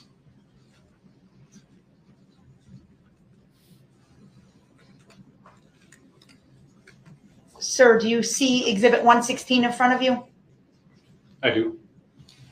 Do you recognize this photograph? I do. Do you believe this to be a true and accurate depiction of the interior of the SUV? Yes. Move to admit 116, permission to publish. Objection. Relevancy. Overruled. Exhibit 116 is received. Permission to publish is granted.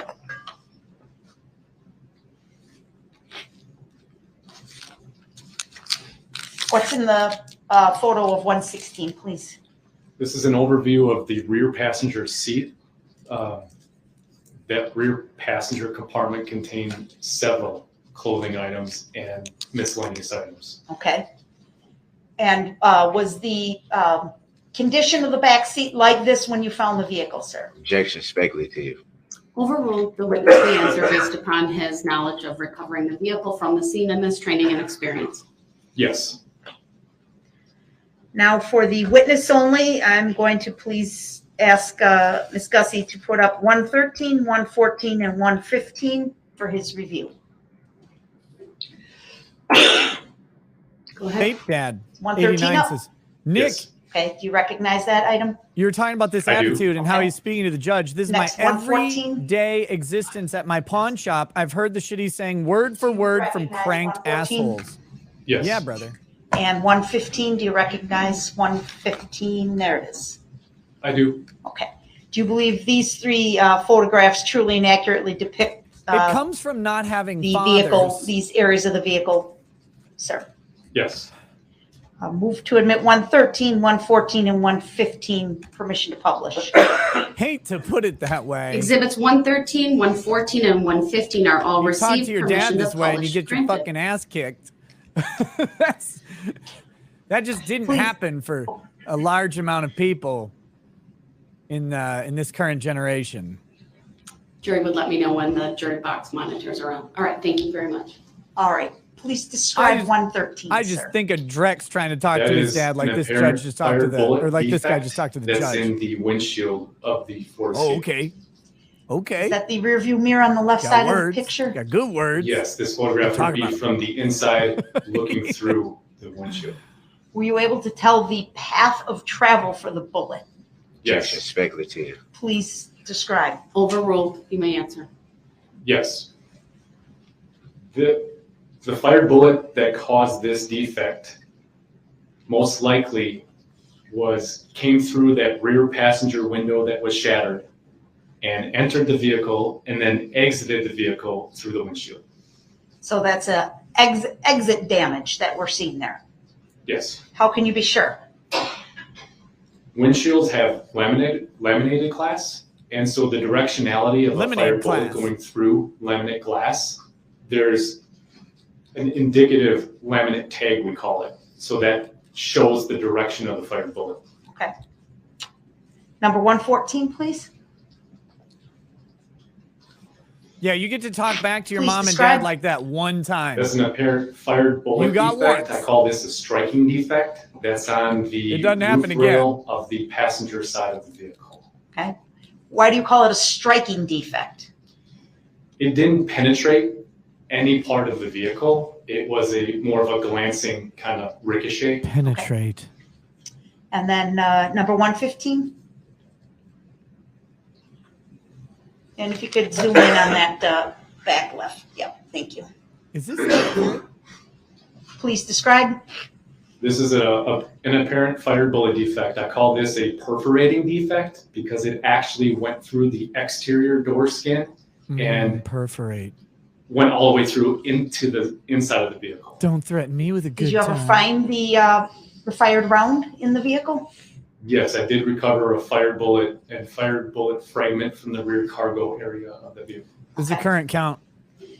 Was there any evidence that that bullet traveled any further than the cargo area of the SUV? Objection, speculative.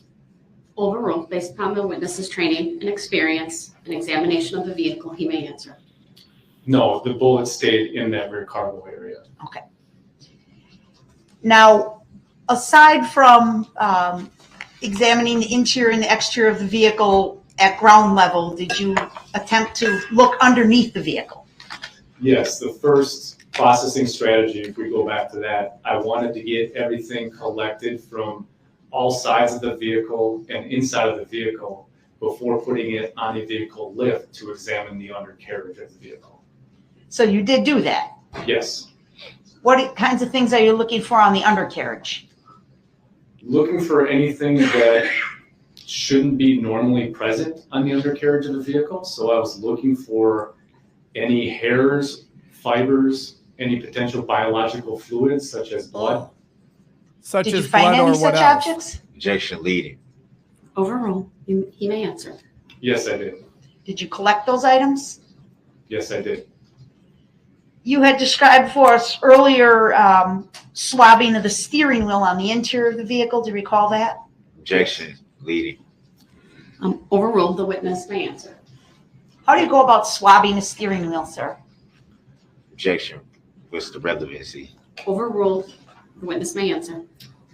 The best way to collect DNA evidence from a surface. Experts is to explaining use the a process swab is always technique. relevant as long as the process swab was used is in the particular case. A swab that's slightly moistened with deionized water Moistened. and basically swabbing the surface and then following up that swab with a dry swab. So it's a two-swab process, a wet swab followed by a dry swab, and that becomes one item of evidence. Same thing for the gear shift? Yes. The What second do you do swab with is these very swabs after uncomfortable. you collect them? I put them into the appropriate container and then seal that container, write my description of that particular item of evidence, and eventually that evidence is transferred to a unit at the crime laboratory for analysis. In this particular case, those items, anything for DNA, is going to be transferred to the DNA analysis unit. Did that happen? Yes, that did. And how about the hat, States Exhibit 87? Did that get transferred to another unit for further analysis, to your knowledge? Yes, so any clothing item that's Hold on, there was an objection. Grounds? Wait, what? Relevancy. The judge just said The grounds. witness may continue answering. clothing items that are worn by individuals are a really good source of transfer of She DNA. said grounds, so, yes, just like I he collected did. that hat and it was transferred to the DNA analysis unit. I mean, she has the right to ask for the grounds of the objection, but she said it like he 90, did. did you believe that to be a true and accurate narration or summary, I should say, of your work in this case, sir? Yes, I do. Move to admit number 90, Your Honor. Objection, relevancy. Overruled. Exhibit 90 is received. I don't have any other questions then, Your Honor. All right, thank you. Cross-exam, please.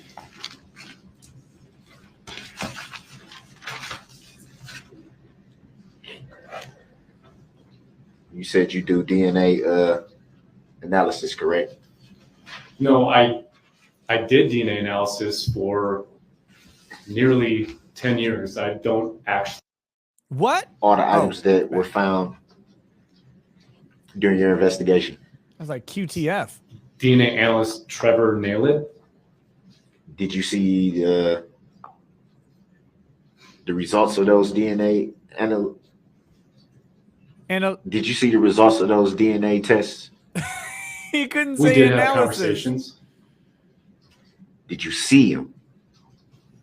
No. Well, then how could you know? So it'd be fair to say you don't know what those results were. No. I didn't verify it. Like I said, we just had conversations. So do you know the results of the DNA analysis? Yeah. In particular, is there a particular item? For any of the items. Any of the items. I don't recall the exact results, no.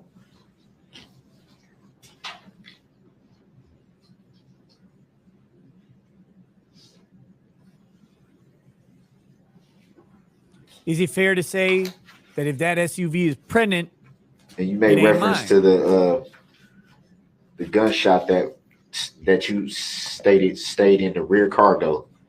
Where in the rear cargo did you find that shell casing? Objection, that's a misstatement. It wasn't a shell casing, Your Honor. Shell casing, fragment, same thing. Hold on. no, There's they're been an very objection. fucking different. I'll sustain the objection. It mischaracterizes the testimony and ask that you rephrase it. Did you find a shell casing, a bullet fragment? I found a fired bullet fragment. Where did you find the fired bullet fragment? It was really close proximity to where the rear latch comes down and hooks in to stay closed. So on the floor of the rear cargo by where the actual cargo door comes down. And you said a latch that comes down? Yeah, so how doors latch, like car doors latch, you know where the latch is? So where the rear cargo door came down and latched, it was in really close proximity on the horizontal surface of that rear cargo area. Did you observe if the bullet fragment had struck anything? It struck some items in that rear cargo area. Do you recall what it struck? I don't.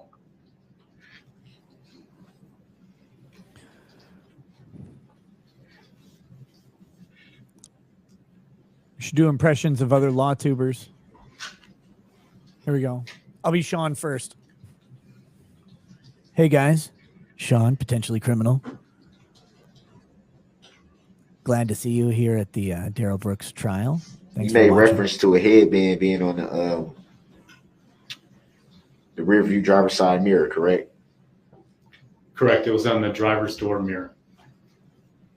And from your expertise, how would you, in your opinion, guess that it got there? By coming into contact with something or someone that was wearing it. And do you know that for sure? Yeah, he knows it but for based sure. off of my experience of a lot of years of examination of physical items of evidence. But it'd be fair to say This that guy you don't looks know like he exactly. examines physical items all No, day. I wasn't at the parade. I wasn't. No.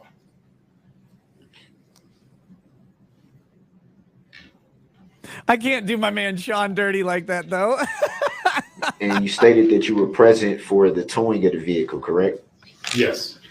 I love that guy so much. Do you He's recall at screaming any today. time anyone's attempting to fantastic. start the vehicle? No. And you stated that the bumper was, I only do that to Sean I because I guess, know he'll laugh moved at at it. some point That's so it. it wouldn't Sean's my dude. drag under the vehicle. I'm guessing that's what you said. If I'm wrong, you can No, that's correct. Yeah, we used bungee cords to secure it off the ground so that when we're moving it or putting it on the flatbed to go, I'll have to work on my legalized impression. I can do that. I gotta get it wouldn't be I gotta get a cowboy hat. constantly going underneath the vehicle.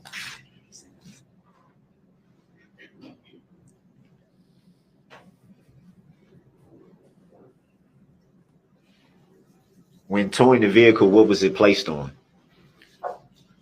Because of the amount of traffic or cars that were parked on the road, the towing company couldn't get the enclosed trailer right to the end of the driveway. So the vehicle was put onto a flatbed truck and then driven a few houses down, where then it was transferred to an enclosed trailer and then removed from the scene. Just do wacky radio voice. So with the bumper, being that it was Brooks trial first placed on a he drove right through truck, that morning traffic. as you know say. what I'm saying? At that time, with the bumper had what problem with the bumper had caused if it wasn't going to be physically dragged or anything at that point? I'm not sure I understand your question. What kind of problem with the bumper posed if the vehicle was on a flatbed truck? The whole point essentially what I'm saying is to give you more clarity. How could the bumper be dragged at that point? Awesome. It was being removed from the surface of the driveway onto the flatbed. So if the bumper weren't secured in an upright position, it would be pulled, and the bumper, as the vehicle is going this way, the bumper would be pulled underneath the vehicle. So once it was secured on the flatbed truck, would the bumper still pose any problem? The vehicle on the flatbed, the bumper was in a secured position. If it wasn't bungee corded, would it have posed a problem? Yes. How so if it wasn't moving? The whole purpose was to secure the bumper in place to preserve any physical evidence that might have been on the bumper. Dude, Dick Masterson, I don't know if I can get the microphone Do that you close to recall my who mouth. did the actual towing? The company is Complete Towing and Recovery. And you stated to one to get the vehicle to a environmentally friendly, secure location? Yeah, a better term would be environmentally controlled. What do you mean by environmentally controlled? Proper lighting, outside of the elements, outside of view of the public, so an enclosed building.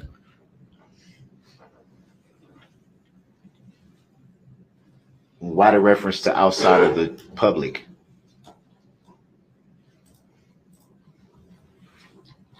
It's easier to do examinations in a controlled environment. Would it be fair to say at that time, before it was told, the vehicle had been secured, checked? That was done out in public. So what would be the difference at that point? Jessica Reloaded, I just responded to my your email. Original statement of what my primary duty is. My primary duty is to preserve the integrity of the evidence. Objection, non-responsive. That night, I was concerned with doing the necessary steps that I deemed relevant to collect, and then get that vehicle to a more suitable environment, just based off of how much more work and analysis and processing that vehicle would entail. Fundamentally, I follow what you're saying fundamentally. The question though is, by the time you arrived to the scene where the vehicle was located, were you aware that the vehicle had essentially been already investigated? No. So you had no knowledge that the vehicle had been secured, had been pretty much investigated by that point? Well, I was aware that the vehicle was in a secured state. I don't know what happened prior to that. There was very little information that I received on the initial phone call because of the hectic nature of everything. So I had an address and I knew that the vehicle was being secured by law enforcement.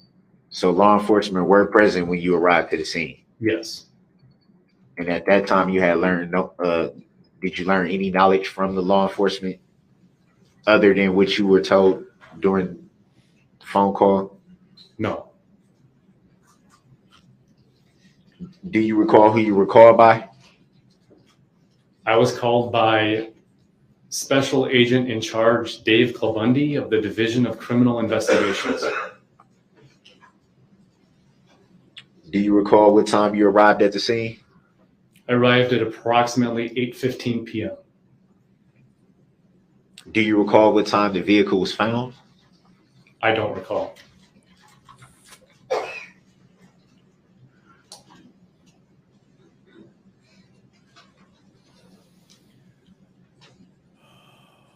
Do you recall anyone telling you or mentioning what time the vehicle had been found? I don't recall.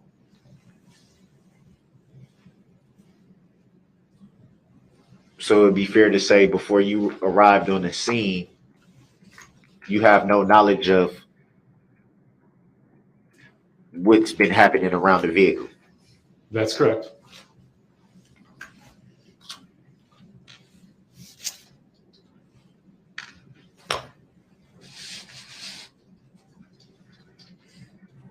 You said you made reference to a hat being found in the background. Do you remember saying that? Or in the backyard, rather. I'm sorry, not the background, the backyard, I meant to say. Yes. And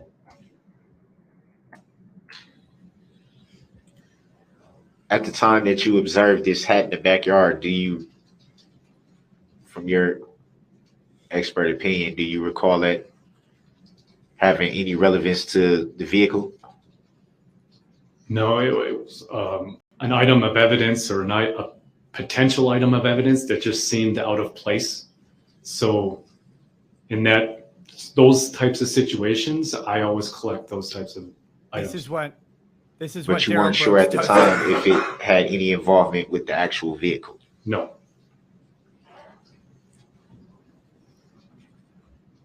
Was there anything significant that stood out about the hat? Just the location. Did you find any blood on the hat? Did you find, or is it just pretty much just a hat in the backyard?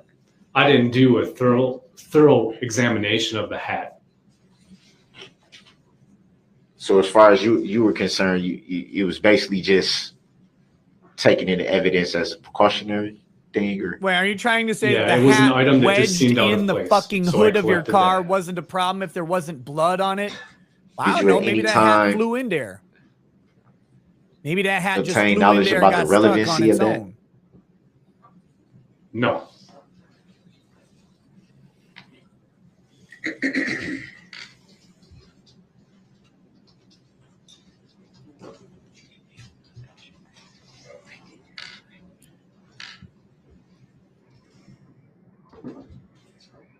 All the photographs that you were shown, had you seen those photographs before today? Yes. Do you recall if they were taken the same night of your investigation or multiple nights or days, rather? There were multiple days. And do you recall why you had to, or do you recall why those photos had to be taken over a multiple day span? Yes, the vehicle needed a comprehensive evaluation or processing examination of pretty much every single side and surface of that vehicle. And to do that, photograph wise, would have took days? Yes. So when did you start actually doing an investigation of the items inside of the vehicle? That would have been the 22nd, November 22nd. So the next day. Correct. And so did you yourself do analysis of the outside of the vehicle? Yes. Same day, 22nd of November? Yes. So you kind of started the outside and the inside pretty much roughly at the same time. Yes.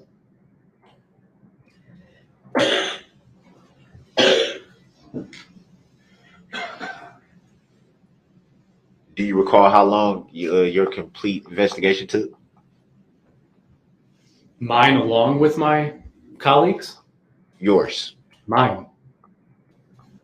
The examination itself of just me examining the vehicle? Just you.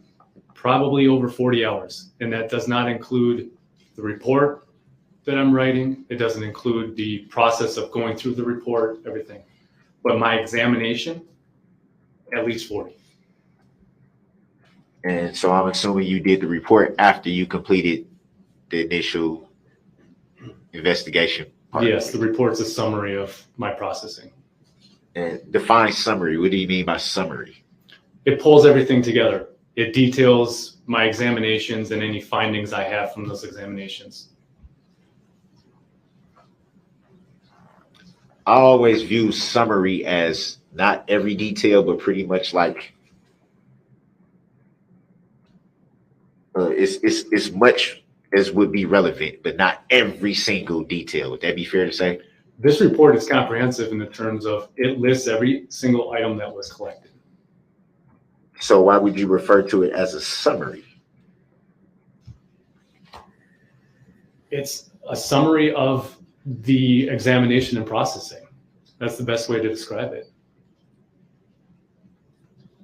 It's not a dictation, in other words. What do you mean by dictation? There are other reports that other agencies may do that are dictated, right? I did this, then I did this, then I did this. This is a summary.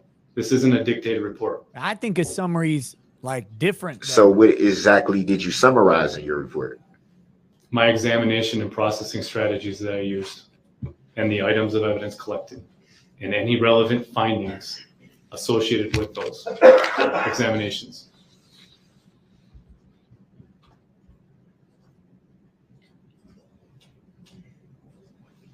Did you do any examination of the cell phones? No, I collected those and transferred those to a detective with the Waukesha Police Department. Do you recall who that detective was? David, his last name is spelled, I believe, Foyen, Foyen.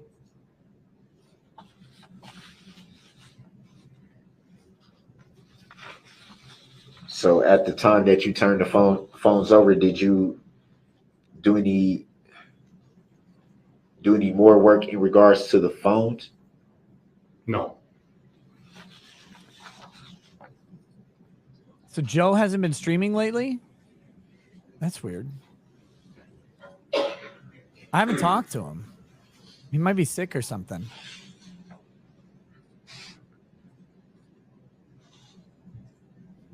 Oh my God, ask the next question. You don't know what questions you want to ask. That's Do you the recall problem. doing any investigation on the airbag control module?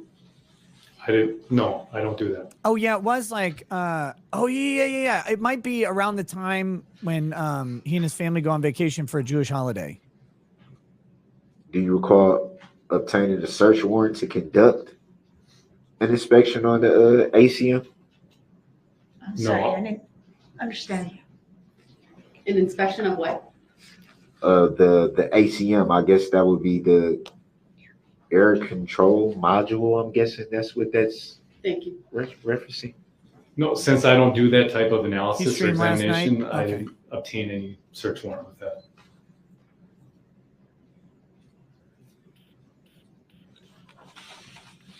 Any reason why I would say that in the paperwork? Objection vague. Grounds. Sustained as to the form of the question, Vague with the grounds. as to what paperwork you're referring to. I'm guessing. I don't know what it will be called, but it says conclusion inspection summary.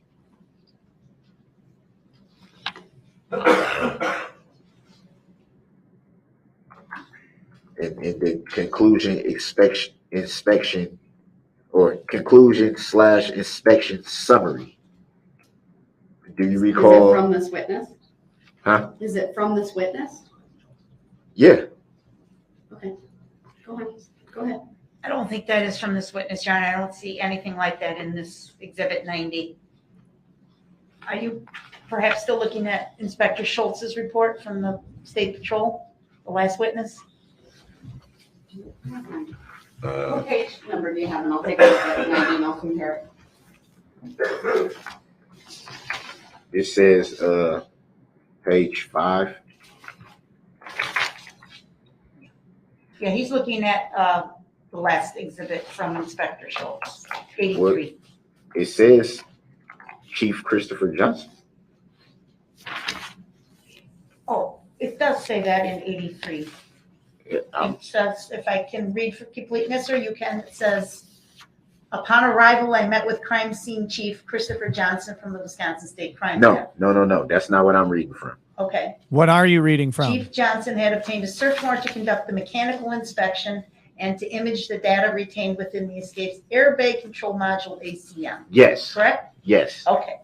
So that was written by Inspector Schultz, who just testified, not this witness, Whoops. to clarify the record. Well, I didn't know that, Your Honor. I apologize for that. It's all in the same paperwork with Chief Johnson, so maybe that's where the confusion comes in. The record would reflect this witness. His last name is Johnson, so I think that's understandable. Yeah, I didn't know. I was just reading what I have here. Fair enough. Keep going.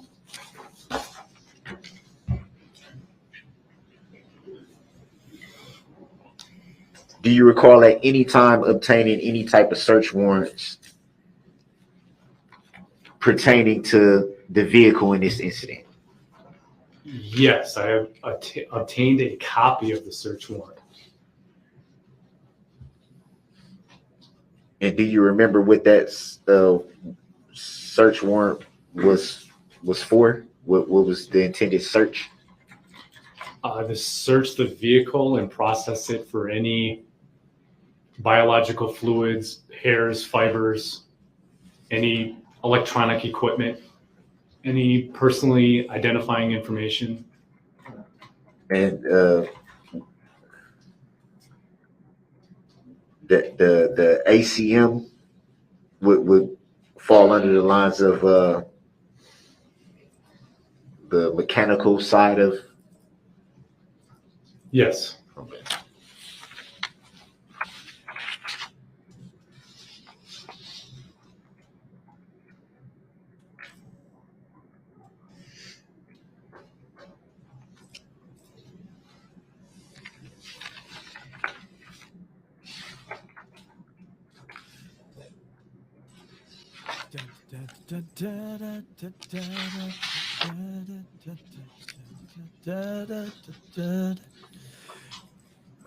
Come on.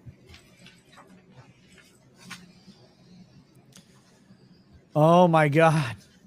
I'm gonna die. Darrell Brooks gonna kill me.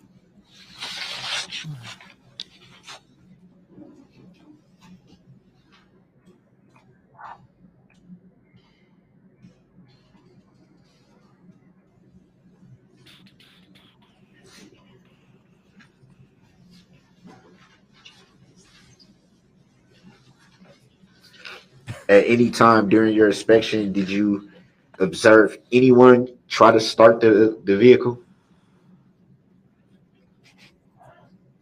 When I was with Investigator Schultz, when he came to my laboratory, he attempted to start it. There was supposed to be 2 witnesses by the end of this by the end of today, and Brooks is taking so long asking fucking inane questions.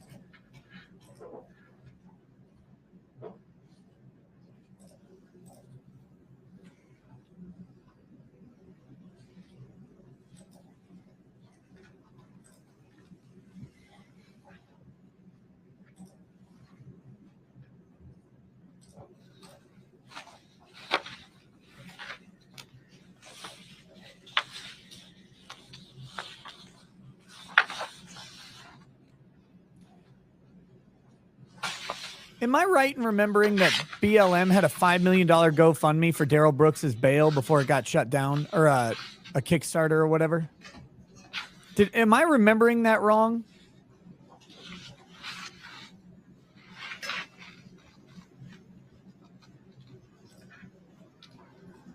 Slavery made him run over that crowd.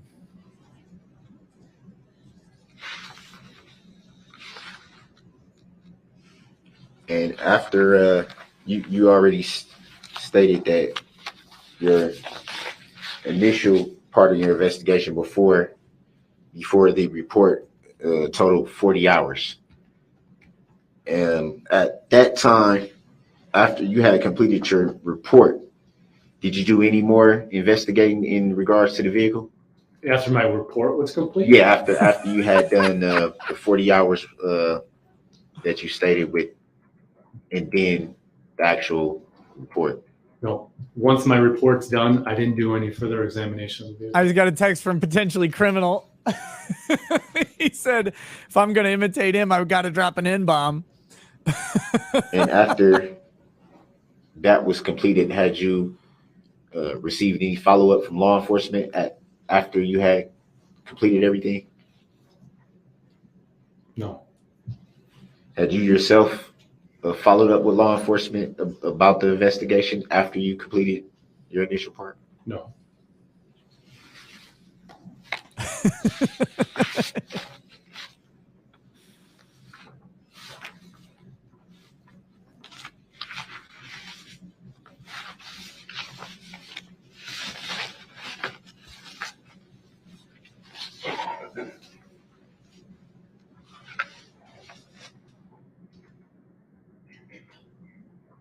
Start asking about the plaintiff so we can move on, buddy.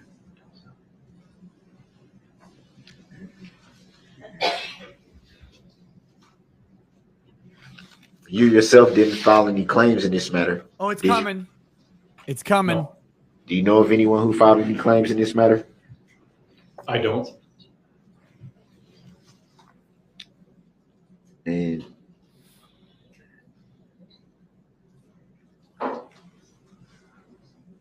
do you recall who you were subpoenaed by to testify? I was subpoenaed by District Attorney Sue Hopper. Yeah.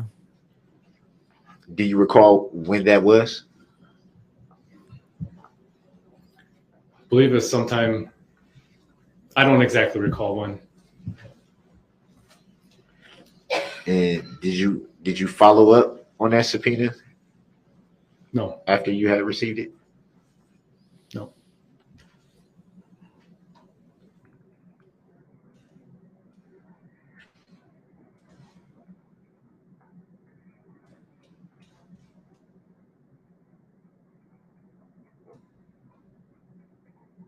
Have you at any time seen or read any complaints in regards to this incident? Yeah. No.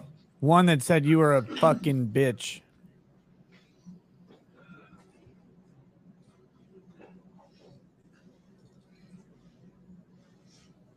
Oh my God. Do you know who the plaintiff is in this matter? The state of Wisconsin? Would you label that as a person, an actual human? Grounds. Sustained, not relevant. You ever actually seen the plaintiff in this matter? Grounds. Sustained.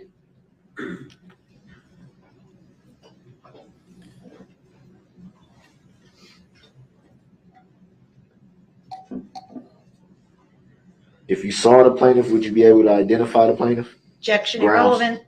Sustained Grounds. pursuant to 9611, sir. Please move on to a different line of question. Just trying to establish who the plaintiff is, Your Honor.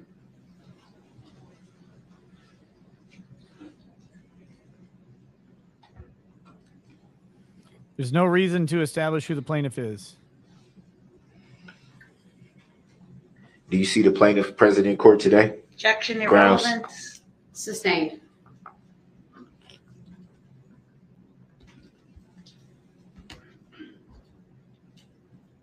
Would you consider yourself to be an injured party in this matter? No. No further questions. Thank you. Any redirect? Just very briefly. Mr. Johnson, you said when you arrived on Maple Street, there were police officers present, That's correct. and you said the vehicle was secure at that point. Correct. Objection. What do you mean? Leading. The answer may stand. Next question. Overruled. What do you mean by that, sir? The perimeter was secured with crime scene tape, and there were officers that were standing at the location where the vehicle was. Would it have been possible for a member of the public or any curious person to just walk up and touch the vehicle or do anything to the vehicle? Objection. Speculative. Based upon his training and experience, he may answer. Overruled. They would have been stopped by law enforcement. Thank you. That's all I have. All right, thank you, sir. You may step down. While he's stepping down, if my jurors and anyone else in the courtroom want to stand, I do want to get through one more witness tonight. Look at that face. And then, Look at that fucking face. What a piece of shit. I hate this guy. I hate him. I literally hate this guy. All right. I have 90 and 87. Yes.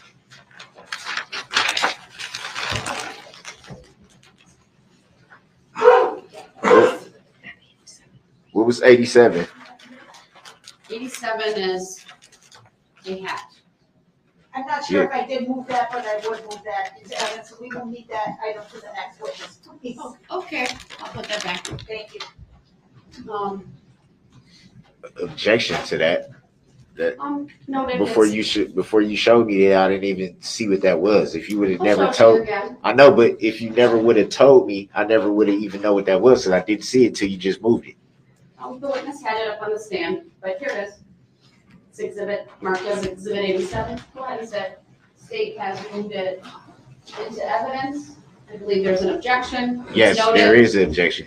overruled based upon the testimony of the prior witness. Overruled, It is fuck off. received. And who do we have coming up to the stand? Your Honor, the state next calls Trevor Naled, and for the record, he was handed a copy of Exhibit 91 on his way to the witness stand. There you go. All right. Thank you, sir. Could Punch you him in please the stand and raise face. your No. right hand? Punch him in his. My clerk, Teresa, will swear you in. Do you solemnly swear that the testimony you're about to give shall be the truth, the whole truth, Hello. and nothing but the truth, so help you God? You can't Please look be cool seated. taking And the just oath. for the There's no record, way what to is do it. 91? I know you're going to get to it, but 91 is Mr. Naled's report, Your Honor. all right. All right, thank ladies, you. smash or And- pass on this guy. All right, good. We're This equal evening, opportunity sir. here. The first thing I will have you do is to state your first and last names for the record and then spell each, please. Sure. My name is Trevor Naled, TREVORNALEID. Thank you. Go ahead. Thank you, and I'm sorry for mispronouncing your name. Sir, where do you work?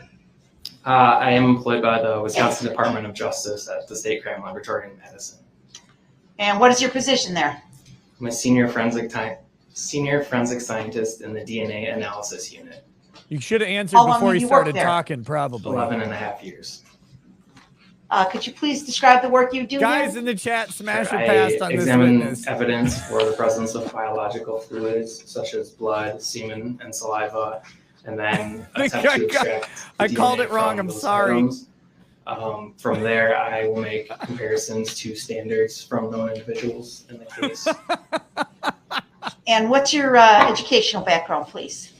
I have a bachelor's degree from the University of Wisconsin-La Crosse in biochemistry and a master's degree from the University of Florida in forensic DNA and serology. Do you have any training specific for your position at the Wisconsin State Crime Lab? I do, yes. Please describe that for the jury. I underwent approximately a 1-year-long internal training program that included the screening techniques we use, presumptive and confirmatory tests for blood, semen, and saliva. Excuse me. Obligatory internal training I learned joke. the extraction techniques, quantitation, amplification, and typing methods that our lab uses. From there, I learned data interpretation as well as statistical analysis.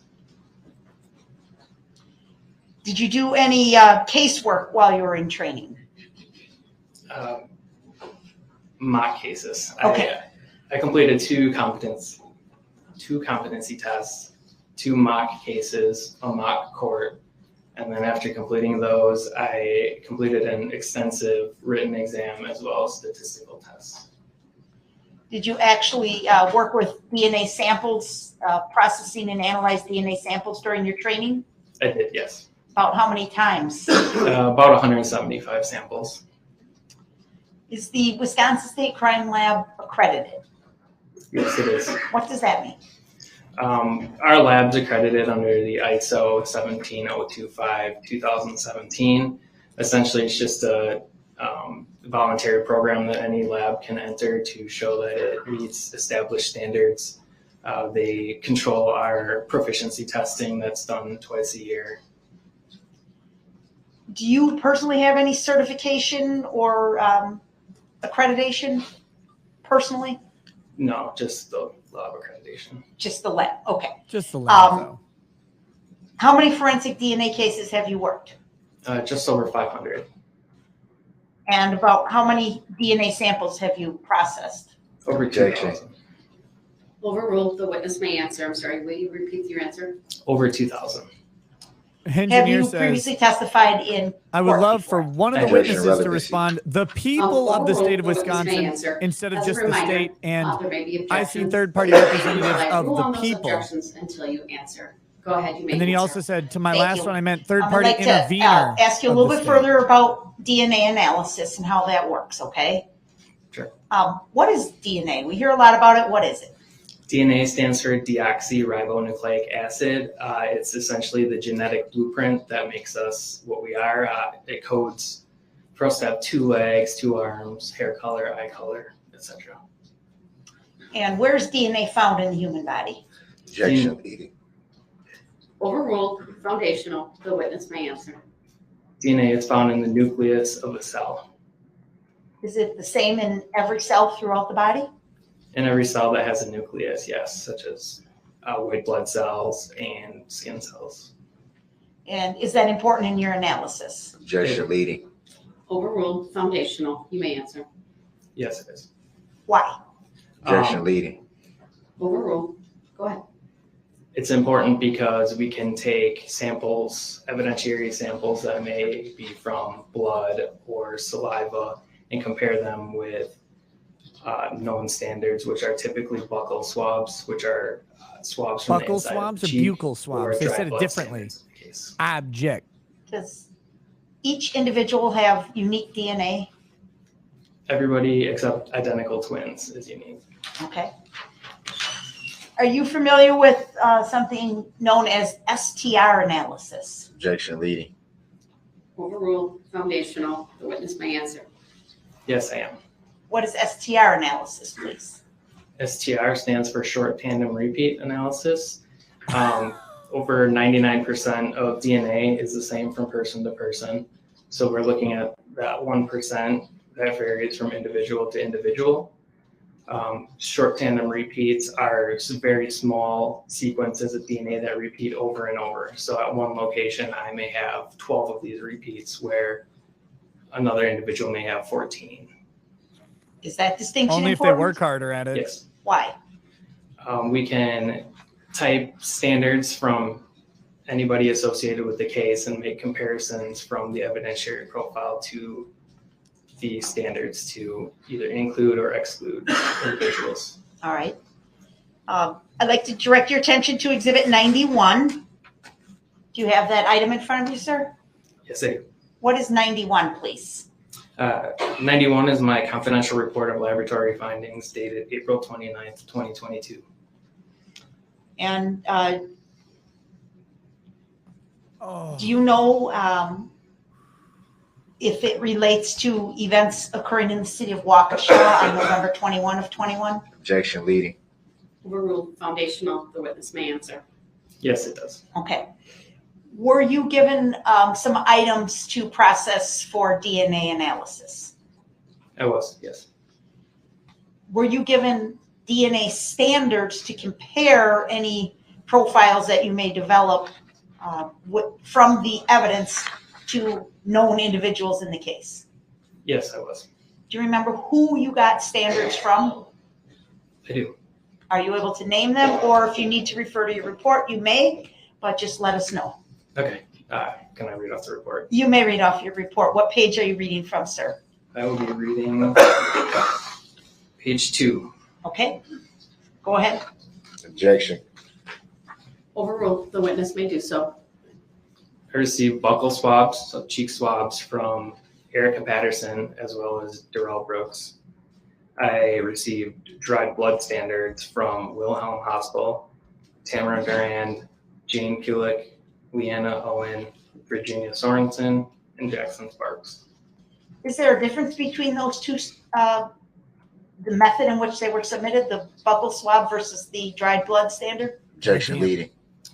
Overruled. Foundational. The witness may answer. Yes, Are you able to do the same thing with them? I am, yes. And what is that? Just extracting the DNA off them to essentially put a profile to the individual. Okay. And how do you use those profiles that you develop from the known standards? We compare them to the evidentiary profiles that we develop. All right. Now, you processed many items related to this case. Is that correct, sir? Objection leading. Overruled. Foundational. The witness may answer. Yes, I did. I'm going to direct your attention to just a few select items for my purposes, okay? On page 7 of your report, Exhibit 91, you have reported on analysis you were able to perform on some swabs from the steering wheel of the vehicle in question. Is that correct, sir? That's correct. And the swabs were obtained by another member of the crime lab, is that right? Objection speculative. Goddamn, I have to go to the Overruled. The bathroom witness may so answer. bad, but I don't want That's to. correct. I don't want to leave. How do but they get to you?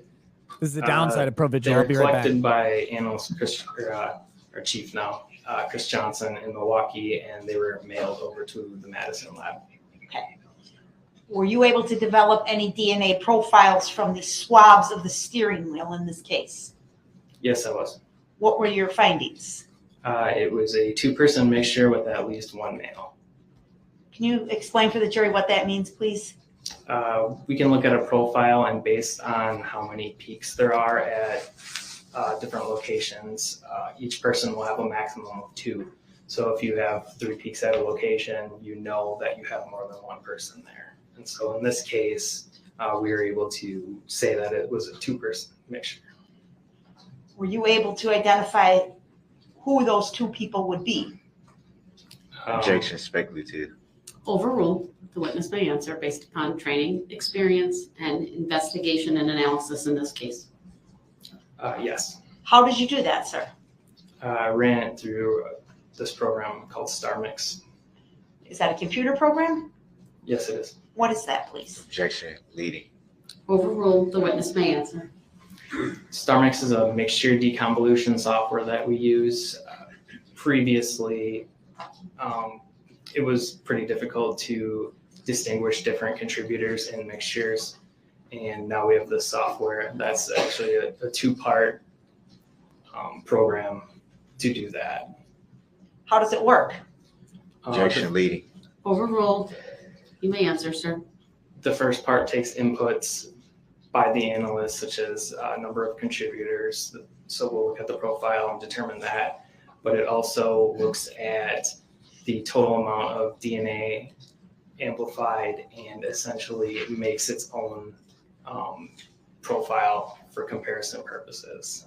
It will then compare it to the actual profile and determine if it's a good enough match. It will then generate another completely random profile, and if it's better and a better match, it will accept it. If it's not, it will deny it, and it will keep doing the accept over and over hundreds of thousands of times until it has a profile that is a very, very good match to the theoretical profile.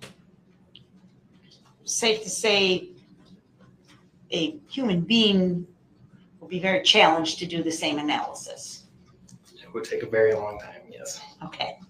And the software that you use, the Star Mix or STR Mix, is that used in other labs around the country, sir? Objection, speculative. Don't know it's used around the country. Overruled. The witness may answer. Yes, it is. Is it a reliable method of performing DNA analysis, in your opinion, sir? Yes, it is. Has it been accepted in courts and other cases? Objection, speculative. Overruled. The witness may answer. Yes, it has. More than once?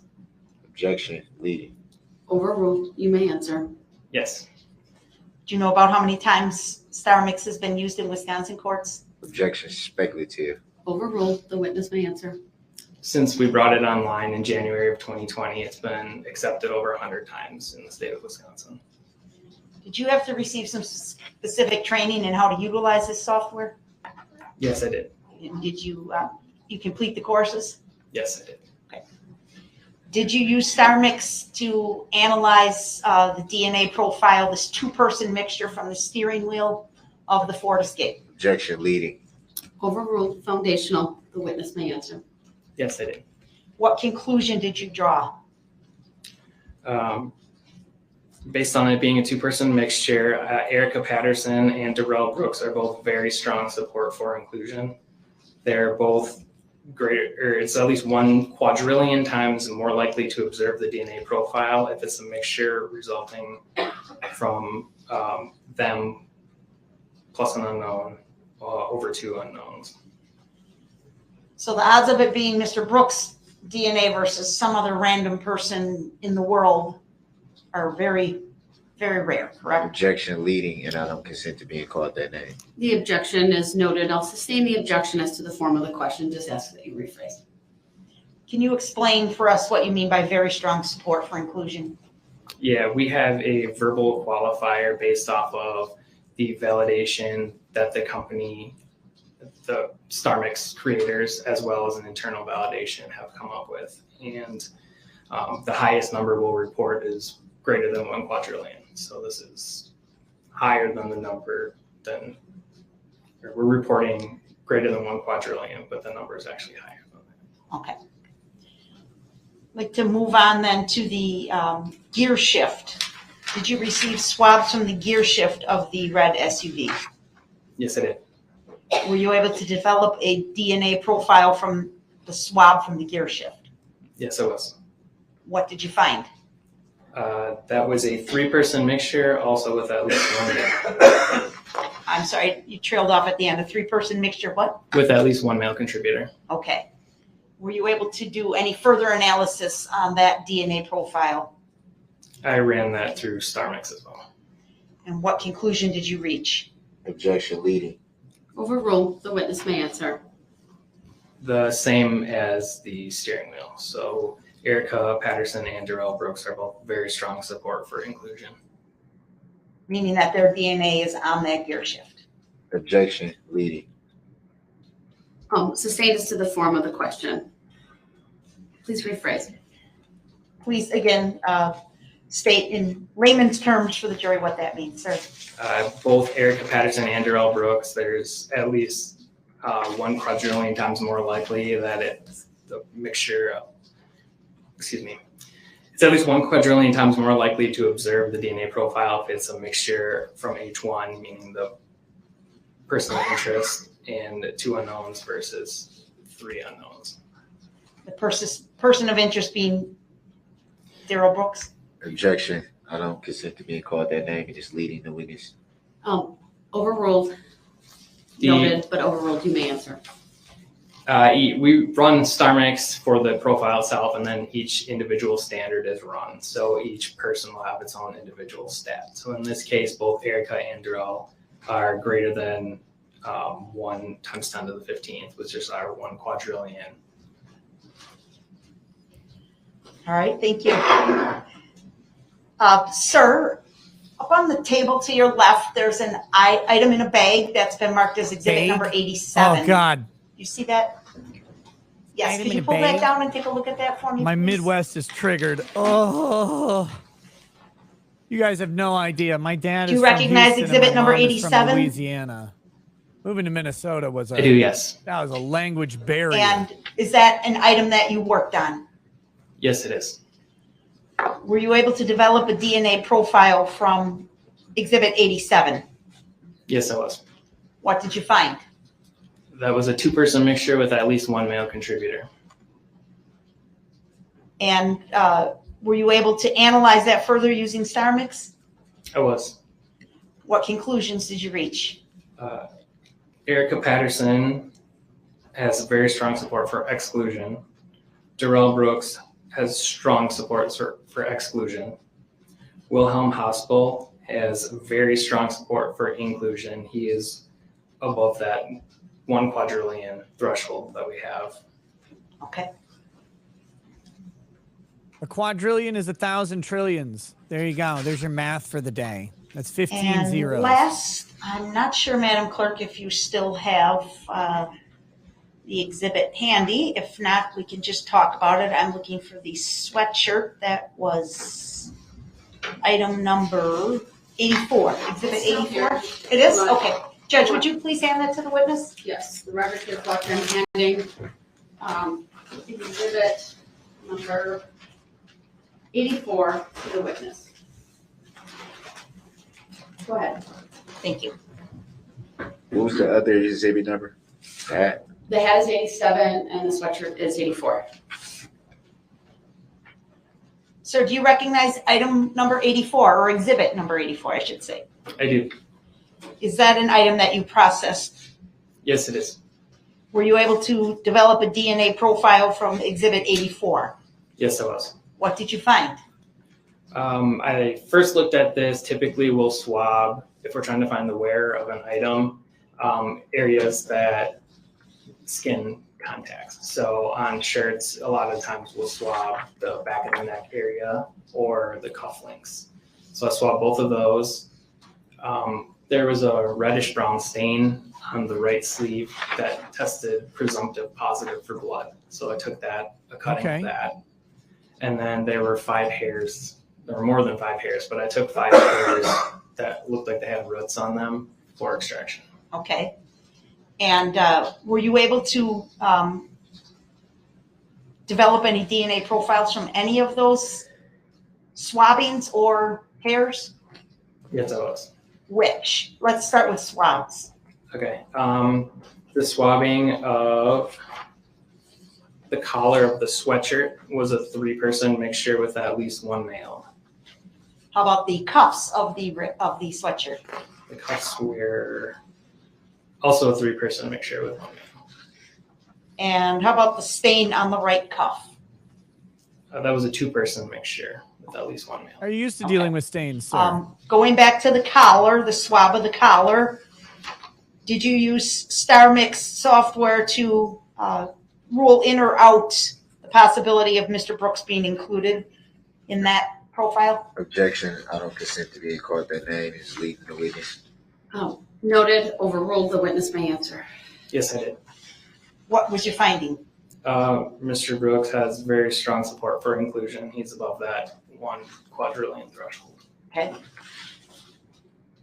How about the cuffs on the sweatshirt? What was your finding and ultimate conclusion as to Mr. Brooks' likelihood of DNA in that mix? Objection. I don't consent to being called that name. Not on the Leading front witness. page anymore? Should get the other 2/3 noted, of people watching overruled, to hit the witness plus? may answer. Hit the plus, That 3-person please. mixture with at least 1 male. My family were literally starved. Same thing. Darrell Brooks was very strong support for inclusion, greater than 1 quadrillion times. And the last item you said was a stain on the right cuff of the sweatshirt? Correct. Did you reach any ultimate conclusion as it relates to that item? That was a 2-person mixture with at least 1 male contributor. What was your conclusion? Both Erica Patterson and Darrell Brooks are very strong support for inclusion. You said that substance was a presumptive positive for blood? Correct. Objection. Leading. Overruled, the witness may answer. That's correct. All right, thank you, sir. I don't have any other questions at this time, but I would move Exhibit 91 into evidence, his report, Your Honor. Thank you. I'll take it. Exhibit 91 is received. Any reason to keep the exhibits as a witness? Can I see that last exhibit? I'm thinking 91? the 87 with the sweatshirt. You want me to hold it up? Or Yeah. Is that 87? That is 84. 84? This cat that I'm holding up is 87. And then he has 91, which is his report. I'll keep that in front of him for now, or he can keep that in front of him for now. Go ahead when you're ready.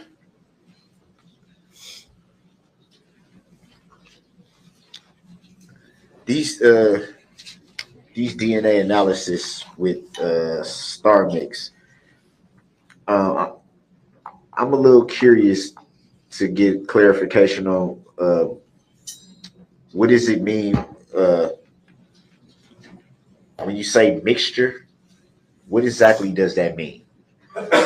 You don't want to A know. mixture just means that it is more than one person present in the profile.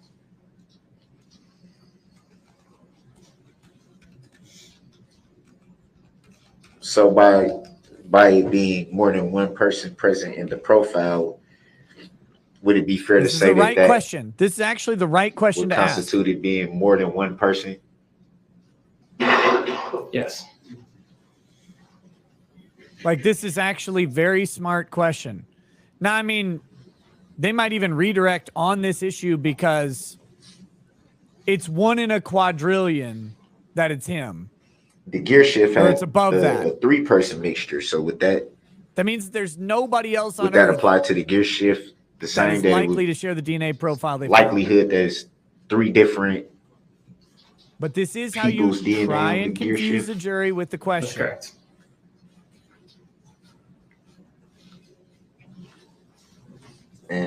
And for the steering wheel, a 2-person mixture. So that would be 2 people for DNA for the steering wheel? Correct.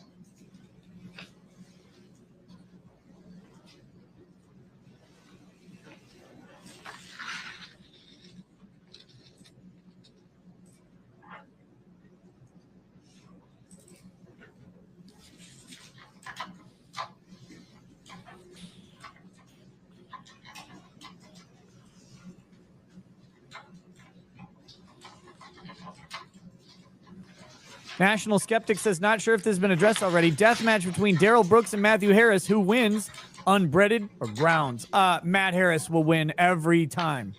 You think this Tommy bowing to the white man, bowing to the white Do you recall when you unworthy did judge? this DNA analyzation? Rather, I'm sorry. On any specific item or all of them? You think he do can you recall challenge when you Binger? did all the items, I guess? So most of the items were collected in November. They were not transferred to the Madison lab until the end of January. So I started, I believe January 31st was the first day that I started analysis. And then my report was written April 29th. So you started the analysis at the end of January? Correct. And you did your report in April. Why so long? I generated 583 pages and my report's 15 pages long. So that takes a little bit of time. So you broke down the 583 pages into 15. Yeah. Correct. Correct. To the best of your knowledge, do you know why it took from November to January for you to actually get the items that you were going to analyze for DNA? Well, yeah, I got a report they were setting Other than you up me for the crime. picking up the case then, not really, no, I don't know.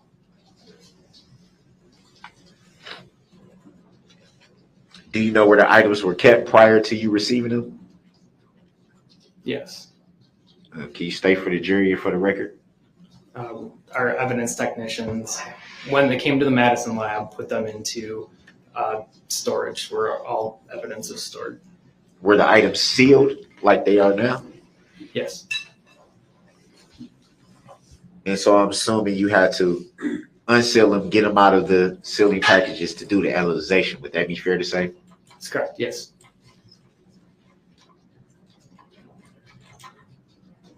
And did you yourself alone do the analyzation, or did you have other analyzation people that you worked with?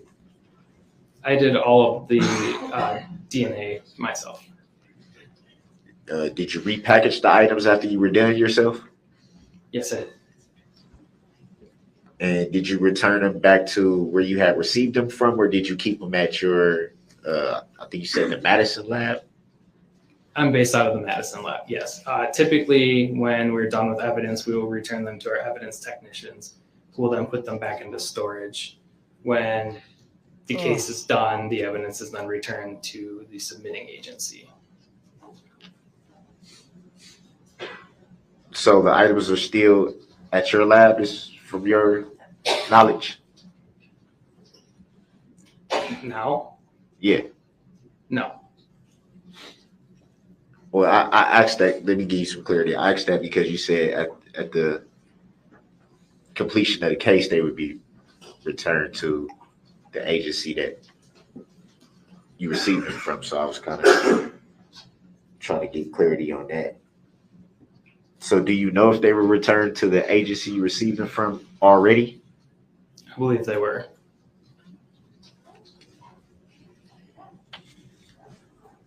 So it'd be fair to say in this situation, the items weren't continued to be stored at the Madison lab.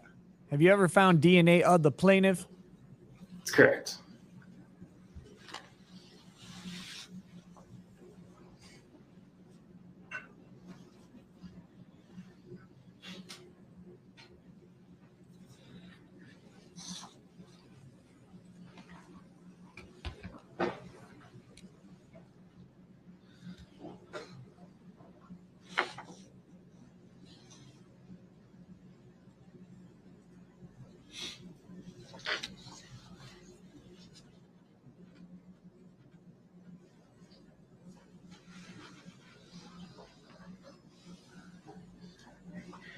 A lot of these DNA analysis, I noticed that specifically DNA was analyzed for 8 people. Would that be fair to say? Sounds right, yes.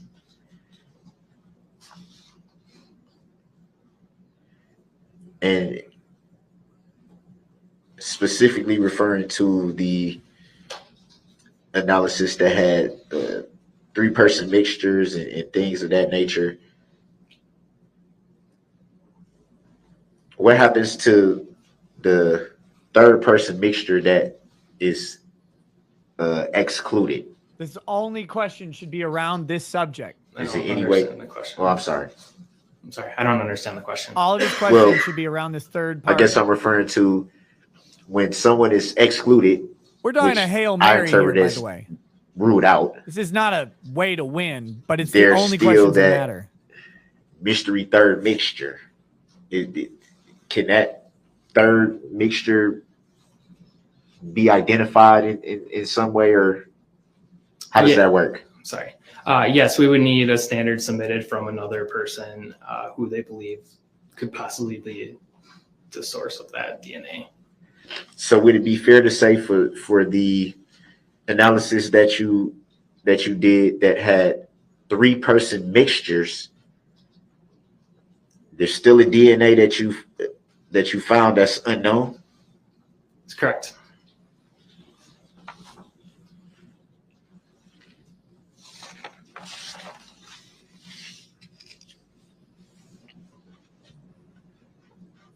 Man, this thing was supposed to end 34 minutes ago. Going to 6 is just And can brutal. you explain what is CODIS? Is that pronounced right? CODIS or Kodak? Yes, it is. Can you explain what CODIS is? CODIS stands for the Combined DNA Index System, and it is a database of known individuals.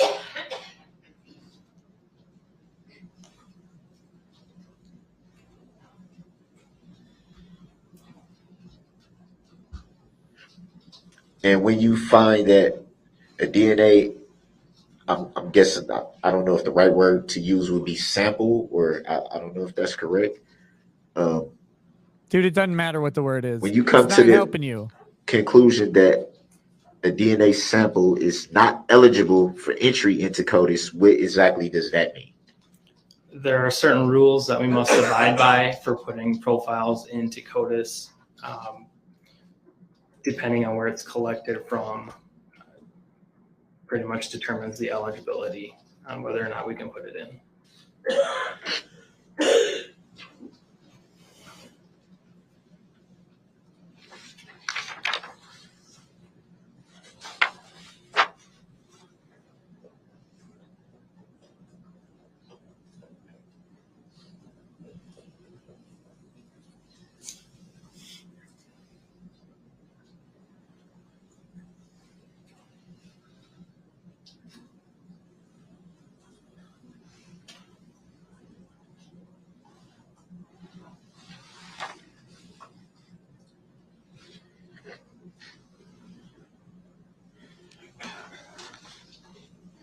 One of your analysis had a 4-person mixture.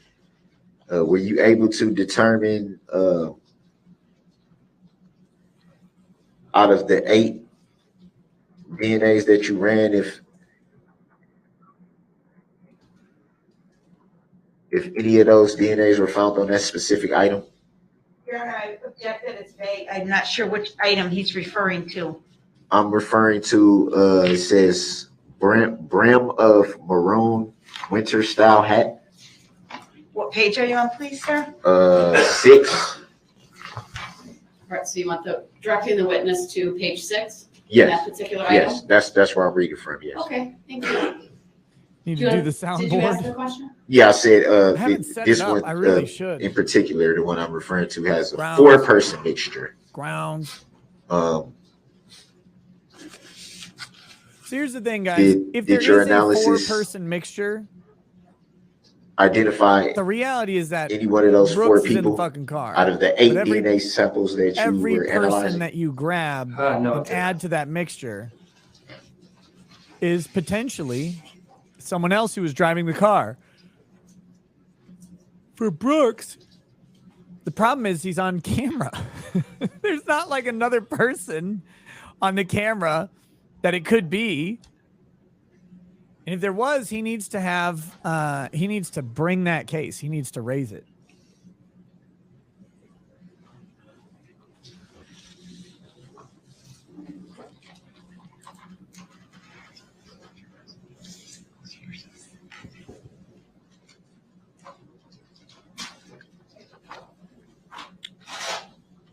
Would it be fair to say for pretty much all the items that you did analysis on, there were at minimum 2 or 3-person mixtures? No. And why would you say that? Typically in our reports, we lump the star mix samples together. If you look before that, it will have items that were single source profiles. That's why I said the majority, or if not all. I didn't say every single one.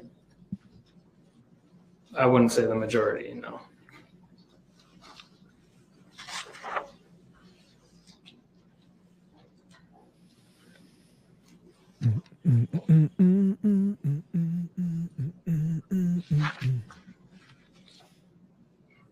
Certainly looks that way.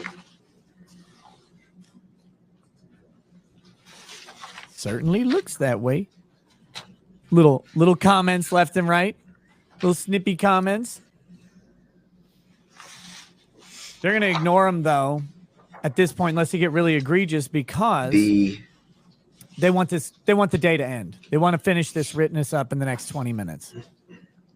Is it autosomal? How do you say that word? Autosomal. Autosomal.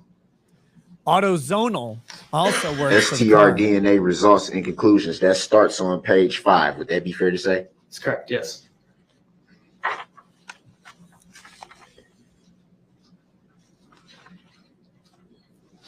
and ends on page 13. Would that be fair to say? That's correct, yes.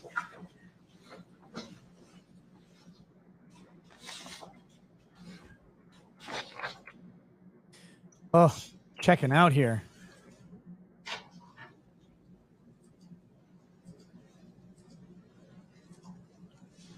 Would it be fair to say that page 13, 12, 11, 10, 9, 8, 7,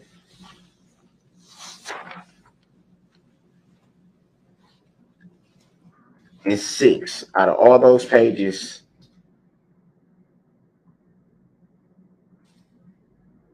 only 3 have single source, and all the rest of them have at least 2 or 3 mixtures. Would that be fair to say? No. And can you point out where the inaccuracy may be? Sure. In case I'm not being accurate. Yeah, on page 6, the first profile that you're looking at, cuttings of the apparent hair from the gas tank strap. That's a single source profile. That's one. The next line, the cutting of the unlit end of the blunt is 1. 2. Cuttings of the apparent roots from the hairs, which is CC4, CC5, and CC8. So that's 3 items right there. So you're looking at the actual heading? That's correct. And is that it from? On that page, yes. Any other pages? Directions, forward or backwards? I don't consent to being called that name. We're going from page 6. You don't have to consent, buddy. This is the one time they get to rape the shit out of your name. Are you asking single source profiles? To page 7. From page 7, do you see any single source? Or yes, I guess it would be called single source. No. From page 6 to 13, as you previously stated, those are my star mix ones. So each one of those is going to be a mixture profile. So the majority of them have mixture of persons. From those pages, yes, but there are many single source profiles before the star mix conclusions.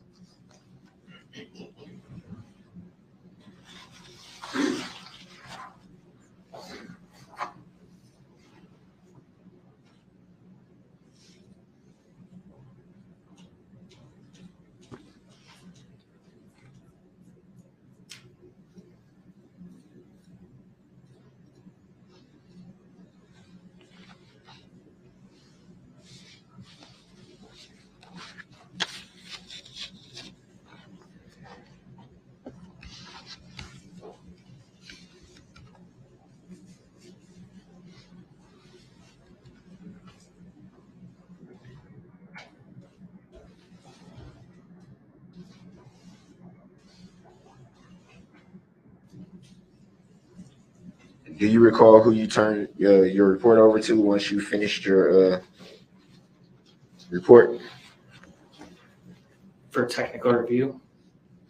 I'm sorry, can you repeat that? For technical review? I'm referring to once you had finished your written report. Do you recall who you turned that over to? Yes. You stated for the jury and for the record? Kelly Gajewski was my tech reviewer. Can you spell that last name for the record? It's Gajewski, Gajewski. Thank you.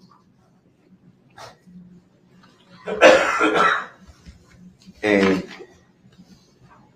do you know what happened to the written report from that point?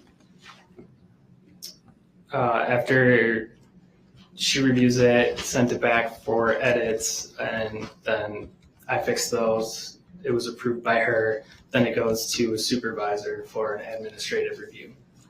Fix the edits. What do you mean by fix the edits? Oh, If you there's said any magic typos words. or anything like that. It'll come back, Oh, or so if I there it forgot to would be fair to initial say the page report was or inaccurate. something like that. I'll fix those and then send it back to her for approval.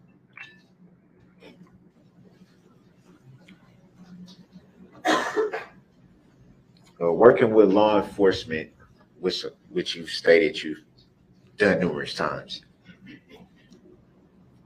And in regards to written reports, to your knowledge, are you aware of officers taking a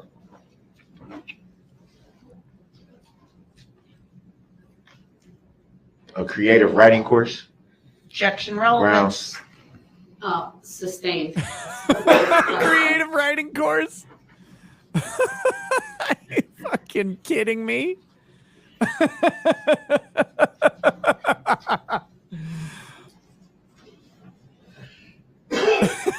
I mean, come on now.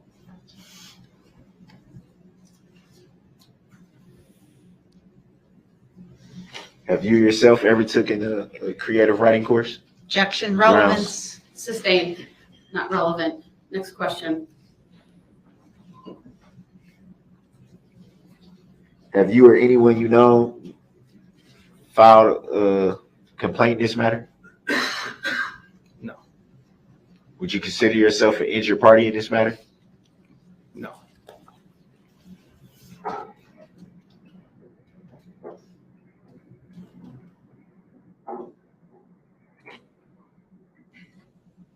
Ever directly talk to the plaintiff in this matter? Don't know how I would talk to the state of Wisconsin. Can you repeat that? I'm sorry. I do not know how I would talk to the state of Wisconsin. It's an entity, not a person. Not a person, right?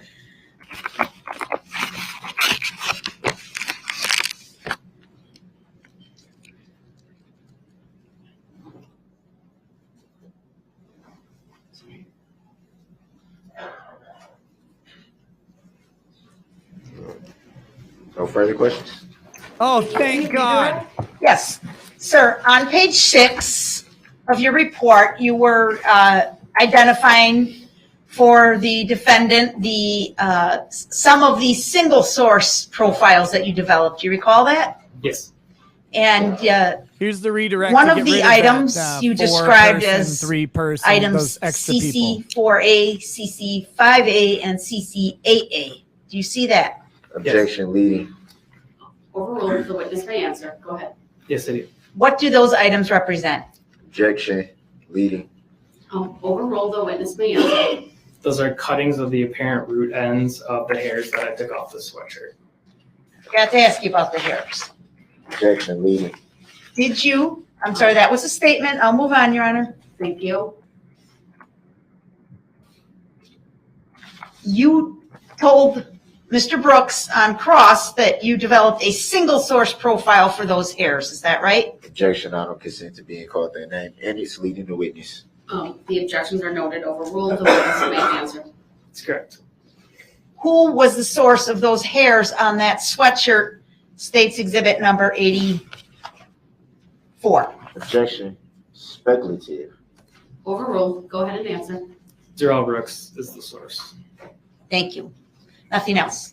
There it Thank you, is. sir. You Done. may sit down. Darrell Brooks is the source of the single DNA. It's fucking done. Please end As much this as I would love to have massacre. another witness, we're trying to break for the night because it is 5:49. So with that, I will give the instruction that I've been giving every night to the jurors. So please listen. Do not begin your deliberations and discussion of the case until all the evidence is presented and I have instructed you on the law. Do not discuss this case among yourselves or with anyone else until your final deliberations in the jury room. This order is not limited to face-to-face conversations. It also extends to all forms of electronic communications. Do not use any electronic devices such as a mobile phone or computer, text or instant messaging, or social networking sites to send or receive any information about this case or your experience as a juror. If you come in contact with the parties, lawyers, interpreters, or witnesses, do not speak with them. For their part, the parties, lawyers, interpreters, and witnesses will not contact or speak with the jurors. Do not listen to any conversation about this case. Do not research any information that you personally think might be helpful to you in understanding the issues presented. Do not investigate this case on your own or visit the scene, either in person or by any electronic means. Do not read any newspaper reports or listen to any news reports on radio, television, over the internet, or any other electronic I'm so application happy or this is almost tool over. I'm gonna about this start reading trial. chats as soon Do as not this consult judge dictionaries, is done. computers, electronic applications, We'll social finish media, up. the internet, That'll be or it for other tonight. reference materials for additional information. Do I'm not seek deciding on a information YouTube regarding the stream public tonight. records of any party I or might witness do in this Twitch case. tonight Any instead. information you obtain outside the courtroom could be misleading, inaccurate, or incomplete. For a couple Relying on reasons. this information is unfair because the parties I'll would talk not about it have in a the minute. opportunity to refute, explain, or correct it. Do not communicate with anyone about this trial or your experience as a juror while you are serving on this jury. Do not use a computer, cell phone, or other electronic device, including personal wearable electronics, applications, or tools with communication capabilities to share any information about this case. For example, do not communicate by telephone, blog post, email, text message, instant message, social media post, or in any other way on or off the computer. Do not permit anyone to communicate with you about this matter, either in person, electronically, or by any other means.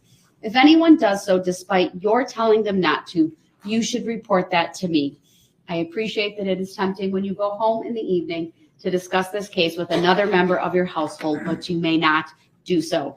This case must be decided by you, the jurors, based on the evidence presented in the courtroom.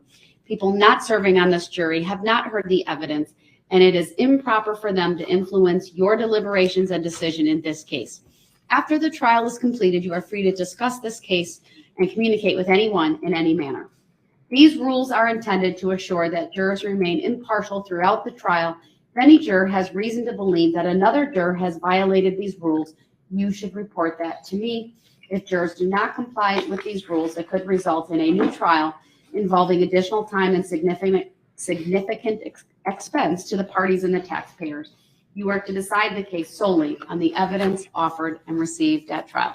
With that, you are excused for the evening. I'll briefly discuss scheduling with the parties and then let Michael and Jen know when to report tomorrow. Thank you. All rise for the jurors, please. Did I say YouTube? Shit, I meant Twitch. If I said YouTube, that was a mistake. I don't know if I'm going to stream on Rumble tonight because I might stream on Twitch and do movies for October. If I said YouTube, that was just the liquor. Holy shit. I'm still suspended on YouTube. That's not even possible.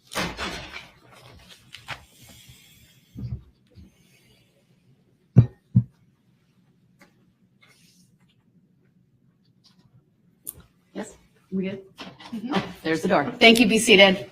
Just briefly as to scheduling tomorrow, since we had a late evening, how about we start at 9 a.m. tomorrow? Any objection from the state? No. From Mr. Brooks? No. All right, 9 a.m. tomorrow.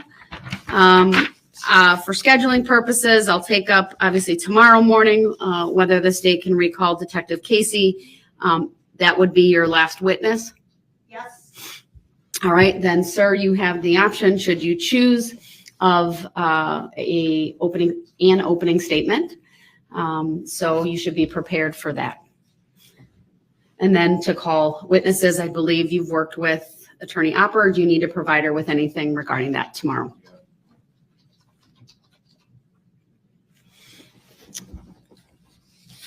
All right, anything else from the state?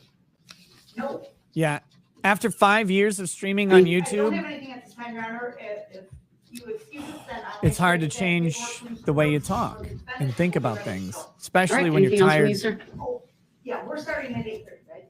Or are we starting at 9 as well? We're starting at 9. Okay, then Ms. Basie corrected me because we have to discuss Attorney Casey's testimony, but we also anticipate we'll have a motion in the morning, or I can tell you what it is right now, but I know the Well, we hours can getting then, late. I mean, if you think it's going to take some time, then I'll have the jurors come at 9, but I want to be mindful. I know, Mr. Brooks, we all had a long day. I'll do 8:45, but I'm not going to do any earlier than that. I think that's fair, Your Honor. It's a motion to conform the information to fit the evidence. Oh, all right. I'll take that up. We'll have it in writing for Mr. Brooks in the morning, Your Honor. Okay, that'll be great. All right. Anything else from you, sir? No, I redid the, it's not the exact order that I'm gonna call the witnesses, but it's pretty much. Who you want, like each time block, morning or afternoon? Exactly. You'll be ready to It's go just tomorrow? not an exact order, like I'm gonna call this person. I'm not gonna hold you to that, as long as it's by time blocks, if you wanna call it that, but be ready to call I'll get witnesses. it just so I can state for the record, so it'll be easy to follow. I did the names by threes.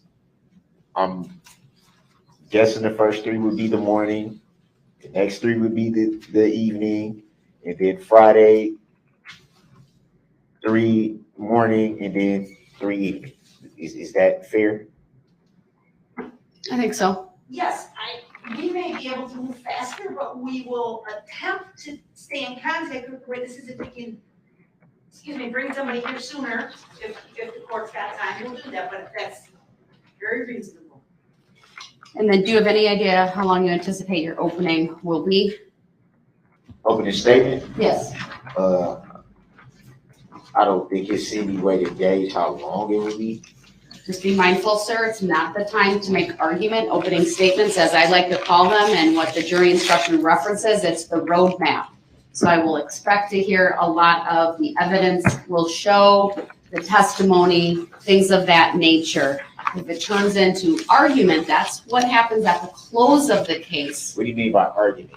If you're trying to argue the evidence and what it means. No, I'm not trying to argue. But this will be what, basically to lay out what the defense, what I would expect is for you to lay out what the defense or defenses that you believe you'll be presenting evidence about will be. To kind of, again, give the jury a roadmap, an idea of what to expect as your witnesses come forward.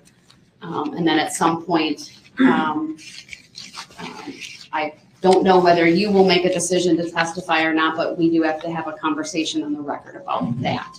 So if you could just give me an idea, if you are going to testify yourself, if you think that would be at the beginning or at the end, so I can gauge when to have that conversation with you. I don't know for sure yet at this point. Fair enough. So at some point, I'll have that conversation with you, though. All right. We'll see everyone at 8:45 tomorrow. Thank you, everyone. They're in recess. Oh, yeah, I'm sorry. Oh, thank God. Yeah, buddy, it's over. Get the fuck out of Go away.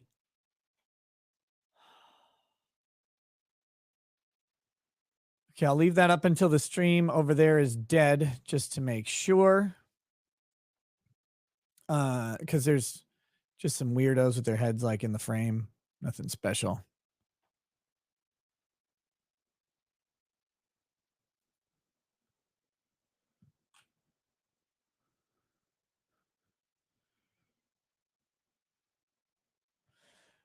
Let's see.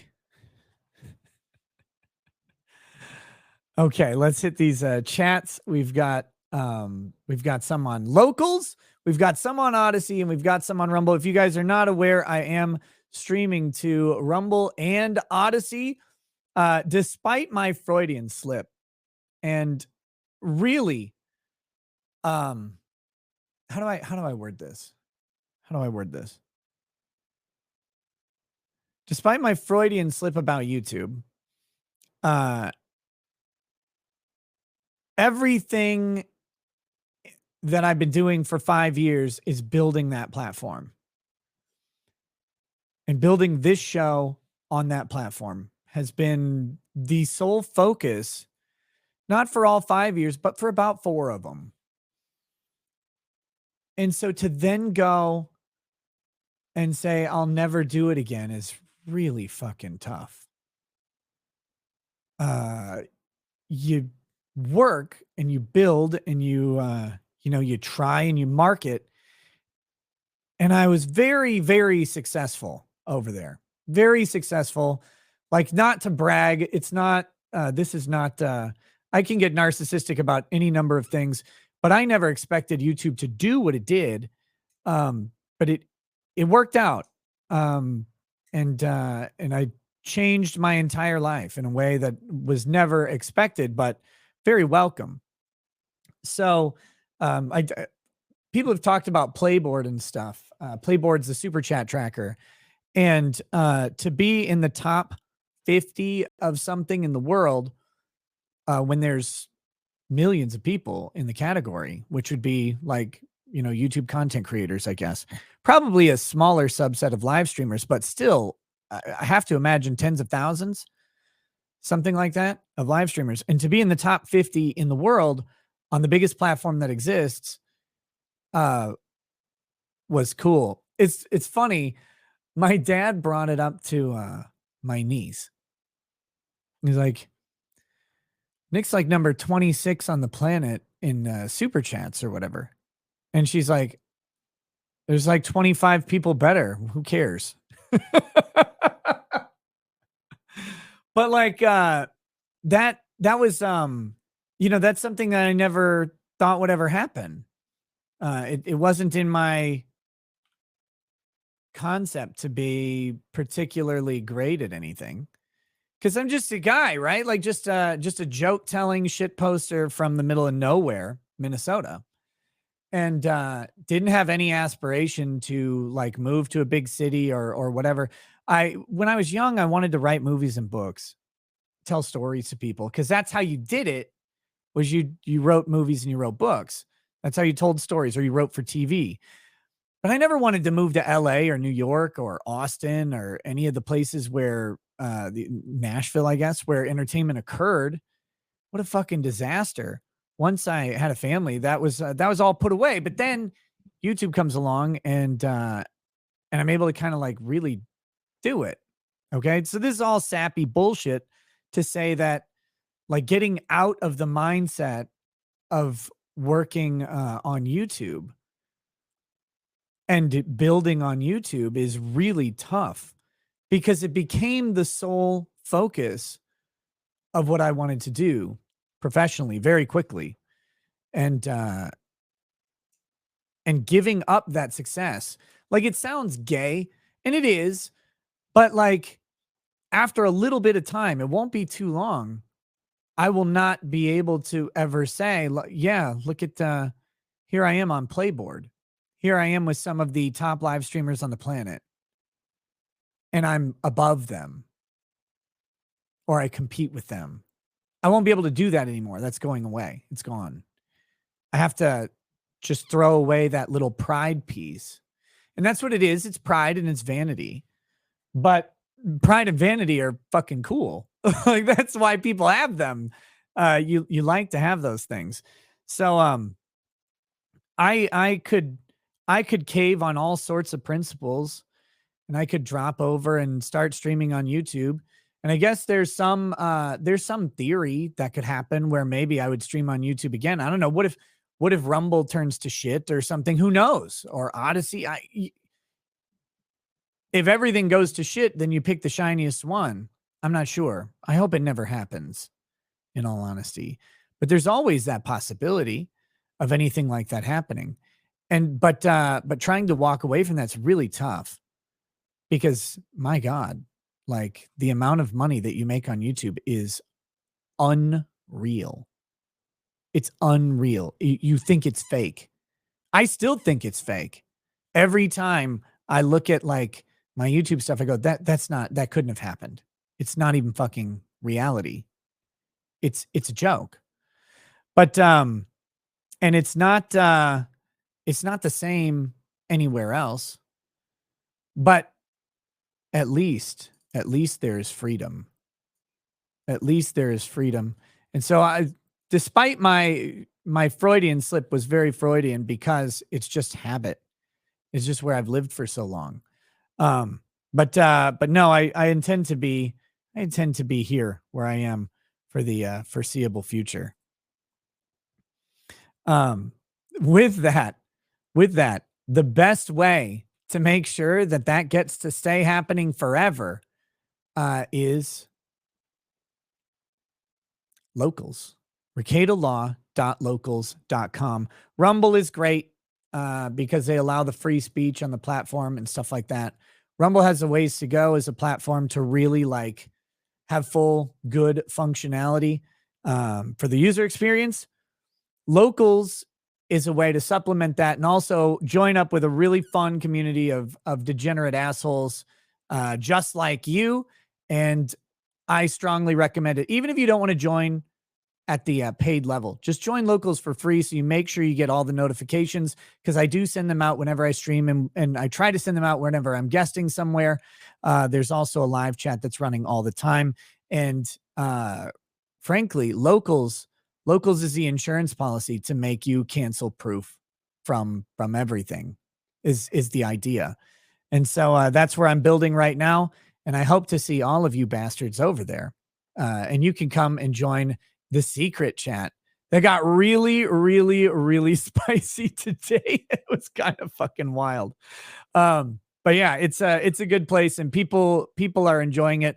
And I want to make sure there's enough of a community on Locals that even when I'm like not posting for a day or whatever, that community persists on and has a bunch of fun. So far, I think we're actually kind of there. So come check it out. If you like it, join it. But check it out first, obviously. Okay. That's enough grifting on me. I don't grift on me all that often, but I'm going to push Locals until I have 5,000 supporters, and then I'm going to push Locals until I have 10,000 supporters, and there's going to be big stuff at each one of these steps, and it'll be fun. I've got the first one mostly planned. Julian Delfiki says, thanks for the streams, Rekieta Law. Jen Senzeiger says, if I talked to my dad that way, my ass would be beat. If I talked to my mom that way, I would be buried next to him. Exactly. Dude, that was the craziest thing about Darrell Brooks. Was just the way he addressed the judge and the way he addresses everybody. He has no decorum. He has no chill. He has no respect for anybody else. He has a sense of entitlement. And we see this all over. I mean, we see this many such cases, right? The lack of decency. It's not like a respect. Respect, usually you got to earn it a little bit. But there's some station that gets you respect. But it's the lack of common fucking decency that he has. Nobody tell me what to do. Look, nobody tells me what to do either, but I'm not going to sit there and scream it at a judge. You just wait for the judge to stop talking. Then you say your piece and you sit down, because there's nothing you can do. There's nothing you can do about it. And there's no use trying to, puff your chest and fluff up on some sort of judge. It's not going to work. In the same way that the judge shouldn't be able to do that to him.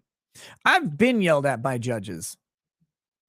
I don't give a shit. You're a weirdo who's naked and skinny under the robe.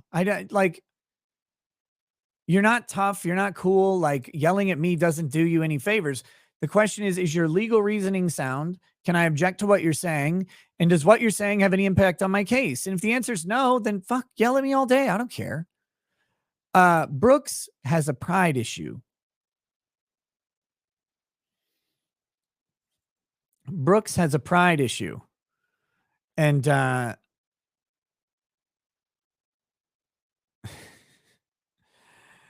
pride issue is would normally get him in trouble, but he can't be in any more trouble than he's in. Hold on. Okay. He can't be in any more trouble than he's in. That's why the judge can't hold him in contempt effectively. There's nothing to do with it. All right. Stardust Crusader says, regarding to Darrell Brooks' general retardation being being an abhorrent asshole, do you think the jury has already decided his fate and said, fuck this guy in particular? Yes.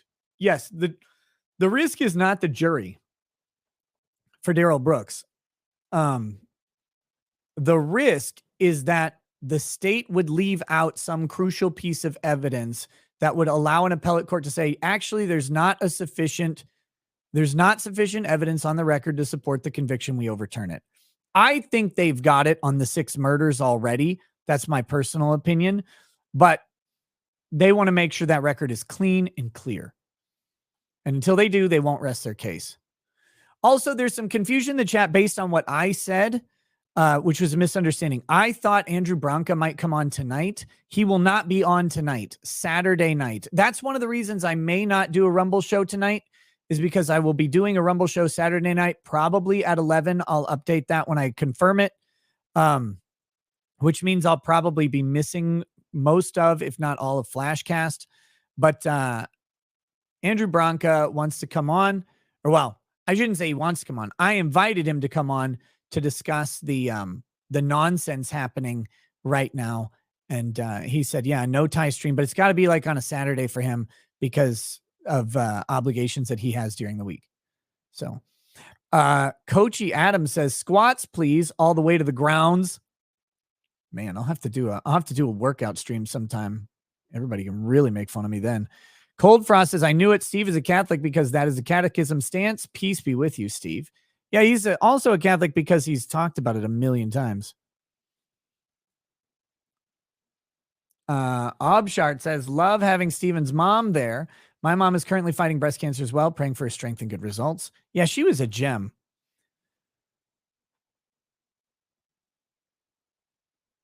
She was actually absolutely great. I liked her a lot. Alpha Snork says, hey, Pope, welcome. Hey, Pope, welcome my second baby today. Can I get a toast for Luna? Has been nothing but an angel. Absolutely. Congrats, man. That's awesome. Wait, were you the guy whose wife was going to get induced today? Were you that guy? I can't remember. Cheers to Luna, an angel delivered right to parents. Some point she'll become a little devil because they all do.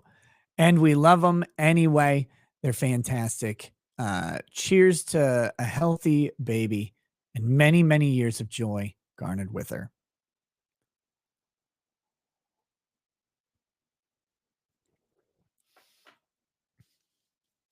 AK Pilot says, we made it. Take a fucking shot. I'm not going to take a full shot, but I'll take a drink.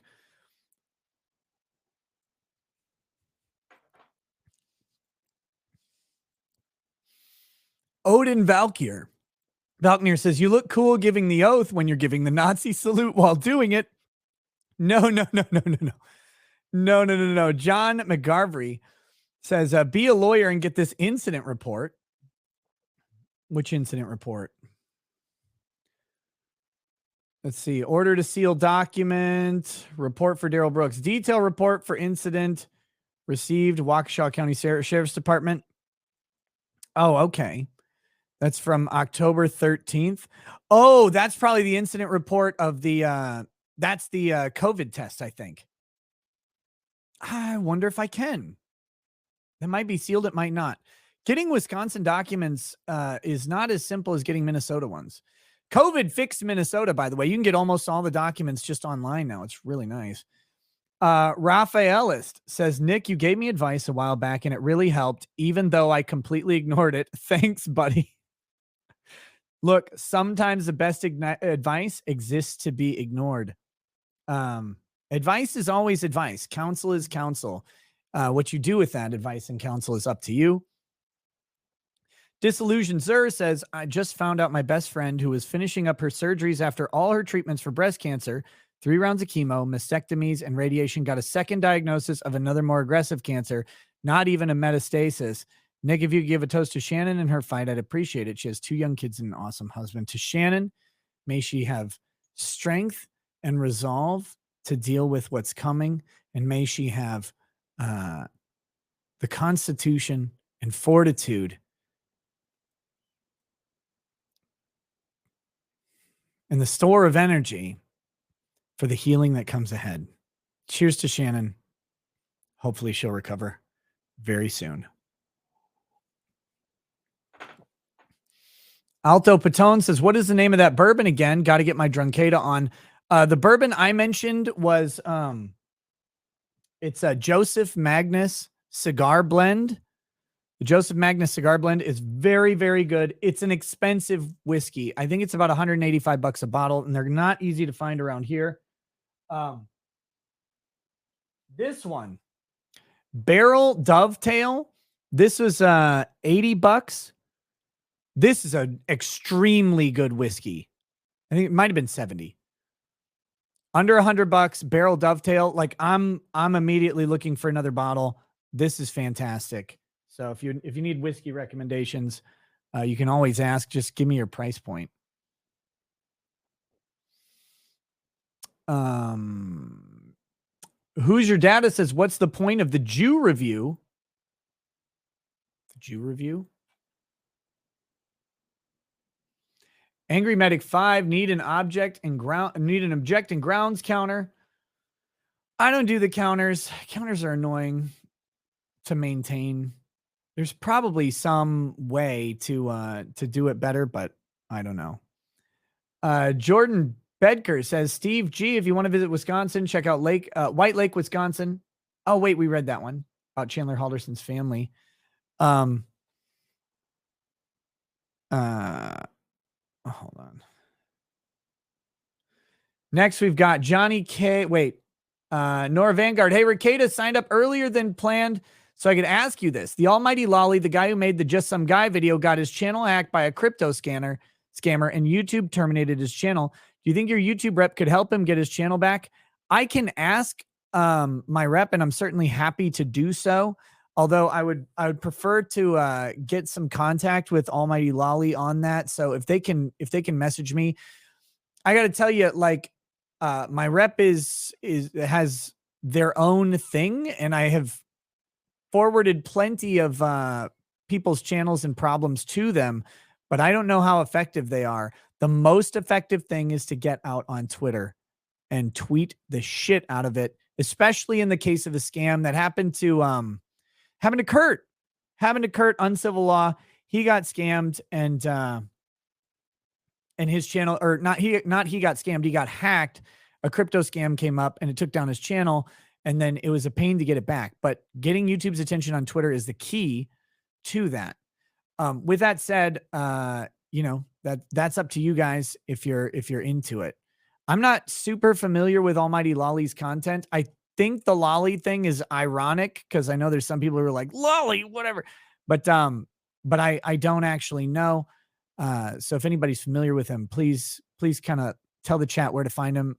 I'm not on Twitter anymore. If it's the one thing I really want my Twitter back for, other than communicating with people, and most people I've talked to them on text with anyway, or my Instagram, but is not being able to tag team YouTube and say, hey, fucking fix this. Johnny K198, Rekieta Law, they should have him sit in the driver's seat and give that officer who missed some Red Dead Redemption. Oh, damn.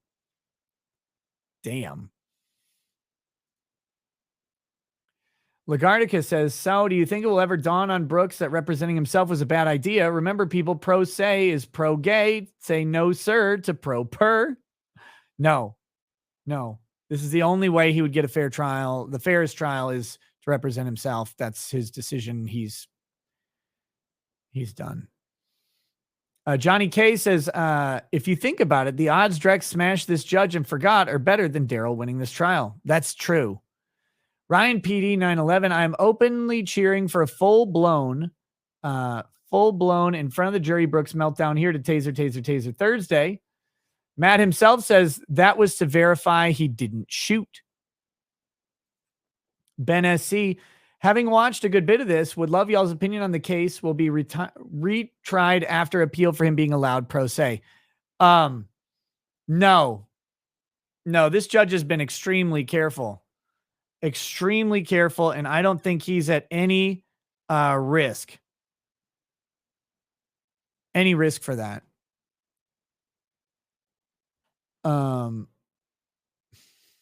This is just an image. It's a quick one, so I'll bring it up. I don't want to.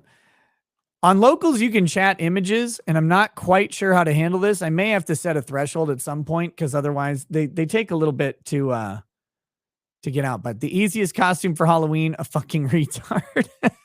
I think it's apt. apt for Darrell Brooks. Nick's gay lover says, in the melody of On Paper, Unbreaded, can you say, okay, prove it. On paper, on the record. Right? Right. There you go. M4A now says, fucking Steve is making me want to read articles on battery. Shakes fist. Damn you, Steve. Look, Steve's a very contemplative, intellectual guy, really thoughtful. I love having him on the show. I think as he joins more and more, he might like sidle into there's a time for the contemplative stuff, and then there's like sometimes I think he goes a little too deep, but that's also kind of why I like him. He gets really in there, and it's like we have a degenerate joke going, and then he's like, yeah, but listen, let me tell you about the death penalty in Florida. And I love it. It's like, Steve, you are a gem. You're a gem. I like him a lot. Bad Dragonite says, I'm on a bit of a Transformers kick today. What's the last piece of Transformers media you checked out, Nick? Dude, I mean, I saw a couple episodes of Beast Wars. I think I saw one episode of Armada. I didn't care for any of that. Like, just give me that late 80s series, the fucking Transformers movie. And most importantly, I love the sequel made for TV movie that came out with Fortress Maximus and Scorponok. I mean, damn, that was my jam. I loved when Optimus Prime came back and tried to fly into the fucking sun. That was cool. I'm a big fan. But my favorite episode of Transformers is still when Starscream came up with the single greatest plan. Starscream was a true genius of the Decepticons. He came up with the greatest plan. Take over buy a nightclub and use mind control music to take over the humans to then subjugate the Autobots, because Autobots obviously went to nightclubs to dance with humans. That makes sense, right? Like 50 fucking foot tall robot dancing with 6 foot tall humans in a club setting. This is definitely what is happening. And they laid it out, and it was working until Megatron came and fucked it up. It was the best. Oh God, it was the best episode. Fire PA 498. Nick, you guys should talk to YouTuber Larry Lawton. He's the biggest jewel thief for the Italian mob in New York City, and now advocates for all kinds of prison reforms, keeping young men out of jail. Yeah, lots of people have suggested Larry. Lots of people have suggested Larry. Let's see. Johnny K says Steven's mom is cooler than 95% of tech employees. Janat says every day she forgets that when she just ignores him after a ruling, he mumbles and stops, but as long as she engages him, he will as well. He only knows how to battle, and he only wants to battle. This is a guy who thinks the entire world has been against him his whole life, and he fights. Fighting is his thing. Tian Thoreau says, pretty sure this judge is based. If she was a super lib, she'd be freaking the fuck out about the COVID stuff. And Janat says, the aspect of rights for criminals chaps my hide like no other. Victims' rights get shoved to the side over and over. I had to deal with this when my son was shot. Yeah, I'm really sorry to hear about that. Your son getting shot, but just a minor pushback on the other side. It's really tough. It's a really tough balancing act because the rights of the victims are important, but the state isn't coming after the victims. And so their rights are not in jeopardy, but the rights of the accused are in jeopardy from the state specifically. So that's why the state has to go really far on the rights of the accused. And I will say, having been in a couple courtrooms where the rights of the accused were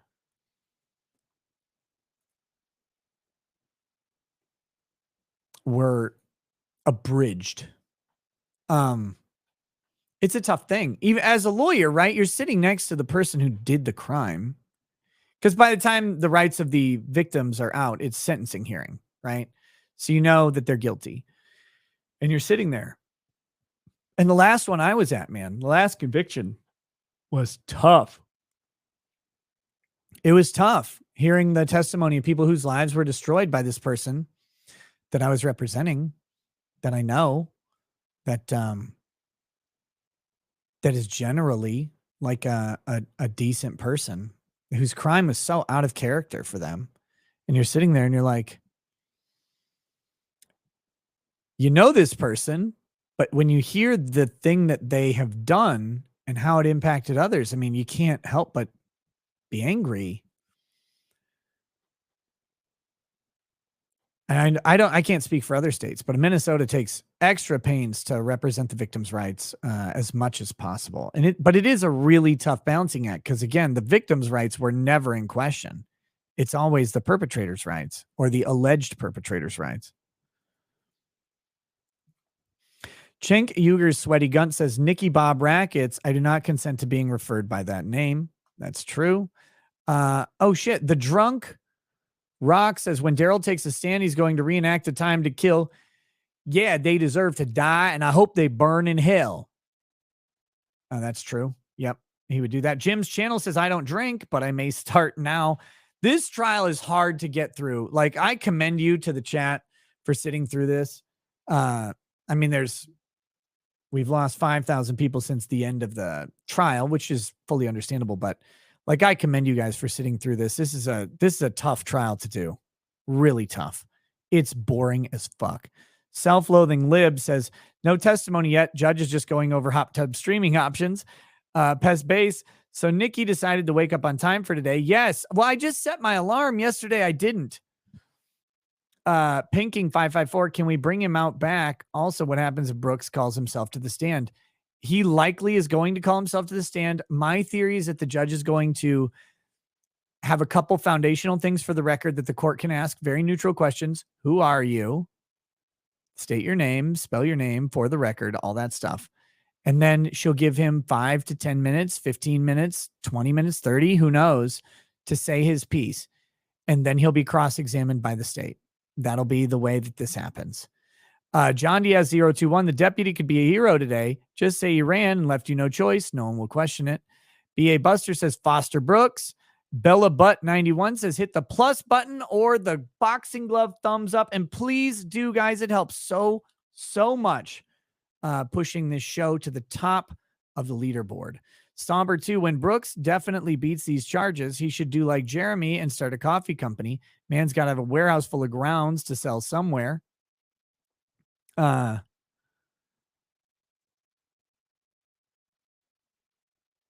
see. Whiskey Actual 1 says, I miss Mark Richards so much, bros. It's unreal. Your Honor. Those were the comfy days, boys. They really were. Those were comfy days. RNG Gaming says, oh, great. He has shock cuffs on. Motion for them to be turned on when he has a dumb as fuck objection. At least it will be entertaining. B-Blad 11, a Wisconsin prosecutor properly authenticating video footage. Impossible. And it is nice to see they are following procedure. They're authenticating footage. They could be cheating. I mean, Brooks doesn't know his objections at all. They could be railroading him on this stuff, and they're not.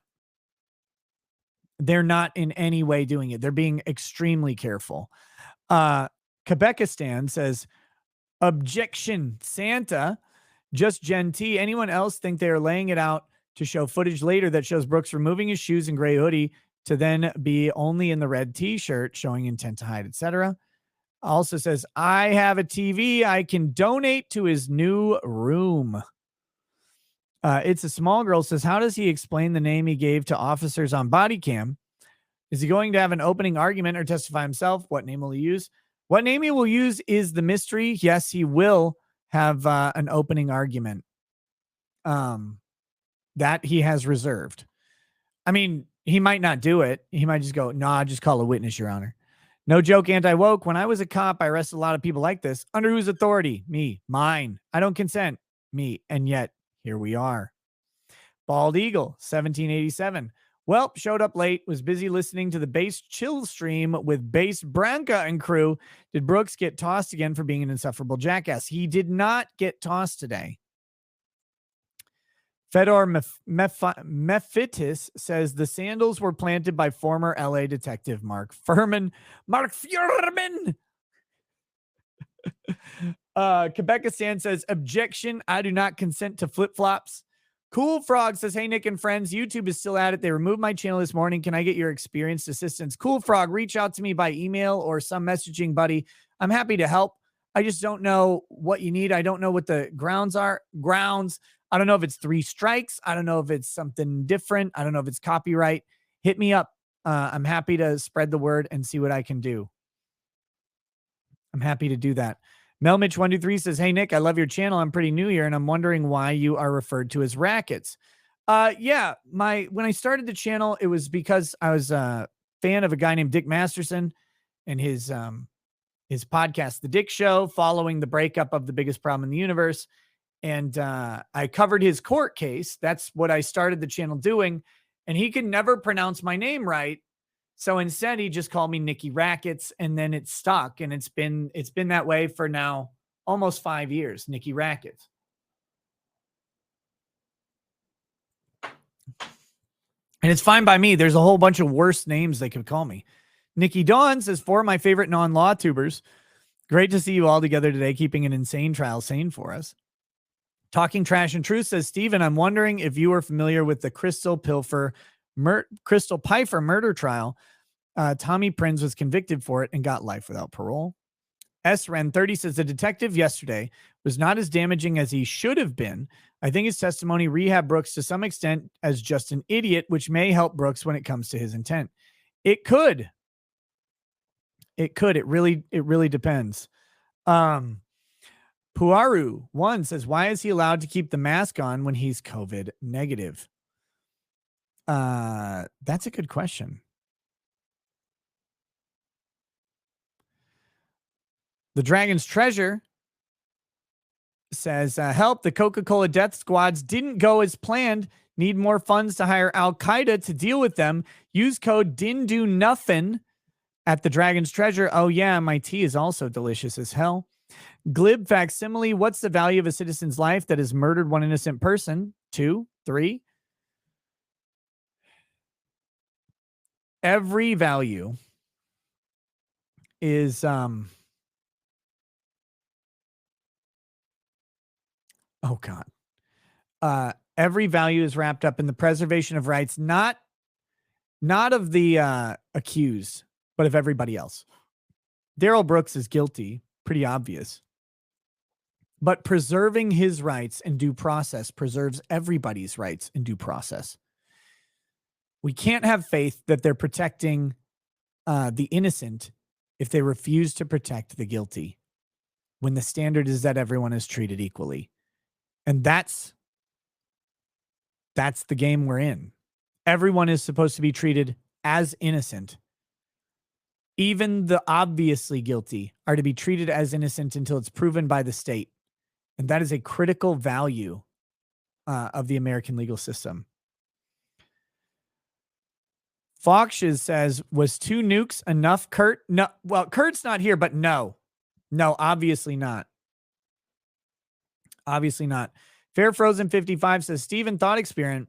Medicine extends life indefinitely. How does life in prison work in your eyes? Is denying the medicine when it comes out while they serve equal a death penalty in your eyes? That's tough. That's really tough. I think what you'd have to do is you'd have to put an like a time limit. Life in prison would have to be 60 years or something, 80 years, 100 years.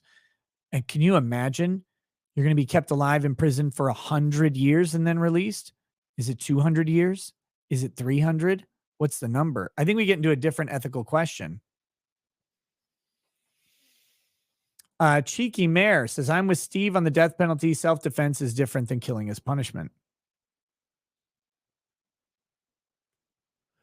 Yeah, I mean, self-defense is different than killing as punishment. And he even said that the Bible is clear that murder is the commandment, not killing.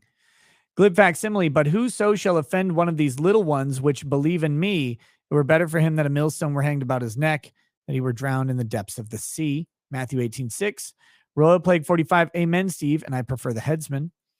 Red one 777. At this point, I expect Thor to enter the courtroom and do the Darrell Brooks what he did to Thanos and says, I went for the head. Legendary Racing, the defendant formerly known as Darrell Brooks, Nobunaga Odin says, well, couldn't Brooks have chosen not to drive through a parade of people? His argument might be that he couldn't. That's probably going to be the basis of his defense, that he got onto that street and he had nowhere to go because his brakes didn't work or whatever, the car malfunctioned.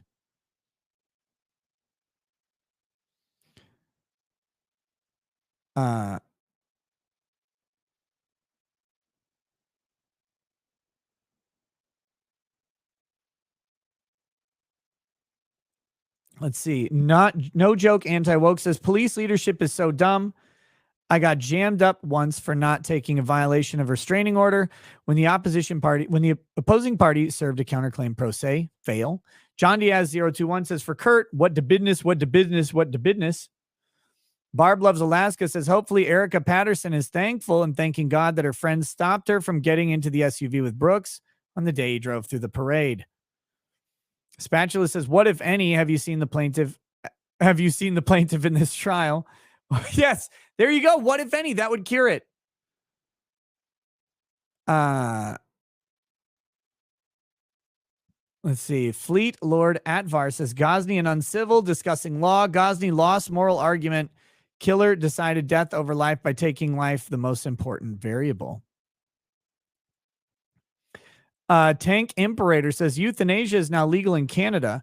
A veteran affairs told a vet to us when he asked for help with PTSD. It also being offered up for mature minors and mentally ill, all to save $86 million a year. The euthanasia argument is really tough for me because on one point, like, I want the state to preserve life. Like, I really want the state to preserve the life of the unborn. But like, once someone is old enough to take, like, I want people to not kill themselves.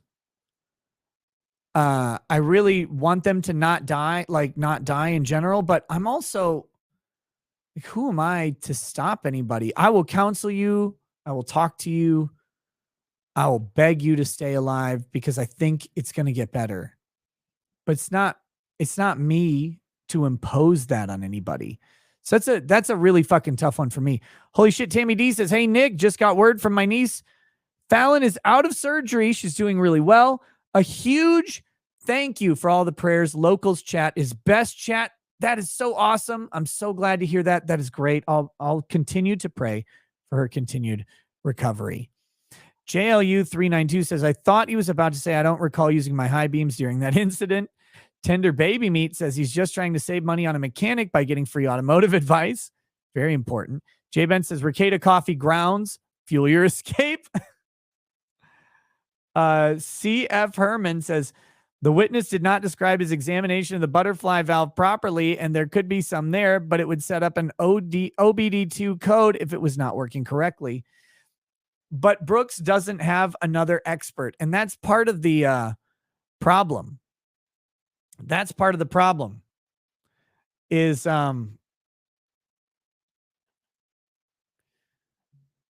you can have an expert, but to counteract them, you better have another fucking expert. And if you don't, you're going to lose.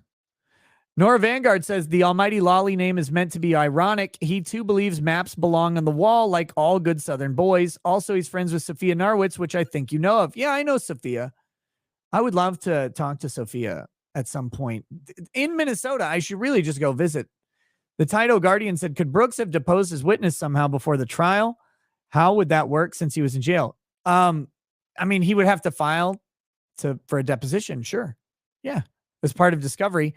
It's possible that at the timing of everything, his public defenders probably scheduled any depositions they thought were required. Remember, Brooks fired his public defenders like 3 days before trial. We the Rabble says he actually has something here. Different size tires in extreme cases can cause ABS to do dumb things, and his brake lights may not have been operable. Reasonable doubt he didn't try to stop. But he won't get that because he doesn't have the expert. Or maybe he does, but I don't think he's got the expert to come in and testify about it. Cat Rux 88. So what you're saying is a car cannot just run over people on its own. Fake news. The news outlet said an SUV drove through the parade. Lies. SRen30 says looking up and blinking is a strategy that's supposed to help you not cry. Bald Eagle 1787. Oh, when he does this. Yeah, I guess. What, gravity working on the tear ducts? Bald Eagle 1787 says judge just needs to render him incompetent, represent himself, and appoint a public defender to force a plea deal and end this waste of time. You can't force a plea deal. Very critical. If a lawyer forces a plea deal on the client, that's misconduct.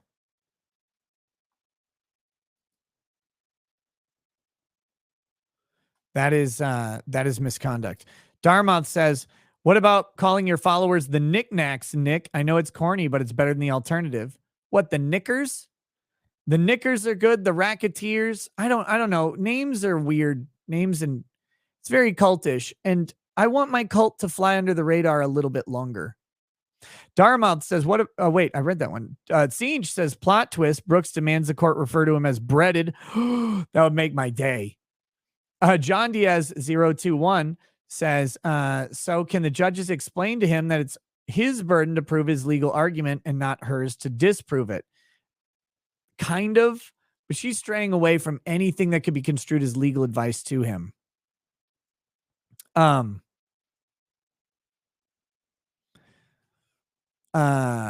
Let's see. Fleet Lord Atvar says, good. Redone 777. This witness looks like Nick Rekieta ordered from Wish. Hillstream 22. Hey, Nick, ask Vices if keel hauling is still a valid punishment. If so, about astern via aircraft carrier would be acceptable for Brooks. That'd be a long fucking journey down the keel. Damn. Or not the keel, but the ship hull. Fuck that.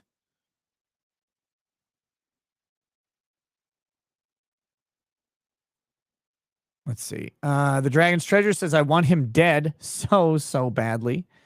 Team Ruby, the issue with confidently incompetent people like him is that they think they know it all, but they're just actually two things, Jack and shit. King Casey 44. Nick, did you ever follow up on the rest of the Debbie Does Dallas movies? No. Glib Facsimile says, objection. Do you see the DNA in the room right now? Vinny D95. Doing my admission paperwork for CNC school Monday. Class starts in November. Grifting my GiveSendGo again. That's givesendgo.com/TRDWTS. That's a trucker who's looking to get into CNC school and make a different path in his life. If you guys want to follow that, please do. Please do. Lugmeister says, so if they analyze Darrell's chair, they will only find a shit stain. Quebecistan, has anyone calculated how much time he's wasted with his objections and grounds? It's a lot. It's a fucking lot. Glib Facsimile says, objection, I do not consent to being grifted on the grounds that Rekieta is gun-phobic. Objection, creative writing on the grounds that I do not know how to read. Objection, I do not consent to the sound of Wisconsin accents. That last one is valid. That one's actually valid. Scobie says, plot twist, they were all climate change activists and vegans, granted a jury nullification. Princess Leanna, what is the point of any of Brooks' cross? Trying to imagine that I'm supposed to find this guy innocent, but I can't find a single word that clears him. There's no defense, really.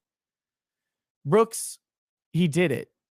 His only hope is to try and prove that it wasn't intentional. The killing was not intentional, and that's going to be that's a tough fucking sell. Negrolite says, Pope Magnum Nasus, blessings upon his house for his time to answer our penance prayers. Pledge Fenrir says, did you see the Dem in Minnesota say that she wouldn't stop standing for Big Pharma and against her constituents? I did. Princess Leanna, can you give a quick example of a statement that can be objected to for speculative and one for leading? Obviously, Brooks is doing it wrong, but I don't know how to do it right. Okay, so leading is simple. So you're asking someone about let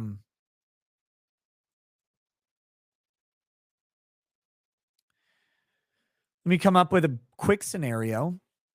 So let's say the accused is accused of stealing milk from the store, or baby formula. Very common, stealing baby formula. So the accused is accused of stealing baby formula from the store.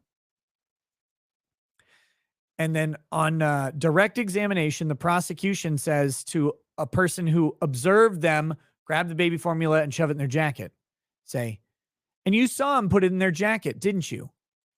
That's a leading question because the answer is implied. You did this, correct, right? Now, the correct way to ask that question is, what did you see? What did you see them do? Where did they put the formula? Wait, what did you see them do? Well, they grabbed the formula off the shelf. Okay, then what happened? But if you say, and then they shoved it in their jacket, didn't they? That didn't they? Listen to what I have said and agree with it. That's a leading question. Speculative. Why do you think they were stealing why do you think they were putting the formula in their jacket?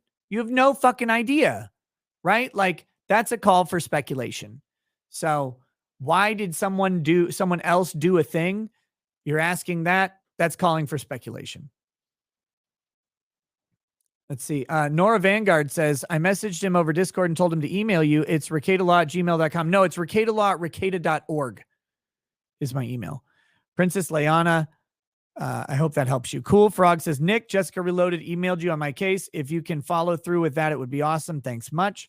And Matt himself says, remember when you were getting pissy with chat, asking you all the time to get on Rumble? You're welcome. I mean,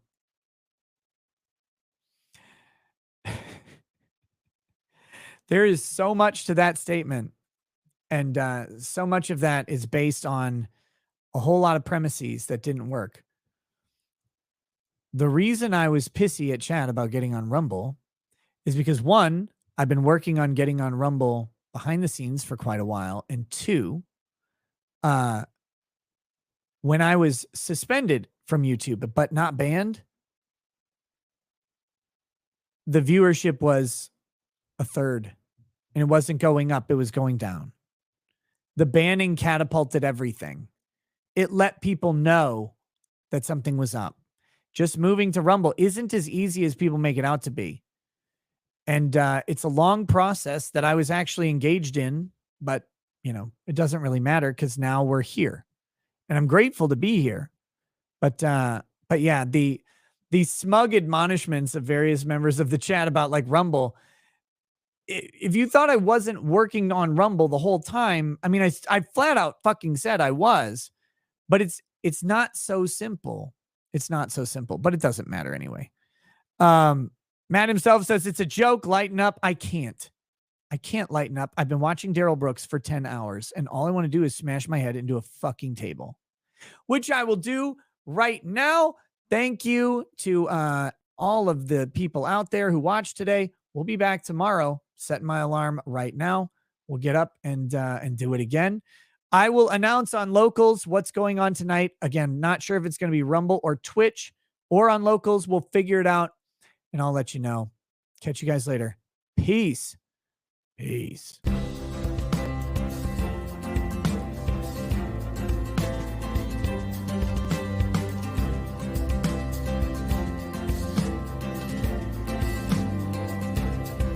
Oh, he drinks a fair bit, but you realize that it just helps get his noggin jogging along. With his glass by his side and his kids asleep tight, we'll hear some lost-plaining tonight.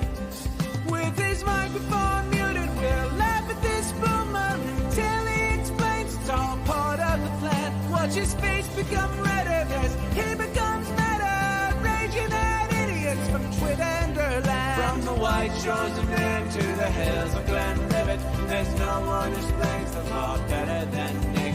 So pour out a glass for the ones who have passed, to make the law what we have now. Oh, his lady is fair, and she handles herself with the grace of one who has borne many children. As the wife of a lawman, she makes sure that he has the time and the place to provide for them there. So pour out an odd bag of Balmore of the Brook. The spirits blow as the ones who get unemployed. So pour out a glass for the tea post on Twitter, as we hear lost blaming tonight. From the white shores of Nan to the hills of Glenlivet, there's no one who explains the prom better than Nick. So pour out a glass for the ones who have passed to make the law what we are now. Oh, the guests are all plenty folks, from Dundee to Drexel. They bring their perspective and spice to the mix. But the reason we're here and the one that we cheer is the one who is showcasing us his career.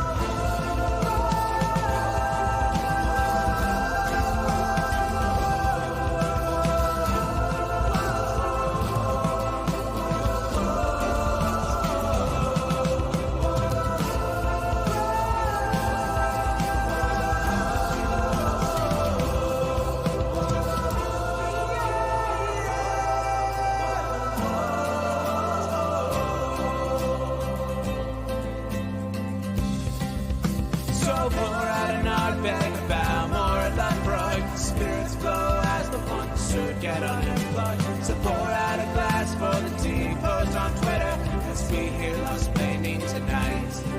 From the white shores of Nan to the hills of Glenlivet, there's no one who explains the prom better than Nick. So pour out a glass for the ones who have passed to make the law what